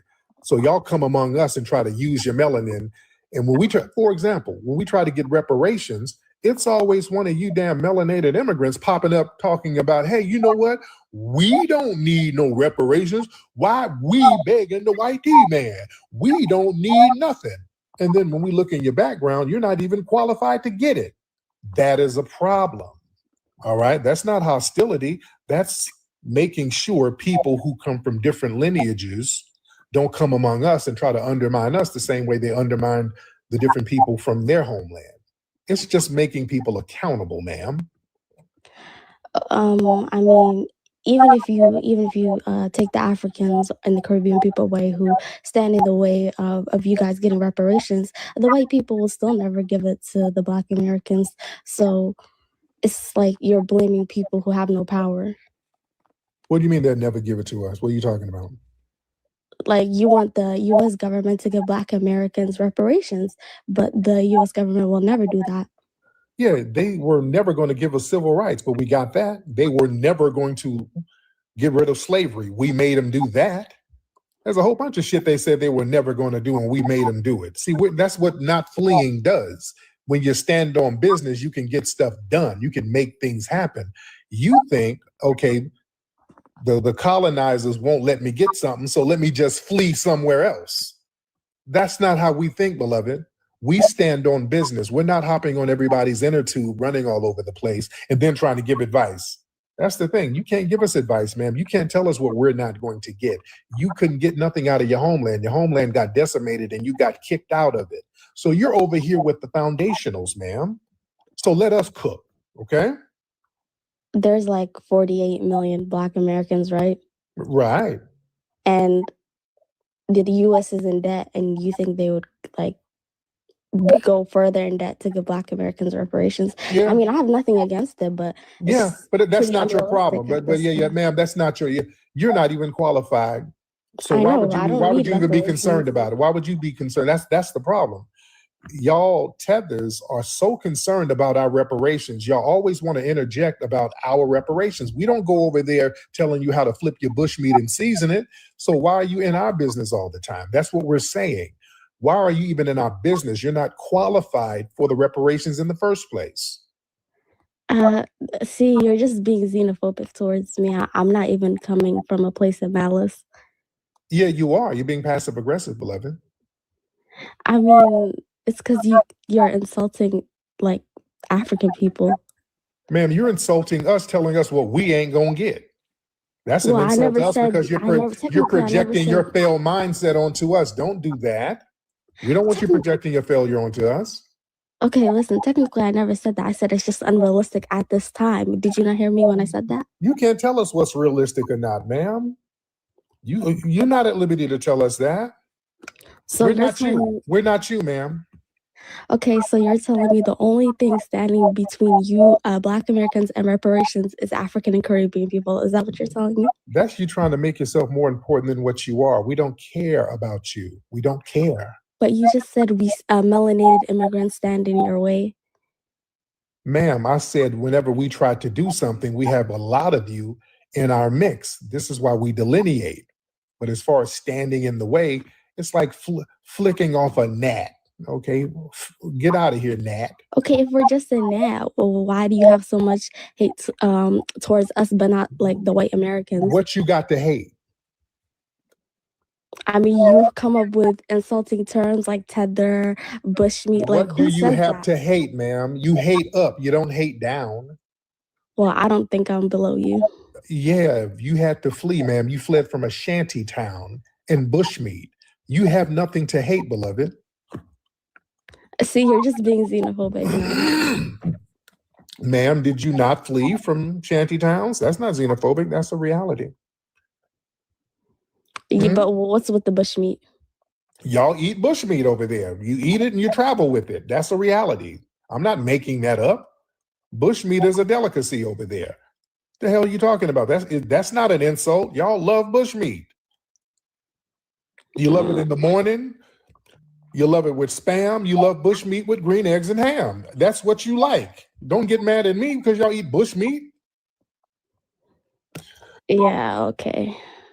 Well, I mean, speaking to you, like, you just sound very ignorant. All right, that's the Tether Hour, ladies and gentlemen. Thank you so much. We have Abasola the Tether. Thank you so much. I really appreciate you. All right. Okay, that's enough tether babble. Okay, ma'am, stop trying to center yourself. You're not that important. You don't have anything to hate, ma'am. Ma'am, you have nothing to hate. And don't get insulted when we bring up bushmeat. Y'all eat bushmeat. You like bushmeat. Damn, when I was over there in Senegal, they had all types of bushmeat in their suitcases and shit at the airport. You can smell it. I mean, we're not making that up. The tethers like that, they want to make themselves more important than what they are. But why do you have so much disdain for us? We don't think about you. We don't even go in your spaces. Y'all always over here in our spaces. Y'all stay up in our mix. You all up in our reparations business. We don't be all up in the African Union's business. We don't give a shit. I love TikTok Shop. But y'all stay in our business telling us what reparations we ain't gonna get. Why are you in our mix? You're not even qualified to get it. Why the hell I'm not gonna talk about reparations with you? The hell am I gonna explain it to you for? Who are you? These people are obsessed. Good grief. Shout out to everybody in here. I love TikTok Shop. We got so many people in here. We got the most poppin' space on here. I love it. Man, who is that? Somebody said, I'm scared to bring them up. Who are you? Who the hell are you? Okay, so you got a troll account, huh? Yeah, brother, you got a troll account. Okay. Yeah, your account is a troll account, sir. All right, get you a regular account and talk to me. All right. Man, you got a troll account, sir. No, I'm not going to bring you up because you might spread your Bucci cat or some shit. So, yeah, I'm not bringing you up. Yeah, that sounds like some trick shit. It might sound like Rohan or something. Yeah, that sounds like Rohan. Man, yeah, use a regular account. Do that. Yeah, use a regular account. I love TikTok Shop. Yeah, I'm not going to do that. I'm not going to bring him up. Man, let me see. Shout out to everybody in here. But yeah, we are, we are the secret sauce. This delineation is whooping ass out here. They want it to go away. I want y'all to understand, delineation is not going anywhere. This is not a fad. This is a renaissance. You understand that? Renaissance, when there's a renaissance, there's no going back from that. Renaissance, that creates a new trajectory. That creates a paradigm shift that cannot be reversed. Do y'all understand that? There's a paradigm shift that has happened. People are now, we're prioritizing our specific lineage. Okay? And that has created a spiritual awakening that cannot be reversed. That's why the tethers are scrambling, trying to compartmentalize it so that they can attack it and discredit it. You think if you attack me, I don't know what y'all think that's going to do. Attacking me, that's not going to make people forget about their specific lineage. So I don't know what you think that's going to do. It is clearly not working. There was a space, they had about 20 spaces about me today. I was going in just clowning these people. They had about 20 spaces whining about me. I mean, people just online for hours and hours and hours whining. That sounds like a job. That sounds like that dark DNC money, that dark money from the DNC. Oh yeah, they were tethers mad. Oh, I was spanking them and clowning them. Oh, I was spanking and clowning them. And who was that one hood rat broad?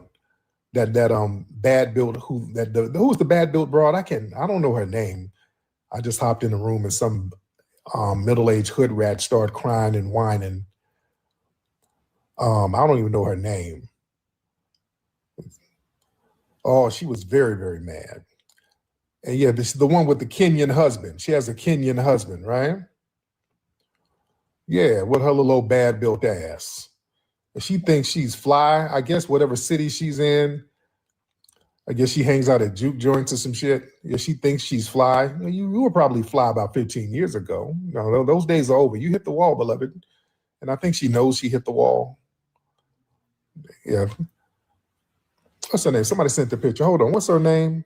Hold on. What is her name? This is the picture of her ass. Where is it? Hold on. Hold on one second. Let me find the image of her. Hold on. This broad. Oh, that one. Her and her Kenyan husband. Her. What's her name? Are you in here, broad? Are you in here? Her little funny shaped ass. Yeah, her Kenyan husband is holding her big ass gut. Yeah. Oh, she was real big mad. Yo, Kira, are you in here, dear? First, sweetie, I hate to break it to you. You were probably, she thinks she's fly than what she is because she's light skinned. Beloved, you were probably fine probably 15 years ago, 15, 20 years ago. Yeah, those days are over, sweetie. You didn't hit the wall now. You know, you were probably the shit around 2003. Yeah, you were probably the shit around 2003. But yeah, you hit the wall right when Chris Brown's first album came out. So yeah. Yeah, sweetie, you look like a little light-skinned troglodyte. Your big back, big thighs, and no ass. All right. Your ass look like a memory foam pillow. Yeah, and she has a, I don't know what her lineage is. I guess she claims to be of the lineage. I don't know. But she got a tether husband. All right. So she has a lot of disdain for foundational Black American men because she's like a middle-aged hood rat. She sounds very hood ratish. So, you know, FBA brothers ain't trying to get with no middle-aged hood rat. So she had to become a 90-day fiance. She had to go get some refugee dick. I love TikTok shop. So she had to go get a refugee. So her husband is Kenyan. Yeah. And I know she's listening. I know you're listening with your wide back ass. Little old funny shape. Your head all big and you ain't got no neck. This look like a leprechaun with a yeast infection. Yeah. You can't be talking crazy, ma'am. You dig? With your little janky shape. Bitch built like a panda cub. Just janky shape, wide back, little damn neck. You and your musty ass tether husband, y'all look like a dusty rap group, Salt and Peppercorn. Look at you. And your dude hairline janky, the nigga hairline shaped like the side of a sheep's ass. Yeah, ma'am, you're not that, ma'am. Yeah, you're not that. Don't get mad over here. Your coochie smell like Nissan Altima vinyl. All right, just stay in your lane. Just stay in your lane, beloved. All right. So yeah, whatever her name is, yeah, she was big mad, doing marathon spaces, whining about me. You know. Yes, indeed. I don't know, is she in here? Miss Bad Built, are you in here? You can get up. I don't give a shit. If your bad built ass is up here, I don't know if she's up here now. All right. Yeah, salt and peppercorn. Man. Lord. Man. Yeah, so. Yeah, I know, you know she's listening. She's a fan. You know, with a little bad built self. All right. Let me see. All right, let's get some folks in here. Let's get the family in here, ladies and gentlemen. Who's that? Excuse me. All right. Well, chronologic, I don't know, something, they gave me a warning when you were up here. I don't know if you said something, but yeah, they made me take you down. I don't know why. I don't know. I love TikTok shop. But let me tell you something, like chicks like her and Miss Kira, whatever your name is, I don't know. Oh, hold on, what is this? They asked me to do a puzzle. Hold on. You know, a lot of these, because she was she was lying. She was just lying her ass off. And that's the thing. When people lie like that, you are a tether or either you're married to one. And that lying tether energy rubs off. You know what I'm saying? See, a lot of people, if you're supposed to be of our lineage, but you get triggered by us recognizing our lineage or us delineating, you know, there's something weird about that. And you're trying to be a proxy tether for your significant other. Yeah, and then you start acting. See, a lot of women will take on the characteristics of the men that they're with. A lot of women will start taking on the characteristics of the men. So if you got a thorough dude, you're going to be a thorough chick. If you got a lying tether or a dude from a lying tether culture, that shit rubs off on you. Yeah? It rubs off on you. You start acting like your lying tether scamming dude. Yeah? Man, Manuel. Well, Emmanuel, make a request, Manuel, if you want to get up. All right, Manuel, if you want to get up, hop on in. Let me see. I'm going to get a lot of people in here. Let me get a few people in here. We do have a lot of people in here. Hold on. Manuel, I don't see you. Manuel, I do not see you. All right, Manuel, make a request. I hope it ain't nothing funny style. Well, we've got a lot of people requesting right now. Let me see. Let me see. Mark Willis. I'm going to just get random people in here. I'm going to get, okay, there you go, Manuel. I see you, Manuel. All right, Manuel, hop on. And I hope this ain't Rohan or somebody. What's up, Manuel? What's good? What's good? I'm good, Manuel. How are you, man? I'm good. Yo, we got to talk. Yo, did you call the other day? Didn't you call the other day? No. It's my first time in. Okay, you sound like that other dude who called up cursing and telling corny jokes and all that shit. You're like a Puerto Rican from New York, right? No, I'm Dominican, but for me.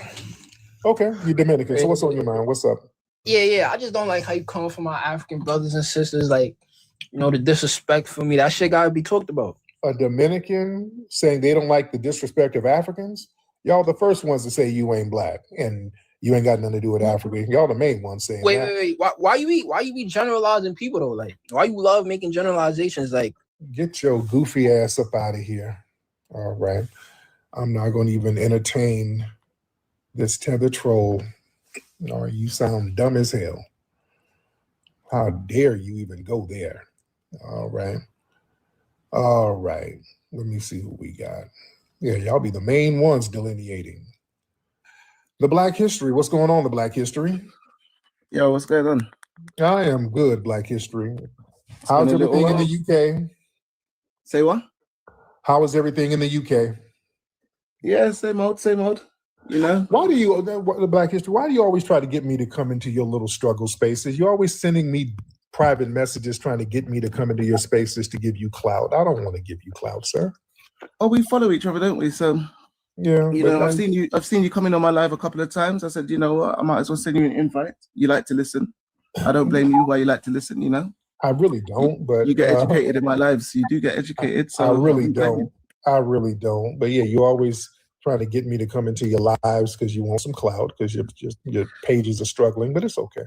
No, I don't need any clout at all because I've got listeners. Yes, you do. You definitely get more listeners than me, but I've got you listening. So so I think that's a win. It's a win for both of us, right? Not really, sir, because you need to have me to give you clout. I don't need you for clout. But I don't, because you've never stepped up on my panel. Because you know that you're going to get debunked. You debunk me now. Here we go. Let's get to debunking. What, again? For the second time? Debunked me. You've never debunked me. How are you going to debunk the video that you uploaded of me on your YouTube? All right. You certainly sound like you was debunked in that one. Oh, yeah. How can you debunk our lineage? So I'll say this to you first then. So where's the debunking? I'm just waiting on the debunking. How are you going to debunk our lineage? Am I allowed to get into it? Am I allowed the same opportunity to speak? But you're not going to tether babble. We don't want to hear long, nonsensical babble. Technically speaking, wouldn't FBAs be the biggest tethers because you're tethering to the YT man? That's you, sir. You're the one. You fled from your homeland to a white nation. Hold on, but you guys are the ones. No. That's a projection. That's a projection. No. Pete Hegseth, that's Marco a projection. Rubio, We're not. No. These are your. No. Why am I muted so quickly? No. You don't project, sir. Why am I muted so quickly? You don't project. You're projecting, sir. That's a projection. We're not tethering on to anybody.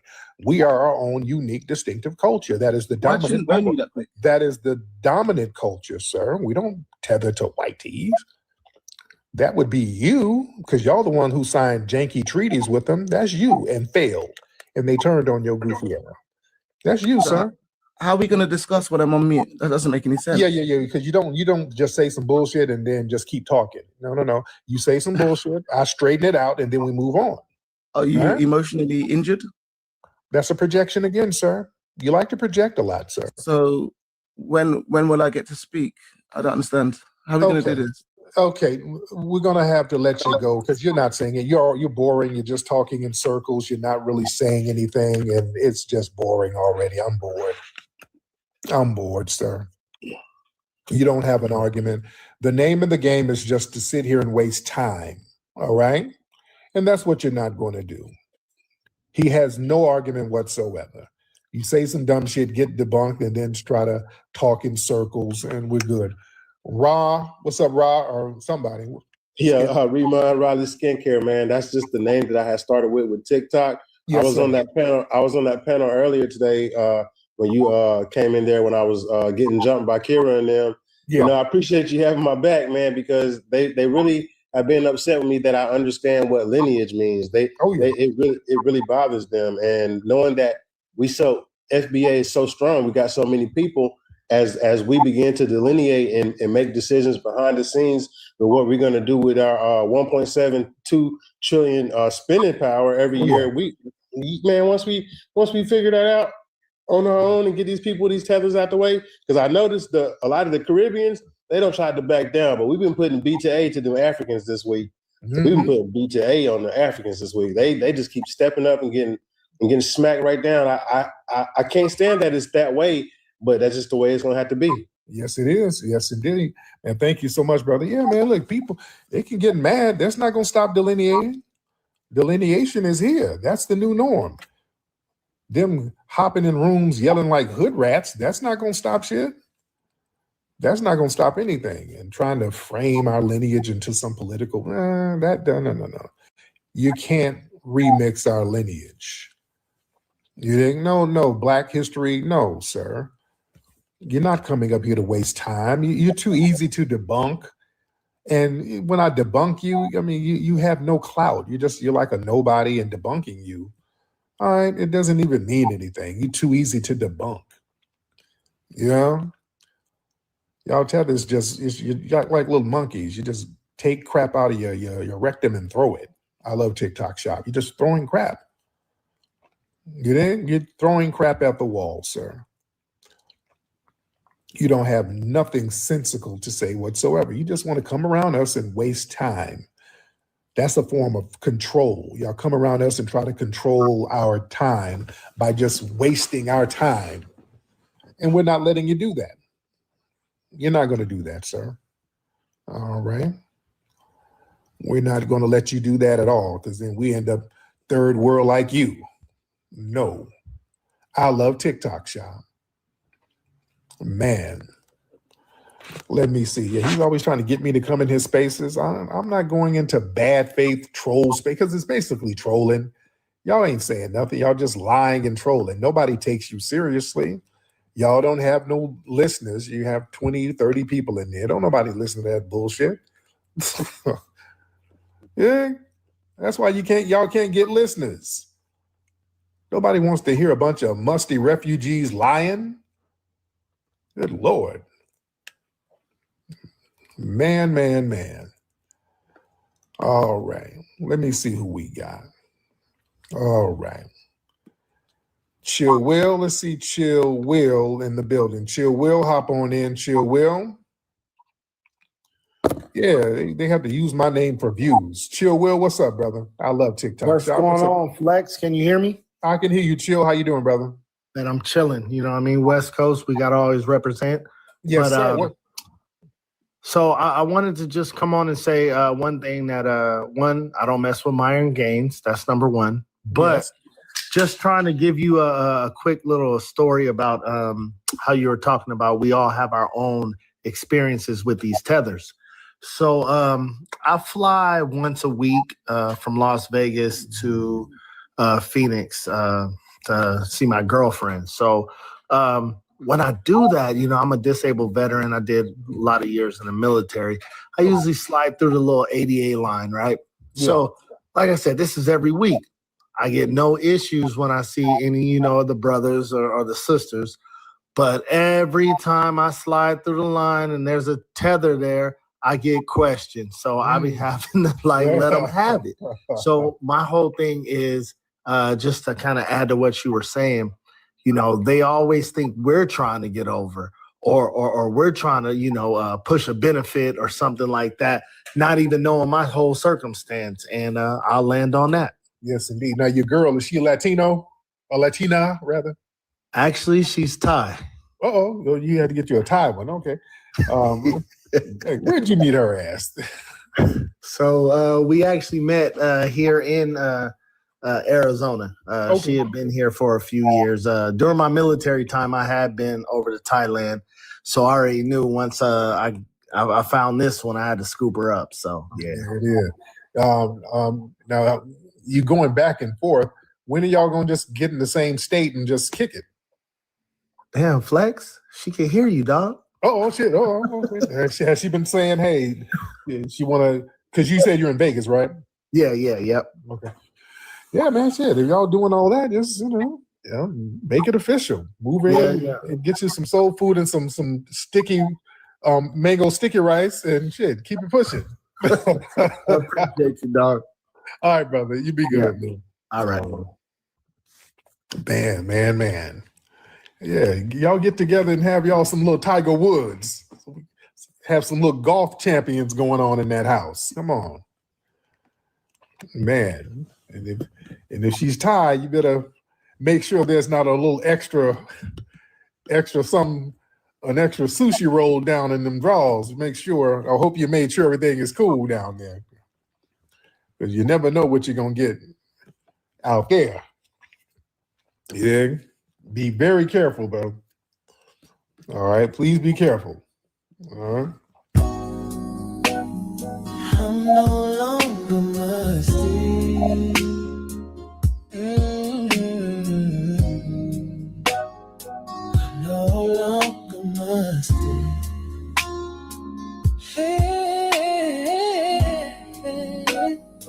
I'm no longer musty.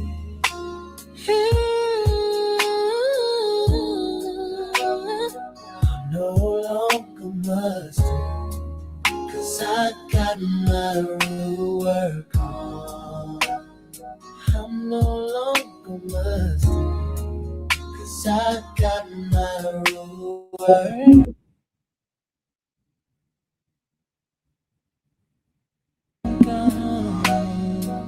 No longer musty.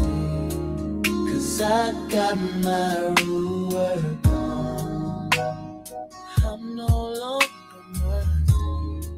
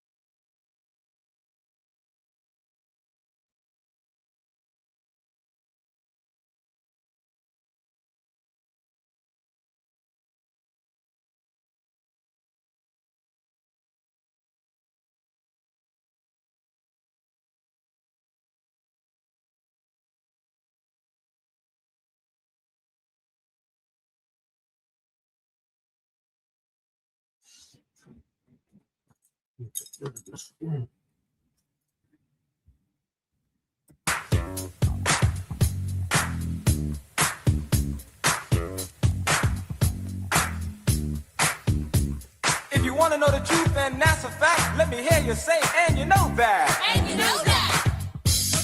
You dibby guys are so socialized, but how we gonna make a black nation rise? While you party down, yelling shock the house. Get down, rock, shock the house. But too much plan is on the loose. Training their kids in machine gun use. Okay, everything has its place and time. We can rock the house too as we shock your mind. Wait up, we can't brag and we can't boast. Because you need the bread and butter for our breakfast toast. Look at all the things that can prove the point. Sisters in the desert, brothers in the joint. As you did the guys are so socialized. How we gonna make a black nation rise?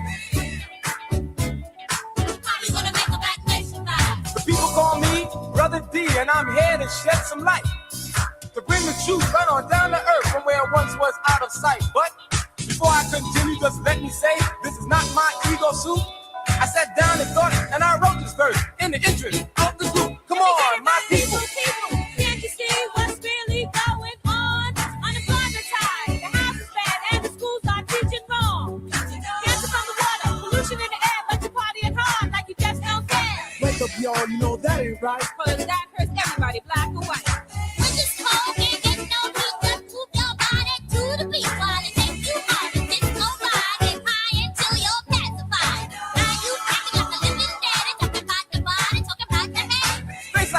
The disco rhyme. You're moving to the rhythm, but you're wasting time. Stop and think. Do you know what's real? Well, let me educate you to the real deal. The media is telling lies. The devil taking off his disguise. They're killing us in the streets while we pay more for food that's cheap. And all you want to do is so socialize. How we gonna make that nation rise? Remember the so-called Indian?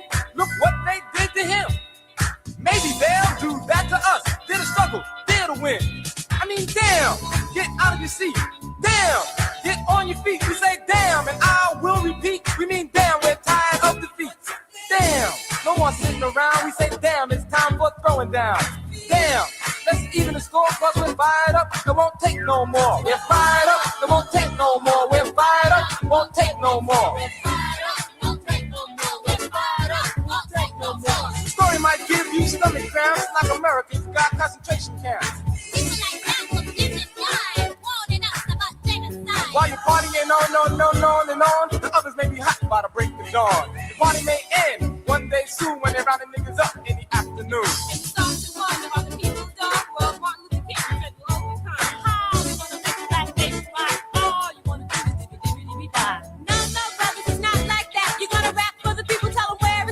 And life showed us how to pool our wealth. Collectively, we must do for ourselves.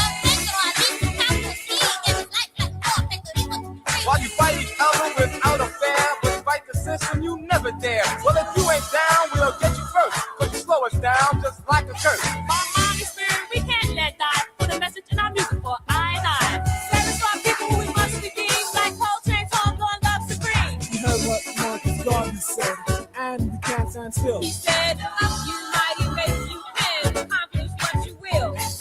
Rising up won't take no more. Rising up won't take no more. America was built, understand, by stolen labor on stolen land. Take a second thought as you clap and stamp. Can you rock the house from inside the camp? As you move into the beat to the early light, the country moving to the right. Prepare now, all get high and wait, cause it ain't no party in the holy state. That's what we dare to be free. We're gonna change the way we behave. You gotta sacrifice for our rights, of course, or remain a passive slave. We're not anti any other racial group, just understand we're pro-black. And we're against any one thing that tries to hold us back. So think, but don't take too long. The time is getting late. And DJ, if you got a mic, it's your job to educate. Well, I know my voice is not rated X. We didn't talk about money or talk about sex. We didn't talk about clothes or cars and things. And you might be tired of my lecturing. So while you dance and while you sing, all we want to do is ask just one thing. While you did the dies and so socialize, are you gonna help the black nation rise?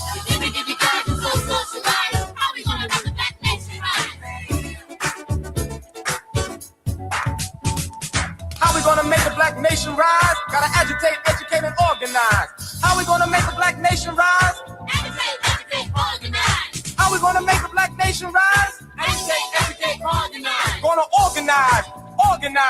Agitate, educate, organize. Gonna agitate and organize. Agitate, educate, organize. Gonna educate, organize. Agitate, educate, organize. Gonna organize and organize. Agitate, educate, organize. Gonna do what? Organize. Agitate, educate, organize. How we gonna make the black nation rise? How we gonna make the black nation rise? Educate, organize. Gonna organize and organize. Educate, organize. Gonna do what? Organize. Educate, organize. How we gonna make the black nation rise? Educate, organize.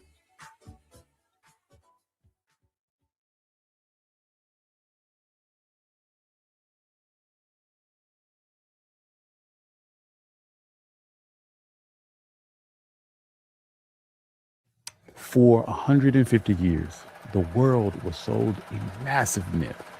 We were told that an orphan teenager by the name of Jack Daniels learned how to make whiskey from a white country preacher. He used that folksy recipe to build the most famous liquor brand on the planet. That's a lie. Jack Daniels didn't invent his own whiskey. He learned the science from an enslaved man by the name of Nearest Green. This is not a feel-good story about a lucky recipe. It's a story of stolen credit and how a black man used generational knowledge to build a global empire. This is the story of Nearest Green. And this is One My Black History. I'm your host, Country Boy. Join me in my Substack. But without further ado, let's get started. To understand what happened, you have to look at the reality of the 1850s. We're in Lynchburg, Tennessee, on a 313-acre farm owned by a white preacher and businessman by the name of Dan Call. Dan Call owned his own whiskey still, but he was a busy man. He was preaching on Sundays and running a local store. He did not have time to sit over boiling vats of corn mash. The man that was actually running his liquor operation, the man doing the grueling labor, was an enslaved man by the name of Nearest Green. White society looked at enslaved people as farm equipment, as a cow, as a plow. But running a whiskey still required the precision of a chemist. Nearest wasn't just dumping corn in a wooden barrel. He was operating a volatile system of fire, boiling liquids. One mistake of the temperature and the entire still could explode. One miscalculation of the fermentation time and the entire batch is poison. Nearest had to understand the exact ratios of corn to rye to malted barley. He mastered it. Under Nearest Green's daily management, Dan Call still became known for producing the best whiskey in the county. But Nearest Green's real genius wasn't just making whiskey. It's how we finished it. He used a highly specific filtration method that would later become known as the Lincoln County process. When raw whiskey comes out of the still, it's harsh, it burns. To make it smooth, it has to be filtered. Nearest took sugar maple wood, burned it down on open fires till it was hard charcoal, and he slowly filtered that raw alcohol drop by drop through the charcoal. He stripped out the bitter oils and left an incredibly smooth, sweet whiskey. But Nearest didn't invent this out of thin air. He tapped into a long line of Black history. For generations, the people of Western Africa used charcoal to filter and purify their drinking water. When millions of Black folks were forced onto slave ships and brought to the Americas, they brought their knowledge with them. Enslaved people used charcoal to purify their water in the brutal conditions of the American South. And eventually, men like Nearest Green applied that exact science to making liquor. Nearest was one of the first to perfect this method for commercial whiskey. That specific charcoal filtration is the exact reason Jack Daniels tastes different from Kentucky bourbon today. It was African survival applied to a cash crop. So in the 1850s, an orphan white teenager by the name of Jack Daniels came to work at the Dan Call farm. He wanted to learn the whiskey trade. Dan Call didn't teach him. He pointed directly at the enslaved master distiller. Call told Jack, "Nearest is the best whiskey maker I know of." Nearest took Jack Daniels under his wing. He taught Jack the exact sugar maple filtration method. He taught him the timing, the temperature, and the science required to make the whiskey that the entire county was buying. But stop and look at what's happening here. You got a master distiller who holds the secret to a highly valuable product. But because he is legally classified as property, he can't own the land, the steel, or the business. He can't even put his name on the bottle. He's forced by law to hand over his methods to a white teenager who has the legal right to make money off of it.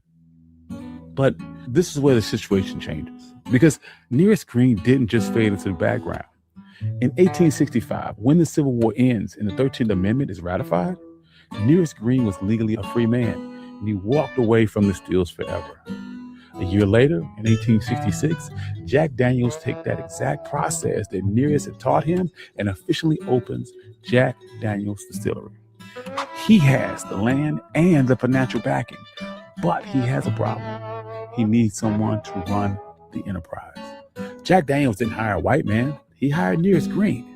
Nearest becomes the first black master distiller in American history. And he's no longer working for free. He takes a cash salary for running the operation that he helped build, but he doesn't stop there. He brings in his son, George and Eli, into the business, and they bring in their grandsons.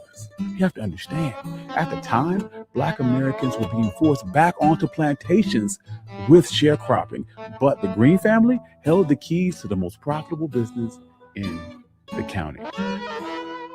But I can show you better than I can tell you, because they left us proof. Sometime in the late 1800s, Jack Daniels gathers his entire crew for an unofficial company photo. Now, you need to understand the social rules of the Jim Crow South to understand how crazy this photo is. In the late 19th century, racial rules were absolute. If a black man was allowed in a white photograph, he was strictly in the back or cropped out of the photo entirely. But if you look at the Jack Daniels photo, Jack Daniels is sitting off to the side, but dead center of the photo, sitting in a chair in the spot of honor, is a black man. That is George Green, Nearest Green's son. You don't put a black man front and center of a white photograph in the 1800s in the Jim Crow South unless he is the absolute backbone of your enterprise. Jack Daniels knew that without the Green family knowledge and daily labor, there was no product. However, when Jack Daniels died, the establishment does what the establishment does. They sanitize their history to make it comfortable for white buyers. Over the century, their marketing machine erased Nearest Green. They told the myth of the white preacher teaching the young Jack Daniels how to make whiskey. And it was printed in books and sold to tourists, and they sold millions of bottles and completely wrote black folks out of the story. And it stayed that way until 2016, when an author named Fawn Weaver heard about a rumor about a black man teaching Jack Daniels how to make whiskey. She went down to Lynchburg, Tennessee, and she bought the actual 313-acre farm. She spent hours digging through local census records, property deeds, and tax documents, and she interviewed the descendants on both sides of the families. She pulled historical receipts and proved that he was the one who actually engineered Jack Daniels. Weaver took her mountain of evidence and forced an entire global corporation to update their official history. Because of her work, Jack Daniels Distillery had to admit to the world that the entire global enterprise relied on the brains of a black man. In the end, we are constantly told that Black history is just a long timeline of suffering. They want you to believe that your ancestors were nothing but dumb, unskilled labor, waiting for the white world to show them mercy. The story of Nearest Green destroys that lie. He was trapped in a brutal system, but instead of breaking, he used his ancestral knowledge to master the chemistry to build something that the world had never seen before. He built the foundation of a global brand. He survived the Civil War, and the moment he was free, he forced the world to pay him for his knowledge. The establishment did steal the credit, and they hid it for 150 years, but you cannot erase his blueprint. Thank you. I'm your host, Country Boy. This has been the story of Nearest Green. I thought this was dope. This is one of my favorites. I've been thinking about doing this for a while. And I'm super proud of how it came out. Hope that you enjoyed it as much as I did. I'd like to thank all my financial contributors, every single one of you guys. You guys are amazing.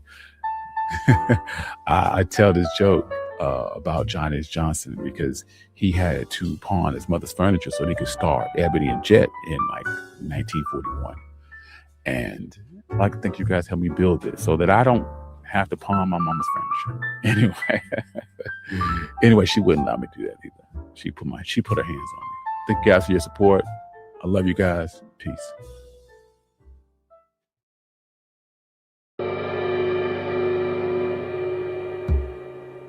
But on the Democratic side, they never had a vote for it. It actually got sidestepped and referred to the judiciary.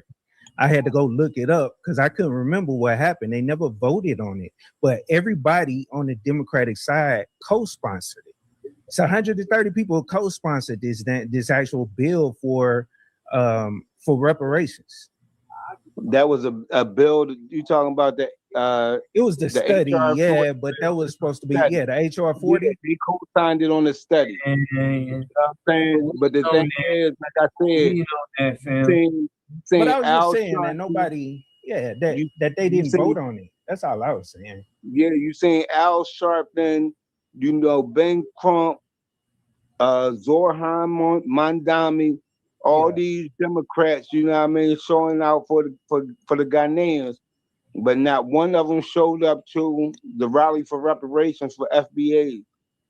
Not one. Right. You're right, and I agree, bro. Like they be on some punk stuff. A lot of them people be on some punk stuff, and that's why a lot of them need to be voted out, and we need to get some. Well, whatever. Listen, I know y'all don't care about that shit regardless, but the people that's gonna vote, we need to get some people that's in there that's gonna fight. You know what I'm saying? Not no hoes. That's the way I see it. They don't care about anti-Black racism because, like I said, these people never showed out. They never, had no type of rally. You know what I mean? A lot of people compromise, bro. A lot of people compromise, bro. We talking about a lot of people. We talking about the Democrats. Well, yeah, that's what I'm talking about. A lot of them Democrats are compromised from all that tech money, the Jewish people, and all them PACs and stuff.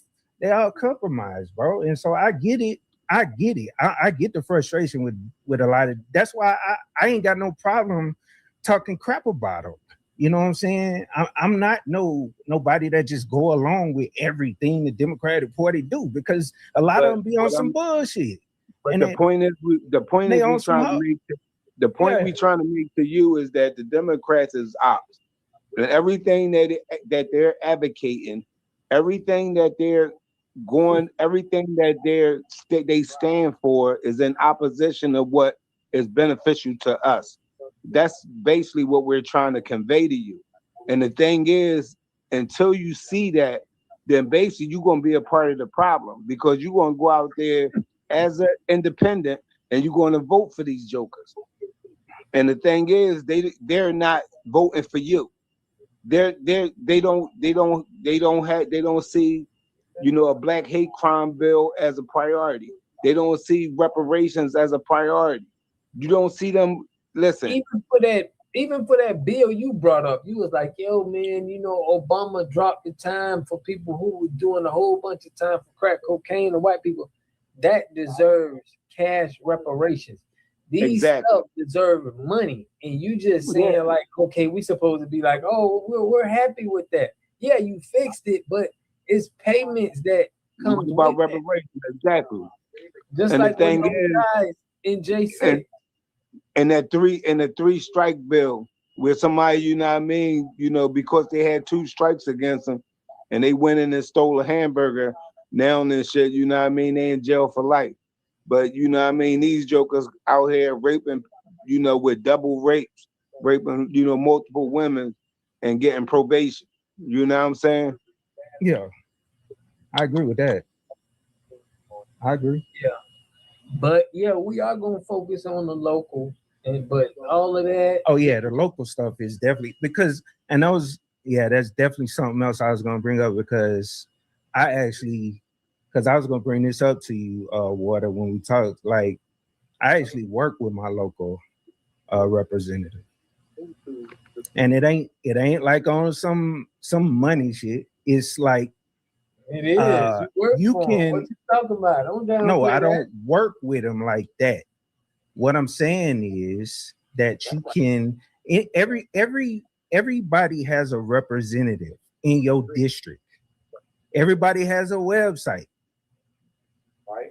If you want to contact your representative to get them to do something for you, to get them to put money into something, to get them to push something for you. Local, listen, is your local that you connected with, are they a Democrat?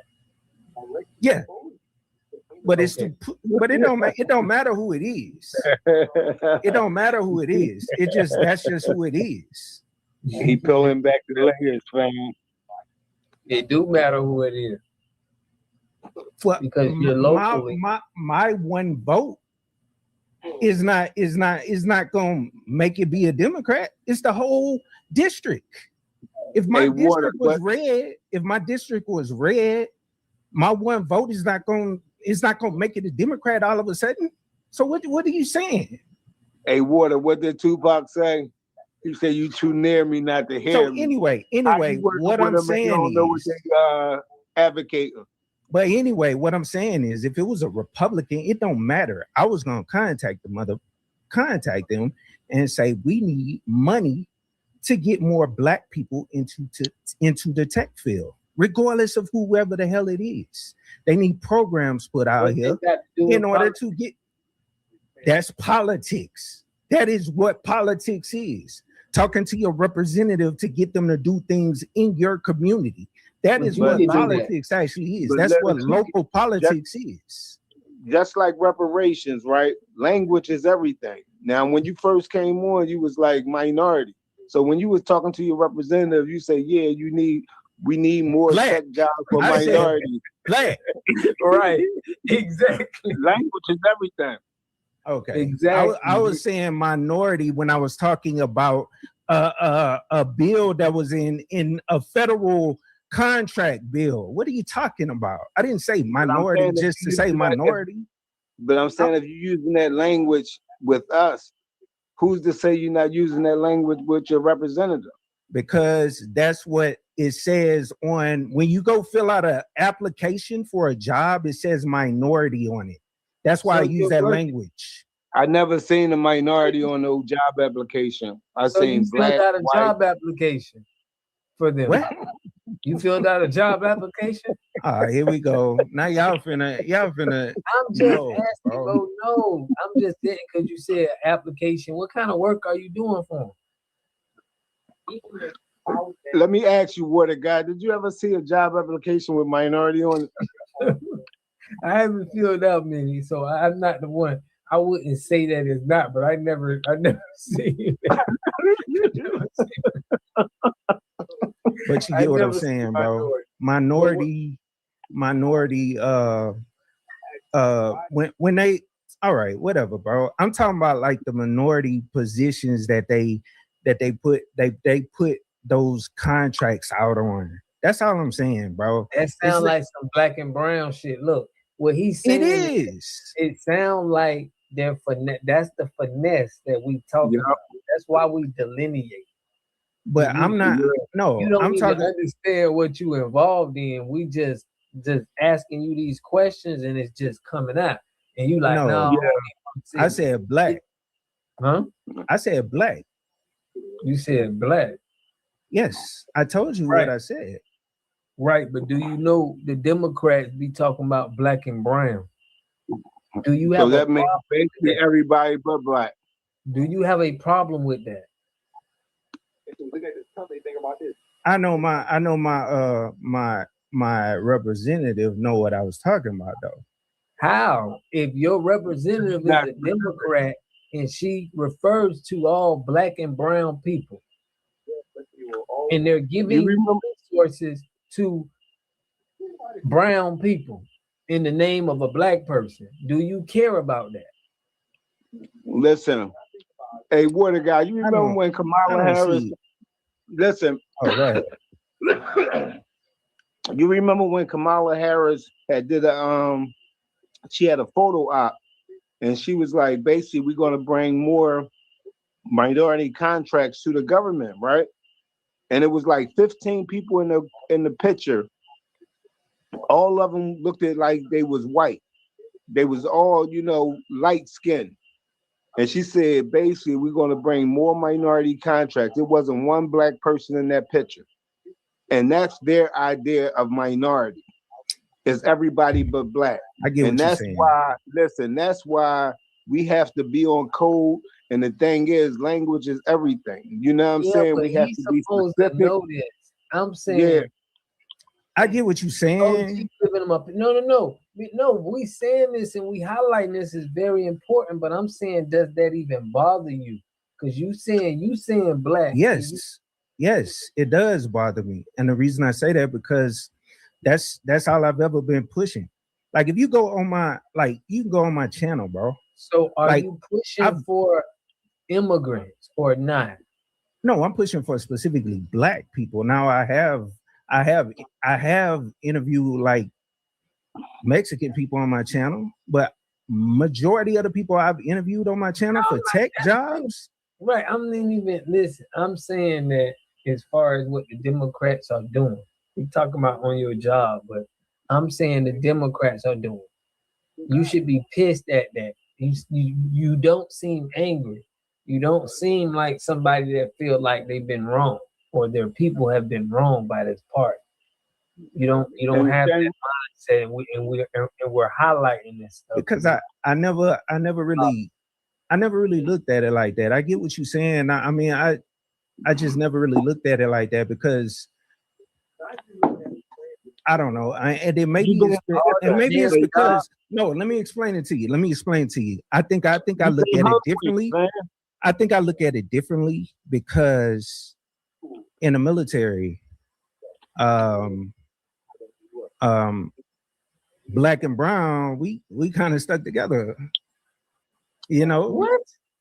We kind of stuck together. All that Pan-African stuff, bro. That's what. No, I'm not saying no Pan-African stuff. I'm saying like together. What we don't have no friends. We don't have no allies.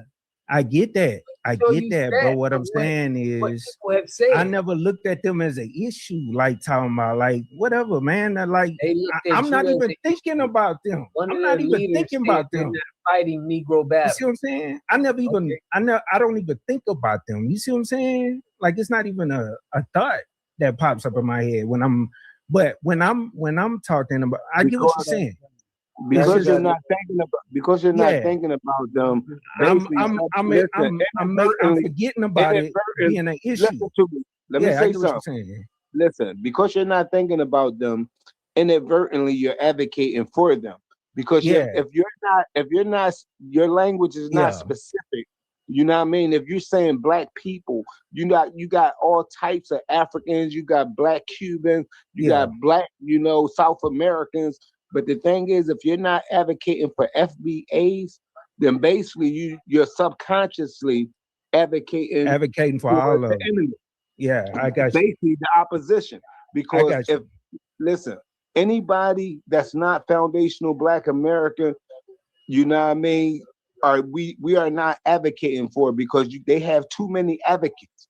You have immigrant policies, you have immigrant politicians, that's advocating for these illegals. So therefore, not just illegals, but immigrants, period. And the thing is, you know what I mean, as an FBA, you got to be on code and realize that your language is everything. And the thing is, like that. When you're speaking about issues, you got to be specific about the fact that you're advocating for a certain lineage of people, which is like FBA. It's like that song by BG. I don't give a fuck about you. I gotta get me. I get what you're saying, though. But I know what you're saying, bro. I know what you're saying, bro. When you're aware of what's going on, not only are you going to understand, but you're going to be pissed off. Like what a guy was asking you. You know what I mean? You should be pissed off because you got basically immigrants marching on the Pettis Benjamin, what is it? The Pettis Bridge in Alabama, basically trying to reenact you know, I seen that a bullshit. portion of history that basically, you know, our people shedded our blood, sweat, and tears for, you know what I mean, in the civil rights struggle. And the thing is, these same people that was on the bridge are the same people that say me no black. You know what I mean? Me Somalian. Yeah. You know what I mean? Me no black. And these the same people that was basically, you know, gatekeeping the jobs in Minnesota, gatekeeping, you know, the businesses. You know, it was over $1 billion that they basically stole from the state of Minnesota. How much of those $1 billion, you know what I mean, was, you know, basically, you know, deprived from foundational Black Americans in Minnesota that, you know, because they was because it was given into this other community. So, you know, when you know, it's not just, you know what I mean, to be against it. You should be upset, you know what I mean, because they're using our historical struggle, basically trying to advocate for everybody but us. Yeah. And this is the Democrat people doing this. And see, another reason I didn't think about it like that, because he black too. So I kind of assume he knew all what I was saying. Man. And you're right. You 100% right. But I didn't think about it as well because of that reason. Huh? Bro, you real green right now. Nah, I'm not green, man. It's just I was thinking about just helping black people. I'm not from this city. You know what it is? Boy, the guy, he buck naked, man. It's like the more he's talking and shit, the clothes just falling off. I'm not from this city. I'm not from this city. I'm not from this city. And so I don't have like connections like if I was back home. Oh, I live in Las Vegas, Nevada. Okay. But I'm from Baton Rouge, Louisiana. Okay, you from the South. All right. So that's what I'm saying, bro. If I was down there, I got like a whole bunch of connections, you know, like that's what I meant by my people the other day when I was talking crap, when I was just playing. I was talking about like, I mean, I think you'd have played videos of like Garrett Chambers. He grew up in my neighborhood. He down there fighting for black people down there. You know, there's a whole lot of foul shit going on in Louisiana, and Louisiana is the state that's trying to make it illegal to be homeless. Basically, trying to fill up them prison seats, you know, them prison beds. You know what I'm saying? But I'm not down there to actually do anything, and I ain't been living down there in years. But I don't live in Louisiana. I'm in Philadelphia and shit. And I keep my ear to the ground, and not so, just in America, but I'm saying globally. And that's another. Yeah, and that's another reason I say that's another reason I say like the Mexican stuff. I didn't think about the Mexicans because out here in Vegas, they were like, it ain't as many black people. I mean, there's black people out here, but not that many in the military, like talking about, where is the Mexicans were the closest thing to, you know, other black people. You see what I'm saying? So yeah. But I get what you're saying. You know, but man, it's a lot of layers we gotta peel back. But yeah, like you said, it's looking like, you know, the Democrats, even if they local or even if they, you know, state, they still have that same mentality of control, recruit, bring more people in. You get what I'm saying? So look out for their own. Yeah, look out for their people. It's gang. It's not. This is bro. This ain't. It's sharks out here. This ain't no. Yeah. Money, it's real big money out here. This is like streets, you know, and we're trying to tell you it's like that. It's a lot of money behind this. And the thing is, man, we like basically, you know what I'm saying? It's like bottom of the ninth, fam. We don't have no room for error. You know what I'm saying? Because if the Democrats get back in control, it's over for us. You know what I'm saying? It's over for us. He don't want. He don't even know that. Right? He don't understand that right now. But you gotta like listen up to Steve Coakley, man. How you need to look up to him. I'm gonna probably do some episodes on him. But all right, that's the guy. I put it up. Stephen Darby, you know.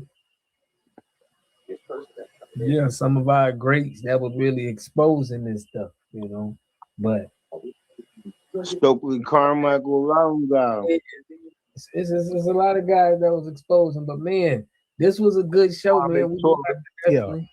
This was good, man. You was, you know, getting on both sides, but it's a lot of you people. ain't gonna you ain't gonna put me on the big screen, huh? This time. I was like, man, he got me, man. It's all good, bro. I ain't tripping about that stuff. Hey, man, it's a learning lesson, man. We want to listen for real. And the thing is, man, each one teach one, man. It's all in love. I ain't sure iron. That's why. That's why, bro. Even when you were saying all that, I'm like, no, because man, it's people out here watching this, and we need to make sure they understand me rather than just trying to think we out here with this rah-rah. No, we really got playing. And it ain't no game. You know what I'm saying? This ain't no game. We ain't doing this for fun. Like, this is real shit. For real. You know they're coming for our food, man. Already, man. Real, but man. Good talking to you, though, man. For real, no problem. Teach one. Everybody, I appreciate you. Mad love. All right, y'all have a good one. We're going to be on here. Y'all know how we do, but I appreciate everybody who tapped in. Herschel Reed, Yaru, Racehead, man, my guy. Dark Gable, man, appreciate you. Everybody who been tapped into the show, man, we appreciate y'all for holding it down. I know y'all was a little frustrated, but until the next time. Stay saver. Yeah, man, till the next time, man. Peace and love to y'all, man. We're going to catch y'all on the next one. FBA business. FBA standing on business. One, man. A community must have three things to have a community in it. You must have a wholly independent economic structure that can provide goods, service, products, and things for your own people, and jobs and tax bases for your own people. You should at least control four basic things. You should be trying to control water, food, medicine, and energy to be able to survive and compete. Here we got Mr. Pollock. He had a cornfield. He took advantage of a free water test from us, and this is what we found in this water. We found sulfur, we found hardness, and we solved these problems with an easy fix of 2 tanks. So get your free water test today. Stay blessed. Click the link below.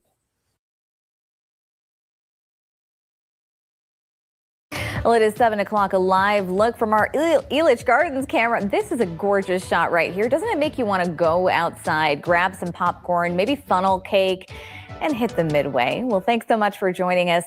I'm Shalima Maharaj. We'll get things over to Weather Impact Team meteorologist Chris Bianchi in a moment, but first.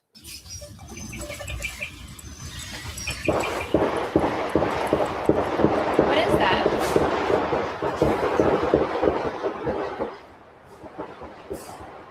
What is that?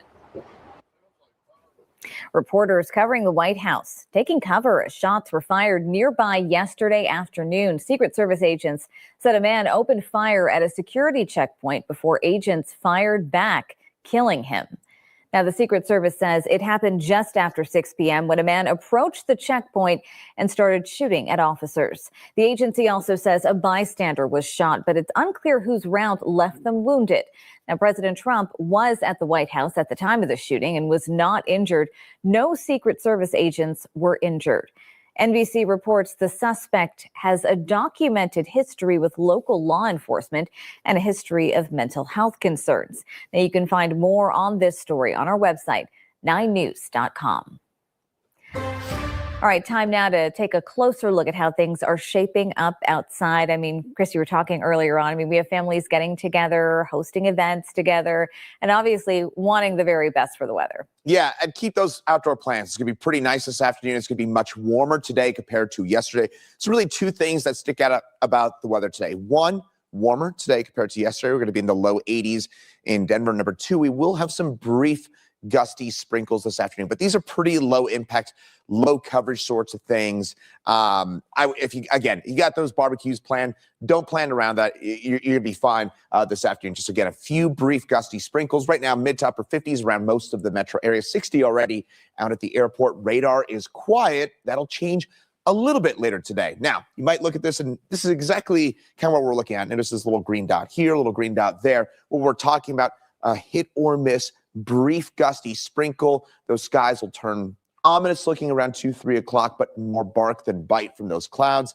You'll just get a little gust of wind, a few sprinkles, and that'll be pretty much all she wrote. Same idea for tomorrow. And the other story as mentioned, we're in the low 80s. So a warm day, and again, a few more clouds this afternoon. However, it will turn much stormier this week. I'll tell you when in just a few minutes. All right, thanks so much for that, Chris. Turning now to your local headlines. An 18-year-old is dead following a crash involving a semi that rolled over on I-70 yesterday morning. The crash closed the eastbound lanes of I-70 for hours.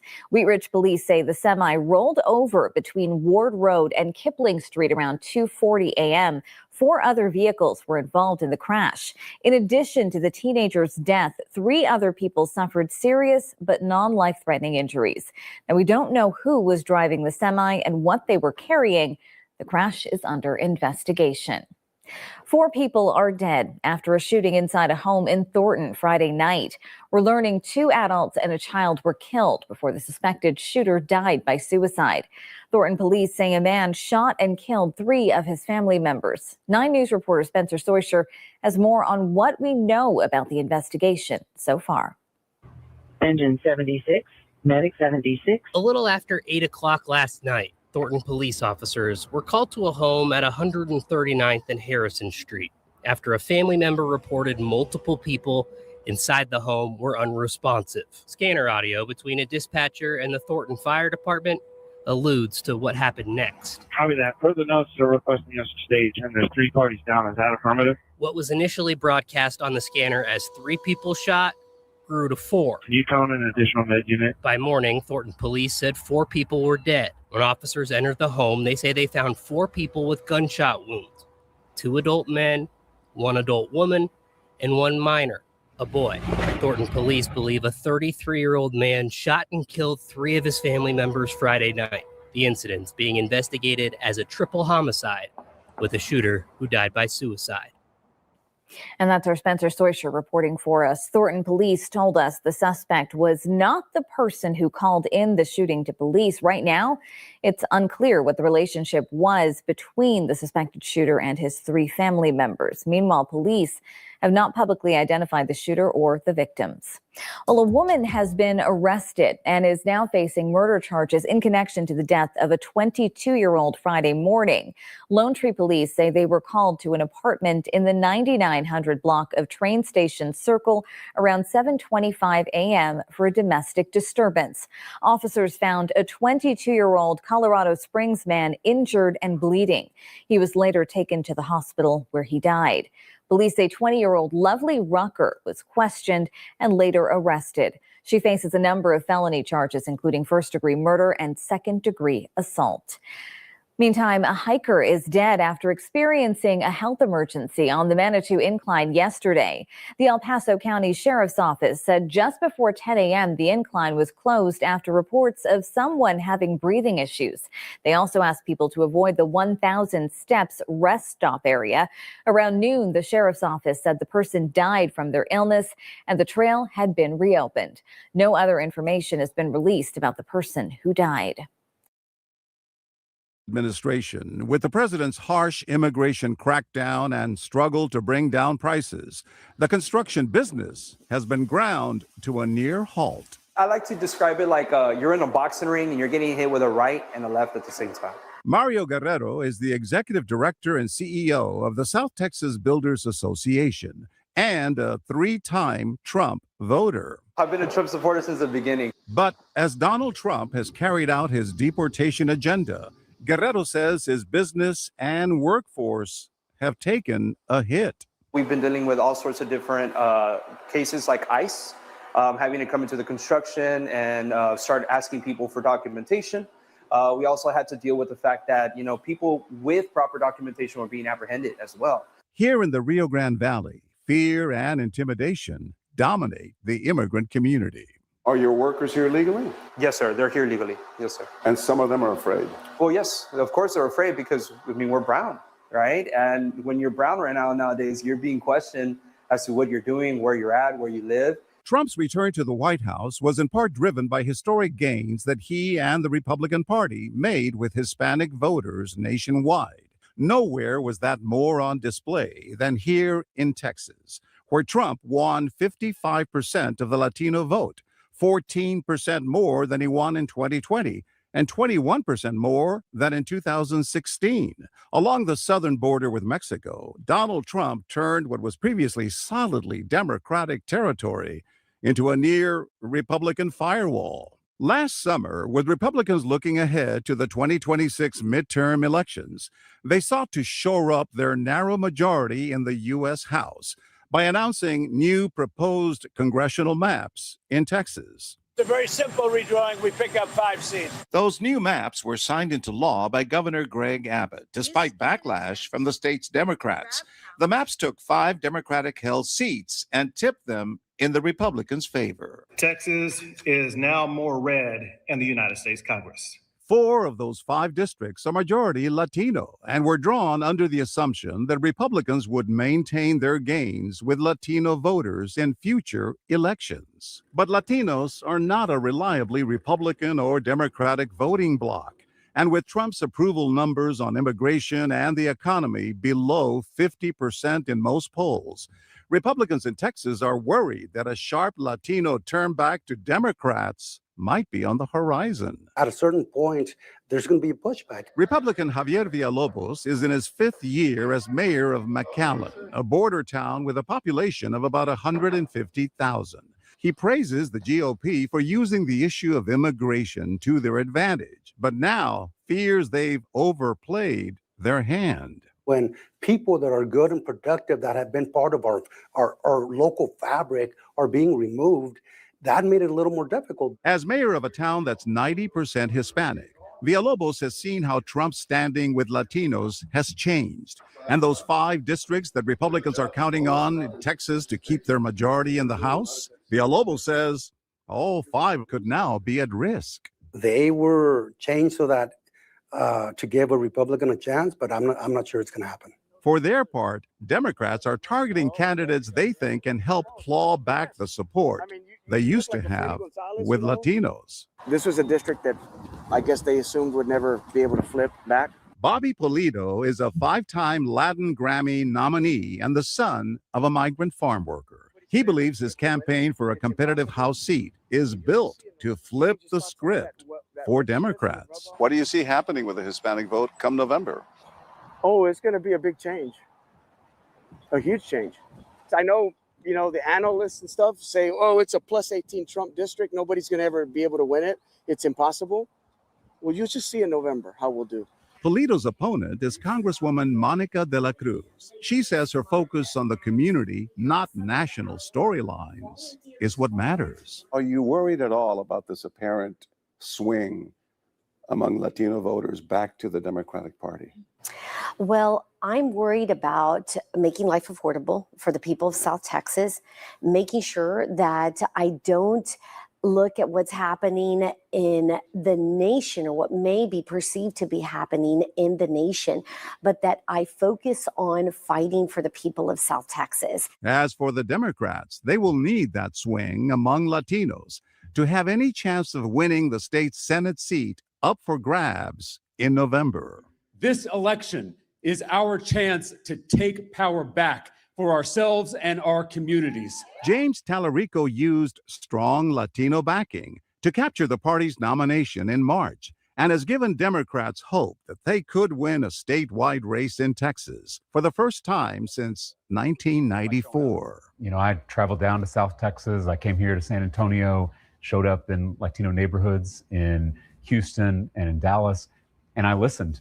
I heard about how this cost of living crisis is crushing Hispanic families all over the state. He is keenly aware of how he says Democrats have failed Latinos. They took Latino voters for granted in this state. I think about South Texas, the Rio Grande Valley.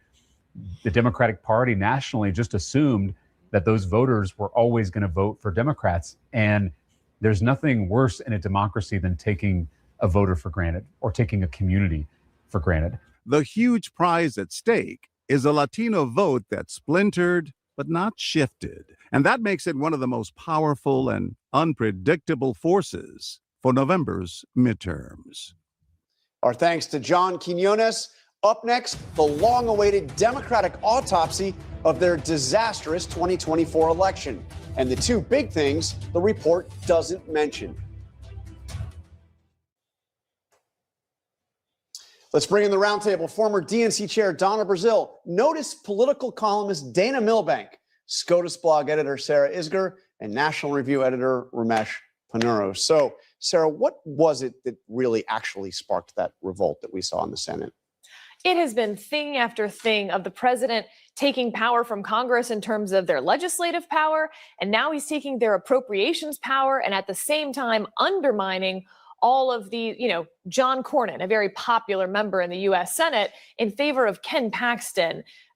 Nobody in the U.S. Senate wants to serve with Ken Paxton. And more importantly, they feel that having Ken Paxton as the nominee in Texas could cost them the seat in Texas. Maybe even more importantly than that, the $200 million they'll have to spend in Texas defending that seat will cost them the seat in Maine, in North Carolina. So they see this hanging in the balance, and that Donald Trump, supposedly the leader of their party, does not care whether their party maintains control, is popular with voters, is doing the things they came into office to say.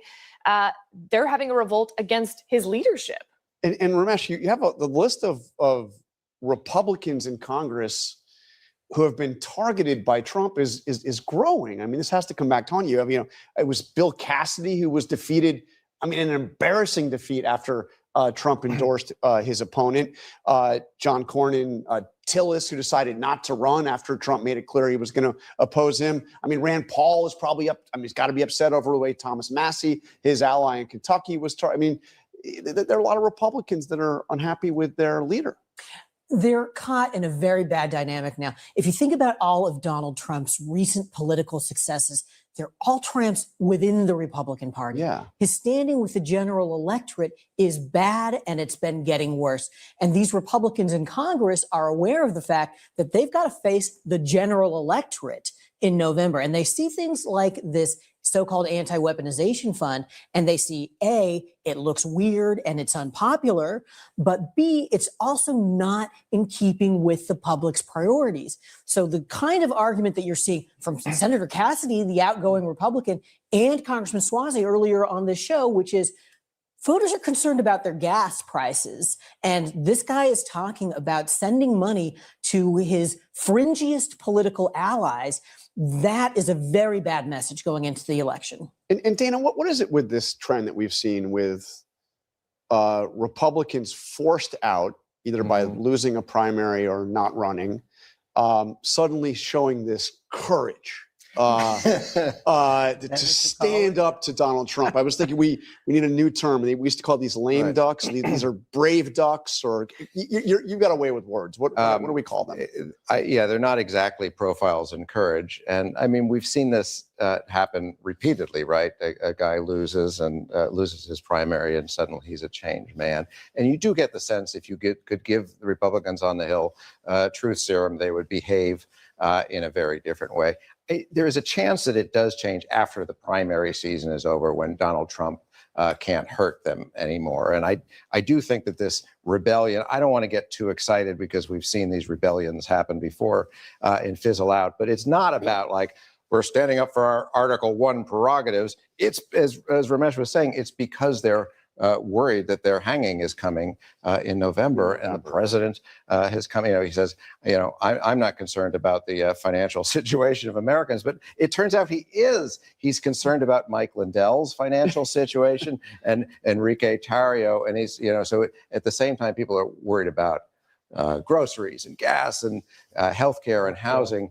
He's now got this slush fund going to his followers, on top of the $4 billion he's made for himself and his family through crypto, through 3,000 stock trades, and now his sons are apparently selling drones to the Air Force. So it's that message that bringing in money for himself and his cronies while the rest of the country is really struggling. That's why Republicans in Congress. And I noticed you didn't mention Marjorie Taylor Greene. Yeah. And perhaps many other Republicans who decide to get out of town or retire versus have to day in and day out have to pledge their loyalty to one man and not the Constitution. Look, Sarah, last week you said something, and I went back and looked at the settlement suit that came about in the Obama administration. This stinks. It's a brazen theft of taxpayers' money. This is a settlement that was created in the back room. The president was dealing with himself, dealing with his administration, and now we're being told that Congress will not be able to overturn this, but Congress may be able to get one of the 5 people that will be able to dispense the funds. Consulting, still appointed by the Attorney General, but they will be able to consult. Many of the men and women who were assaulted that day at the Capitol, I knew, not only as a former congressional staffer, I knew because they are men and women of valor, and this is very disrespectful to them. But look, Donald Trump knows how to wield power. And if you don't follow him, and if you don't suck up to him, and if you don't agree with everything he says, guess what? He's coming for you. So the note to Democrats, guess what? He will treat Republicans the same way he's treating us. Well, the acting Attorney General, if he does actually get nominated, may have a slightly tougher time getting confirmed in that Senate after the performance up there. But I have to ask you, Sarah, because you worked at the Justice Department, you were a senior official in the Trump Justice Department. We are seeing something play out right now where they are actually erasing the records of these cases against these people who were convicted of violent attacks on police officers. I think we have a website here. This had been on the DOJ website. This is about one of the people convicted who used a bear spray against Capitol police officers. And now if you go to the website, you get an error page. It's been erased. And when this was pointed out, the Justice Department basically said, damn right, we're taking down the propaganda. They're erasing the memory and the record of what happened on January 6th. Yeah, I mean, he who controls the history controls the future. This is a problem for the Department of Justice, and hopefully Congress will actually fix it. I mean, as you heard from those 2 members in the Problem Solvers Caucus, this is up to Congress. They created this permanent and indefinite judgment fund. I talked last week about how Barack Obama had abused that at the time in the first Trump Justice Department. We banned sue and settle and third-party settlements, this idea of sort of self-dealing with your friends to give money to your political allies or to go around the legislative or regulatory process to create new rules because of a settlement. That's obviously been ditched and now turned up to like not even 11, like a 20 on the amp. This is unlawful in so many different ways. It's hard to do them all in a Sunday show, but the 2 big things are 1, Trump was dealing with himself, therefore it wasn't a settlement. And 2, these people who have not filed lawsuits at all because they are time barred. They had a 2-year statute of limitations and Biden's been out of office for 18 months. So how can you draw from the settlement fund, the judgment fund, for something that is not a settlement and are not judgments? And let's not forget Charles Edwards Littlejohn. I had to write it down, Littlejohn, in 2024, pleaded guilty, and he's serving 5 years in prison for releasing Donald Trump taxes. Yeah. But now Donald Trump and his family, his business, and whoever will be exempted from being audited for the rest of their lives. Right, that's a whole other aspect. That is why this is brazen and wrong. Do you mind, Don, if we turn to the DNC autopsy about what went wrong in 2024? I mean, just to hit a subject near and dear to your heart. I would much rather talk about phase 1 of the so-called Iran settlement. Of course, there's so many other things I would even like to talk about the NBA playoff. Look, it's a cold case, right? It's a cold case. Somebody want to re-examine the body. And you get this forensic examination with no summary, no conclusion, no footnotes. Ken Martin, the chair of the Democratic Party, was absolutely right to distance himself from it. In fact, it should have been redacted, like most of the Epstein files. It should be put in a time capsule. I would never give it a bottle of wine. It is just utterly embarrassing. But here's what Democrats want. Democrats want a party that fights, a party that can rebuild and regain the trust of the American people, that can focus on the issues that the American people care about. This is an inside the beltway, kind of like who did this, and I'm not going to become part of the circle. But wait a minute, though. I mean, don't you need to learn the lessons of the previous failures, not to repeat them? Is There's that not nobody to look at. Yeah, maybe you want to learn from them, but I don't think this achieved that. Now we can stipulate that this Was would the not blank have happened. conclusion the first hint? This would never have happened in Donna Brazil's DNC.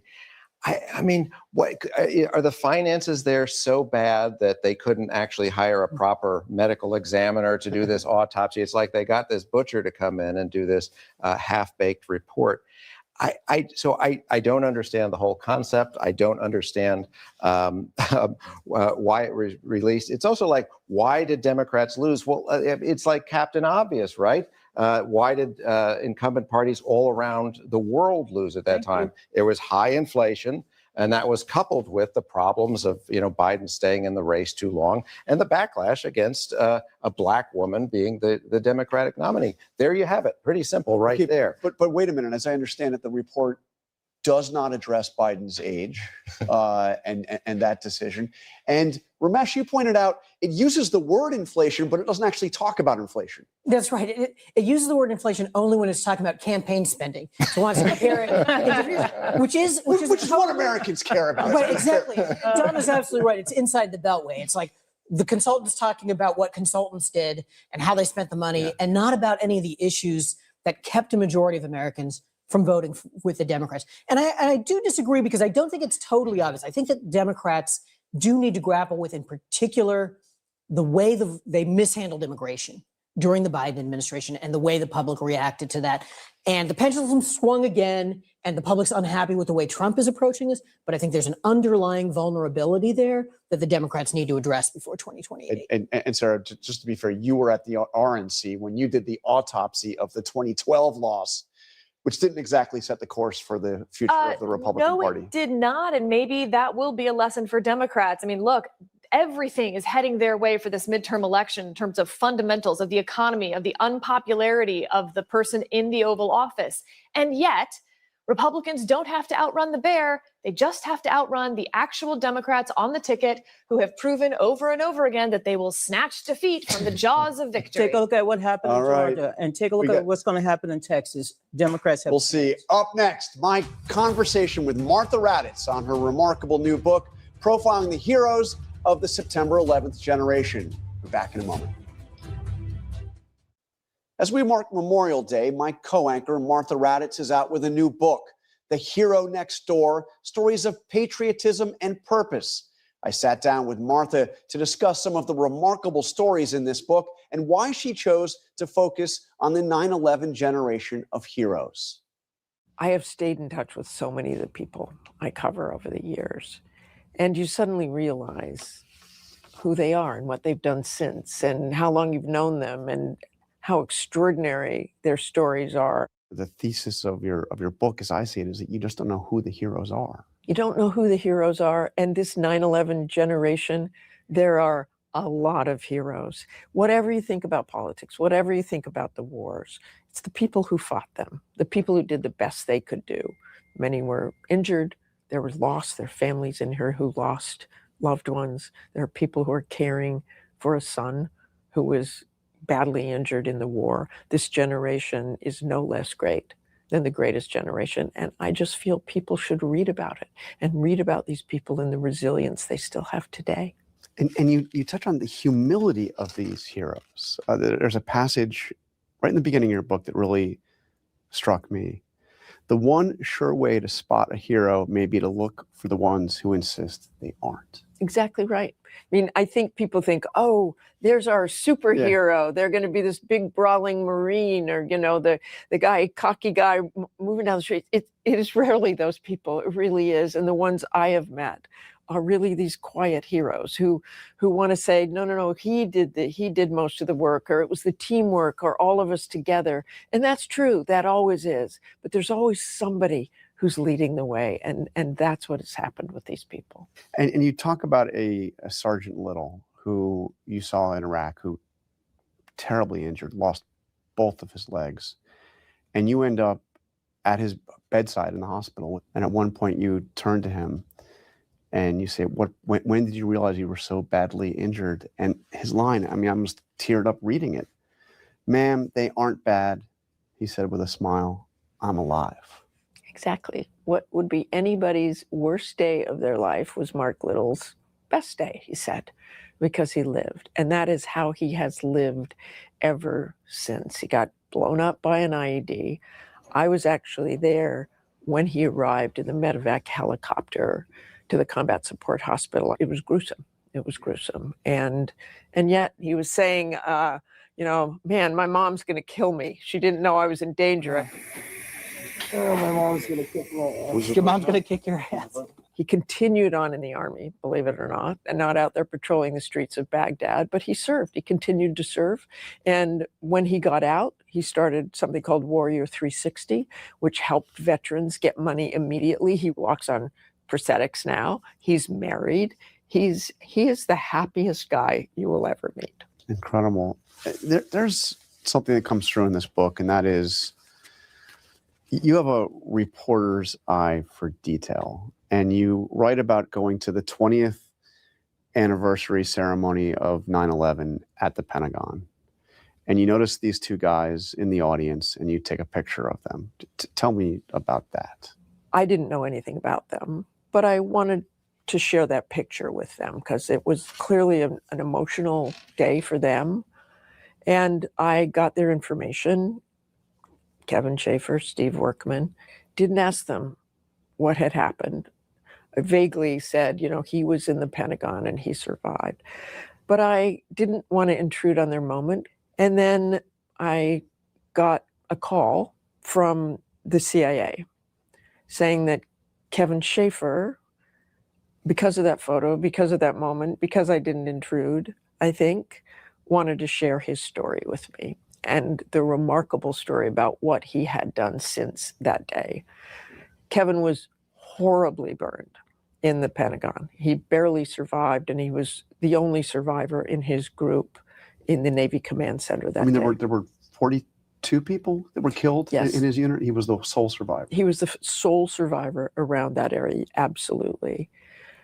Barely found his way out. And Steve Workman is that guy who ran towards the fire and the smoke to see if there was anybody alive, and found Kevin Schaefer, skin falling off his arms, his chest, his uniform melted to his chest, and pulled him out of there and did everything he could to keep Kevin alive. And Workman visited him every single day until he got out of Walter Reed.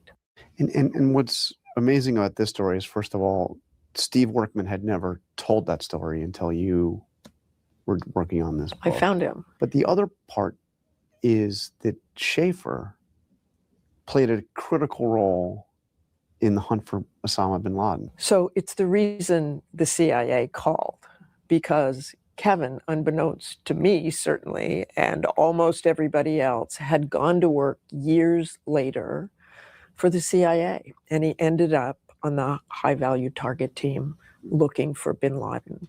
So Kevin Schaefer, who bin Laden almost killed, watched bin Laden take his last breath as he watched in real time that raid by the SEALs while sitting at the CIA. One of the first people he called, Steve Workman. Steve Workman. We got him, man. I might not be able to tell you this right now, but we got him. Go turn on your TV. Incredible. And Martha has many more compelling stories in her book, including the military families who have sacrificed so much. The Hero Next Door is out on Tuesday. That's all for today. Thank you for sharing part of your Memorial Day weekend with us. I hope it is a meaningful one. Check out World News Tonight and have a great day.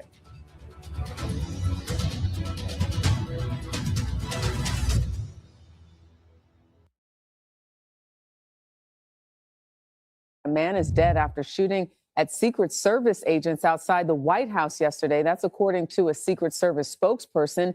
Agents then fired back, killing him.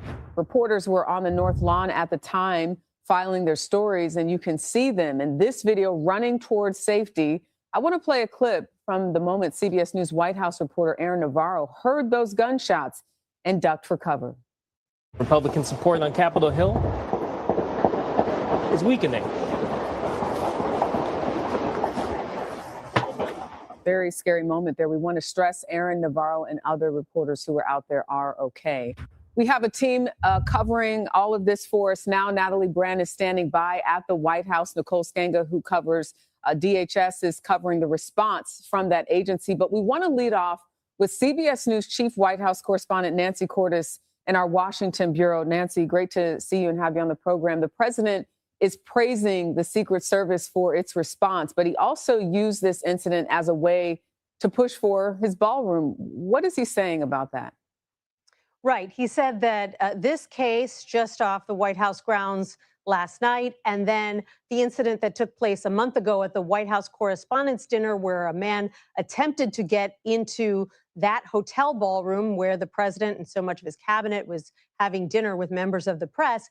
He said that these are both examples of why a ballroom on White House grounds is needed, because there would be so much security surrounding it. The president wouldn't have to leave the property in order to attend events. Obviously, however, people who attended those events at the White House would have to go through that very checkpoint where the shooting took place last night. In fact, that's the checkpoint that all of us go through every single day when we go to work at the White House.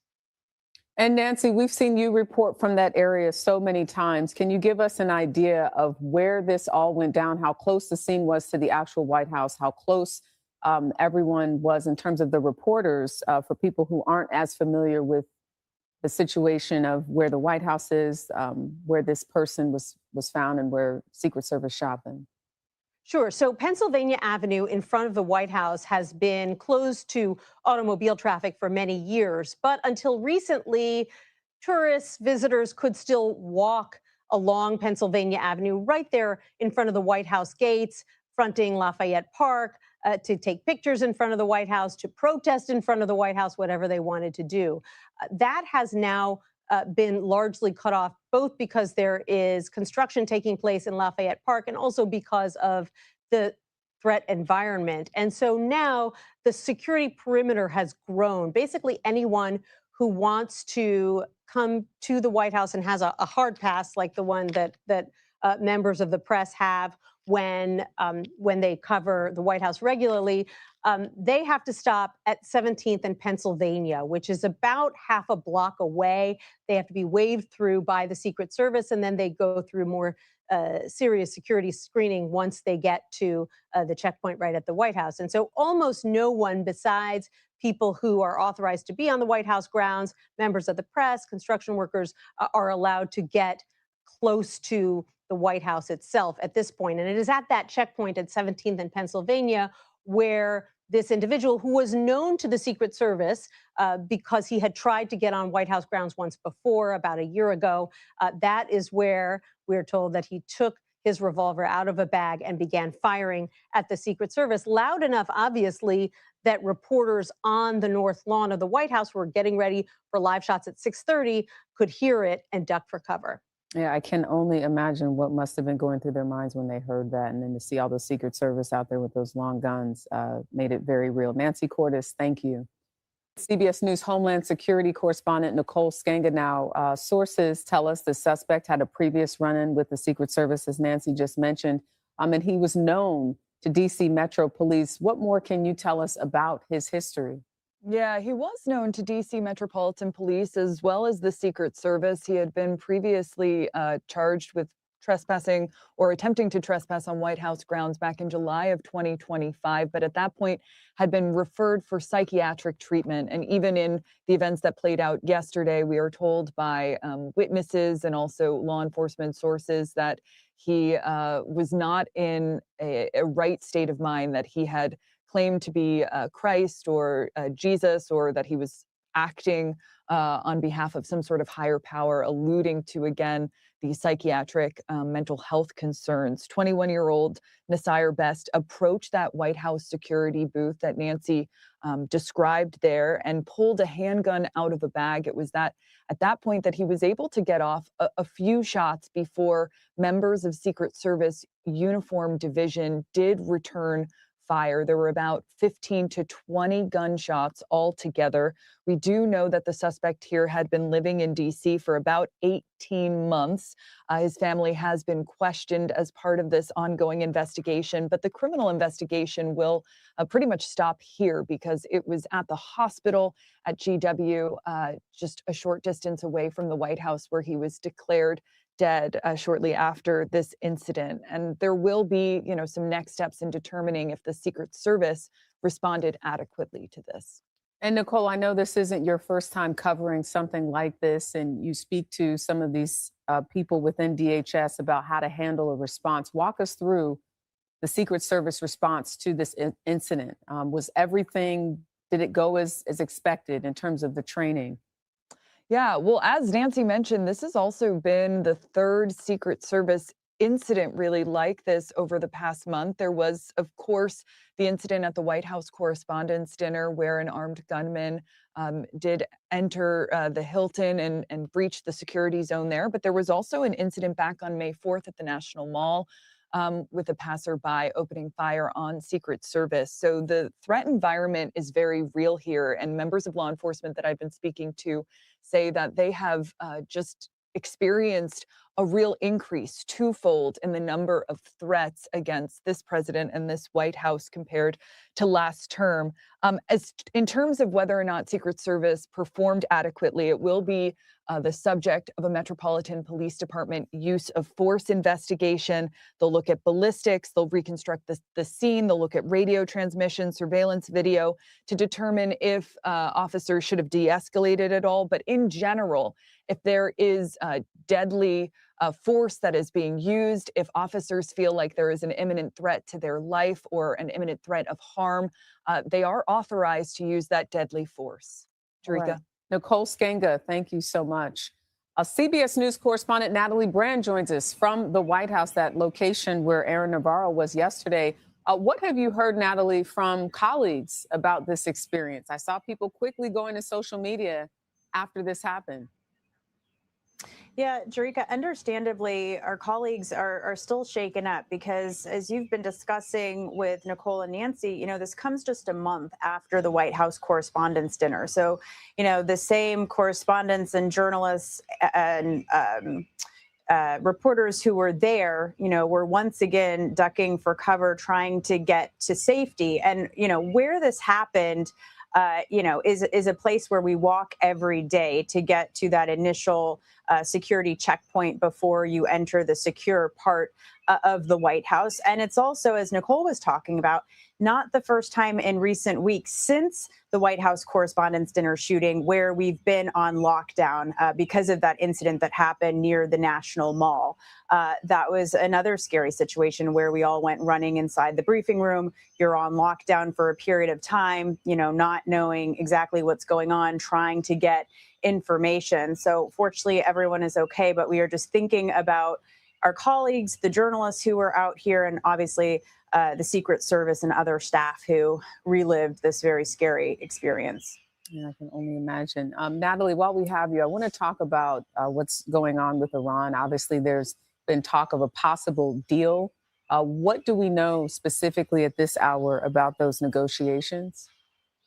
Yeah, we got an update this morning from some senior administration officials. And from what we've learned, there is what they're calling kind of a broad template for a draft agreement. And it's believed that the supreme leader in Iran, agrees to or has approved of these basic principles. U.S. officials say it includes an agreement by Iran to dispose of its highly enriched uranium. It's important to note, though, not clear at this point who would dispose of the uranium. The president has said he wants the U.S. to do that. How that would happen and the final details, have not been ironed out here. U.S. negotiators also say that there needs to be a commitment to forego future enrichment or have some sort of moratorium on enrichment of uranium for a period of time. That's something else that we've been discussing as these negotiations have progressed. But ultimately, you know, they've signaled reaching a deal kind of hinges on that issue of really getting the nuclear issues just right. The other big piece of this is the goal to reopen the Strait of Hormuz without restrictions. That means no tolls. And in return for that, the U.S. would lift its naval blockade on Iranian ports and Iranian-linked ships. A lot of people interested to see how this all plays out and its impact, especially on those gas prices. Natalie Brand, thank you so much.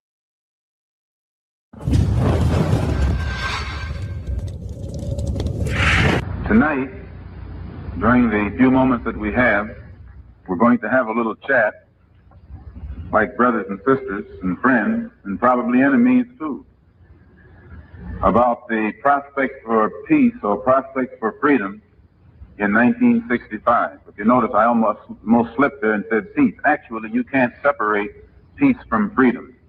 No one can be at peace unless he has his freedom. You can't separate the two. And this is the thing that makes 1965 so explosive and so dangerous. The people in this country who in the past have been at peace and been peaceful were that way only because they didn't know what freedom was. They let somebody else define it for them. But today, 1965, you find those who have not had freedom and not in a position to define freedom. They're beginning to define it for themselves now. And as they get in a position intellectually to define freedom for themselves, they see that they don't have it. And it makes them less peaceful or less inclined toward peace. Malcolm X opens this speech by confronting the false sense of peace in America. He questions who really benefits from the promises of freedom. His tone is sharp because the stakes are high. What he describes in 1965 still hits today: inequality, frustration, and the urgency to act. As the speech continues, he turns up the pressure. The next clips show him naming names, breaking down systems, and warning what's coming if things don't change. So in discussing this topic tonight, prospects for freedom in 1965, I think we have to go back at least 12 years or 10 years to the time when the struggle of the black man in America began to be projected into the limelight, not only in this country, but throughout the world. It started primarily with the Supreme Court decision, so-called desegregation decision, and I should say so-called desegregation, so-called decision, because there has been some doubt as to what they really handed down. One of the main ingredients in the struggle of the black man in America for the past 12 years has been the Black Muslim movement. No one can deny the role that the Black Muslim movement has played in America during the past 12 years, has been one of the main ingredients in the stepped up militancy on the part of black people throughout this country. No matter what direction the Black Muslim movement itself was headed in, no matter what its own organizational philosophy was, and no matter what other people thought about it, no matter what their personal opinions were of the Black Muslim movement, still it cannot be denied that that movement, because of its uncompromising stand and uncompromisingly militant approach to things, forced other civil rights organizations to be more militant than they normally would have been, and forced many of the civil rights leaders definitely to be more militant than they ever would have thought of.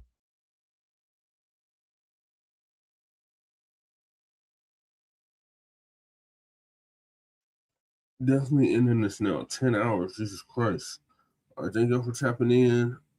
Appreciate y'all joining us later on this evening for part 3. So peace, love, light, reparations, separations, and delineations and separations and black empowerment. Chan Kuma signing off on the Mile High Income and the Legal Marketplace C. Peace. Shout out to everybody that tapped in. Shout out to Twin. Shout out to Val. Shout out to Black RU. Shout out to Stolen Ancestors. Shout out to Funky Filthy Crackanetta. Shout out to Chris. Shout out to Kurt. Shout out to Sister Val Hawkins.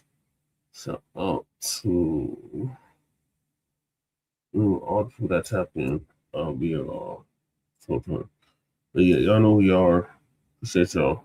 Peace.